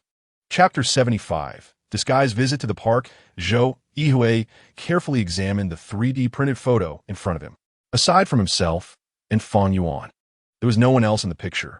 The only identifiable feature was that it was taken in a park which had a lake and a gazebo nearby. Above the gazebo hung a banner celebrating the honors received by Long Bin City, and he and Fang Yuan stood beneath it. The photo seemed ordinary, yet to Zhou Yuhui, it was exceptionally unique. It was precisely because it was so mundane that Feng Yuan had no reason to print it out, even though Feng Yuan was well paid. Creating a fine 3D printed photo would still be quite valuable. After pondering for a moment, Zhou Yuhui sent a question to Feng Yuan's email, inquiring about the photo. This picture had established a connection between him and Feng Yuan, and she had taken the effort to print it. Half an hour later, Feng Yuan replied, and the answer left Zhou Yuhui stunned. "This is the photo you asked me to take. Reason unknown." After reading Feng Yuan's response, Zhou Yuhui was taken aback. He had indeed requested Feng Yuan to take this photo, and she didn't know the reason either. It was evident that she was also curious. Yet he had not informed her at that time. This was likely related to the memory trap. Even if something happened to Feng Yuan, she would not be able to know what would come next. If that were the case, Zhou Yuhui sat on the sofa, staring at the physical photo in front of him, realizing he needed to investigate this place personally. Zhou Yuhui pointed his computer's camera at the photo and quickly discovered its location. It was a small park named Longhu Park located in the suburbs of Longbin City. The park featured a water area known as Longhu, which was actually a pond left over from past mining activities. Over time, it accumulated water, and municipal government diverted a small stream to create a lively water body. This became a popular leisure spot for Longbin residents during the summer. However, due to the terrain, the park wasn't very large, and the octagonal gazebo was one of its landmark buildings, said to be modeled after a famous pavilion in the south. Just as Zhou Yuhui was pondering over the gazebo, a sudden clap of thunder echoed in the sky. He looked out the window to see dark clouds rolling in from the west, covering the originally clear sky. Through the window, he could see the nearby trees swaying significantly, indicating a strong wind. As the thunder rumbled, Zhou Yuhui felt something but couldn't quite grasp it. He stared at the photo in front of him, reflecting carefully. Suddenly, he thought he saw something, but he couldn't tell if it was a fragment of a memory or a hallucination caused by staring at the photo for too long. "I'll give it a shot," he decided, intending to check out the gazebo to see if he could find any clues. However, he was already being watched by various forces: memory raiders, memory exchanges, and the police, all searching for him. With surveillance sensors everywhere, if he were discovered, he wouldn't have the same luck as before when Feng Yuan had saved him in time. It seemed he had no choice but to disguise himself. It was now 1:30 p.m. Zhou Yuhui glanced at the wall clock. This time was typically when foot traffic was low. Moreover, with the impending rain, there wouldn't be many people on the road. It was the perfect opportunity. Although nighttime would be safer, it posed significant obstacles for him to enter the park, making it easy for the park staff to spot him, leading to unnecessary trouble. Zhou Yuhui scanned the room for anything he could use to disguise himself. After wandering around the room, he quickly came across something special: a wig. No wonder he had noticed Feng Yuan's hair color had changed a few days ago. He had thought she was simply dyeing it out of boredom and hadn't considered the possibility of a wig. Feng Yuan had several wigs in various colors and lengths: red, yellow, short, long, and all sorts. He immediately chose a red wig that was shoulder length, perfect for him to drape over his shoulders, and it could also help obscure his face. After putting on the wig, Zhou Yuhui felt like a different person. As long as no one observed him closely, he was unlikely to be recognized, especially if he avoided high-definition cameras. With the wig on, Zhou Yuhui rummaged through Feng Yuan's wardrobe and found a few loose-fitting clothes. Although he couldn't wear dresses or skirts, he was glad to find a couple of roomy trench coats that would suffice. He selected the most suitable one, which was a bit small but wouldn't be too noticeable. For the rest of his outfit, he decided to wear his own clothes. In this stormy weather, no one would likely pay much attention. After finishing his disguise, Zhou Yuhui prepared to leave. However, when he had been caught by the police the night before, they had confiscated all his belongings. He left a note for Feng Yuan, placing the photo on it. He scoured the room again and found a few hundred yuan in change. But he wasn't too sure how useful cash would be in this era of electronic payments. Once he had everything ready, Zhou Yuhui quietly reassured himself, "As long as I don't draw attention, I'll be safe." He gently opened the door, and the corridor was silent. However, when he reached the elevator, The first challenge confronted him. The elevator required a password and seemed to have a facial recognition system. Zhou Yuhui certainly couldn't be recognized. So he quickly opened the nearby fire escape and walked down the stairs. His training from working at the delivery station paid off, as this few flights of stairs posed no problem for him. One major advantage of this smart building was that there were basically no staff on site. All cleaning and security systems were electronic. Maintenance personnel would only come if something in the home broke down, and typically, they would be lounging in a lounge somewhere in the building, sipping tea and watching variety shows. Zhou Yuhui arrived at the building's lobby, where there was only one camera at the front desk, clearly part of the visitor log system, which he could avoid. He covered his face with the wig and hurriedly left the building with an umbrella. Chapter 76. The Mystery of the Octagonal Pavilion. This is the smart industrial zone, where hardly any vehicles can be seen. Even if there are cars, Zhou Yuhui does not dare to approach them easily. Before leaving, Zhou Yuhui had memorized the map of the surrounding area. As long as he followed one of the paths for a while, he would feel as if he had walked here countless times before, having a clear understanding of the buildings and scenery around him. From the building where Fang Yuan lived to Longhu Park, the map indicated a distance of 6 kilometers. Zhou Yuhui chose an unconventional route, unceremoniously crossing the green belt and lawn, quickly reducing the distance. An hour later, Zhou Yuhui was already standing outside Longhu Park. At this time, the sky looked even darker, and the whirlwind carried a dampness. The thunder grew more intense, and lightning could even be seen tearing through the sky. Zhou Yuhui opened his umbrella, preparing to enter the park, when he suddenly felt a hint of something unusual. A series of rapidly flashing images surged in his mind, resembling snapshots that were not coherent and did not seem to convey any meaning. Zhou Yuhui looked up at the sky. He seemed to have felt this way last night. Could it be that his memory was recovering? What caused this result? Was it Fang Yuan, a colleague and friend he had known before, that inspired the recovery of his memory? But last night, he did not know Fang Yuan's identity or their relationship. Moreover, Fang Yuan appeared when Yin Xiaodong first met him, and at that time, there were no particularly unusual circumstances. Zhou Yuhui looked up at the sky again. Could be that? The lightning in the sky. In the letter Fang Yuan gave him, Zhou Yuhui was told that memory is actively shattered. And the reason for leaving this letter was that he believed he could restore this shattered memory because his teacher had conducted experiments in this area. Ever since he lost his memory, Zhou Yuhui had been desperately reading various books on memory. He discovered that the macroscopic phenomenon of memory is the electrical wave radiation of the cerebral cortex. If this radiation is artificially disrupted, it can scramble memory, commonly referred to as memory fragmentation. While current human technology cannot achieve microscopic observation of memory activity changes, all instruments focus on macroscopic phenomena. This means that he could disrupt the electrical wave radiation of the cerebral cortex, causing memory fragmentation, but in reality, his brain had not suffered any damage. As long as this brain wave could be restored to normal, he could retrieve the memories in his brain. It was like a person pouring water from a kettle, with a continuous flow emerging from the spout, which is a normal phenomenon. If someone obstructed the flow in front of the spout, causing water to spray everywhere, it would give the illusion that the kettle was moving chaotically. When lightning occurs, it generates a chaotic magnetic field, as long as it does not directly hit.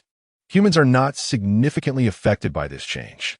But Zhou Yuhui was different. His brainwaves had already been affected, making him more sensitive to this magnetic field. Could this be the way to restore his memory? Although Zhou Yuhui thought this way, his brain still had no further conclusions. The fragments in his mind continued to surface, yet he could not grasp the key points. Everything still felt directionless. Zhou Yuhui looked at the constantly flashing lightning and sighed. He could not figure out why he designed this memory trap. Was it really to save his own life? As the heavy rain was about to fall, there were hardly any people left in Longhu Park. The park was indeed not large. Apart from the main water area, there was only a small hill and some flower beds around it. A large number of weeping willows were planted along the lakeside, and below the willows were wide walking paths, which were places for citizens to relax, especially the slightly larger areas that were occupied by elderly music groups. It was said that this was one of the few locations for elderly theater troupes in Longbin City. Whenever the weather was suitable, there could be as many as 20 to 30 bands and troops rehearsing here.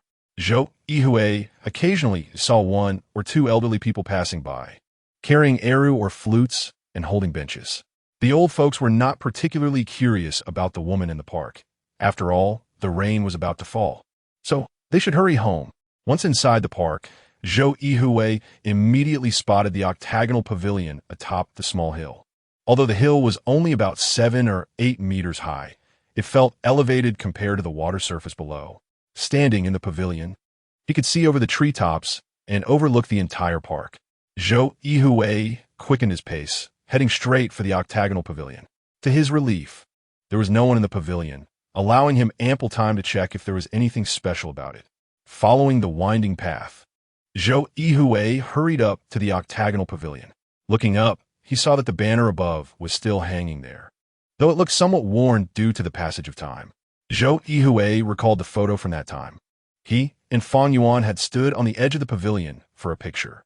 Standing in that position, he gazed ahead, and a puzzling thought suddenly surged in his mind. This was a photo of him and Fan Yuan together, but who took it? Zhou Yuhui was stunned. Could it have been a drone? That was possible, or perhaps someone was in front of them taking the picture. Zhou Yuhui turned to inspect the octagonal pavilion, which was beautifully crafted, but there seemed to be nothing particularly special about it.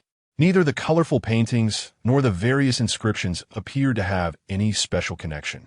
He even carefully checked the gaps between the stone table and the surrounding wooden benches, but found nothing. Zhou Yuhui sat at the stone table, contemplating whether he had gone in the wrong direction. Although this was a small park, there should be cleaners coming to tidy up every day, and the foot traffic here wasn't low. If he had placed something here before, it would have been easy to lose it. Since I can come up with such a large and intricate plan, such a mistake shouldn't exist, Zhou Yuhui pondered. At that moment, he looked up at the front, where there was a rock formation opposite the octagonal pavilion. This rock formation was about 10 meters away from the octagonal pavilion, nestled between a few trees, looking very inconspicuous, like a natural stone. Zhou Yuhui carefully recalled the photo, especially the way his eyes seemed to be fixated on something ahead. Initially, he thought it was the camera, but now it seemed that it could very well be this rock. Chapter 77. A key. Zhou Yuhui hurriedly rushed to the artificial rock with his umbrella in hand. This was indeed a natural stone, about the height of a person, large enough to be embraced by two people, and it must have been here since the park was built. Zhou Yuhui walked around the stone and suddenly discovered faint characters at the bottom. Qi. Again Qi. Zhou Yuhui now realized this was a code name for the Qianqi plan. Judging by the depth of the engraving, it must have been made recently. Such coincidences should not exist in the world, right? Zhou Yuhui looked around and found a stick from the nearby bushes. Following the direction of the characters, he began to dig beneath the stone. After clearing away the surrounding dry wood and grass, he noticed a small area that seemed to have been dug before, with the soil being relatively loose. Zhou Yuhui couldn't help but feel overjoyed and quickly dug open this very suspicious spot. Soon, a small pit about 20 centimeters deep appeared, and at the bottom of the muddy pit lay a black stone, quietly resting there. Zhou Yuhui stared at the stone, lost in thought. Was this some kind of prank? It was just a very ordinary black pebble, identical to the stones used to pave the ground around the octagonal pavilion, looking quite unremarkable. Stone? Ground? Zhou Yuhui seemed to remember something. Just before reaching the octagonal pavilion, he had seen some damage on the cobblestone path, with several pebbles having fallen off due to years of neglect, a common occurrence. Could it be a prank? This kind of thing happens quite often. Many children enjoy doing this.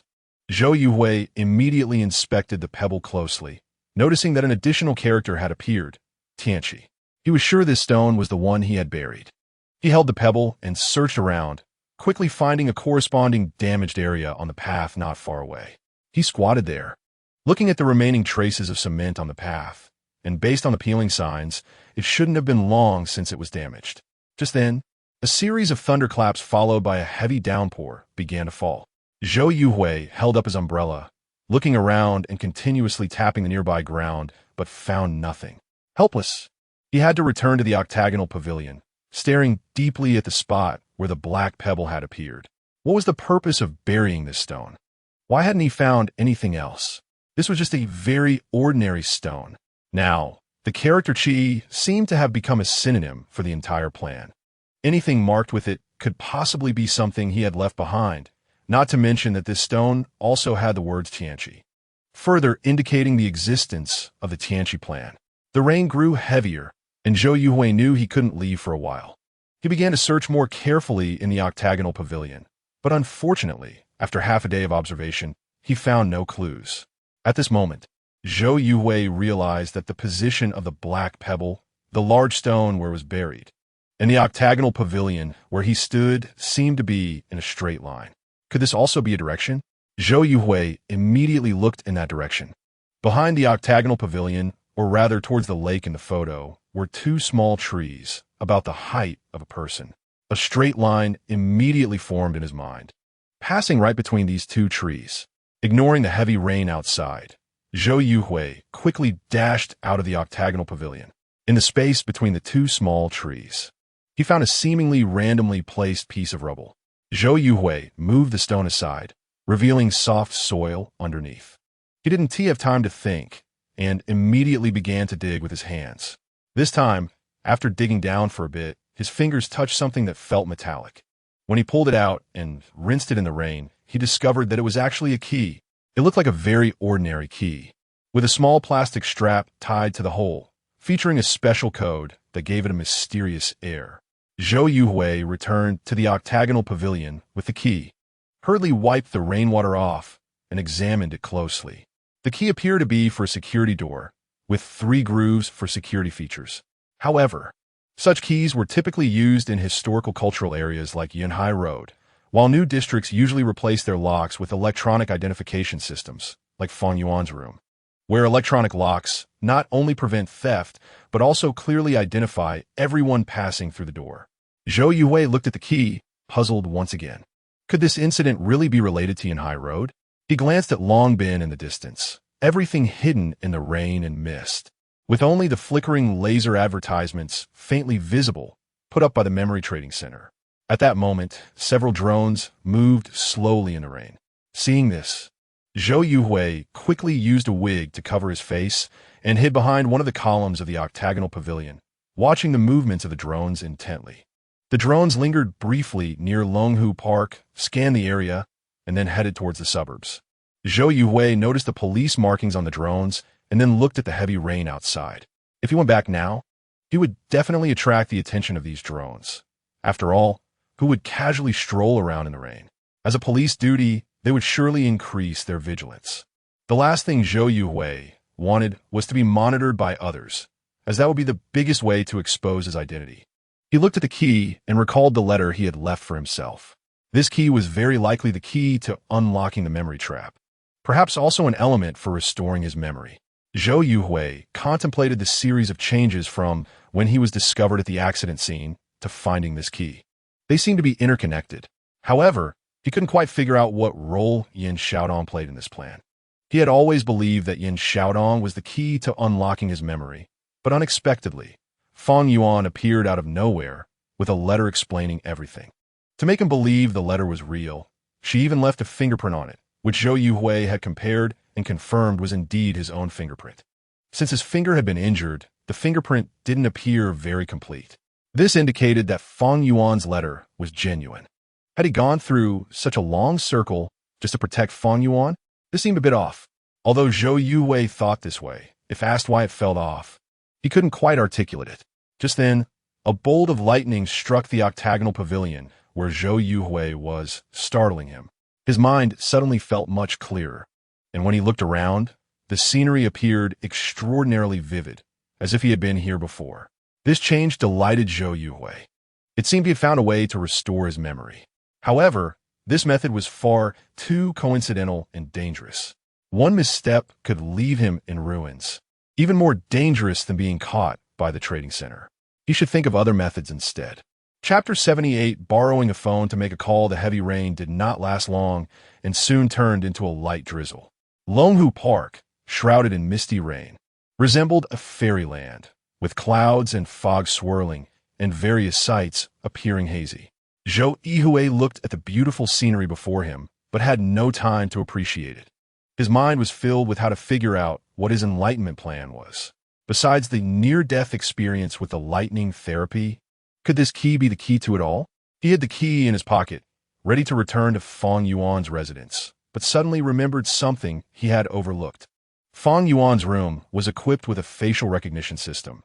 Disguising himself to come out was one thing, but getting in would not be so easy. If he were blocked outside, and if there were surveillance devices in the corridor, it would be easy for the guards to spot him, leading to unnecessary trouble. Zhou Yuhui thought for a moment and realized that the best method now was to find a place to call Fang Yuan and have her come pick him up. He was now a wanted person by the police, although there were no public images of him being wanted. As soon as he entered a public place, he would be captured by surveillance, and at that point, he would have no way to escape. Given his current situation, if he went to borrow a phone, no one would lend one to him. Zhou Yuhui carefully observed his surroundings, looking for blind spots in the surveillance cameras nearby. After careful comparison and selection, he held up an umbrella and walked to a spot just a few dozen meters away from the octagonal pavilion. There were 2 bushes providing cover here, making it impossible for the camera to capture him. He immediately took off his wig, wet his hair and clothes with rainwater to look a bit disheveled, and finally broke 2 ribs of the umbrella to make it look damaged. Zhou Yuhui stood there quietly, waiting for a suitable target to approach. After a few minutes, 2 elderly people came towards the octagonal pavilion, holding umbrellas. Zhou Yuhui sized them up and guessed their identities, then locked onto a target. As the elderly people approached, he quickly stepped forward and asked, "Hello, sir, I got separated from my friend during the heavy rain, and he took my phone with him. Could you please help me call her? I can give you some money." Saying this, Zhou Yuhui took out the small change he found at Fang Yuan's place from his pocket. The 2 elderly people exchanged glances, then looked at the change in Zhou Yuhui's hand, whispering to each other, debating whether he was a scammer. Zhou Yuhui quickly followed up, "I really am not a scammer. If you're not at ease, you can take the phone and I'll just talk like this. Okay? I truly have no other way." The elderly man glanced at Zhou Yuhui, who looked somewhat disheveled, then took out his phone, mumbling, "It's really inconvenient to go out without a phone." "Yes, yes," Zhou Yuhui replied with a smile. Soon, Fang Yuan's call was connected, but after ringing for a while, she did not answer and hung up. Zhou Yuhui chuckled awkwardly and quickly explained in a low voice, "Most people don't want to answer calls from strangers." This was something everyone understood, and the elderly man nodded, dialing the number again. "Hello, who is this?" Fang Yuan asked, clearly surprised. "It's me, Fang Yuan. Can you come pick me up?" Zhou Yuhui responded. Fang Yuan was obviously a bit shocked. Wasn't Zhou Yuhui supposed to be sleeping at home? Where's he calling from? "Where are you?" she quickly asked. "Do you remember the photo we took together?" "I'm right here. I want to look for clues," Zhou Yuhui said. Fang Yuan paused for a moment, then realized the location Zhou Yuhui was referring to. "Okay, wait there for a bit. I'll come pick you up as soon as I get off work." After hanging up, Zhou Yuhui thanked the 2 elderly people and handed them 100 yuan as compensation for their time, which they reluctantly accepted. Once the elderly people left, Zhou Yuhui quickly changed his wig and changed his coat, then hurriedly left the octagonal pavilion and moved to a secluded corner by the lake. This position allowed him to see the situation at the octagonal pavilion. Although not clearly, he could spot any significant movement immediately. A few minutes later, 3 drones suddenly flew over the octagonal pavilion in Longhu Park, circling around as if searching for something. Soon, several SUVs appeared in the parking lot, with a dozen men in black hurrying towards the octagonal pavilion. Memory predators. Zhou Yuhui's first reaction was that Fang Yuan had been bought by the Memory Trading Institute, but he quickly dismissed that thought. After all, if Fang Yuan wanted to hand him over to the Memory Trading Institute, she wouldn't need to go through so much trouble. She could simply send someone to his door while he was sleeping. It was clear that Fang Yuan's call had been monitored, no matter how much he disguised himself. The voice during the call had not been altered by a voice changer, making it easy to track the content of the call. The memory predators searched around the octagonal pavilion for a long time, but did not find Zhou Yuhui's trace, which puzzled them. Zhou Yuhui's guess was correct. In fact, Fang Yuan's communication system had been monitored for quite some time, and all those who worked in the Memory Transfer Center, including Zhou Yuhui himself, had their communication systems monitored. However, Zhou Yuhui's phone had been modified by Yuan Jie, making it difficult to obtain the actual content. Since Zhou Yuhui left the memory transfer center, the monitoring had temporarily stopped for a while. This time, after Zhou Yuhui reappeared and escaped right under the noses of the memory predators, monitoring was resumed. Because Fang Yuan had a flying motorcycle, she had become a primary suspect.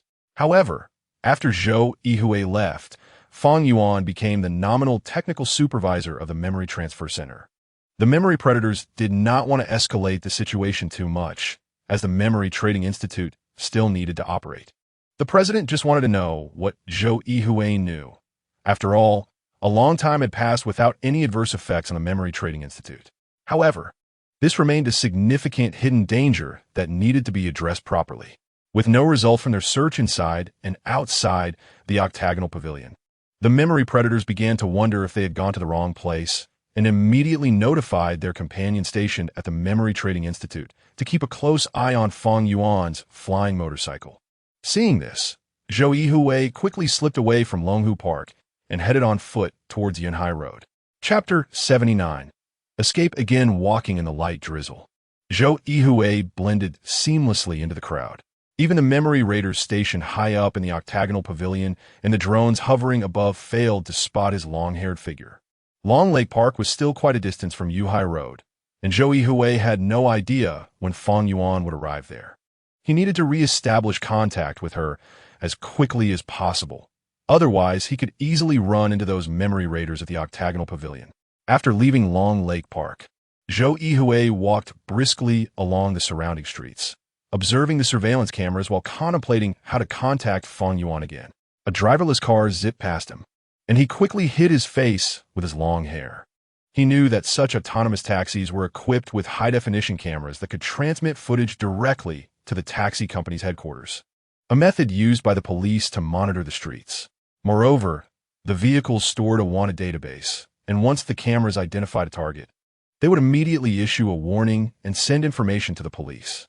Zhou Yuhui turned onto a secluded path where, apart from a surveillance camera at the intersection that might or might not be operational, there were no other monitoring devices in sight.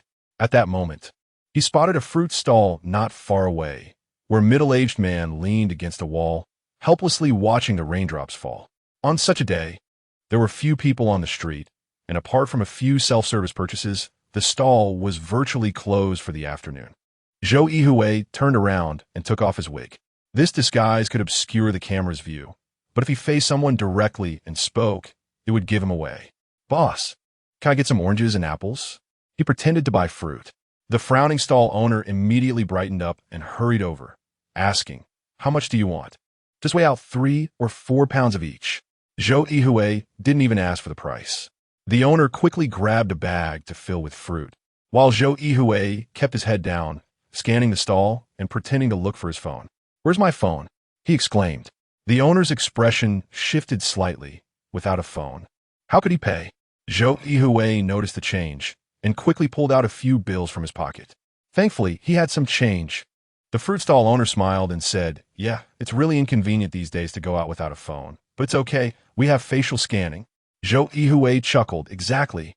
By the way, boss, can I use your phone to receive a call? I'm having someone bring my phone." "Sure." The stall owner casually handed Zhou Yuhui an old phone. It was clear the phone wasn't worth much, and the owner was more at ease. If it were a brand new phone, who would dare leave it with a stranger and run off? Zhou Yuhui took the phone and called Fang Yuan again, and this time she picked up relatively quickly. "Hello. Who are you looking for?" "It's me. I've already left.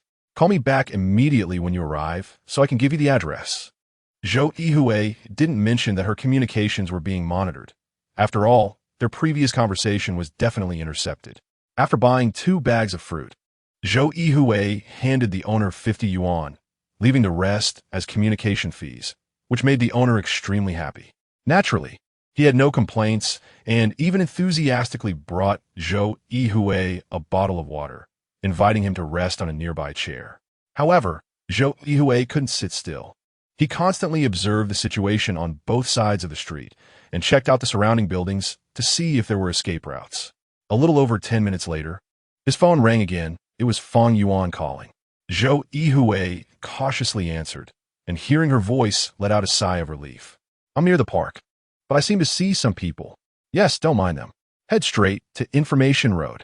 Fang Yuan immediately marked the navigation point on her flying motorcycle and changed direction, speeding towards Zhou Yuhui's location.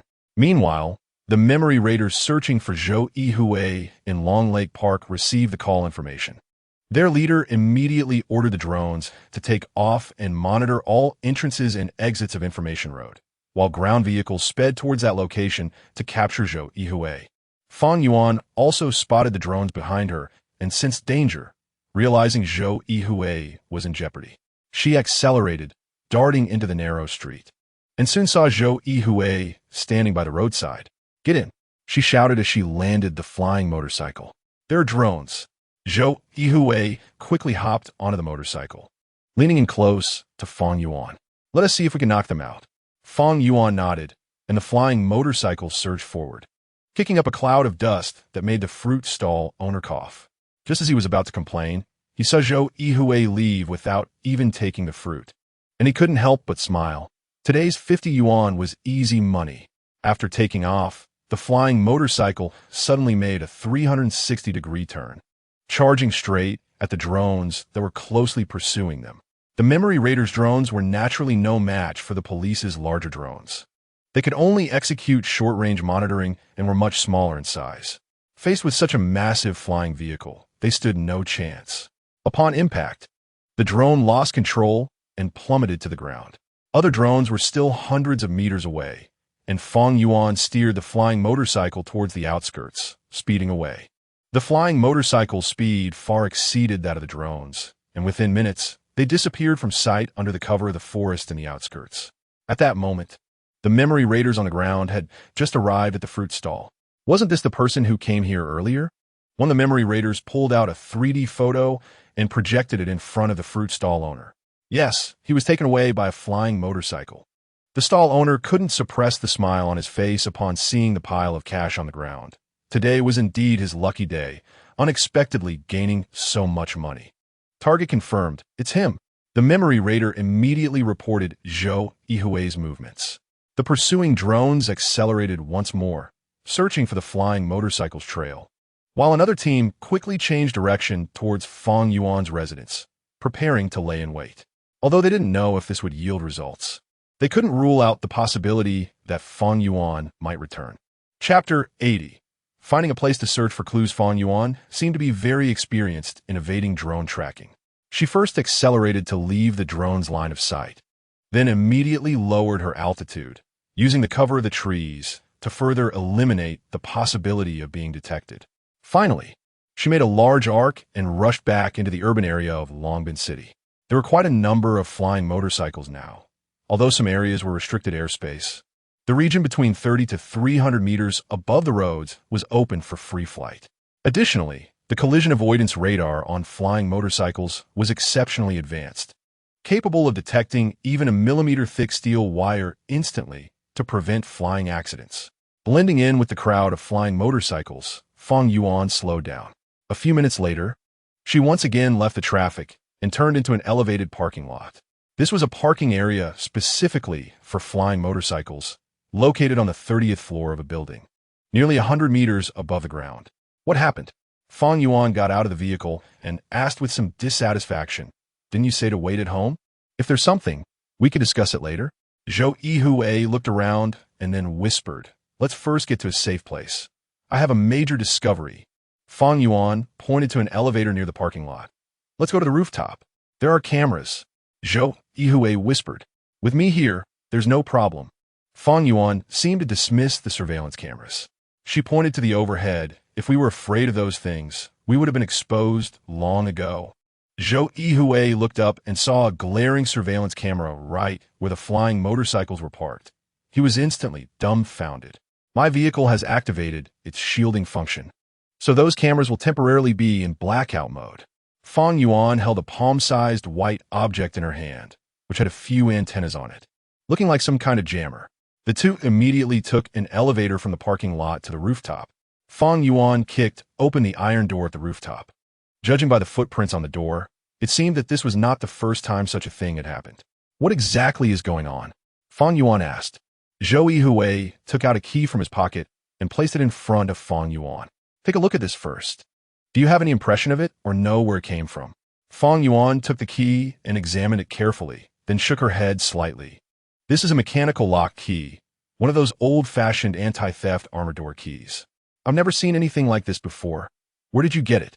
Do you remember that photo? Zhou Yuhui asked. Fang Yuan nodded. The one you had me take at Longhu Park before you made your plan? Yes. What did I use to take that photo? A drone. Fang Yuan added, a very strange drone. It seemed homemade. Zhou Yuhui nodded. Finally understanding how the photo had been taken, he originally thought someone else was nearby. This key was found near the octagonal pavilion. I feel like I left it there. Why did you leave this? Is it to recover your memory? Fang Yuan looked at the key, puzzled. Maybe. So we need to find out what this key is used for.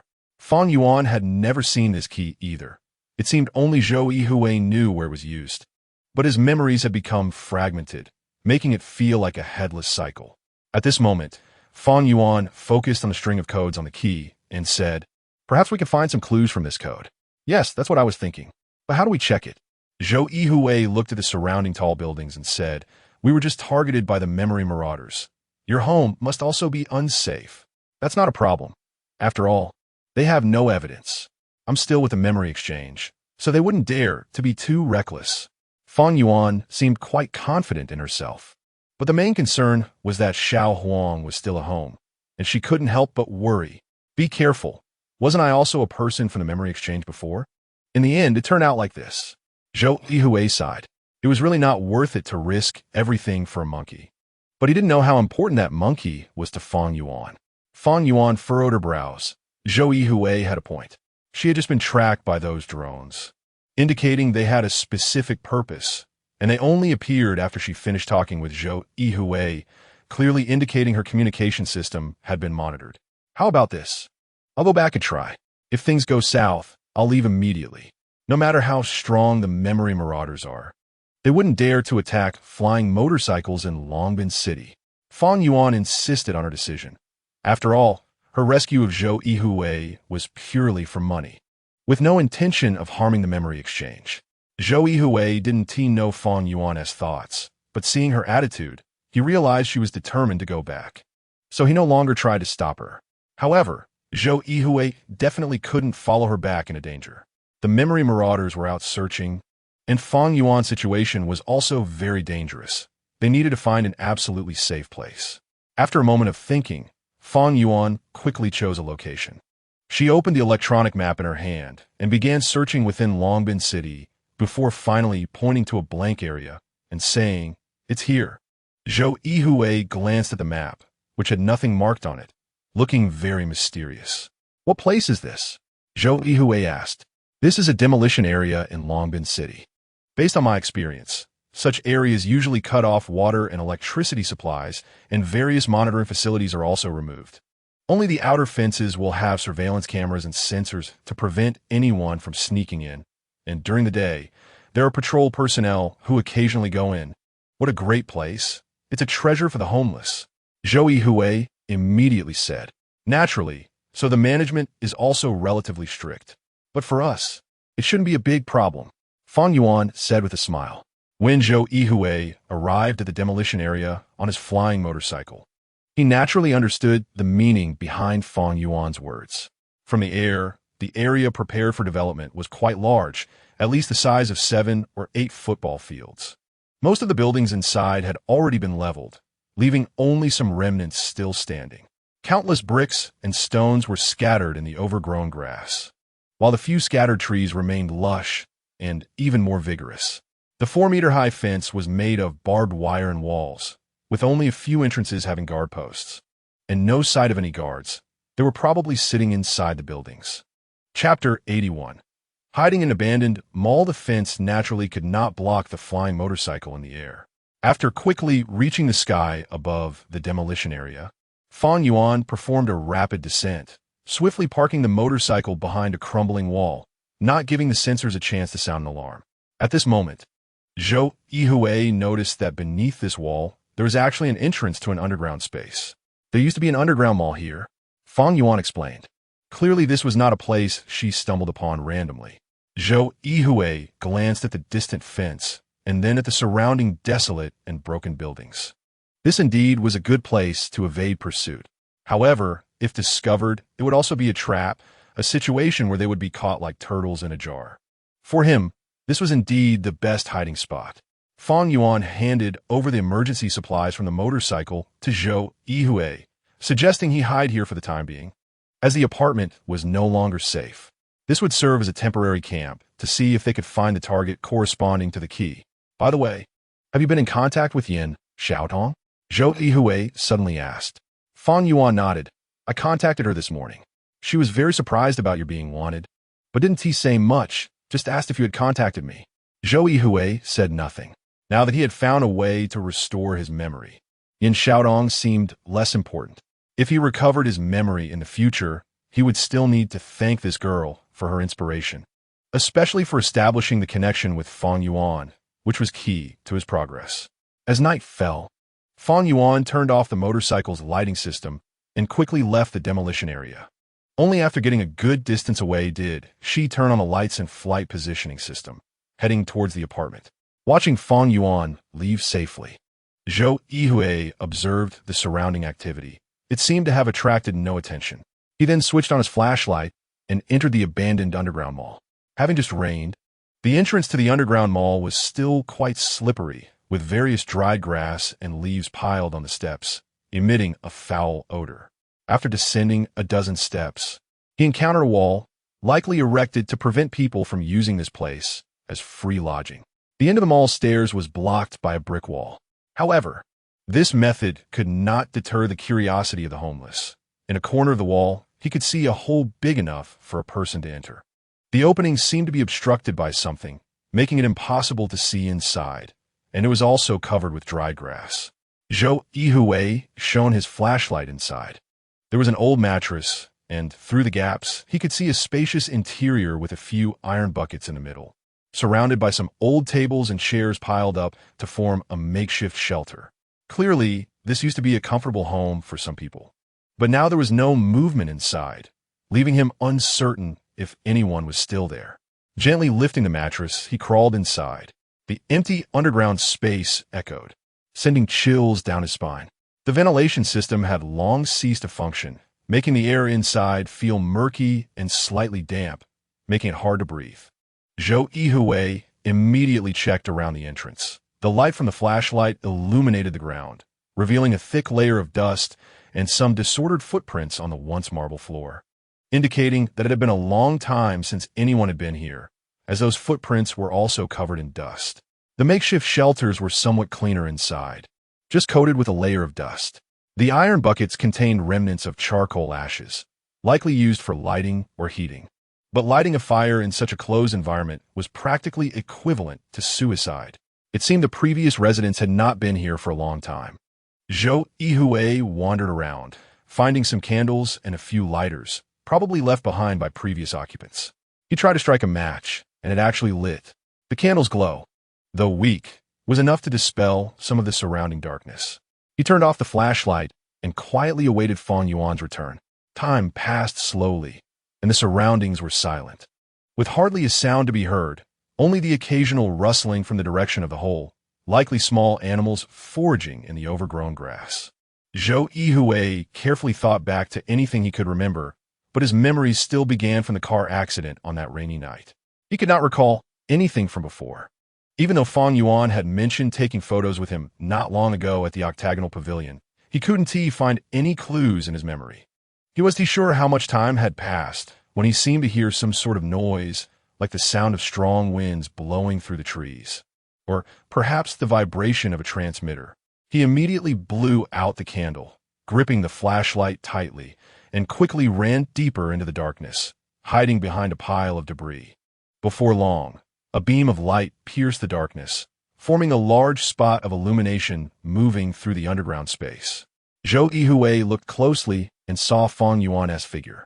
He immediately whispered, "Fang Yuan, how did you get here so quickly?" Fang Yuan followed the sound and shone her flashlight in that direction. "Don't mention it. You were right. The apartment is being monitored." I don't know if it's the memory thieves or people from the exchange.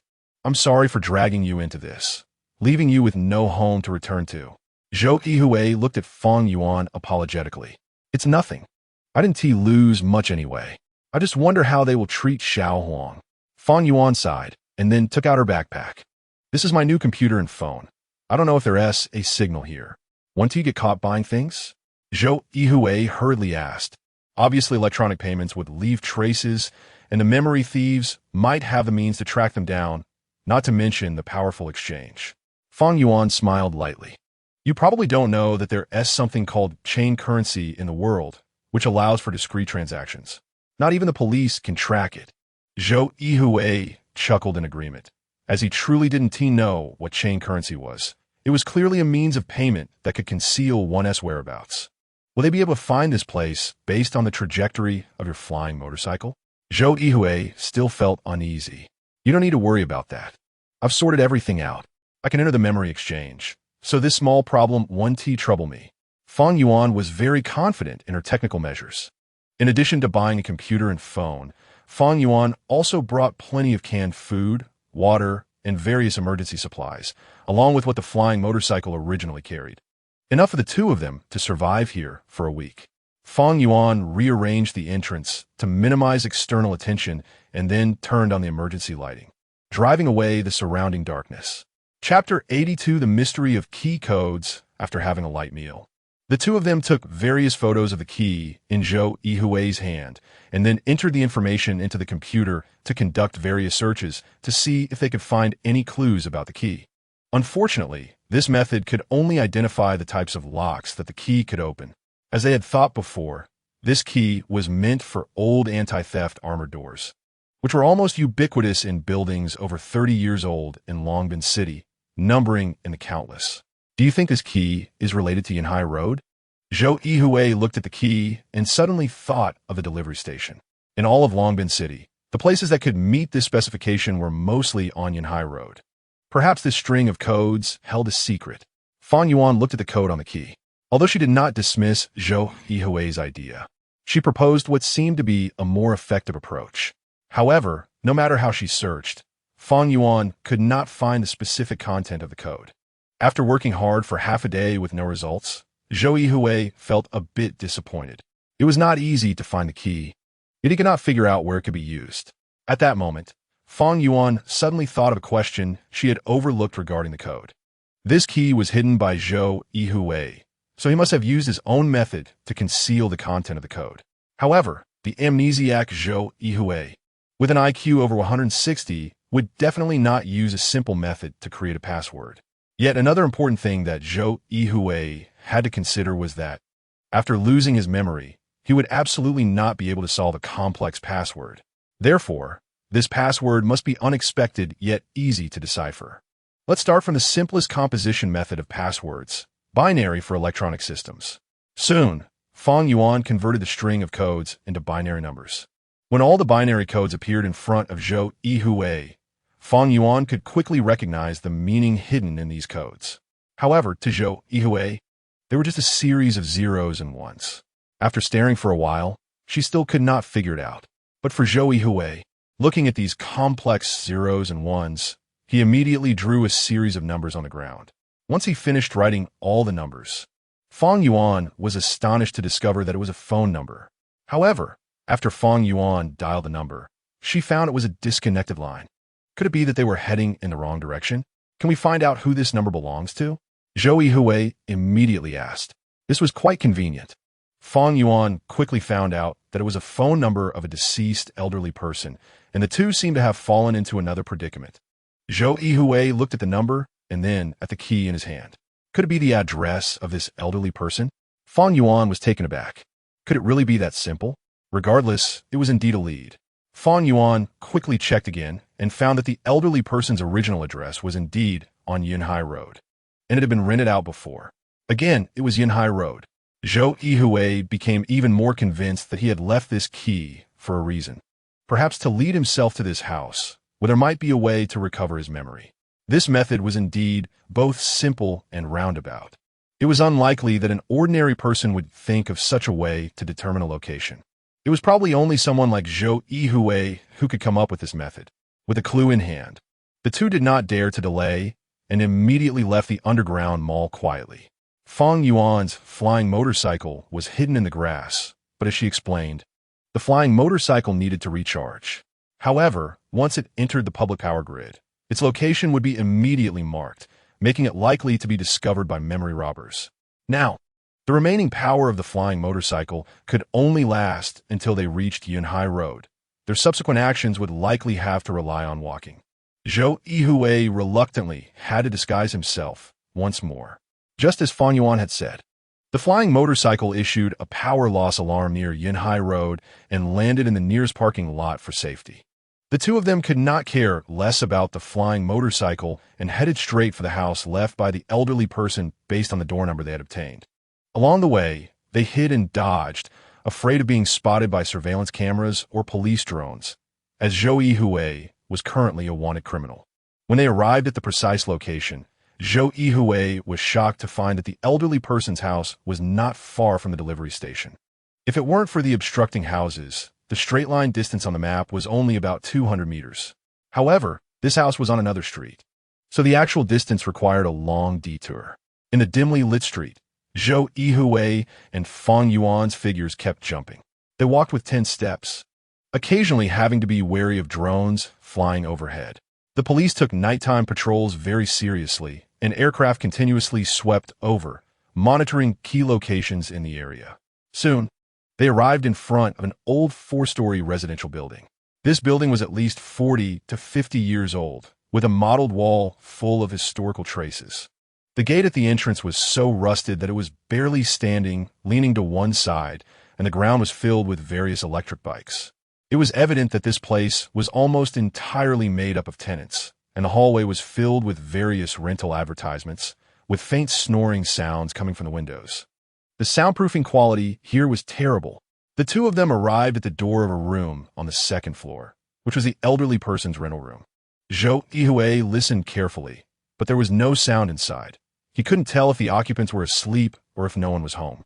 Just as he took out the key and was about to open the door, he suddenly realized something shocking.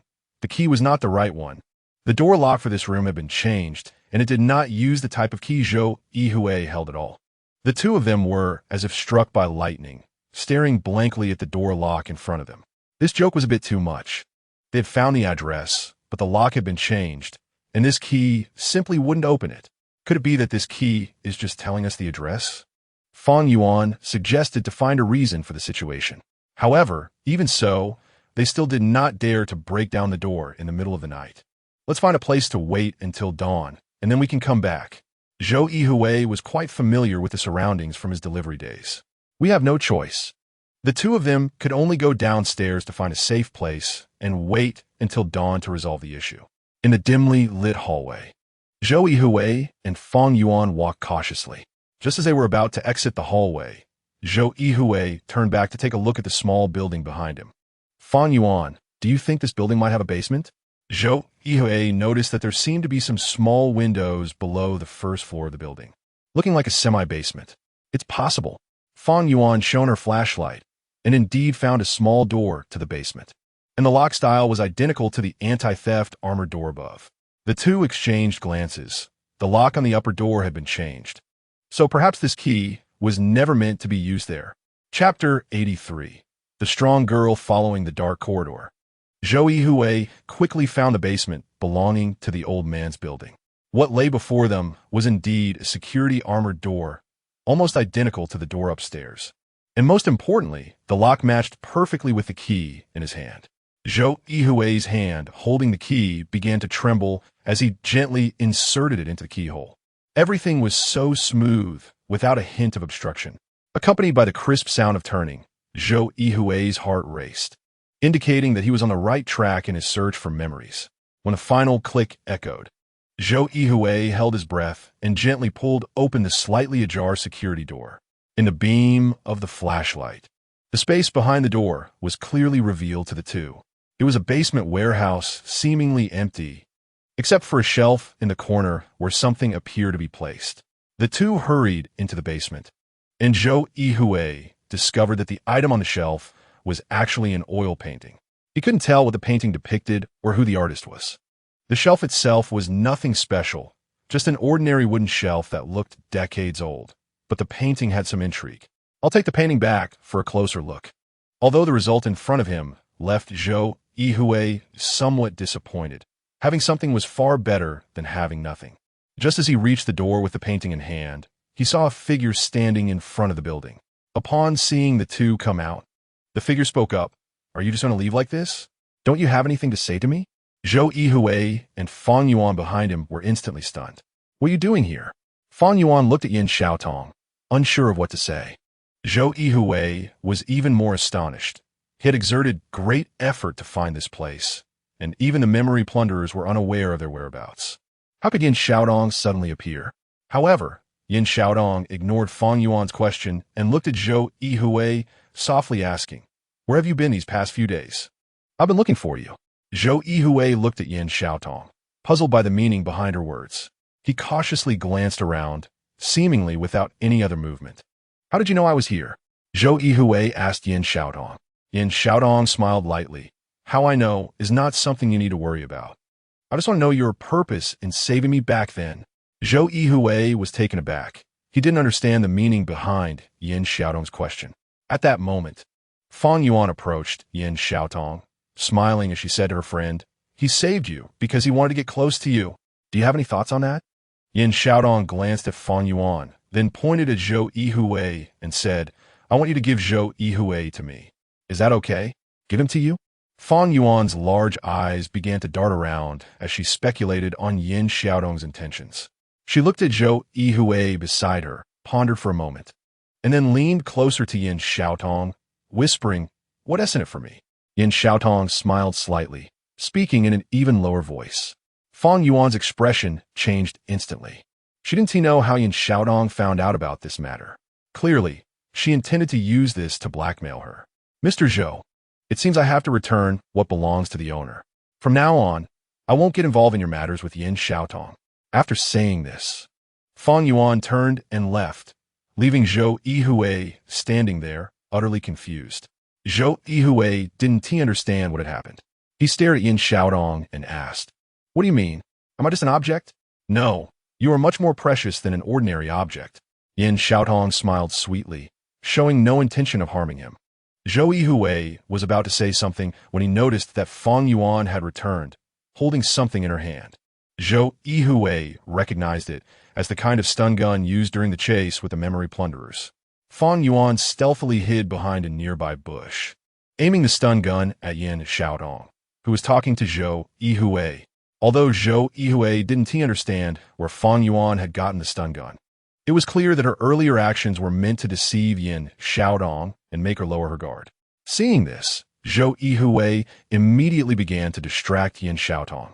In his mind, Fang Yuan was the best assistant for recovering his memories, while Yin Xiaotong's identity was unusual. They had only arrived here a little over 10 minutes ago. Yet Yin Xiaotong was able to find them effortlessly with such precision that even the memory plunderers could not match. "Do you know who I am?" Zhou Yuhui asked immediately. Yin Xiaotong glanced at the oil painting in Zhou Yuhui's hand, smiled lightly, and said, "You are Zhou Yuhui, the former head of memory transfer technology at the Memory Exchange. Fang Yuan is your colleague and subordinate. You know so much. Why did you pretend not to know me before?" A spark of anger ignited in Zhou Yuhui's heart. It turned out that Yin Xiaotong knew everything but kept it from him, acting as if she were completely innocent and unaware. Just as Yin Xiaotong was about to say something, she suddenly turned around. A swift gust of wind rushed past her, and with a loud thud, the glimmering stun gun struck the wall of the building, chipping away a large chunk of cement and bricks. Fang Yuan hadn't expected Yin Xiaotong to evade the stun gun attack from such a close distance. Before she could react, Yin Xiaotong's figure had already appeared in front of her. Zhou Yuhui stared in shock at the fallen stun gun behind him. Everything he had done was to set up Fang Yuan's surprise attack, yet such a sharp attack was dodged. At that moment, he didn't worry much. He had seen several medals in Fang Yuan's home before. She was a skilled fighter, and ordinary people couldn't get close to her, let alone someone as seemingly weak as Yin Xiaotong. Even a large opponent like a memory plunderer might not be able to take down Fang Yuan. However, Before Fang Yuan could put away the stun gun, Yin Xiaotong approached her, and in just a moment, Fang Yuan was directly knocked down to the ground. Although Zhou Yuhui hadn't seen Fang Yuan fight, her swift movements just now were definitely not in line with Yin Xiaotong's usual weak demeanor. This girl definitely had some hidden skills. From this perspective, her earlier kidnapping by those memory collectors was likely a staged act to draw attention to herself. Zhou Yuhui watched as Yin Xiaotong knocked Fang Yuan down behind the bushes and walked step by step toward him, her strides resembling a descending deity. Chapter 84. Caught again, Zhou Yuhui carefully examined the oil painting in his hand, using his powerful memory to deeply imprint the content of the painting into his mind. Then, suddenly, he threw the oil painting towards Yin Xiaotong, who was only a few meters away. Yin Xiaotong didn't expect Zhou Yuhui to make a run for it, let alone abandon the painting. Just as she reached for the oil painting, Zhou Yuhui had already darted into the corridor. Yin Xiaotong didn't have time to think and immediately followed him. In that brief moment, Zhou Yuhui had already made preparations for his escape, quickly plotting a retreat route. The old building had windows on both sides of the corridor, often with clothes hanging below, which he had noticed when he arrived. Zhou Yuhui grabbed a few bicycles and electric scooters, along with a large package containing who knows what. If it weren't for the urgency of the situation, the large cabinet in front of him could have served as a strong barrier against Yin Xiaotong's pursuit. As expected, Yin Xiaotong was obstructed by the clutter in front of her, causing her speed to drop immediately. Zhou Yuhui leaped out of the window, using the clothesline below for cushioning, and quickly landed on the ground. After rolling a few times, he dashed towards the dimly lit alley. As a courier, Zhou Yuhui was already familiar with the layout of the streets and alleys of Yunhai Road. Even unfamiliar terrain could be roughly guessed. Yin Xiaotong didn't expect Zhou Yuhui, who usually kept a low profile, to have such skills. It seemed that desperate times called for desperate measures. Zhou Yuhui sprinted through several streets until he felt he was no longer being followed, at which point he stopped to rest and observe his surroundings. Not hearing any footsteps, it appeared that Yin Xiaotong had not caught up, which gave him a slight sigh of relief. At that moment, Zhou Yuhui realized he had arrived at Yunhai Road. After a moment's consideration, he decided to find a place to hide. At the very least, he couldn't let Yin Xiaotong discover him. If he went out now, with no one on the street, it would be easy for Yin Xiaotong to spot him. Moreover, he was quite far from the underground mall, and without Fang Yuan's flying motorcycle, it wouldn't be easy to sneak in quietly. He quickly thought of the safest place, the room he had rented for Yin Xiaotong. Regardless of her background, that place was clearly a front, and she probably wouldn't use it now. Staying there for a night should pose no major issues. With that thought in mind, Zhou Yuhui headed straight for his destination. At that moment, Yin Xiaotong, seeing Zhou Yuhui's figure, frowned. She didn't expect things to escalate to this point. She had already received news from Lin Xiao that Zhou Yuhui was wanted by the police. According to internal reports, he had been rescued during transport, and only Fang Yuan could have orchestrated such an action. Zhou Yuhui's attitude towards her had changed significantly, and she needed to figure out why. Should she reveal her identity now? Half an hour later, Zhou Yuhui arrived at the room Yin Xiaotong rented. The most dangerous place was often the safest. The room's door lock was fingerprint operated. When Zhou Yuhui helped Yin Xiaotong install it, he had wisely included his own fingerprint, which unexpectedly came in handy this time. The furnishings in the room had hardly changed. Everything here was arranged by him for Yin Xiaotong. Zhou Yuhui cautiously cleaned up any traces he might have left and then hid under the bed to rest for a while. What Zhou Yuhui didn't expect was that he had barely hidden when he heard a click and the door actually opened, making him tense up, accompanied by footsteps approaching. Zhou Yuhui could only see a pair of leather boots moving. Judging by the style, they likely belonged to Yin Xiaotong. After Yin Xiaotong returned to the room, she carefully checked around and then went to the vanity to take out a small leather case. Just as she was about to open it, she heard the sound of a vehicle braking nearby, followed by the characteristic buzzing of a drone. Yin Xiaotong cursed softly, grabbed the small leather case, and immediately left, carefully installing something on the door as she exited. Zhou Yuhui had no idea what was happening, but felt that it was safer to stay hidden than to go out. Just after he thought this, a few minutes later, accompanied by another click, the door opened again. Before Zhou Yuhui could see who it was, a thick white smoke suddenly rose, filling the room with a sharp odor. Smoke bomb. A muffled voice sounded. Retreat. At that moment, Zhou Yuhui saw two drones circling the window, searching for something. He quickly moved back a few steps, trying to conceal his body under the bed as much as possible. Soon, the smoke dissipated and several heavy footsteps rushed into the room. They quickly searched the place, realizing it was empty, and then turned to leave. Zhou Yuhui secretly breathed a sigh of relief, glad he hadn't been discovered. After waiting for a while until the outside noise returned to silence, he finally let out a long breath. Just then, he heard a voice in the room. What? How long are you going to stay under there? Zhou Yuhui's face turned pale instantly, and it felt as if his blood had frozen at that moment, accompanied by a burst of unrestrained laughter. Several pairs of military boots appeared in front of him. Then, the bed above him was lifted, and Zhou Yuhui saw the leader who had intercepted the police car that day standing right in front of him, grinning widely. This smile was not directed at him, but rather expressed joy over a significant catch.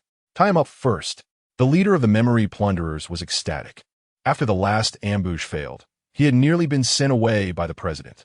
After some pleading, he managed to redeem himself, and now he had finally captured Zhou Yuhui. Although he knew the person in front of him was Zhou Yuhui himself, he cautiously took out a biological sample detector to check Zhou Yuhui, ultimately confirming that this was indeed the wanted Zhou Yuhui who had escaped from their hands. Kid, you've finally fallen into my hands. The leader of the memory plunderers laughed heartily and then called the president. President, we have captured Zhou Yuhui. On the other end of the line, the president's voice remained sharp. I see. Where did you catch him? Right here on Yanhai Road. Should we send him to the exchange now? The president paused for a moment. Not now, it's too late. It might cause unnecessary risks. You take him back first and wait for my orders. The memory plunderers immediately bound Zhou Yuhui and wrapped him in a bedsheet, carrying him out of the small building to transport him to their temporary headquarters. They were unaware that, at that moment, a woman stood opposite the president, the very Feng Yuan who had been knocked down into the bushes by Yan Xiaotong. Go. Make sure to figure out Zhou Yuhui's memory trap. Chapter 85. Rescue Zhou Yuhui was wrapped in a bedsheet and unable to move, left to be manipulated by others, only vaguely seeing a dozen memory plunderers nearby. Soon, he was stuffed into the trunk of an SUV, while the memory plunderers busily collected various drones. Feeling very proud of how smoothly the mission had gone, each of them smiling and joking about how much they would earn this time. Zhou Yuhui, before them, was like merchandise waiting to be sold, and they all hoped he would fetch a good price. On the roof of a nearby building, Yan Xiaotong quietly watched everything happening below. She lowered her high-definition binoculars and took out a small-caliber launcher aimed at the memory plunderer's vehicle, gently pulling the trigger. A button-sized tracker instantly adhered to the vehicle's body. Immediately, a flashing red mark appeared on the portable map in front of her. The nighttime operation had already disturbed quite a few people, and the memory plunderers had intercepted news of the police's imminent arrival. Several vehicles quickly left Yanhai Road, and by the time the police arrived, they had vanished without a trace. Even the drones couldn't locate their whereabouts. Yan Xiaodong cautiously followed behind the memory plunderers' convoy. If Zhou Yuhui could remember, he would definitely recognize the motorcycle Yan Xiaodong was riding. It was the same one Lin Xiao had owned. Suddenly, Yan Xiaodong seemed to sense something. She immediately turned off her motorcycle and darted into the bushes at the roadside, using the tall tree canopy to conceal herself. She heard a buzzing sound as a flying motorcycle zoomed past overhead. Yan Xiaotong raised her binoculars for a closer look, and a smile crept onto her lips. The biometric data indicated that the pilot of the flying motorcycle was Feng Yuan, whom she had taken down not long ago. You really are a cockroach that can't be killed. Let's see what other tricks you have up your sleeve. Yan Xiaotong glanced at the electronic map in her hand and continued to follow quietly. Feng Yuan, piloting the flying motorcycle, quickly spotted the speeding SUVs below and activated the bike's scanning device, confirming that these vehicles were indeed the transport vehicles of the memory plunderers. She gently flipped the switch, and the flying motorcycle accelerated, soaring over the convoy. The leader of the memory plunderers glanced up at the panoramic sunroof, a feeling of foreboding rising in his heart. Before he could give any orders, something suddenly dropped from the motorcycle, landing precisely in the middle of the convoy. Instantly, a piercing screech echoed in everyone's communication headsets. The leader of the memory plunderers immediately understood what it was and shouted, "Not good. Stop immediately and protect the cargo." As soon as he finished speaking, all the vehicles lost power, one by one coming to a stop at the roadside.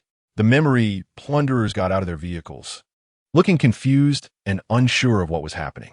At that moment, the flying motorcycle had already returned to the convoy, and several smoke bombs dropped from it, creating a dark world on the road where visibility was zero. Electromagnetic bombs? Fang Yuan, where did you get these prohibited items? Yin Xiaodong thought, not wanting to get involved in this mess. Her target was Zhou Yuhui, and going over now would only complicate things, possibly giving Fang Yuan an advantage. Fang Yuan's aim was precise. The flying motorcycle quickly descended in front of the SUVs, and before the memory plunderers could react, a series of electric sparks flashed around them, causing several to collapse and convulse on the ground. After opening the trunk, a bewildered Zhou Yuhui appeared before her. "Come with me." Fang Yuan did not disguise her voice this time. Zhou Yuhui immediately recognized her and quickly extended his bound hands. Fang Yuan wasted no time, pulling Zhou Yuhui onto the flying motorcycle and securing him tightly. At that moment, several memory plunderers approached, and seeing someone trying to take Zhou Yuhui away, they rushed over. Fang Yuan raised her hand and struck back the nearest one, then threw out an egg-sized device. After a soft explosion, the egg burst open, releasing countless threads that spread out, with electric sparks dancing along the threads, causing the struck memory plunderers to fall to the ground. The flying motorcycle took off again, breaking through the thick smoke. Just as Fang Yuan had barely lifted off the ground, she saw two drones locking onto her position. Without a moment to think, she drove the flying motorcycle straight at one of the drones, which couldn't evade in time and was hit, its propeller destroyed, plummeting uncontrollably. The other drone managed to retreat and continued scanning, seemingly trying to uncover Fang Yuan's true identity.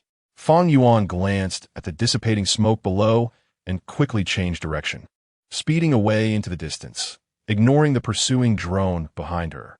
The flying motorcycle, carrying Zhou Yuhui, sped into the new district of Longbin City, weaving between skyscrapers. The memory plunderers' drones were highly intelligent, closely following the flying motorcycle. Even if they were briefly shaken off, they could accurately locate Fang Yuan and Zhou Yuhui based on the features just scanned. At this time, Yin Xiaodong also entered the urban area on her motorcycle, following behind the memory plunderers calmly. Fang Yuan knew that if she didn't deal with the drone, it was only a matter of time before the memory plunderers tracked them down. Suddenly, she thought of a place that could help her accomplish this mission. Fang Yuan immediately piloted the flying motorcycle, speeding out of the new district towards the outskirts and headed for a park. The drone relentlessly pursued, staying within 200 meters behind the flying motorcycle, a distance at which action against the drone was virtually impossible without lethal weapons. The flying motorcycle soon burst out of the urban area, heading straight for the hills where the suburban park was located. In the outskirts of Longbin City, there was a hill about 400 to 500 meters high, a popular weekend getaway for the citizens. The Longbin City government had even built a subway extension to reach there. Upon arriving at the suburban park, Fang Yuan made an emergency landing in a grove of trees. The drone was still closely following, but to its surprise, there was no sign of the flying motorcycle ahead, only an empty road, at the end of which stood a very old building. Decades ago, this park had been a mining factory specifically for refining minerals extracted from salt mines, and this building was one of its large warehouses. Chapter 86. In suspicion, the drone entered the warehouse through the open door and immediately discovered the flying motorcycle hidden inside. At this moment, the memory thief controlling the drone noticed that there was only a driver on the motorcycle, while Zhou Yuhui was nowhere to be seen. He quickly took over the drone's control system, preparing to search the surroundings, but just as he was about to investigate further, he heard a loud rumble. The warehouse door was slammed shut, and the drone operator sensed something was wrong and immediately increased the flying height. Unfortunately, this was a warehouse, and going higher would cause it to crash into the ceiling. Fang Yuan took out a similarly sized lightning bomb from the motorcycle and threw it at the drone. The drone immediately swerved rapidly in the air, but unfortunately, the lightning bomb was specifically designed to deal with such electronic devices. The metal wires that erupted from the lightning bomb could extend over 10 meters. When the lightning bomb exploded, it resembled a giant porcupine in the air, with countless metal wires drifting around. The drone was first entangled by the metal wires around its propeller, followed by flashes of electric light, as the internal circuits could not withstand nearly 100,000 volts of high voltage, leading to the chip's immediate failure. After taking down this pesky follower, Fang Yuan let out a sigh of relief. She told the rushing Zhou Yuhui, "I'll find you a safe place." Zhou Yuhui trusted Fang Yuan's actions greatly at this moment, as this was already the second time she had saved him from the memory thief. The flying motorcycle, which had made significant contributions, was left abandoned here, and the two quietly left the warehouse, disappearing into the vast night. Yin Xiaodong followed the memory thief's convoy to the park and soon discovered Fang Yuan's flying motorcycle. But there was no sign of Zhou Yuhui. Seeing their frantic expressions, she knew they had lost their target. Yin Xiaodong scanned the surroundings. Finding two people intending to hide in this environment was clearly not an easy task, not to mention that Fang Yuan might have hidden other means of transportation here. And by now, they could have escaped far away. The memory thief returned empty-handed once again, and the leader nearly threw away the expensive phone, as it was this flying motorcycle that had caused his failure, and the duck that was in hand had flown away. Check whose flying motorcycle this is. The memory thief leader circled around the motorcycle. "Boss, we can't find out." This answer surprised the leader. His search system was developed by the Memory Exchange and was more advanced than any other search system on the market, even capable of breaching police systems. It cannot trace the origin of a flying motorcycle. How is that possible? The leader immediately leaned in, only to find a big message stating that there was no such information. As expected, the flying motorcycle was a new entity, and although its sales in Longbin City were good, there were only so many of them. How could there be no results? "Boss, the only possibility for this situation is..." The leader nodded. "I know that someone is deliberately hiding this information. Could it be the police? Or..." The subordinate's puzzled expression made the leader shudder involuntarily. He knew the Memory Exchange had this capability too, but if it was the Memory Exchange doing this, what could their purpose be? Was it just to avoid paying that hefty reward? The exchange wasn't short on money. Zhou Yuhui had escaped from his hands again, which was a fact. The memory thief leader had never failed so badly. He immediately ordered all his subordinates to start tracking and must capture Zhou Yuhui. He himself prepared to go to the memory exchange to discuss this mysterious rescuer with the president. Fang Yuan and Zhou Yuhui walked to a road near the park, and a self-driving taxi quickly approached. "Will this leak our whereabouts?" Zhou Yuhui asked worriedly as he looked at the taxi. Fang Yuan smiled faintly. "As long as I'm here, there will be no problem." With a feeling of unease, Zhou Yuhui got into the taxi, and the car soon drove steadily toward Longbin City. "Where are we going?" Zhou Yuhui asked in a low voice. "To find Yin Xiaodong and get the painting back," Fang Yuan said through gritted teeth. "What kind of person is Yin Xiaodong? She seems really powerful." Zhou Yuhui brought up a sensitive topic. Fang Yuan glanced at him and sighed. "She really is powerful. She managed to take me down in one encounter, which is not something an ordinary person could do. Is she also a memory thief?" Zhou Yuhui asked again. "It's very likely, but I'm puzzled as to why she didn't capture you when she saw you." Fang Yuan turned to look at Zhou Yuhui. This question stumped Zhou Yuhui. He didn't know the reason either, but thinking back, everything Yin Xiaotong had done seemed like an illusion. The taxi soon stopped outside an ordinary residential area. Fang Yuan looked around and, seeing no commotion, pulled Zhou Yuhui out of the car. "What place is this?" Zhou Yuhui asked quietly. "This is the home of a colleague of mine.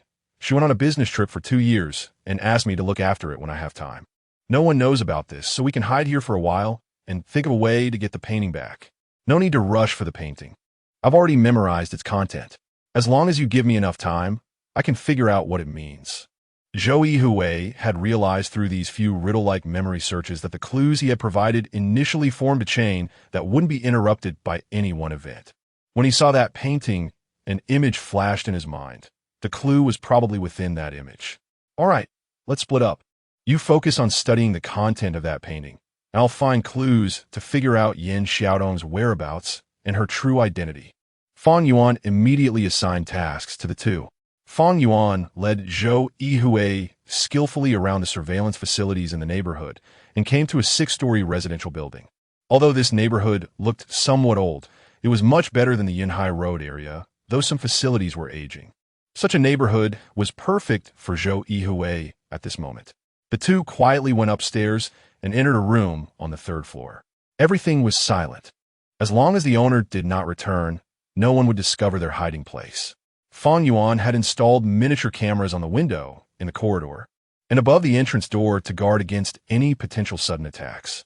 Chapter 87: The Importance of Oil Painting. Zhou Yuhui watched Fang Yuan busily working. While he sat on the sofa in the living room, closing his eyes and carefully recalling every detail of the oil painting. He analyzed the content and colors of the painting bit by bit, hoping to find hidden messages within. This oil painting was not an ordinary depiction of scenery.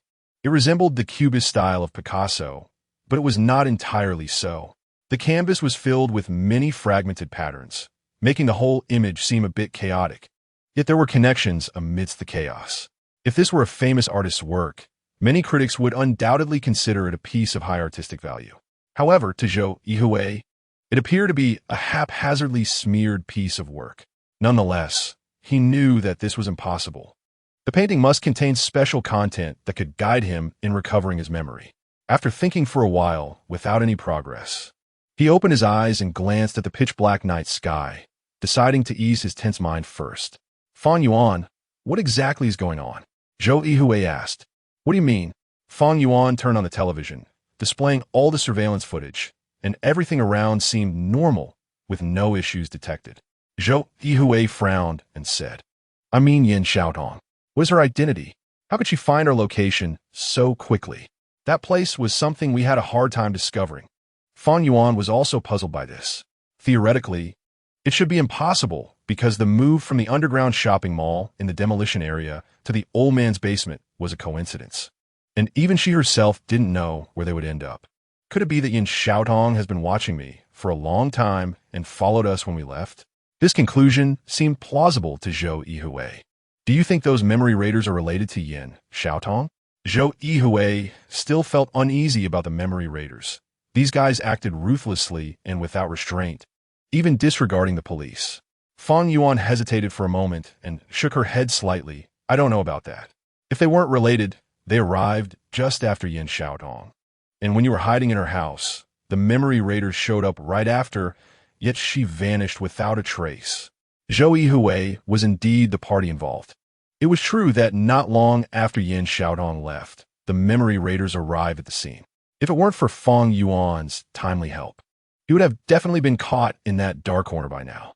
All right, let's not think about that for now. Focus on the current situation. What secrets does that oil painting hold? Fang Yuan handed him a cup of coffee. Zhou Yuhui sighed, took the coffee, and seemed to stare at something in a daze.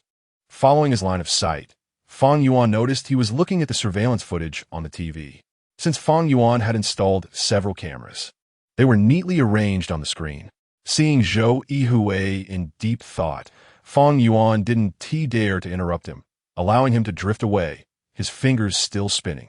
At that moment, in Zhou Yuhui's mind, the strangely looking painting began to move, as if it had been fragmented into many pieces that slowly shifted.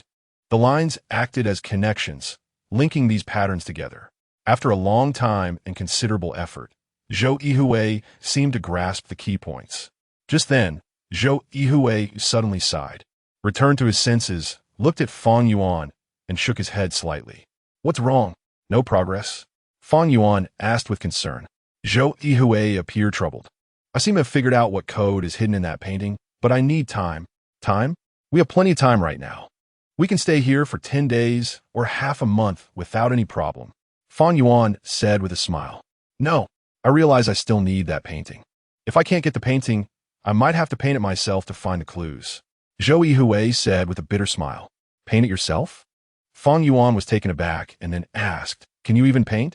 Zhou Yuhui glanced at Fang Yuan. If I could, would I still say I need time?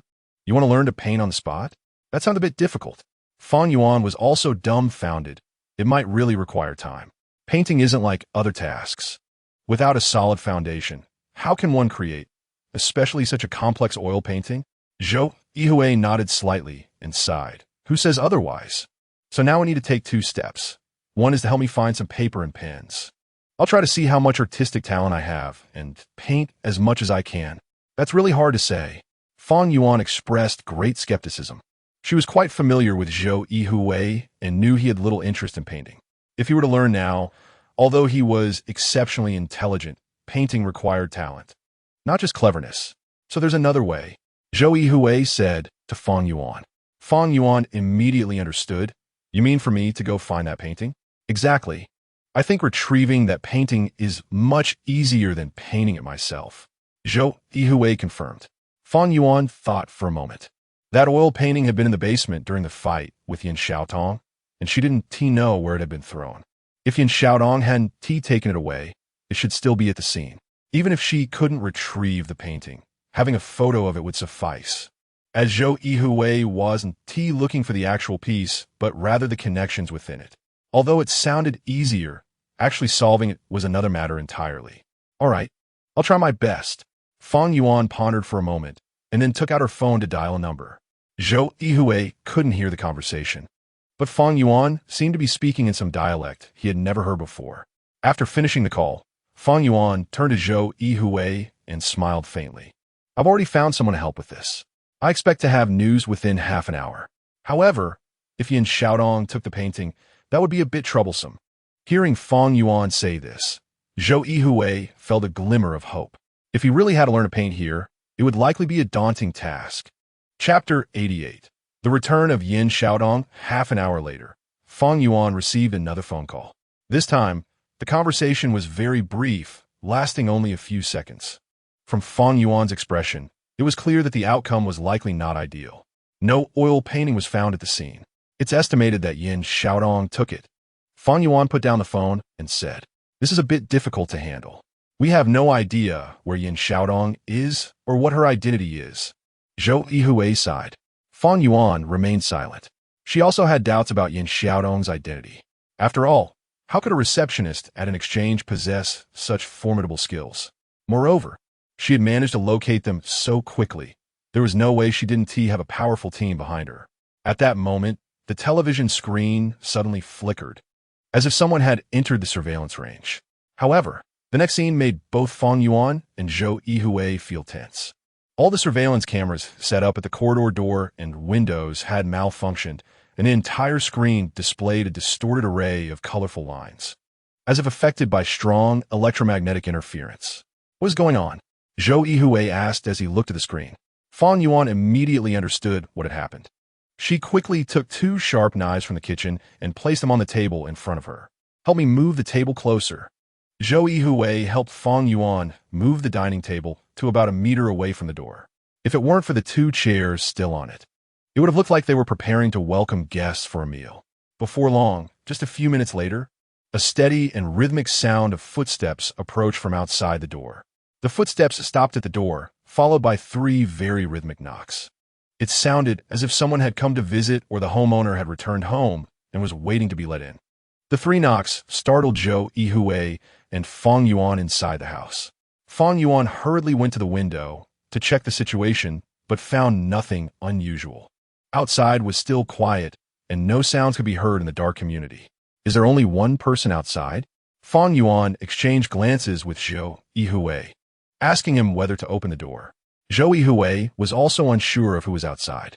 He nodded slightly, indicating he would open the door, and signaled for Fang Yuan to prepare for a surprise attack. After all, Fang Yuan's skills far surpassed his own, and it was likely that an ordinary person would not be her match. Zhou Yuhui cautiously approached the door, first peeking through the peephole. To his surprise, the peephole was blocked by something, and he could not see outside at all. He shook his head slightly at Fang Yuan and pointed at the doorknob, signaling her to be ready for defense and attack. The moment the door opened, Zhou Yuhui froze, and Fang Yuan behind him also froze. Standing outside was none other than Yin Xiaotong, the very person they wanted to find but didn't know where to look for her. She had once again located their hiding place. The efficiency was simply indescribable. The two instantly thought that they might have been tracked with a locator. Fang Yuan reacted quickly, grabbing a chair from the table and throwing it at her. Yin Xiaotong, with a beaming smile, showed no hesitation and kicked the chair away in midair, sending it crashing back onto the dining table. Fang Yuan wanted to make another move, but instantly froze, and Zhou Yuhui was also stunned. A handgun suddenly appeared in Yin Xiaotong's hand. This was a real gun, not one that fired electric shocks like a taser or pepper balls like a riot gun. This was a lethal firearm. Fang Yuan, do you still want to make a move? Yin Xiaotong looked at the two, one hand holding the gun and the other carrying a large bag as she walked into the room. Fang Yuan was stunned by Yin Xiaotong's actions. Although she had imagined Yin Xiaotong in many ways, she never expected her to wield such a weapon. The room fell into a dead silence, and Fang Yuan felt as if she was frozen, afraid to make any move. She already knew from their previous fight that Yin Xiaotong's strength far exceeded hers. And now, with a weapon, it was an overwhelming contest. Yin Xiaotong, who exactly are you? Zhou Yuhui broke the brief silence. Yin Xiaotong casually placed the bag on the dining table and then gestured for Zhou Yuhui to open it. Zhou Yuhui looked at Yin Xiaotong and gently opened the bag. A look of confusion appeared on his face, and seeing his expression, Fang Yuan tilted her head to take a glance, and she too was stunned after looking inside. What exactly is in this gourd? The bag contained the oil painting they had found in the basement, perfectly intact and presented before them. Can we talk calmly now? Although Yin Xiaotong said this, she still did not lower the gun in her hand. Zhou Yuhui nodded yes. Yes. Seeing this, Fang Yuan could only nod slightly as well. Yin Xiaotong holstered her handgun into her waist holster, and upon seeing this, Fang Yuan seemed to realize something. Zhou Yuhui had also seen such a thing before, and he was even more surprised. I'm a police officer, Yin Xiaotong spoke, and although the two had already prepared themselves mentally, they were still quite taken aback when they heard this. To be precise, I am an undercover agent, Yin Xiaotong added. This explanation was very reasonable, which also explained why Yin Xiaotong could find the two with such precision. Although they had undergone multiple disguises for someone like Yin Xiaotong who was familiar with them, having the strong backing of the police allowed her to access various surveillance facilities, and with support from large drones in the air, finding them didn't seem to require much effort. Of course, all this was based on the premise that they had already been firmly locked in, especially at night when there was little activity around. The infrared surveillance in the air could operate silently. Since you're an undercover agent, you should know about my situation. Can you let them lift the warrant for me? Zhou Yuhui quickly made a request to Yin Xiaotong. Yin Xiaotong smiled lightly. This matter needs to be discussed in detail. Discuss in detail? What does that mean? Why did you take Zhou Yuhui back last time? Was it to the police station? Fang Yuan asked in a rapid succession. Zhou Yuhui also showed a desire to get answers. Yin Xiaotong reached out and pulled a chair from the dining table, sitting down in front of the two. Although I'm an undercover agent, those who dispatch tasks are much higher than the police station, so I don't communicate with them. They can only assist me when necessary. Hearing what Yin Xiaotong said, both of them realized that the seemingly weak receptionist was likely much more powerful than they had imagined. Even the local police were under her command. Chapter 89, Unraveling the Mystery of the Oil Painting. It turns out that Yin Xiaotong's entry into the memory exchange was a top-secret operation by the police. Long before, the police had received various intelligence reports indicating illegal activities within the memory exchange. However, due to the exchange's strict confidentiality policies, multiple investigations by the police had ended in failure. Later, the government also realized that the exchange's actions had begun to affect social stability, especially as a large number of individuals became memory collectors, leading to unnecessary labor loss, with some memory collectors already experiencing casualties. Moreover, certain behaviors of memory collectors had crossed the line into illegality, and if not addressed, could easily cause social unrest, severely impacting people's normal production and daily lives. However, If the police were to conduct a hasty investigation into the memory exchange, given their current financial resources and influence, it would put the government in a disadvantageous position. Thus, they sent Yin Xiaotong into the exchange to investigate the situation. Unfortunately, the entry examination for the memory exchange was very strict. Anyone with even a slight flaw would be rejected. Several teams sent by the police had failed to succeed, leaving only Yin Xiaodong, who barely secured a position at the front desk.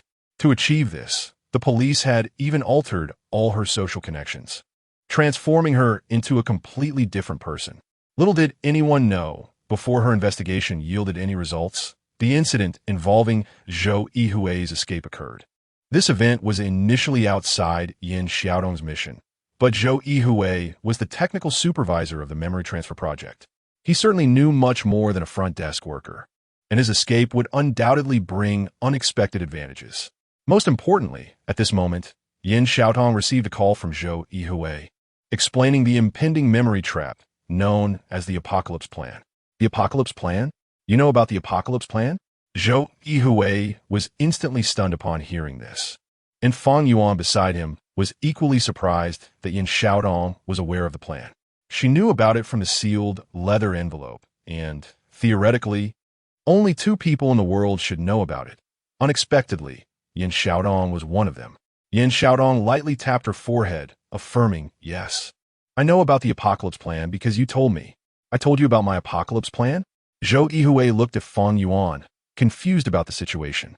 Yin Xiaotong pointed at the oil painting and said, "I not only know about your Apocalypse Plan, but I also know that you need this." Upon hearing this, Zhou Yuhui finally dispelled his doubts about her. Only Fang Yuan knew that this oil painting was useful to him. And since Zhou Yuhui himself didn't know the specifics of the Apocalypse Plan, it was indeed suspicious that Yin Xiaotong was aware of it. "What else do you know?" Zhou Yuhui quickly asked. Yin Xiaotong glanced at the oil painting. "You need to unravel the content of this painting to gradually restore your memory. For you, I am a beacon. I can help you determine your position at critical moments, so you won't lose your way." Although Zhou Yuhui didn't know what Yin Xiaotong meant by beacon, he was certain that she knew about his past. Zhou Yuhui then looked at Fang Yuan. This was a move he had previously set in motion to help himself, and now, with Yin Xiaotong added to the mix, was this all part of the Apocalypse Plan? Fang Yuan remained non-committal about what Yin Xiaotong said. Regardless, the oil painting had returned, and the previous entanglements could be set aside for now. The main task was to uncover the hidden secrets within the painting. Zhou Yuhui quickly unfurled the oil painting, first carefully inspecting the frame. According to his memory, there were no changes, confirming that this was indeed the painting he had found in the basement. A knife. Zhou Yuhui reached out to Fang Yuan for a knife, directly cutting the painting down and laying it on the table. Then, he found a pair of scissors and cut the oil painting into dozens of pieces of varying sizes and shapes, appearing completely random. However, each time he cut, he was deep in thought. These dozens of fragmented canvases were neatly arranged on the floor, collectively stretching several meters in length. Yin Xiaotong and Fang Yuan looked at the fragments in confusion, while Zhou Yuhui stood there staring, muttering to himself as if searching for something. After a long while, Zhou Yuhui seemed to discover something new and smiled with satisfaction. "How is it? Did you find something?" Fang Yuan quietly asked. Zhou Yuhui nodded. "This painting indeed contains a strange code that perhaps only I can uncover. What exactly is it?" Fang Yuan asked anxiously. Zhou Yuhui slightly shook his head. "I can't say for sure what it is, but I should be able to find this place." "That's good. Let's all take a break for now, and after dawn, we'll go look for it," Yin Xiaotong suggested. Fang Yuan glanced at Zhou Yuhui, and neither of them spoke, clearly still wary of Yin Xiaotong. After all, her previous actions had caught them off guard, and they were uncertain whether what she said was true. "How about we go now? There aren't many people outside, and we can move faster," Fang Yuan suggested. Upon hearing this, Yin Xiaotong fell silent, merely looking at Zhou Yuhui. "What do you think?" Zhou Yuhui nodded. "I feel the same way. I'm being hunted by the police, and you can't help me with that. Moreover, those memory marauders are still searching for us. The sooner we uncover the secrets hidden in the oil, painting, and restore my memory, the better." "All right. How do we get there?" "I have a motorcycle," Yin Xiaotong said. Let's all ride together. Fang Yuan immediately proposed that the three of them share one vehicle. Although it would be a bit cramped, it was better than walking, especially since Zhou Yuhui didn't know the exact location, only a vague feature. Where are we going? After the three of them went downstairs, they indeed found a motorcycle parked in the grass by the roadside, which explained why Fang Yuan hadn't seen Yin Xiaodong earlier. Zhou Yuhui thought for a moment and said, "A building with an arrow on it, next to many small shops." Fang Yuan was puzzled. During her years working in Longbin, she had spent most of her time between the exchange and home and didn't know much about the city. "I know where it is." Yin Xiaodong opened her electronic map and directly pointed out one of the buildings. A three-dimensional image immediately appeared before them, revealing the building with the arrow, and nearby streets filled with small shops resembling a farmer's market. This is the Trident building near the Hanfeng Agricultural Market, quite famous in Longbin's old district. Now that they knew the location, there was no hesitation. The three of them immediately set off. Chapter 90. The empty gallery on the streets in the early morning. An automatic street sweeper was slowly making its way along the freshly cleaned road, where hardly any moving objects could be seen, with only the streetlights tirelessly illuminating this bustling city. Yin Xiaotong rode her motorcycle out of a narrow alley and sped down the highway. Despite its worn appearance, the motorcycle had plenty of power, and even with three people on it, it remained energetic without any sign of sluggishness. The motorcycle zipped through the empty streets and neighborhoods, heading straight for the Trident building in the old town of Longbin City. Half an hour later, as the driver, Yin Xiaodong spotted the distant Trident building, its iconic sign shining brightly in the darkness of the early morning. Suddenly, Yin Xiaotong froze, and both Fang Yuan and Zhou Yuhui behind her displayed astonished expressions. They had expected the streets of Longbin to be quite empty at this hour, but none of them anticipated that this time coincided with the best period for restaurants and shops to procure supplies. Although other roads were deserted, the area around the farmers' market was packed with people, and the originally narrow streets were instantly congested. The three exchanged glances, surprised by the scene before them. Various cargo trucks, vans, and both unmanned and manned electric vehicles clogged the surrounding roads, and even though market staff were desperately directing traffic, the effect seemed minimal. However, this was perhaps a good thing. With so many people gathered, the chance of them being discovered would greatly decrease. Navigating slowly through the traffic, Yin Xiaotong maneuvered her motorcycle skillfully, weaving through the crowded streets and provoking a string of curses from the vehicles behind them. After a difficult passage through this congested area, the Trident building finally came into view, and Zhou Yuhui nodded excitedly at the sight of the building. "That's it for sure. Let me think about where we need to go." He scanned the surroundings of the building. The Trident building was located in the bustling commercial district of Longbin's old town, once known as Longbin Wangfujing. Before the new district was established, this was the most favored shopping area for Longbin citizens. Now, after the new district was built, although most of the foot traffic had shifted away, the area still maintained a lively atmosphere, with most people being local residents and a small number of yuppies who enjoyed the old town's vibe. There, Zhou Yuhui pointed to a narrow alley less than 100 meters from the Trident building. At the entrance of the alley, a small sign read, "Empty gallery." A gallery? Yin Xiaodong exchanged glances with Fang Yuan. Could the oil painting they had dismantled earlier have come from here? Yin Xiaodong immediately twisted the throttle, and the motorcycle slowly moved forward, quickly reaching the narrow alley that could only accommodate one vehicle at a time. The alley was filled with parked cars and, combined with the sudden appearance of trash bins, made it look quite congested. Fortunately, there was no one in the alley at that moment, making it somewhat spacious.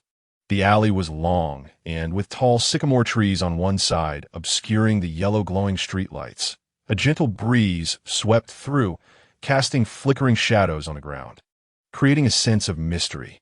The empty gallery was located about 10 meters into the alley, utilizing an existing two-story building. At first glance, nothing seemed out of the ordinary, except for the sign at the entrance indicating the gallery's identity. Otherwise, it had no distinguishing features. Yin Xiaotong glanced at her watch. It was now 4 in the morning. Generally speaking, the gallery wouldn't open until at least 9:30 or 10, and there seemed to be no business hours posted on the door. just a small notice indicating it was a private space. Could it be closed? The three of them were at a loss for what to do. Yin Xiaodong, you're a police officer. Would there be any problem if we pried the lock to get in? Fan Yuan suggested. There shouldn't be any problem, but we need to find out who the owner of this gallery is first. What if they come in to open it? Yin Xiaodong replied with a smile. That's true. Fan Yuan chuckled awkwardly. Yin Xiaodong took out her phone to look up background information on the empty gallery. To her shock, she discovered that the owner of the gallery was Lin Xiao. This gallery belongs to Lin Xiao? Yin Xiaodong instantly understood. This was likely the place where Zhou Yuhui would regain his memories, and everything that had happened before was leading up to this moment. Since it was Lin Xiao's territory, there was no more to discuss. Yin Xiaodong approached to check, and the gallery's entrance utilized a facial recognition system. Zhou Yuhui, come here. Yin Xiaodong pulled Zhou Yuhui to the door and positioned him in front of the facial recognition device.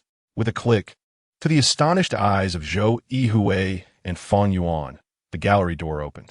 What's going on? Zhou Yuhui looked at the slowly opening door in confusion. Yin Xiaodong chuckled. This might be something you set up yourself? Although Zhou Yuhui was skeptical of Yin Xiaodong's words, the fact remained that the door used his facial recognition system. Once the door opened, the three of them filed in, and the lights inside sequentially illuminated the gallery's interior. The sight before them left all three of them stunned. Upon entering the gallery, there wasn't even a small reception desk. Instead, a long, narrow corridor stretched out before them, only about a meter wide, with mirrors on all sides reflecting clearly. These weren't ordinary mirrors, but ones that emitted light. The illumination came from the mirrors themselves, making the space exceptionally bright. Is this considered surreal art?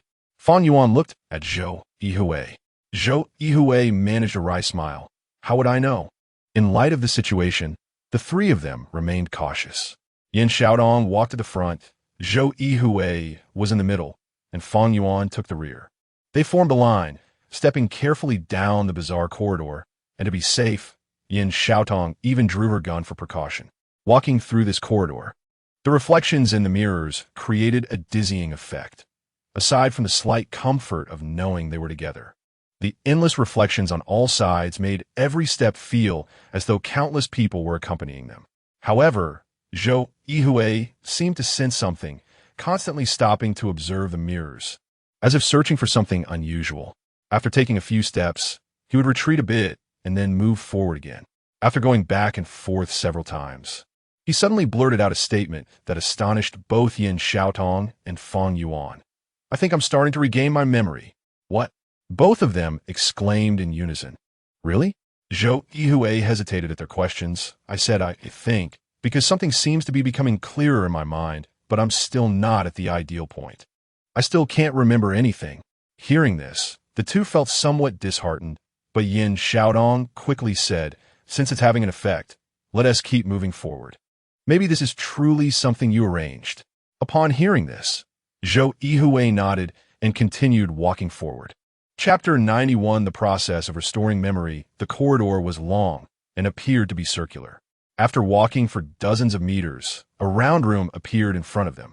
It was called a room because there was a glass door at the end of the corridor, and walking through it felt like entering an enlarged seashell. The arrangement inside the room was strange. A large circular glass dome was situated in the center, inside which sat a chair, clearly meant for someone. Aside from that, there was nothing else. Zhou Yuhui, do you think a chair is meant for you? Yin Xiaodong asked. Before Zhou Yuhui could respond, a voice sounded. Welcome back. Architect of the Apocalypse Plan. I need to ask you a few questions. Please answer truthfully. The three of them looked around but could not find the source of the voice. Go ahead. Yin Xiaodong spoke. You are not the architect of the Apocalypse Plan. Yin Xiaodong was momentarily stunned, realizing she didn't have the right to answer that question. Go ahead, Zhou Yuhui said. With a ding, the voice continued. Please confirm if you are Zhou Yuhui. Answer with yes or no. Yes. Zhou Yuhui responded, puzzled as he glanced at the two people behind him. Correct. You are indeed Zhou Yuhui, architect of the Apocalypse Plan. You have gone through much to arrive here. Do you know that your memories have been fragmented? Please answer yes or no. Zhou Yuhui hesitated for a moment and said, yes, I know. Do you know that fragmented memories can be restored? Please answer yes or no. Yes, I know. Zhou Yuhui looked around the room, trying to locate the source of the voice. Questions completed. Please enter the room and sit in the chair in the center. Is that it? Zhou Yuhui, Fang Yuan, and Yin Xiaodong all found it strange that they had only been asked a few puzzling questions. Without any hesitation, Zhou Yuhui cautiously pushed open the door and entered the strange room. He first moved the chair, which was a very ordinary wooden chair, with not a hint of metal on it, all made with mortise and tenon joints. Beneath the chair was a whole piece of glass mirror, showing nothing particularly special. As he sat in the chair, the main door of the room slowly closed. The soundproofing was so effective that the two girls outside could not hear Zhou Yuhui's voice. They could only see the situation inside through the glass door. Zhou Yuhui adjusted his clothes and removed all metal items from his body, even taking off his shoes and placing them in the glass dome beside him. Seeing Zhou Yuhui's actions, Fang Yuan seemed to realize something and glanced at Yin Xiaotong. Do you know what this is for? Probably for electromagnetic induction, Yin Xiaotong replied. It was obvious. Zhou Yuhui had removed all metal items to prevent them from disrupting the electromagnetic effects, which might be the key to restoring his memories. As an expert in memory transfer, Fang Yuan understood how electromagnetic induction affected brainwaves. However, even in a memory trading center, extracting these brain waves required a lot of electronic equipment to assist and needed a highly precise electromagnetic shielding field. How could such a simple setup achieve such complex functions? Soon, after Zhou Yuhui had eliminated all metal objects, a strange image appeared on the surrounding mirrors, just like the oil painting that Zhou Yuhui had cut into pieces before. It was impossible to describe the image. If one had to say, it looked like some kind of casual doodle or randomly formed irregular lines. To Fang Yuan's astonishment, Zhou Yuhui seemed to discover something as he looked at the image, his fingers trembling as if trying to separate the lines and find clues. Can you tell what this is? Yin Xiaodong leaned closer to Fang Yuan. Fang Yuan shook her head slightly. I can't tell. If this was left by Zhou Yuhui before, only he would know the content inside. After watching for a while without finding any patterns, they gave up and focused their attention on Zhou Yuhui. At that moment, Fang Yuan suddenly asked Yin Xiaodong, how did you know Zhou Yuhui could open this gallery? Yin Xiaodong smiled faintly. It's simple.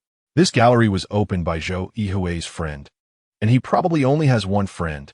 So mysterious? What is the background? Fang Yuan thought carefully and realized she had never heard Zhou Yuhui mention having such a friend. Yin Xiaodong shook her head slightly. I don't know. I only know there is such a person, but I really don't know who he is. Fang Yuan smiled non-committally, noticing that Yin Xiaotong still had her guard up. It seemed it would take some time. Observing Zhou Yuhui's actions, she realized this was already the third image he had seen, and each one was different. Judging from the patterns displayed on the surrounding mirrors, there were indeed many images. She seemed to understand the reasoning behind it. Zhou Yuhui was using images and sound stimulation, combined with the finely tuned electromagnetic field disturbances around him, to gradually reconstruct the fragmented memories. According to medical research from memory trading centers, human memories exist not only in the cortical tissue, but are also imprinted on the neural tissue, referred to as memory inheritance. This inheritance can be preserved through DNA, becoming a recessive gene in the next generation, which is why some relatives who have never met may feel familiar. How much information this memory inheritance retains is still an unknown mystery, as is how to utilize this memory inheritance. From Zhou Yuhui's actions, it seemed he had found the key point. Although his memories were fragmented, the memory inheritance hidden in the neural tissue remained undamaged. Once activated, it was like grasping the connection point of the memories, allowing those fragments to be slowly connected together. With a little organization, they would become the memories themselves. This method did not require large machines for assistance. Activating the memory inheritance was sufficient. What Zhou Yuhui was likely doing was just that step. Seeing Zhou Yuhui focused on the images, the expression on his face clearly indicated that he had found some connections. Let us find a place to rest for a bit. You probably want tea come out for half a day. Fang Yuan said to Yin Xiaotong beside her. Yin Xiaotong thought for a moment, feeling that staying here might not be effective, so they should go outside to see if anything was happening. The two of them made their way back along the mirrored corridor to the entrance of the gallery. At that moment, Yin Xiaodong noticed that this gallery had indeed been renovated later. There was a small door at the entrance. When they had entered earlier, they were captivated by the scene in front of them and had not noticed the gap behind the entrance door. After opening it, she discovered that this was the real gallery, with several modern paintings hanging on the walls, some wooden easels scattered nearby, and many paints scattered across the floor. Chapter 92. Danger approaches at this moment. Fang Yuan also realized that the place they had entered earlier was a space that had been reconstructed in the gallery. The two of them were now in a position similar to a large stage's backstage, with various steel frames and coils everywhere, and even a small generator in the corner, presumably for emergency power.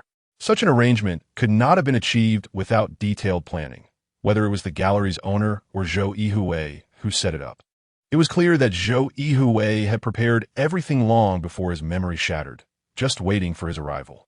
Fang Yuan knew that Zhou Yuhui had voluntarily gotten captured initially, and then had his memories shattered at the memory transfer center. What was his true intention behind such self-sabotage? If he had not shown up back then, the memory plunderers might not have been able to capture him. After his memories were shattered, he had gone to great lengths to restore them, which was evidently an extremely dangerous operation, as she knew the chances of memory restoration were very slim. Zhou Yuhui actually used himself as an experiment, indicating that there must be a huge secret hidden within this. The two of them circled around the gallery, but did not discover more clues. It was evident that Lin Xiao had purchased this gallery to construct this strange device. Before entering the circular glass room, Zhou Yuhui had mentioned that his memories were being restored. Clearly, this was his ultimate destination. Yin Xiaodong sighed with relief. She couldn't understand why Zhou Yuhui had to create such a situation. Couldn't he have just let her bring him here directly? Upon reflection, she realized that the mystery was likely hidden in the few questions she had just asked. If she had not previously informed Zhou Yuhui about her circumstances step by step, he might not have been able to comprehend the mysteries of those patterns at this moment, and it would not be easy for him to recover his memories. After exiting the gallery, Yin Xiaodong noticed that it was already bright outside, and some pedestrians had appeared in the alley, with a few small carts steaming and exuding the aroma of breakfast. Fang Yuan asked Yin Xiaodong, "Are you hungry? Why don't we go buy something to eat?" The three of them had hardly eaten anything after a night of running around. Hearing Fang Yuan's suggestion, Yin Xiaodong felt a bit hungry too. However, the gallery's main door could only be opened by Zhou Yuhui, so if they went out, they might not be able to get back in. "I'll go buy it. You stay here and guard the door," Yin Xiaodong said. "All right." Fang Yuan did not refuse. Yin Xiaodong first cautiously looked around and, seeing no suspicious places, quickly walked to a nearby food stall to buy enough breakfast for the three of them. A few minutes later, she returned to the gallery, and Fang Yuan gave her a faint smile. This smile seemed to dissolve the enmity between them, returning to their previous friendly state. The two went to take a look outside the glass room. Zhou Yuhui was still there, continuously observing the images, but these images were even more complex, with more intricate lines, looking like a tangle of threads. "Looks like it will take a while longer," Fang Yuan whispered. Yin Xiaodong could not make out anything. She just hoped that Zhou Yuhui could restore his memory sooner to clarify what had happened. For the police, Zhou Yuhui's existence was also the key to unlocking the information vault of the memory trading house. Through him, they could gain a clear understanding of countless secret messages regarding the memory trading house, which would play a crucial role in future police action plans. At that moment, Yin Xiaodong seemed to hear some noise. She perked up her ears and, holding her gun, quickly walked to the entrance of the gallery, where she indeed saw several men in black trying to pick the lock at the door. From their attire, Yin Xiaodong knew their identities. They were memory plunderers.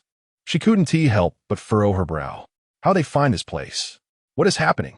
Fang Yuan's voice came from behind Yin Xiaodong. "It's the memory plunderers." Yin Xiaodong quickly pulled down the internal door lock of the gallery. Even if they managed to unlock the identification system on the main door, they wouldn't be able to open it. She had checked this door. It was made of 3 layers of bulletproof glass, with a thickness of 20 centimeters. Even shooting at it with a machine gun would likely have no effect. Fan Yuan's eyes flickered, and after seeing Yin Xiaodong's actions, she did not say anything further. They want to be able to open this door for a while. Let us go see how Zhou Yuhui is doing. Yin Xiaodong turned and rushed toward the room where Zhou Yuhui was. At this moment, Zhou Yuhui was still immersed in those complex drawings, and the complexity of the drawings had greatly increased. Even trying to find a line among them felt like being in a maze, let alone discovering any connections. Yin Xiaodong couldn't determine how much longer Zhou Yuhui would need to complete his memory restoration. She could only call for reinforcements now. She took out her phone, glanced at it, and silently exclaimed that it was bad. Her phone was in a no-signal area. When she went to buy breakfast earlier, she could still make online payments. But here was a blank area. Clearly, the equipment here was causing signal interference.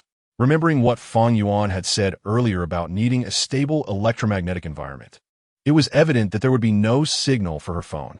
She hurried to the entrance, where there was also no signal. Even outside the spiral structure in the gallery, there was no change.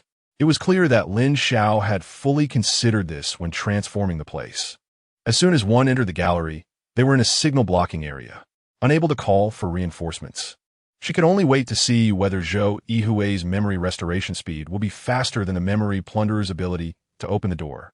Fan Yuan also appeared anxious. The two decided that one would guard Zhou Yuhui outside the glass room, while the other would keep an eye on the memory plunderers at the main door. Although Yin Xiaodong wanted to be outside the glass room, Fan Yuan said that since Yin Xiaodong had a gun and was a police officer, her identity might deter the memory plunderers. Yin Xiaodong had no choice but to agree to this arrangement. She found a chair in the gallery and sat at the entrance, watching as the memory plunderers set up a large tent blocking the door and attempted various methods to open it inside. With the assistance of high-performance computers, the identification system on the door was quickly breached. However, they did not hear the sound of the door opening. A memory plunderer familiar with the situation immediately guessed that the door inside had been double-locked. In the face of this situation, there is only one method to open the door: forceful dismantling. Chapter 93. Unstoppable. The gallery's door was in a semi-transparent state, allowing the memory raiders to only vaguely see the scenes inside. They couldn't figure out the structure of the door, and, after thinking it over, they immediately decided to take the most direct approach. As the sound of an electric drill rang out, Yin Xiaodong was astonished to find that this group of memory raiders was not attacking the sturdy bulletproof glass as she had imagined, but had instead targeted the wall beside it. This action left her somewhat stunned. Was this even an option for this door? The thick bulletproof glass was clearly a powerful means of resisting external attacks, but it also needed to be fixed to the wall beside it. As long as the wall was breached, the door would be useless no matter how solid it was. Evidently, the memory raiders had conducted a detailed investigation of the gallery's walls and even used portable probing equipment to accurately locate the bolts securing the door leaf. Immediately starting their dismantling work, Yin Xiaodong felt restless. At this rate, it wouldn't take more than 10 minutes for the door to be completely dismantled. She hurried back to the room at the bottom of the hallway, where Fan Yuan was still standing there, staring at Zhou Yuhui. Upon hearing footsteps, she turned around and asked softly, "What's wrong?" Yin Xiaodong peeked at Zhou Yuhui, who was still busy, and thought to herself, when would he be done? The memory raiders estimated they could open the door in less than 15 minutes. Isn't it bulletproof glass? How could they be so fast? Fan Yuan asked in surprise. Yin Xiaodong forced a smile. They're not taking the usual route. Seeing they can't open the door, they've decided to attack the wall directly. It looks like they plan to dismantle the door. Fan Yuan was taken aback as well. Anyone capable of such a thing was not ordinary. To come up with such a bad idea and directly cut off the source was quite audacious. What should we do? Fan Yuan asked. Yin Xiaodong shook her head slightly. I don't know. If it comes to it, we can only use guns. This is an action that can only be taken as a last resort, to protect Zhou Yuhui. Yin Xiaodong couldn't care much anymore. Fan Yuan didn't express much, but said, "Be careful. I'm here." Yin Xiaodong took a deep look at Zhou Yuhui, then returned to the door to observe the actions of the memory raiders, anxiously waiting. At that moment, a loud rumbling sound reached her ears. Yin Xiaodong immediately followed the sound into the gallery. It turned out the emergency generator had been activated. Although soundproof materials minimized the noise, she could still hear the rumbling. This meant the entire gallery's power system had been cut off. She carefully checked the gallery. It had been constructed with consideration for natural light's impact on the paintings. With no windows open around, and there was no access to upper floors. Even if there were, they were likely sealed off when Lin Xiao built this place. Except for the ventilation ducts. Yin Xiaodong quickly followed the ventilation fan to find the vent located at the back of the gallery. The whirring fan brought fresh air into the nearly sealed gallery. Due to its large area, the vent was also sizable enough for an adult to pass through. This was the final evacuation route. Yin Xiaotong prepared the tools she might need, setting them aside, and then piled up the scattered easels, frames, and chairs at the door, so that if the other side did dismantle the door, these items could hold them off for a while. As the rumbling sound continued from the wall, one bolt after another was removed. Although the door still stood intact, no one could say if it would suddenly collapse in the next second. Seeing the door starting to show signs of a gap, it indicated that the entire door leaf was beginning to move, and it wouldn't be long before it was completely removed. Yin Xiaodong took out her handgun, unloaded one bullet, removed the bullet head, and stuffed the muzzle with cotton cloth, quietly waiting, aiming at the tattered canvas in front of her. A few minutes later, as the last bolt was removed, the entire door was swaying precariously. Without hesitation, Yin Xiaodong pulled the trigger. With a dull gunshot, the canvas in front of her was ignited, and thick smoke accompanied by flames set the gallery's clutter ablaze. Watching the thick smoke billowing up, Yin Xiaodong stepped back a few paces, and Feng Yuan hurried over upon hearing the gunfire. What happened? Before Yin Xiaodong could respond, the sturdy bulletproof door of the gallery crashed down, and several memory raiders rushed in, but were blocked by the smoke and flames in front of them. This is a private area. You need to leave immediately, Yin Xiaodong shouted loudly. The memory raiders naturally scoffed at this voice. One of them shouted, "Get a fire extinguisher." Yin Xiaodong did not expect the fire to hold them back for long. She just wanted to delay as much as possible. "Let's go. We need to check on Zhou Yuhui." Yin Xiaodong immediately pulled Feng Yuan and rushed inside, leaving the memory raiders to struggle with the smoke and flames, which were producing thick black smoke along with the burning canvases. The two had just run about 10 meters when they spotted Zhou Yuhui emerging from the glass room. Upon seeing the two, he asked what happened. "Zhou Yuhui, has your memory recovered?" Yin Xiaodong immediately asked. Zhou Yuhui smiled slightly and nodded, "Almost. Thank you both for taking care of me during this time." Feng Yuan also showed a surprised expression. "You used those images to recover your memory?" Zhou Yuhui pointed around and said, "Besides those images, there are also these things. Behind these mirrors are hidden precision coils that can emit electromagnetic waves to stimulate the brain. Let's not talk about that now. The memory raiders have breached the door, and my fire won't hold them back for long." "Memory raiders?" Zhou Yuhui saw the smoke spreading through the corridor and said, "Let's get out first." "Zhou Yuhui, this place was built by Lin Xiao. Did he leave any secret doors or anything that could help us escape quickly?" Yin Xiaodong immediately inquired. "Lin Xiao?" Feng Yuan seemed to think of something, muttering to herself.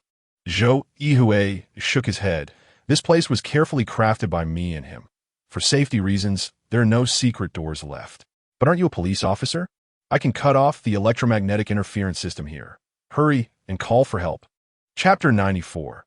Escaping in a hurry, Zhou Yuhui immediately found the electromagnetic interference system in the gallery and skillfully cut it off. This action instantly indicated that Zhou Yuhui had regained his memory. Although Yin Xiaodong and Feng Yuan were mentally prepared for this, they were still shocked by the situation. The restoration of fragmented memories, if this news were spread, would definitely cause a huge reaction. The most important thing right now was how to leave this place. Yin Xiaodong quickly reported her situation to headquarters and pointed out that Zhou Yuhui had regained his memory, making him a valuable source of clues in the investigation of the memory exchange. Upon receiving this news, the police reacted quickly. They informed Yin Xiaodong that reinforcements were on their way and instructed them to wait in place for half an hour. Half an hour? After half an hour, we might not even know where we've been caught. Yin Xiaodong muttered to herself, aware that this was the fastest the police could mobilize. Fortunately, the police also recognized the urgency of their situation and quickly dispatched nearby large drones for surveillance. The police drones arrived near the Trident building, immediately locked onto the gallery, and began broadcasting to disperse the crowd, warning the memory raiders gathered at the gallery entrance. However, the memory raiders were completely unconcerned. Not only did they recklessly storm into the gallery, but they also blocked all surrounding traffic, causing a paralysis of transportation within a 2-kilometer radius. 3 large drones continuously circled in the air but could not identify the memory raiders, as both vehicles and personnel were disguised. The drones could only passively monitor, locking onto the external information of these people and vehicles, waiting for ground forces to arrive and capture them all. "We'll exit through the ventilation shaft," Yin Xiaotong shouted as she grabbed a chair from the glass room and smashed it against a nearby mirror. To her surprise, the mirrors were all reinforced glass, and the chair only left a slight mark. "Everyone move aside." Yin Xiaotong immediately raised her handgun and fired without hesitation, shattering the glass into countless pieces, revealing the pitch-black interior of the gallery behind. The glass was backed by steel frames, with many wires mixed in, all materials used to create the electromagnetic field. The foremost, Yin Xiaotong, wasted no time and quickly tore apart the wires, rushing into the darkness. Once Zhou Yuhui and Fang Yuan entered the gallery, Yin Xiaotong hid at the dark exit. Before Zhou Yuhui could ask what had happened, heavy footsteps approached. A few memory raiders, seeing the dark entrance, paused momentarily, leaving 2 behind to guard while the others continued searching the strange, shiny world. "Nothing inside," a voice called out. One memory raider immediately leaned into the dark gallery to take a look, vaguely seeing something behind, only to be struck by a sudden force and collapsed without making a sound. Another raider quickly became alert, raising his stun gun, but before he could locate the attacker, a gunshot rang out, and he fell as well. Fang Yuan and Zhou Yuhui heard the gunfire from the ventilation shaft and trembled in their minds. They feared Yin Xiaotong was in danger.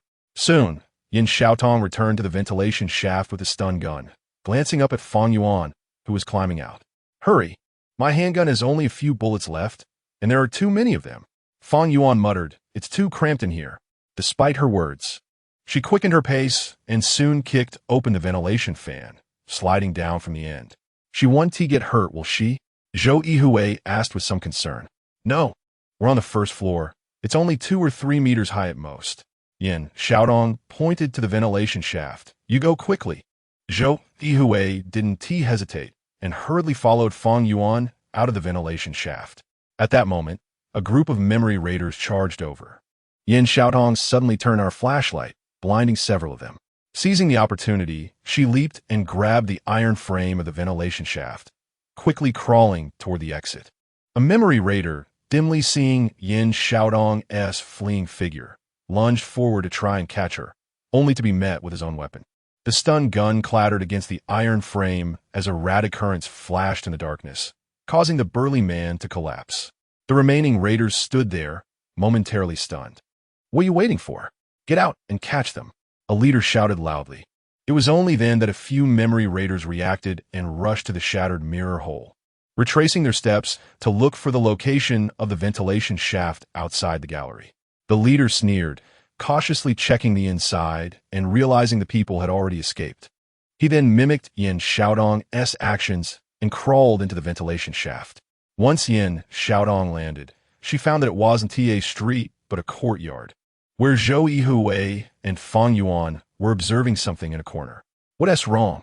Yin Xiaotong quickly approached them. Zhou Yuhui pointed outside. "There's no one out there." "No one?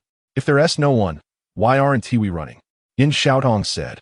Zhou Yuhui immediately grabbed Yin Xiaotong, who was about to rush out.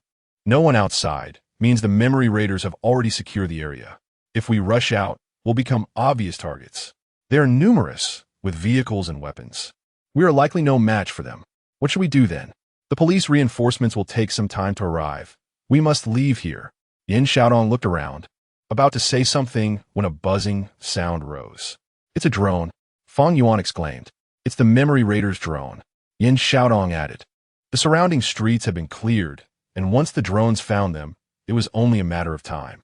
Moreover, the memory raiders' drones must have infrared detection devices, making it easy to lock onto their positions. We can't just sit here and wait. We have to charge out, Yin Xiaotong said. As long as we find a means of transportation, we can break out. Even if they chase us, we'll have enough time to wait for rescue. Yin Xiaotong was referring to her motorcycle. Once on it, they would not be easily caught by the memory raiders. Zhou Yuhui felt Yin Xiaotong's plan made sense and nodded in agreement, while Fang Yuan wanted to say something but swallowed her words. However, the few of them were unaware that transportation in the area had completely collapsed, and even if they had a motorcycle, they wouldn't be able to break free. Chapter 95. All of them are one of the three exchanged glances. The two girls were much stronger than Zhou Yuhui, and since he was a key protected target, Yin Xiaotong was in the front, Zhou Yuhui in the middle, and Fang Yuan at the back. The three of them sprinted out, weaving through the complex alleys, and reached the street in less than a minute. Their running speed was obviously not comparable to that of the flying vehicles above. As soon as they appeared on the street, several drones immediately began to chase them. Yin Xiaotong quickly looked around for her motorcycle parked at the gallery entrance, but it was now blocked by the vehicles of the memory raiders and was clearly no longer useful. There's a car over there. Fang Yuan pointed to an idling sedan not far away. Yin Xiaotong dashed over. The car was empty, and she jumped into the driver's seat, flooring the accelerator and rapidly reversing to Zhou Yuhui's side. "Get in," she shouted. At that moment, the drones arrived, seemingly starting to spray some strange liquid. "It's a tracking fluid." Zhou Yuhui immediately recognized its purpose and rushed into the car, shouting to Fang Yuan behind him. "Hurry up." Fang Yuan didn't hesitate, quickly getting into the car and slamming the door shut. Yin Xiaotong glanced around, then spun the sedan 180 degrees and sped down the street. "Where are we going?" Zhou Yuhui grasped the front seat tightly. Yin Xiaotong pointed ahead. "That way is the Hanfeng agricultural market. As long as we get inside, it won't be easy for them to find us." It was the best escape route. Just as Yin Xiaotong drove out at full speed for 300 or 400 meters, they suddenly saw a massive traffic jam ahead. Several cars were tangled at the intersection, and many vehicles behind were stuck on the road, with horns blaring incessantly. Only a few impatient drivers turned around or activated their autonomous driving mode to find an alternate route. Yin Xiaotong's car was caught up in the chaos.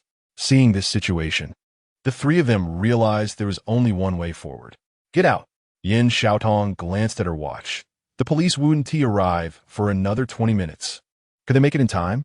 Zhou Yuhui grimly observed the several kilometers of congestion ahead.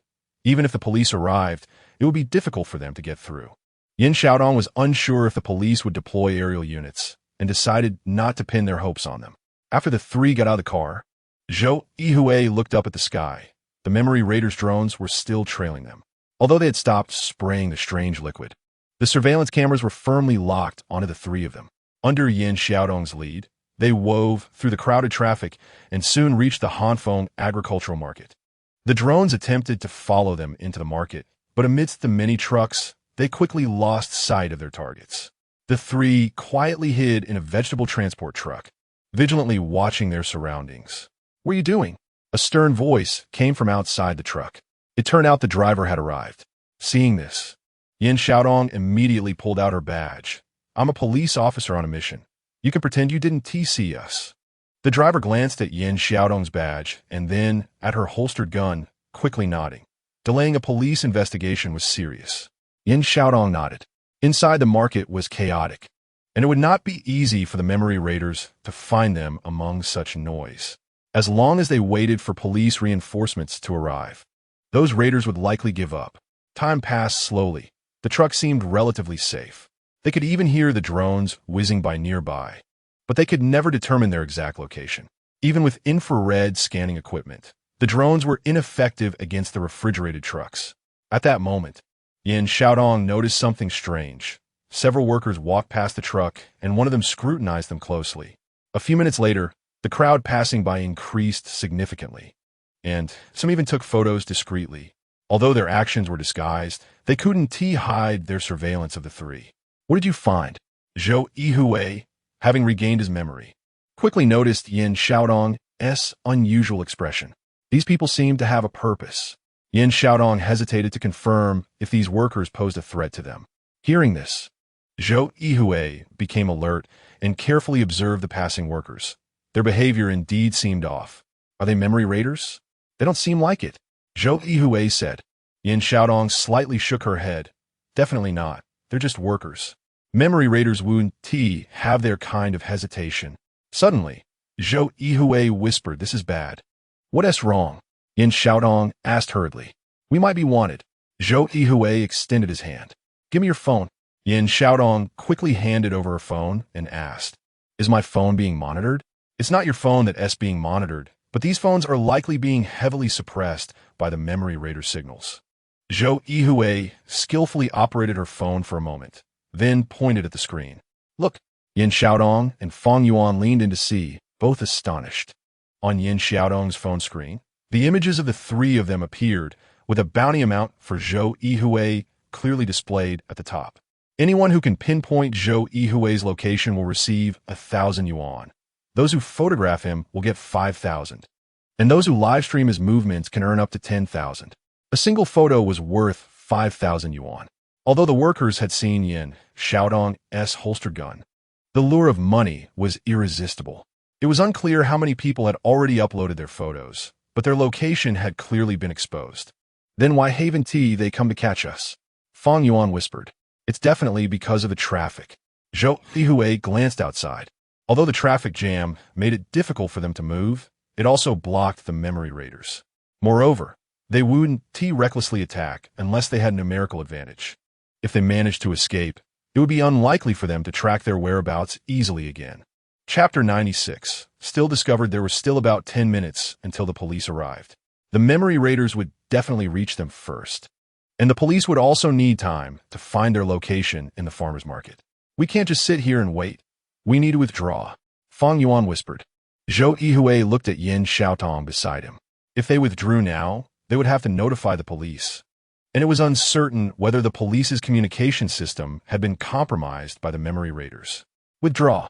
Yin Xiaodong also knew that they could only meet the police when it was completely safe. Otherwise, no one knew what the memory raiders could do. After all, they had attempted to abduct people multiple times, and even police cars couldn't guarantee Zhou Yuhui's safety, let alone her own gunfire could stop them. In the eyes of these memory raiders, Zhou Yuhui held immense value, which further demonstrated his significance. They said to withdraw, but how to do so was the most pressing issue facing the three of them. Current signs indicated that they were already being watched by the people in the farmer's market. Although they couldn't take harmful actions against the three, this continuous surveillance made it easy for the memory raiders to locate them, which was extremely dangerous. The three of them looked at each other, uncertain how to evade so many eyes. Suddenly, Yin Xiaodong smiled slightly at Zhou Yuhui, making him a bit uneasy. "Do you have an idea?" Zhou Yuhui hurriedly asked. "You remember that time when you heroically saved a beauty, right?" Yin Xiaodong said with a smile. Zhou Yuhui immediately understood. "You mean the fire alarm?" "Yes. We can activate the fire alarm in the farmer's market. We can use the chaos to blend in with the crowd and escape. As long as we leave here, the memory raider scheme won't succeed. But what if they don't follow through?" Zhou Yuhui knew that sometimes a single fire alarm wasn't enough to make these people escape. After all, this was a farmer's market, and most vendors had a lot of goods here. If they left, the losses would be unimaginable. Then let's create a real fire. Yin Xiaodong pulled out a handgun with only one bullet left, eager to try it. Zhou Yuhui gasped at this. Yin Xiaodong's actions could sometimes be unexpected. Yin Xiaodong was someone who spoke and acted. She jumped down from the truck, whispered something to the driver, and then headed straight into the depths of the farmer's market. Zhou Yuhui crouched at the truck door, carefully watching the situation outside. Before long, a deafening alarm began to ring throughout the farmer's market, and thick smoke started to spread from within. Yin Xiaodong shouted loudly, "There's a fire! Quick, call the fire department." The vendors initially paid little attention, but when they saw the billowing smoke rapidly spreading from the corner, they no longer cared. Money was important, but life was even more important. They hurriedly rushed outside. "Hurry!" Yin Xiaodong had returned to the truck without Zhou Yuhui noticing, grabbing two dirty head covers used by the movers. In the chaotic crowd, The three of them lowered their heads, using the covers to hide their faces. Even though the drones were only a few meters above the ground, they couldn't identify their identities. Almost all the vendors, still shaken, rushed out of the farmer's market, and Zhou Yuhui and the others took the opportunity to reach the street. They glanced around to ensure no one was paying attention and immediately slipped into a nearby alley, quickly distancing themselves from the area. A few minutes later, they were on another street outside the farmer's market, where they could see at least 6 different drones circling above and 2 patrol aircraft approaching rapidly from a distance. Finally escaped. Zhou Yuhui let out a long breath. The recent sprint had nearly exhausted him. Yes, we finally made it out. Fang Yuan also panted. Where should we go now? Yin Xiaodong turned to look at Zhou Yuhui. What do you say? Zhou Yuhui sat on the ground, looking at Yin Xiaodong and Fang Yuan. Let me catch my breath first. Yin Xiaodong said nothing, only vigilantly observing their surroundings, dragging Zhou Yuhui into a hallway to avoid being spotted by the distant drones. Will the police arrive? Fang Yuan asked nearby. It may take some time. The surrounding traffic is paralyzed. Even if they come on foot, they will need time. Yin Xiaodong frowned. The memory raiders' tactic is incredibly clever. They paralyzed the surrounding traffic, which also trapped them. But whether it was to capture Zhou Yuhui or to prevent the police's entry, it was quite an effective method. At that moment, Yin Xiaodong's phone suddenly rang, and all 3 of them focused on it. Yin Xiaodong immediately answered the call. It was the police's reinforcement captain. They were approaching the vicinity of Trident Building, but were stuck in traffic, with all vehicles unable to move. They had now started to enter on foot. Yin Xiaodong was about to inform them of their location when she suddenly noticed a group of men in black appearing at the alley entrance not far away. And she shivered. How could the memory raiders be like a persistent parasite that couldn't be shaken off? There are memory raiders, Yin Xiaodong immediately said. And Zhou Yuhui and Fang Yuan looked up at the alley entrance simultaneously. Memory raiders appeared at both ends of the alley, and this time they were clearly organized, with about 10 of them advancing step by step while others guarded both ends of the alley, creating a situation that seemed like a trap where escape was impossible. Yin Xiaodong immediately shouted into the phone, "We are surrounded by memory raiders. If you don't arrive within 3 minutes, you won't find us." As soon as she finished speaking, there was a severe static noise on Yin Xiaodong's phone, indicating that all communications in the area were being jammed. Even the nearby drones were subjected to indiscriminate attacks, turning around to execute safety protocols back to their starting points. The police drones with strong anti-jamming capabilities were also unable to escape this extreme interference, and they all urgently left. These memory raiders had the powerful technical backing of the memory trading house, and these police equipment were simply no match. What do we do now? Fang Yuan seemed very worried. Yin Xiaodong glanced at the handgun in her hand with only 1 bullet left, then said to Zhou Yuhui behind her, "You and Fang Yuan go first. I'll hold them off here and try to get to the roof to buy time. Once the reinforcement team discovers that the signal here is suppressed, they will speed up to come over." Chapter 97. Each with their own intentions, be careful. Zhou Yuhui reminded Yin Xiaodong, then rushed upstairs. He knew that his abilities would only complicate things for her here. Fang Yuan patted Yin Xiaodong on the shoulder. "Be careful. If it doesn't work out, just retreat." Yin Xiaodong didn't say anything. After watching the 2 go upstairs, she stood in the middle of the alley, coldly watching the advancing memory thieves, and suddenly raised her handgun. The crisp gunshot echoed in the alley, and some curious onlookers peeked out to see what was happening. When they saw a woman standing there with a gun, they quickly shrank back. The gunfire startled the memory thieves as well. They had received warnings that Zhou Yuhui's companion was armed, but no one mentioned guns. Seeing the woman's stance, it seemed she intended to take on many with just herself. "I am a police officer. What do you want?" Yin Xiaodong unhesitatingly revealed her identity, hoping to scare off these audacious memory thieves. The effect was not negligible. The thieves were momentarily stunned, then exchanged low murmurs. Just as Yin Xiaodong was secretly amused, the memory thieves quickened their pace, rushing towards her. And some had already raised their electric shock devices. It seemed she had made a miscalculation. Yin Xiaodong glanced back at the stairwell and dashed inside, slamming the door shut. The flimsy security door became the only barrier between her and the memory thieves. Yin Xiaotong began to worry. She didn't know how long she could hold out or if reinforcements would arrive in time. "I'm a police officer. What do you want?" Yin Xiaotong repeated her words. But this time her tone was deeper and more menacing. "Miss Officer, we just want to find Zhou Yuhui. If you step aside, nothing will happen between us. But if you insist on blocking us, don't blame us for being rude. What does your handgun matter? With so many of us, how many can you take down?" One of the memory thieves calmly told Yin Xiaotong, "If you step aside, we will not treat you unfairly." A few seconds later, a small suitcase was sent to her, and when opened, it revealed a hard drive. "This is chain coins worth 500,000. The hard drive was then shoved into the stairwell. "You can't stop our progress anyway, what do you say?" Yin Xiaotong looked at the hard drive in front of her, a faint smile appearing at the corner of her mouth. "You underestimate a police officer too much.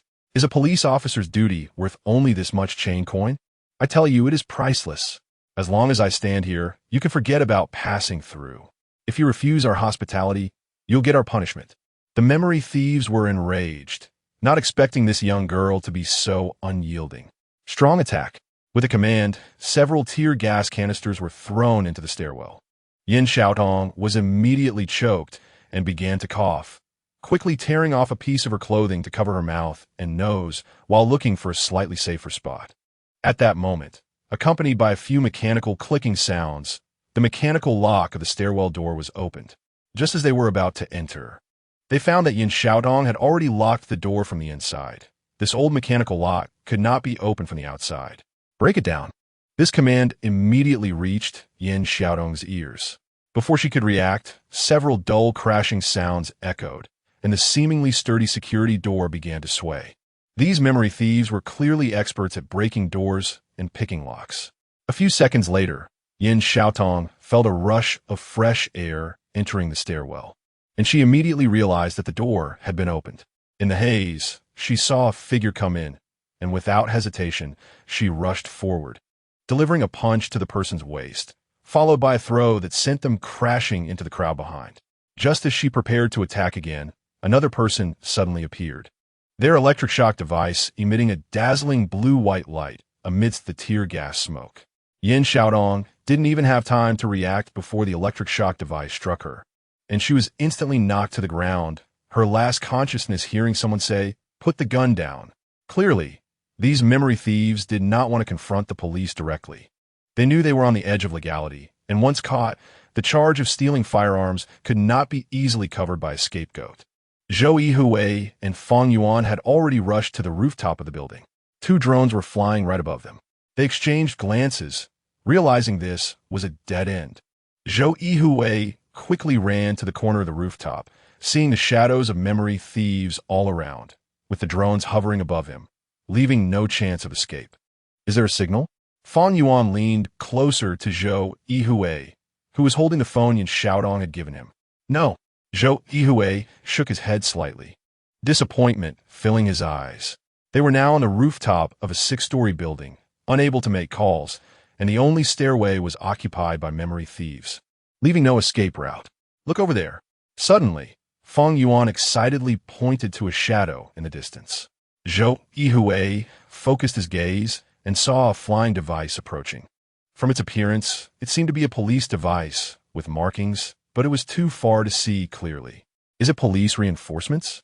Zhou Yuhui asked, a bit confused. "It's possible." Feng Yuan glanced back. The memory thieves had not yet come up.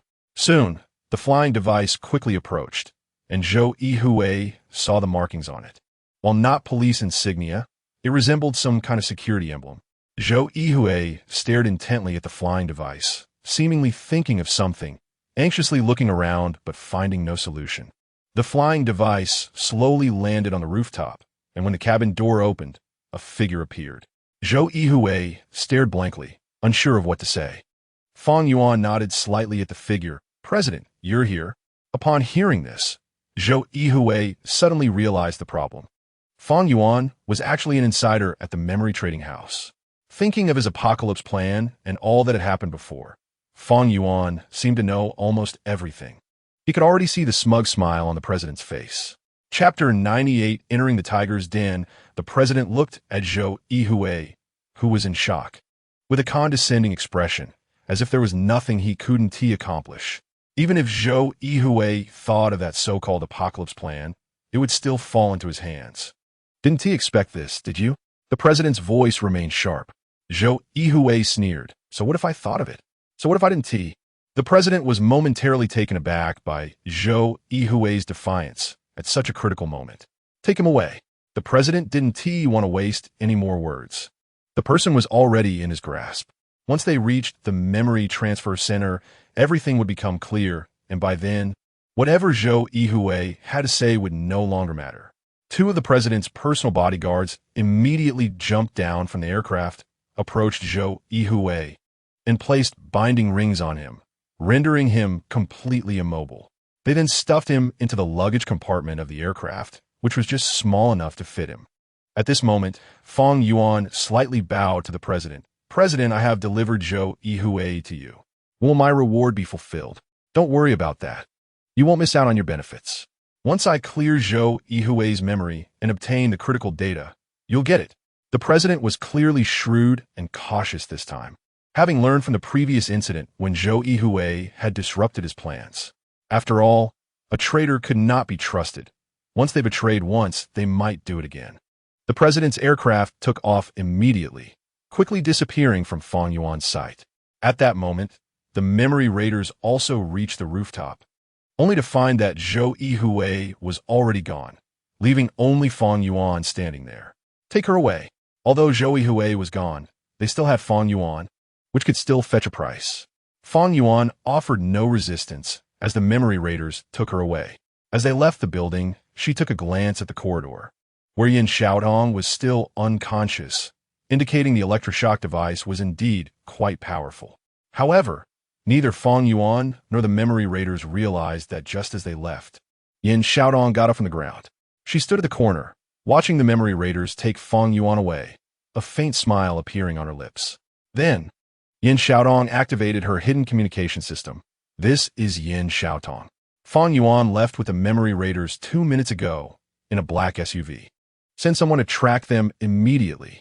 Fang Yuan and the memory raiders were unaware that they had already been monitored. She had intentionally struggled a bit before getting into the vehicle to ensure that nearby surveillance cameras recorded it clearly. Once the memory raiders left, several police officers quickly approached Yin Xiaotong. Team leader, we have followed them. What is the next step? Yin Xiaotong glanced at the sky and said, track Zhou Yuhui's movements and notify headquarters to mobilize the special forces for an operation. Yes, team leader. The officers saluted and quickly ran to a regular cargo van at the alley's mouth.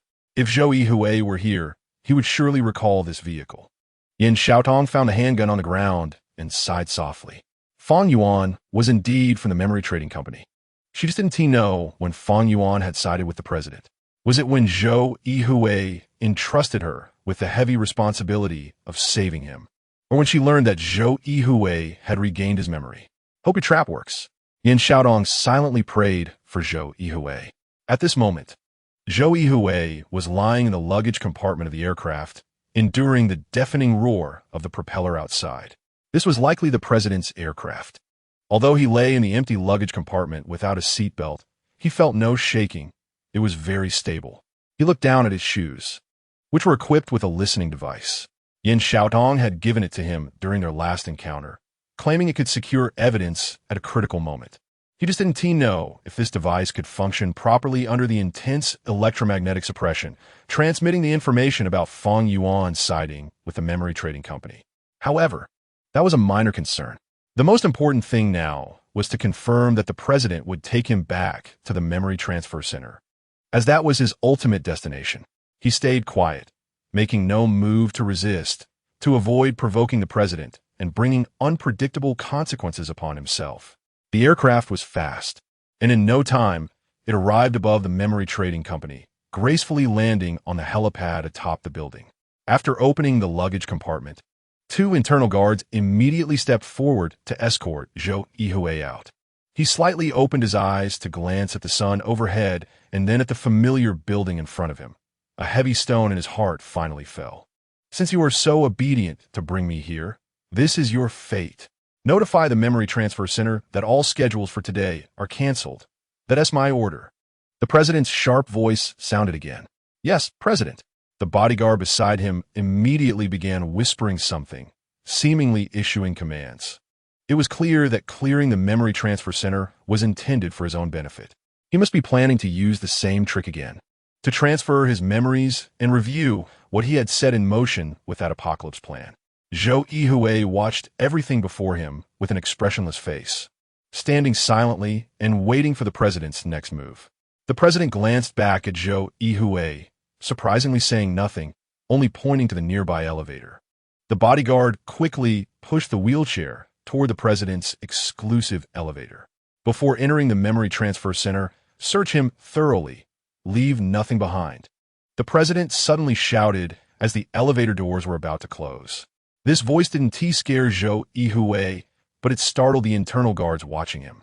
Clearly, they all knew about his previous escape, which had caused significant losses for the trading company. And the most critical part was that he had successfully left the trading company. Zhou Yuhui took another elevator, but he didn't go directly to the underground memory transfer center. In the president's words, it meant they were searching him thoroughly now, ensuring no items were left behind. With the help of medical instruments, Zhou Yuhui was thoroughly cleaned, even having the contents of his stomach removed. Zhou Yuhui was surprised that these guys could be so ruthless, coming up with such a method. After a series of operations, it was confirmed that Zhou Yuhui was not carrying any foreign objects, and this result pleased the president greatly. Chapter 99. Search of the memory exchange. At the moment the listening devices and locator were destroyed, Yin Xiaotong received the last signal sent out. Zhou Yuhui had already arrived at the memory transfer center. Sitting in the aircraft, Yin Xiaotong looked at the last locator in her hand. She had to hurry to rescue Zhou Yuhui, as this was a matter of life and death for him. After reporting to headquarters, the police immediately decided to enter the memory exchange, using the capture of fugitive Zhou Yuhui as the best excuse. As for the issues within the memory exchange, they would deal with them slowly after finding Zhou Yuhui. The police had been preparing for this operation for a long time and were just waiting for this opportunity.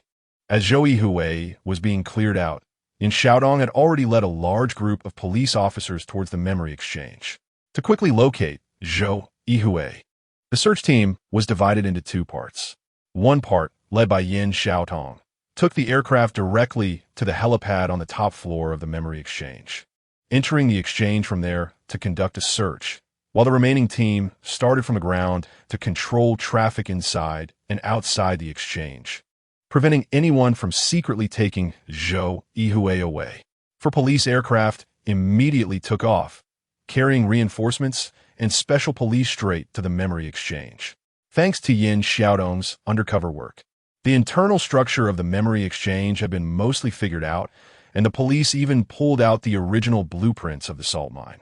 After careful comparison, they identified several important passages to enter the exchange. When Yin Xiaotong and the police landed on the helipad of the memory exchange, the president's aircraft, marked with a strange symbol, was still parked there with several internal guards nearby for protection. Upon seeing so many aircraft arrive, they immediately took a defensive stance. Police operation. An officer behind Yin Xiaodong immediately raised his credentials, followed by fully armed special police. Secure this area.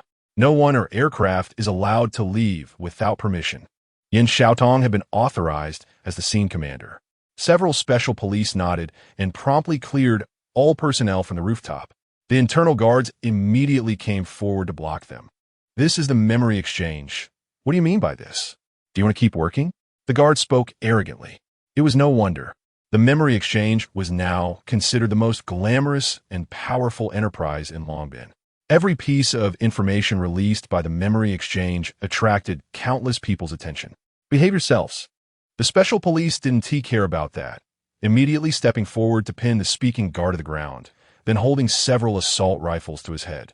The internal guards seemed to realize they had encountered tough opponents today and dared not make any further moves, only mumbling under their breath. Yin Xiaotong glanced at the elevator in the corridor.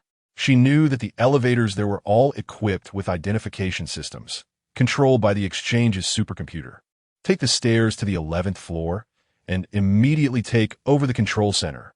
Yin Xiaodong pointed to the fire safety diagram in the corridor and then told an officer beside her. You stay here to wait for the chief, and then meet with their president. I'll take people underground. Understood. The officer nodded immediately. Yin Xiaodong opened one of the passenger elevators. Although this elevator could only reach the ground floor, it was the only one that didn't require a password. Information she had gathered during her time undercover at the memory exchange.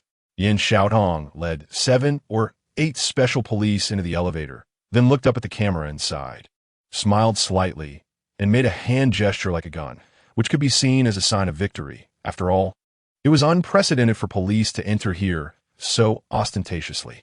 The floors of the memory exchange building were not very high, which was related to its location, as it was built above a salt mine, with some areas below already being mined out, requiring extra caution. A few seconds later, Yin Xiaodong was already in the lobby of the memory exchange. Familiar with the place, she first arrived at the reception desk, knowing that the front desk had partial control over the building's entrance.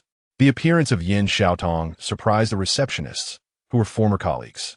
Their relationship had been good, but they were shocked by her sudden resignation not long ago, especially since the memory exchange offered some of the best salaries in Longbin.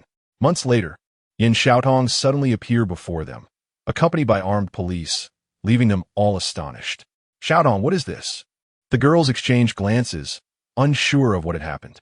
Yin Xiaodong immediately stepped forward, showing her credentials to her former colleagues. Sorry, sisters, I'm a police officer and am currently on a case. You need to close the entrances and not let anyone in or out. Police? Although the girls were surprised by Yin Xiaodong's change in identity, they cooperated and promptly locked the doors of the exchange. Have you seen Zhou Yuhui? Although it was unlikely that Zhou Yuhui would come this way, Yin Xiaodong still asked. No. Hasn't he disappeared for quite some time? The girl's response left Yin Xiaodong amused. She immediately asked, apart from the people in the exchange, has anyone else entered the underground memory transfer center? No, but we heard that the memory transfer project for today was completely canceled, and all the people from the memory transfer center were pulled out. We don't know what happened. Canceled? Yin Xiaodong immediately guessed that this might be the president preparing to move against Zhou Yuhui. You two wait here for the main force to arrive. I'll go down to find Zhou Yuhui. Yin Xiaodong knew that the elevator led to the memory transfer center, while another officer was negotiating with the president. Her task was to find Zhou Yuhui's whereabouts. Unfortunately, the memory transfer center was the most important department of the memory exchange, with very high access privileges. And the front desk clearly did not have the authority to open the elevator leading underground. We can't open this elevator, the girls said in unison. I know. Let's go to the parking lot. Yin Xiaodong had already prepared a plan. The parking lot had a freight elevator leading to the underground transfer center. This information was given to her by Lin Xiao and was the main passage for the people from the memory exchange to evacuate. There was still an elevator leading to the parking lot, but for safety, Yin Xiaodong chose to take the stairs directly to the freight elevator. After opening the disguise outside, the special police behind her were stunned. The hidden location of this elevator was simply unimaginable. If they hadn't known in advance, who would have thought that a freight elevator leading underground was hidden in this corner? Has the control center taken over? Yin Xiaodong immediately asked the police upstairs. The control center has fully taken over and is heading to the president's office. Yin Xiaodong finally felt relieved. The memory transfer center was several hundred meters underground, and if the elevator were intercepted halfway, it would truly be a situation with nowhere to go, with their lives in someone else's hands. Chapter 100. Taking a different route in the scene before Zhou Yuhui was so familiar. He scanned everything around him, even though he had escaped from here. The arrangement around him had not changed at all. After all, every machine here had its own important function. At this moment, he was tightly bound to a chair, wearing various devices used for memory transfer, surrounded by staff who were all memory plunderers, none of whom were his former colleagues. He knew that the president would not let him go this time. The only reason he could sit here intact was that there was still an apocalyptic plan in his brain, something that kept the president awake at night. This doubt ensured his safety and was also the meaning of the existence of his apocalyptic plan. Now he was completely under the president's control, at least in the president's view. He just didn't know that the memory trap was gradually drawing him in. From the current situation, Zhou Yuhui had already become a lamb waiting to be slaughtered on the chopping block. As soon as the president gave the order, his memories would be completely wiped out, and all information would be clearly displayed. Zhou Yuhui looked at the busy memory plunderers around him, but his mind had already started to calculate the time. The memory transfer work was not that easy. It required a complete set of strict procedures. Even if the memory plunderers had discarded many safety measures, they could not change the execution of some important processes. Zhou Yuhui had also deduced this based on the monitoring probes from back then and the procedures he experienced during his last imprisonment here. "Kid, you are quite the man. Not afraid at all," one memory plunderer assessed Zhou Yuhui, unable to see any concern on his expressionless face. Zhou Yuhui simply smiled faintly. "What is there to be afraid of? This is the place I've worked for many years. I naturally know if there are any problems." "Oh." The memory plunderer was infuriated by Zhou Yuhui's provocation and immediately tightened the restraints on him a bit more.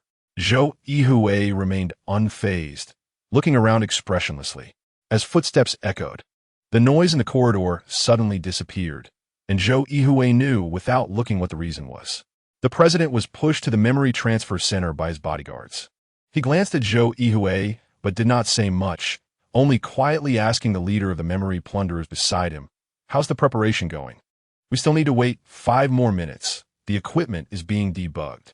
This time we need to ensure absolute safety." The leader of the memory plunderers was also startled by the sudden turn of events last time, and he could not guarantee whether Zhou Yuhui would use the same trick again. As the countdown board in the memory transfer center ticked down to 0, Zhou Yuhui still made no movement. The president, seeing this, felt puzzled. Although Zhou Yuhui had been captured through his meticulous planning from this guy's performance, it seemed he was quite confident. Did he have another plan? This time Zhou Yuhui had been completely cleaned out. The previous incident would not happen a second time. "Go check on the police situation." The president immediately realized this might be the key issue and spoke quietly to the bodyguard beside him. "No matter what happens, we must block the police. As long as they don't have evidence, everything can be resolved." Clearly, the president planned to eliminate Zhou Yuhui after obtaining the memory information from his brain. "Yes, sir." The bodyguard, as the head of internal security, immediately turned to leave. Yin Xiaotong did not enter the elevator. She and all the police stood at the top of the spacious freight elevator, cutting off all external communications of the freight ladder.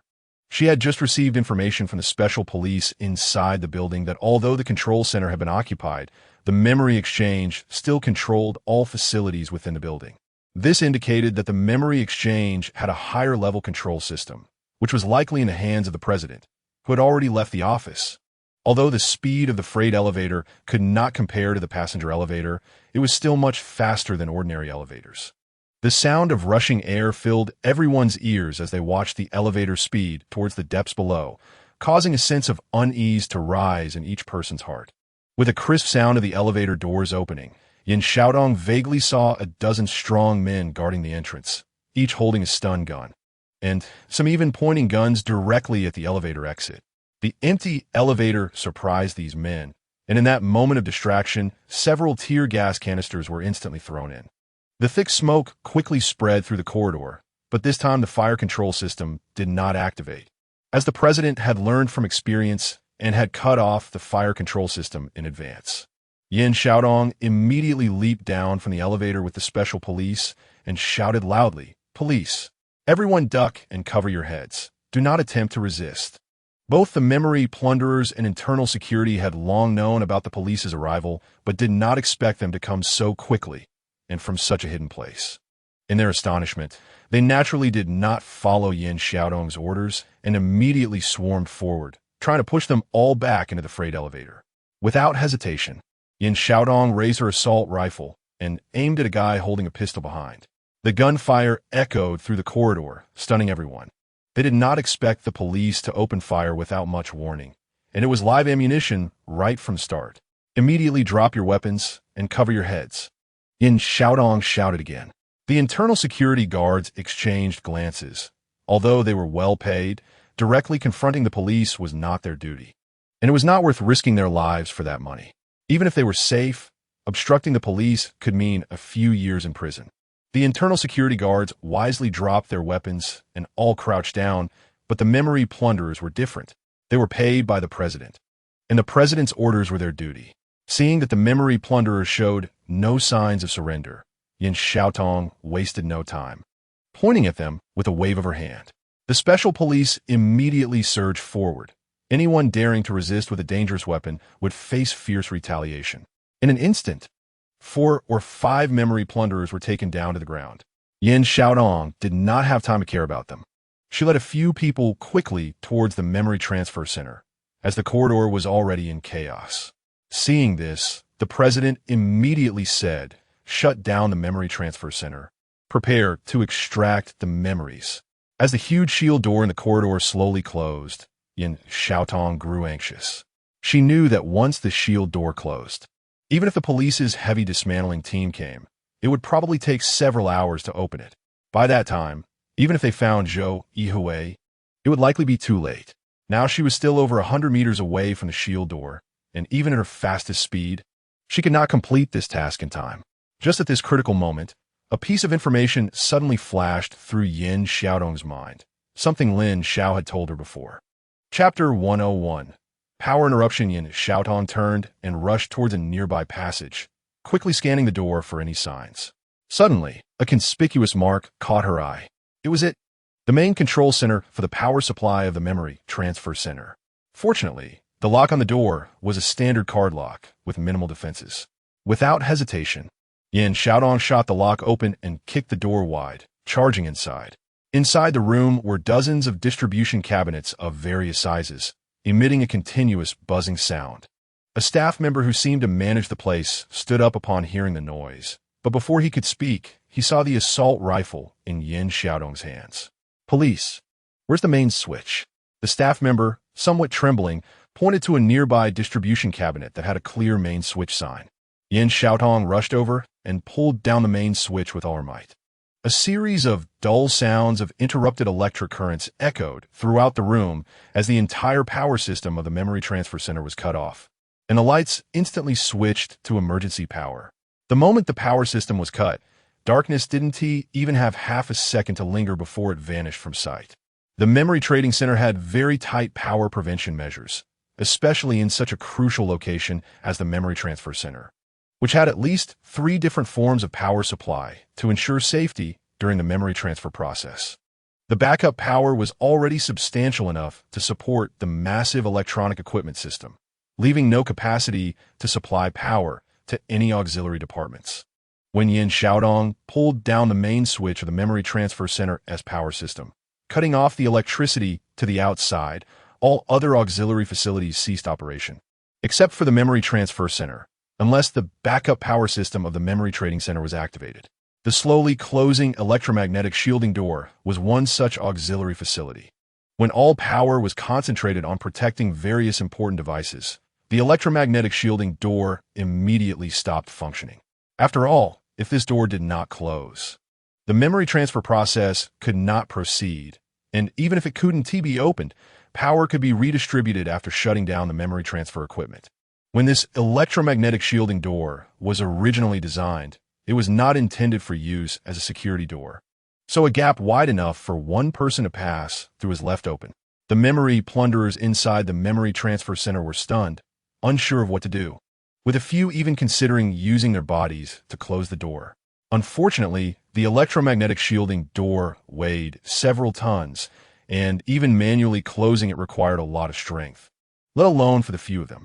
Yin Xiaotong burst out of the power control room, running towards the memory transfer center with her assault rifle. 2 special police officers had also arrived, guarding the elevator shielding door. "We are the police, pursuing the suspect, Zhou Yuhui. Hand him over immediately, or we will arrest you for obstructing justice." Yin Xiaotong shouted loudly. There was no echo inside the memory transfer center. Everyone turned their gaze to the president. Without his command, who dared to say a word? The president immediately signaled his bodyguards to block the electromagnetic shielding door and pointed at Zhou Yuhui, the real target. As long as they took him away, the police would have no reason to enter. No one expected that Zhou Yuhui, who had been sitting quietly, suddenly shouted, "I am Zhou Yuhui, I surrender."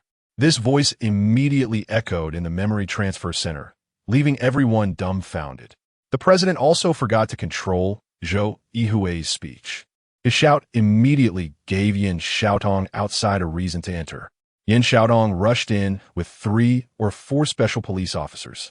Just as she stepped through the electromagnetic shielding door, a dark figure came rushing towards her. She had no time to think. Her legs hit the ground, and her body slid almost flat against the floor. A dull crash sounded from behind her. She glanced back to see a strong man about 2 meters tall glaring at her, having just slammed his fist into the shielding door, creating a noticeable dent in the steel surface. Yin Xiaotong didn't have time to think. She quickly scanned her surroundings and immediately found her target among the complex machinery. She rushed towards Zhou Yuhui, with the big man following closely behind. Before Yin Xiaotong could say anything, Zhou Yuhui shouted, "Watch out behind you." At that moment, Yin Xiaotong heard a whistling sound near her ear. She swiftly turned around, skillfully dodging the attack from behind, and a nearby machine was instantly smashed into pieces, even the outer metal skin suffering damage. "Stop! I'm going to shoot." Yin Xiaotong scrambled to hide behind a computer, loudly warning her opponent. The big man paid no attention to her warning and continued to prepare for an attack. The special police officers had already entered the memory transfer center, raising their assault rifles and aiming at him. After 2 gunshots rang out, the big man staggered, but even turned back to glance at the 2 special police officers before returning to pounce on Yin Xiaotong. "Can't be killed?" The special police officers were dumbfounded. During their moment of shock, the big man had charged right up to Yin Xiaotong. Yin Xiaotong, refusing to believe this, raised her assault rifle and pulled the trigger, hitting the big man with a 3-round burst at close range. The big man looked down at his wounds, seemingly displaying a look of disbelief, then swayed before crashing to the ground. The special police officers breathed a sigh of relief. This guy was indeed not invulnerable. If he were, they would have had to pay the price here today. Yin Xiaotong's gunfire left all the memory plunderers present dumbfounded. They knew their actions were on the edge of legality, all for the sake of valuable money. But when compared to life, everyone knew which was heavier and which was lighter. Seizing the moment of silence, the special police officers quickly took control of the memory transfer center. Each memory plunderer obediently squatted on the ground for inspection, and all weapons were confiscated. At this moment, Yin Xiaotong noticed something extremely important. The president was missing. Where did the president go? Yin Xiaotong scanned the entire transfer center, but found no trace of him. He was just here. Zhou Yuhui also realized this. Just a few minutes ago, the president had ordered his bodyguards to close the shielding door, and now he was nowhere to be found. "Zhou Yuhui, are there any other doors here?" Yin Xiaotong immediately asked Zhou Yuhui, who had just been freed from his restraints. Zhou Yuhui nodded and said yes. "We still have 2 emergency exit doors." When the 2 arrived at the emergency exit door, they were shocked to find it had already been opened, revealing a deep alleyway behind it. Although it looked relatively clean, it likely hid considerable dangers. Chapter 102. Entering the supercomputer system for Yin Xiaotong. Her task was now successfully completed. Not only had she rescued Zhou Yuhui, but she had also taken down the memory exchange, causing even the president to flee in a panic. This was a significant victory for the police. For Zhou Yuhui, however, this was just the beginning. Although his memories had been restored, he still faced numerous aftereffects. Most importantly, he needed to use the equipment at the memory transfer center to connect to the memory exchange's supercomputer in order to find the dark web set up by the exchange, which was also his ultimate goal with Lin Xiao. "What should we do next?" Yin Xiaotong asked Zhou Yuhui. "Call my colleagues. I need to access the supercomputer system of the memory exchange." Zhou Yuhui replied. "But the president is still unaccounted for. If you enter the supercomputer system now, it could lead to problems." Yin Xiaotong was aware of the dangers involved. Entering the system without the highest authorization would be akin to an invasion, triggering fierce resistance from the system. Moreover, the president could take various measures at any moment to surround and intercept him, potentially trapping his consciousness within those server hard drives. Zhou Yuhui smiled. "I know the risks involved, but if I don't access the supercomputer, I won't be able to find the criminal evidence against the memory exchange or understand what they are truly doing. Once the president gets a breather, he will come back with a vengeance. With his enormous financial resources and influence, How long do you think the police can hold out? Yin Xiaotong fell silent. She understood why the police had sent her undercover into the memory exchange. It was because the exchange's power was too great, and a misstep could lead to significant social repercussions. This police operation was also using Zhou Yuhui as a pretext. After all, he was the suspect the memory exchange had claimed. For the president, attempting to have the police capture Zhou Yuhui was indeed a miscalculation.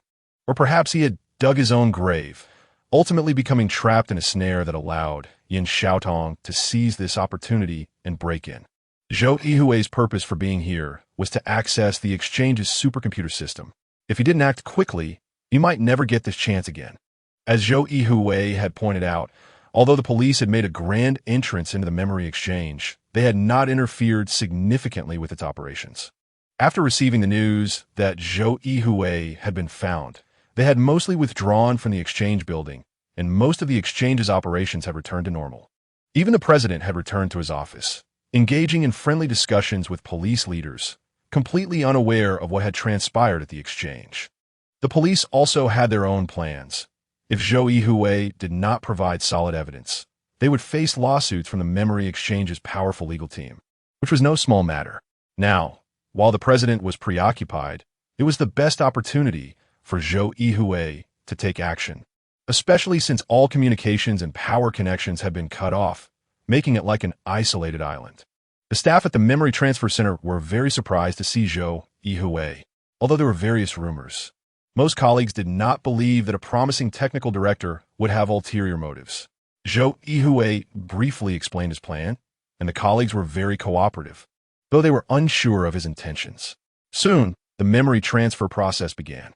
Yin Xiaotong and the SWAT team guarded the perimeter, fearing any unexpected situations. Zhou Yuhui and Lin Zhao's plan was simple. They knew that the president wanted to know the contents of the Apocalypse Plan, which required transferring Zhou Yuhui's memories. However, for someone with an IQ over 160, the amount of information contained was too vast to store on an ordinary computer.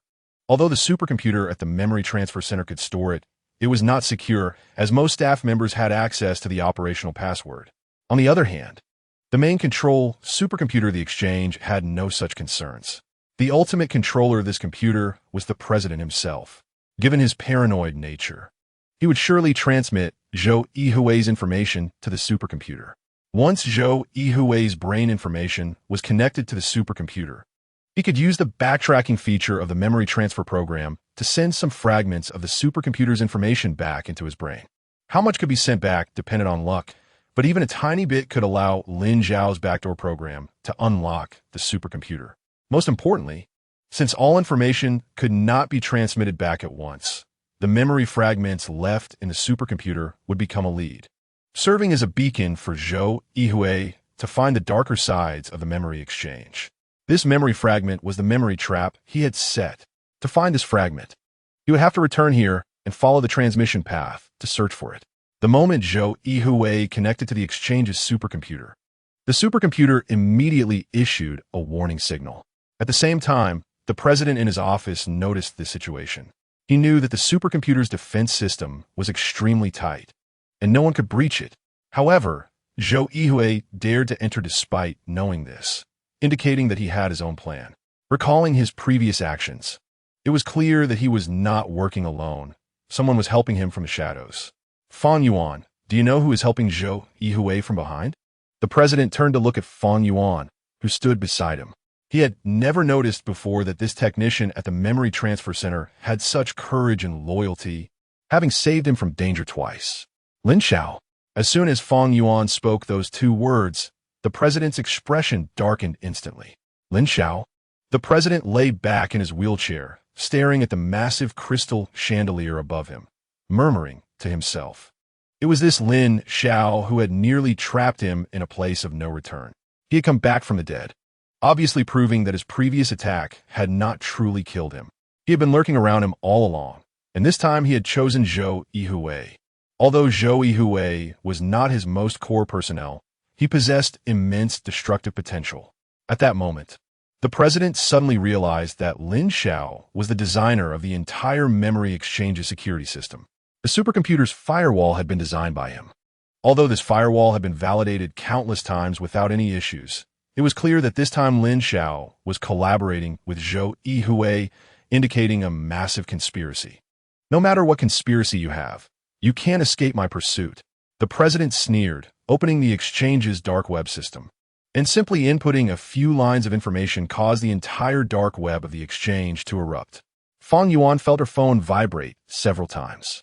She quietly opened it to find a strange message. Just as she was about to delete it, she froze, looking at the president. This was clearly a plan to put Zhou Yuhui to death. Chapter 103: The Temptation of a Huge Bounty. Huge bounty. The president has issued a massive bounty on Zhou Yuhui, the amount of which is almost beyond imagination. It can even be said that this is not just a bounty, but a high-value kill order. The entire city instantly boiled over, with people emerging from dark basements, shadowy staircases, and even remote houses on Yunhai Road, as well as from bright high-rise buildings, all expressing a common admiration. This is a real big deal, a reward of 50 million, dead or alive. In the eyes of these people, Zhou Yuhui's image was no longer an ordinary picture, but a dazzling check.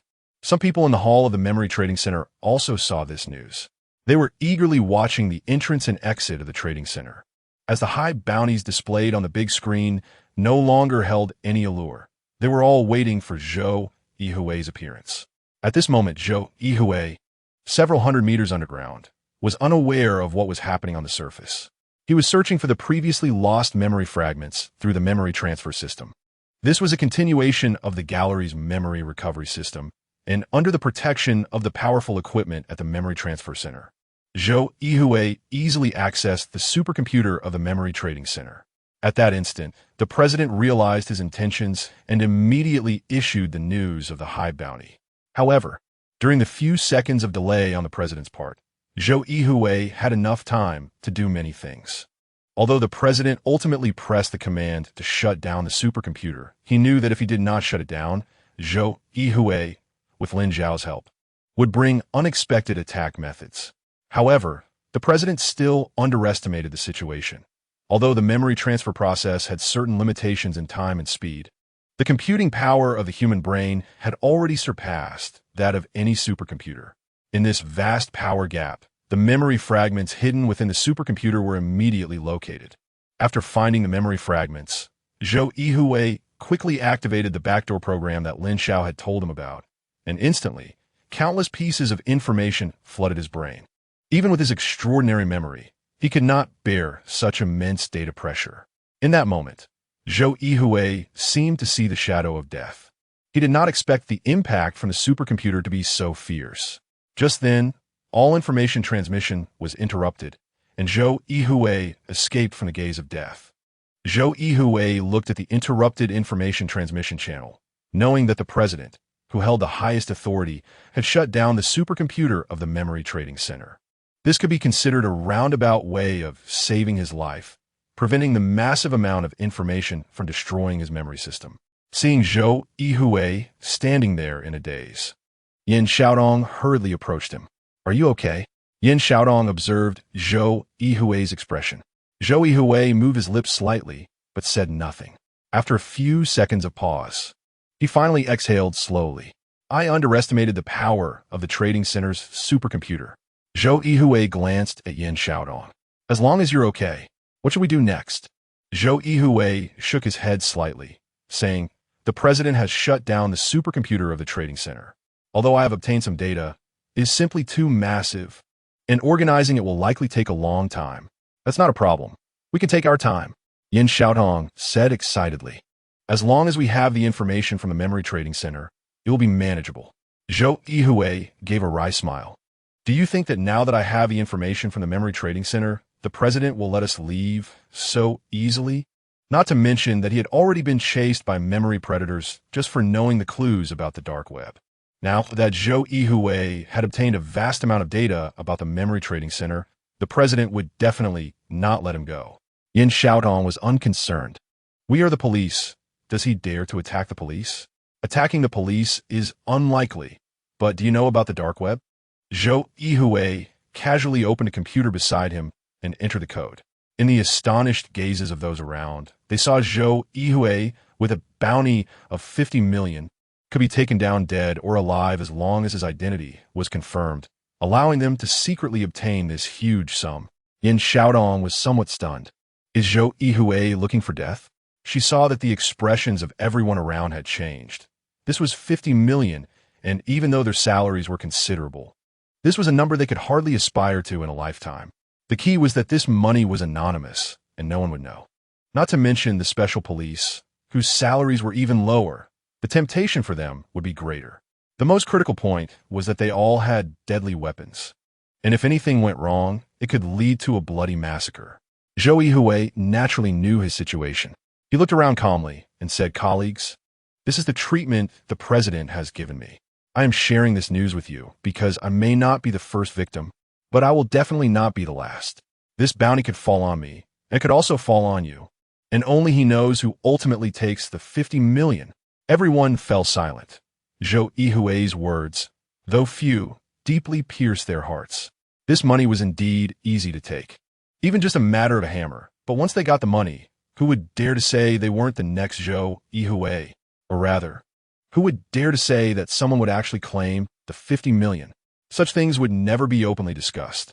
The first to react were the special police, who immediately tightened their grips on their assault rifles.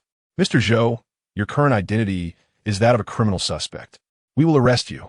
You are a protected target of the police.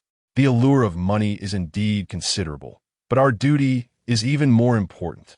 Unfortunately, not everyone thought this way. As soon as Zhou Yuhui finished speaking, they heard a chaotic and hurried sound of footsteps coming from the corridor. Someone was rushing over, armed, and in large numbers, all wearing black uniforms. The special police guarding the shielded door immediately said, "It's internal security." Zhou Yuhui explained to the special police. They are all under the president's command and only follow his orders. Yin Xiaotong immediately said, "Stay alert.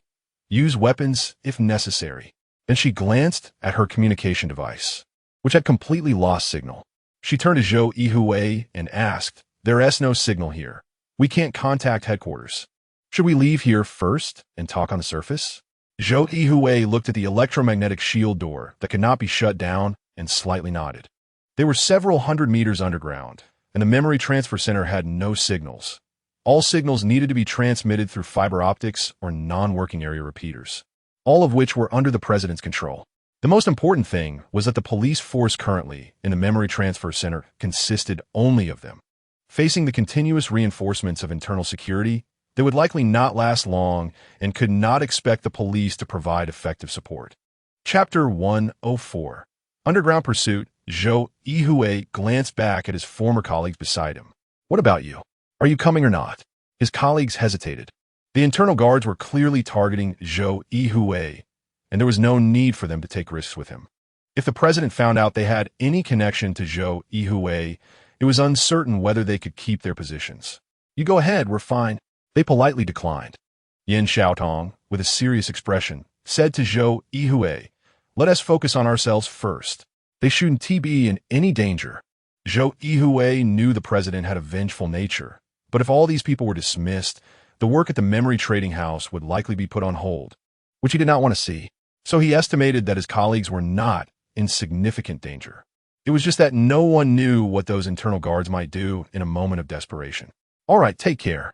Zhou Yuhui immediately turned and rushed through the security door, followed closely by Yin Xiaodong and 5 or 6 special police officers. "If necessary, you can tell them where we left from." Zhou Yuhui instructed his colleagues before leaving. The internal guards quickly rushed along the corridor towards the electromagnetic shielding door of the memory transfer center. They already knew there were police present and that everyone was armed, so they were extremely cautious. Even though the reward of 50 million had made everyone forget the existence of the law, they still cared deeply about their lives. Otherwise, even if they got the 50 million, they would have no life to spend it, and that immense wealth would ultimately fall into someone else's hands. The internal guards cautiously approached the elevator shielding door and listened for any sounds inside. After a moment, hearing nothing, they stealthily hid behind the shielding door and quietly peered in. To their surprise, they found that the vast memory transfer center was filled with staff but no police or Zhou Yuhui. No police? The courage of the internal guards surged instantly. A few bolder ones swiftly slipped through the narrow gap of the shielding door and entered the memory transfer center. "Where's Zhou Yuhui?" The guards loudly inquired of the staff. The staff at the memory transfer center were usually high and mighty, enjoying good treatment and salaries, ranking among the best in the entire memory trading house. When had they ever treated these internal guards well? Hearing their questions, one staff member immediately yelled at them. "What are you doing? This is the memory transfer center. Who allowed you to enter without permission? Everything here is invaluable. If you break something, you'll owe for 8 lifetimes." The internal guards had had enough of the condescending attitude of these technicians, and now, with the 50 million bounty in sight, no one was willing to back down. Several guards wielding fire axes raised their weapons and shouted, "Where's Zhou Yuhui? If you don't tell us, you won't see the sun tomorrow." Although the staff were formidable, they were no match for the unreasonable internal guards. It was a case of scholars encountering soldiers, and it seemed the internal guards were about to resort to violence. "A wise man does not suffer immediate losses," one of Zhou Yuhui's colleagues quickly said. "They went out through the security door." "Where's the security door?" The internal guards were completely unfamiliar with the layout of the memory transfer center. This was not a place they could easily access. Soon, the sign for the security door appeared before the internal guards, and a dozen of them rushed over, carefully opening the security door to find a dimly lit corridor behind it. Without a second thought, the internal guards immediately chased down the corridor. Although Zhou Yuhui had not known much about these internal facilities beforehand, as he had been occupied with technical work, he had no time to pay attention to them. However, he did know about some secret evacuation routes from Linshao, which was also the route the president had inadvertently taken to leave. Zhou Yuhui quickly moved along this route, with Yin Xiaodong closely behind him and the special police officers following step by step. This corridor was complex, and one wrong turn could lead them astray. In this signal-less place, they could end up starving to death. After quickly moving for a while, the last special police officer listened carefully and heard footsteps behind them. It seemed the internal guards had caught up. "You guys go ahead. We'll hold them off for a while." 2 special police officers immediately stopped. The internal guards were clearly more familiar with these passages than Zhou Yuhui was. Zhou Yuhui wanted to say something, but Yin Xiaodong nodded immediately. "All right. We'll go first and leave you a mark. Catch up as soon as you can." The 2 special police officers quickly set up a defensive position at a corner of the corridor. Although they were prepared, they hadn't anticipated facing such a large crowd. "Put on your earplugs. I'm using a flashbang." One special police officer took out a flashbang and whispered to his partner. The 2 special police officers quickly put on their earplugs and quietly watched the corridor ahead. Less than 2 minutes later, they saw several gray shadows rapidly approaching from a distance, illuminated by the emergency lights above the corridor. Both special police officers were experienced fighters, mentally calculating the timing before throwing the flashbang. A loud explosion echoed through the corridor, and even with earplugs, the special police officers felt dizzy, while the unprepared internal guards were in agony, collapsing to the ground and wailing. "Should we withdraw?" After waiting a moment, and sensing no one was pursuing, the 2 special police officers prepared to retreat. At that moment, 2 crisp gunshots rang out from the corridor, hitting the corner and sparking a few sparks. "They have weapons?" The 2 special police officers immediately heightened their vigilance, raising their assault rifles and quietly disengaging the safety. Just then, amidst the wails of the internal guards, a series of faint footsteps slowly approached. "It's a skilled opponent, at least someone with military training." The opponent's steps were steady and calm, and if they had weapons, they were certainly aiming at them.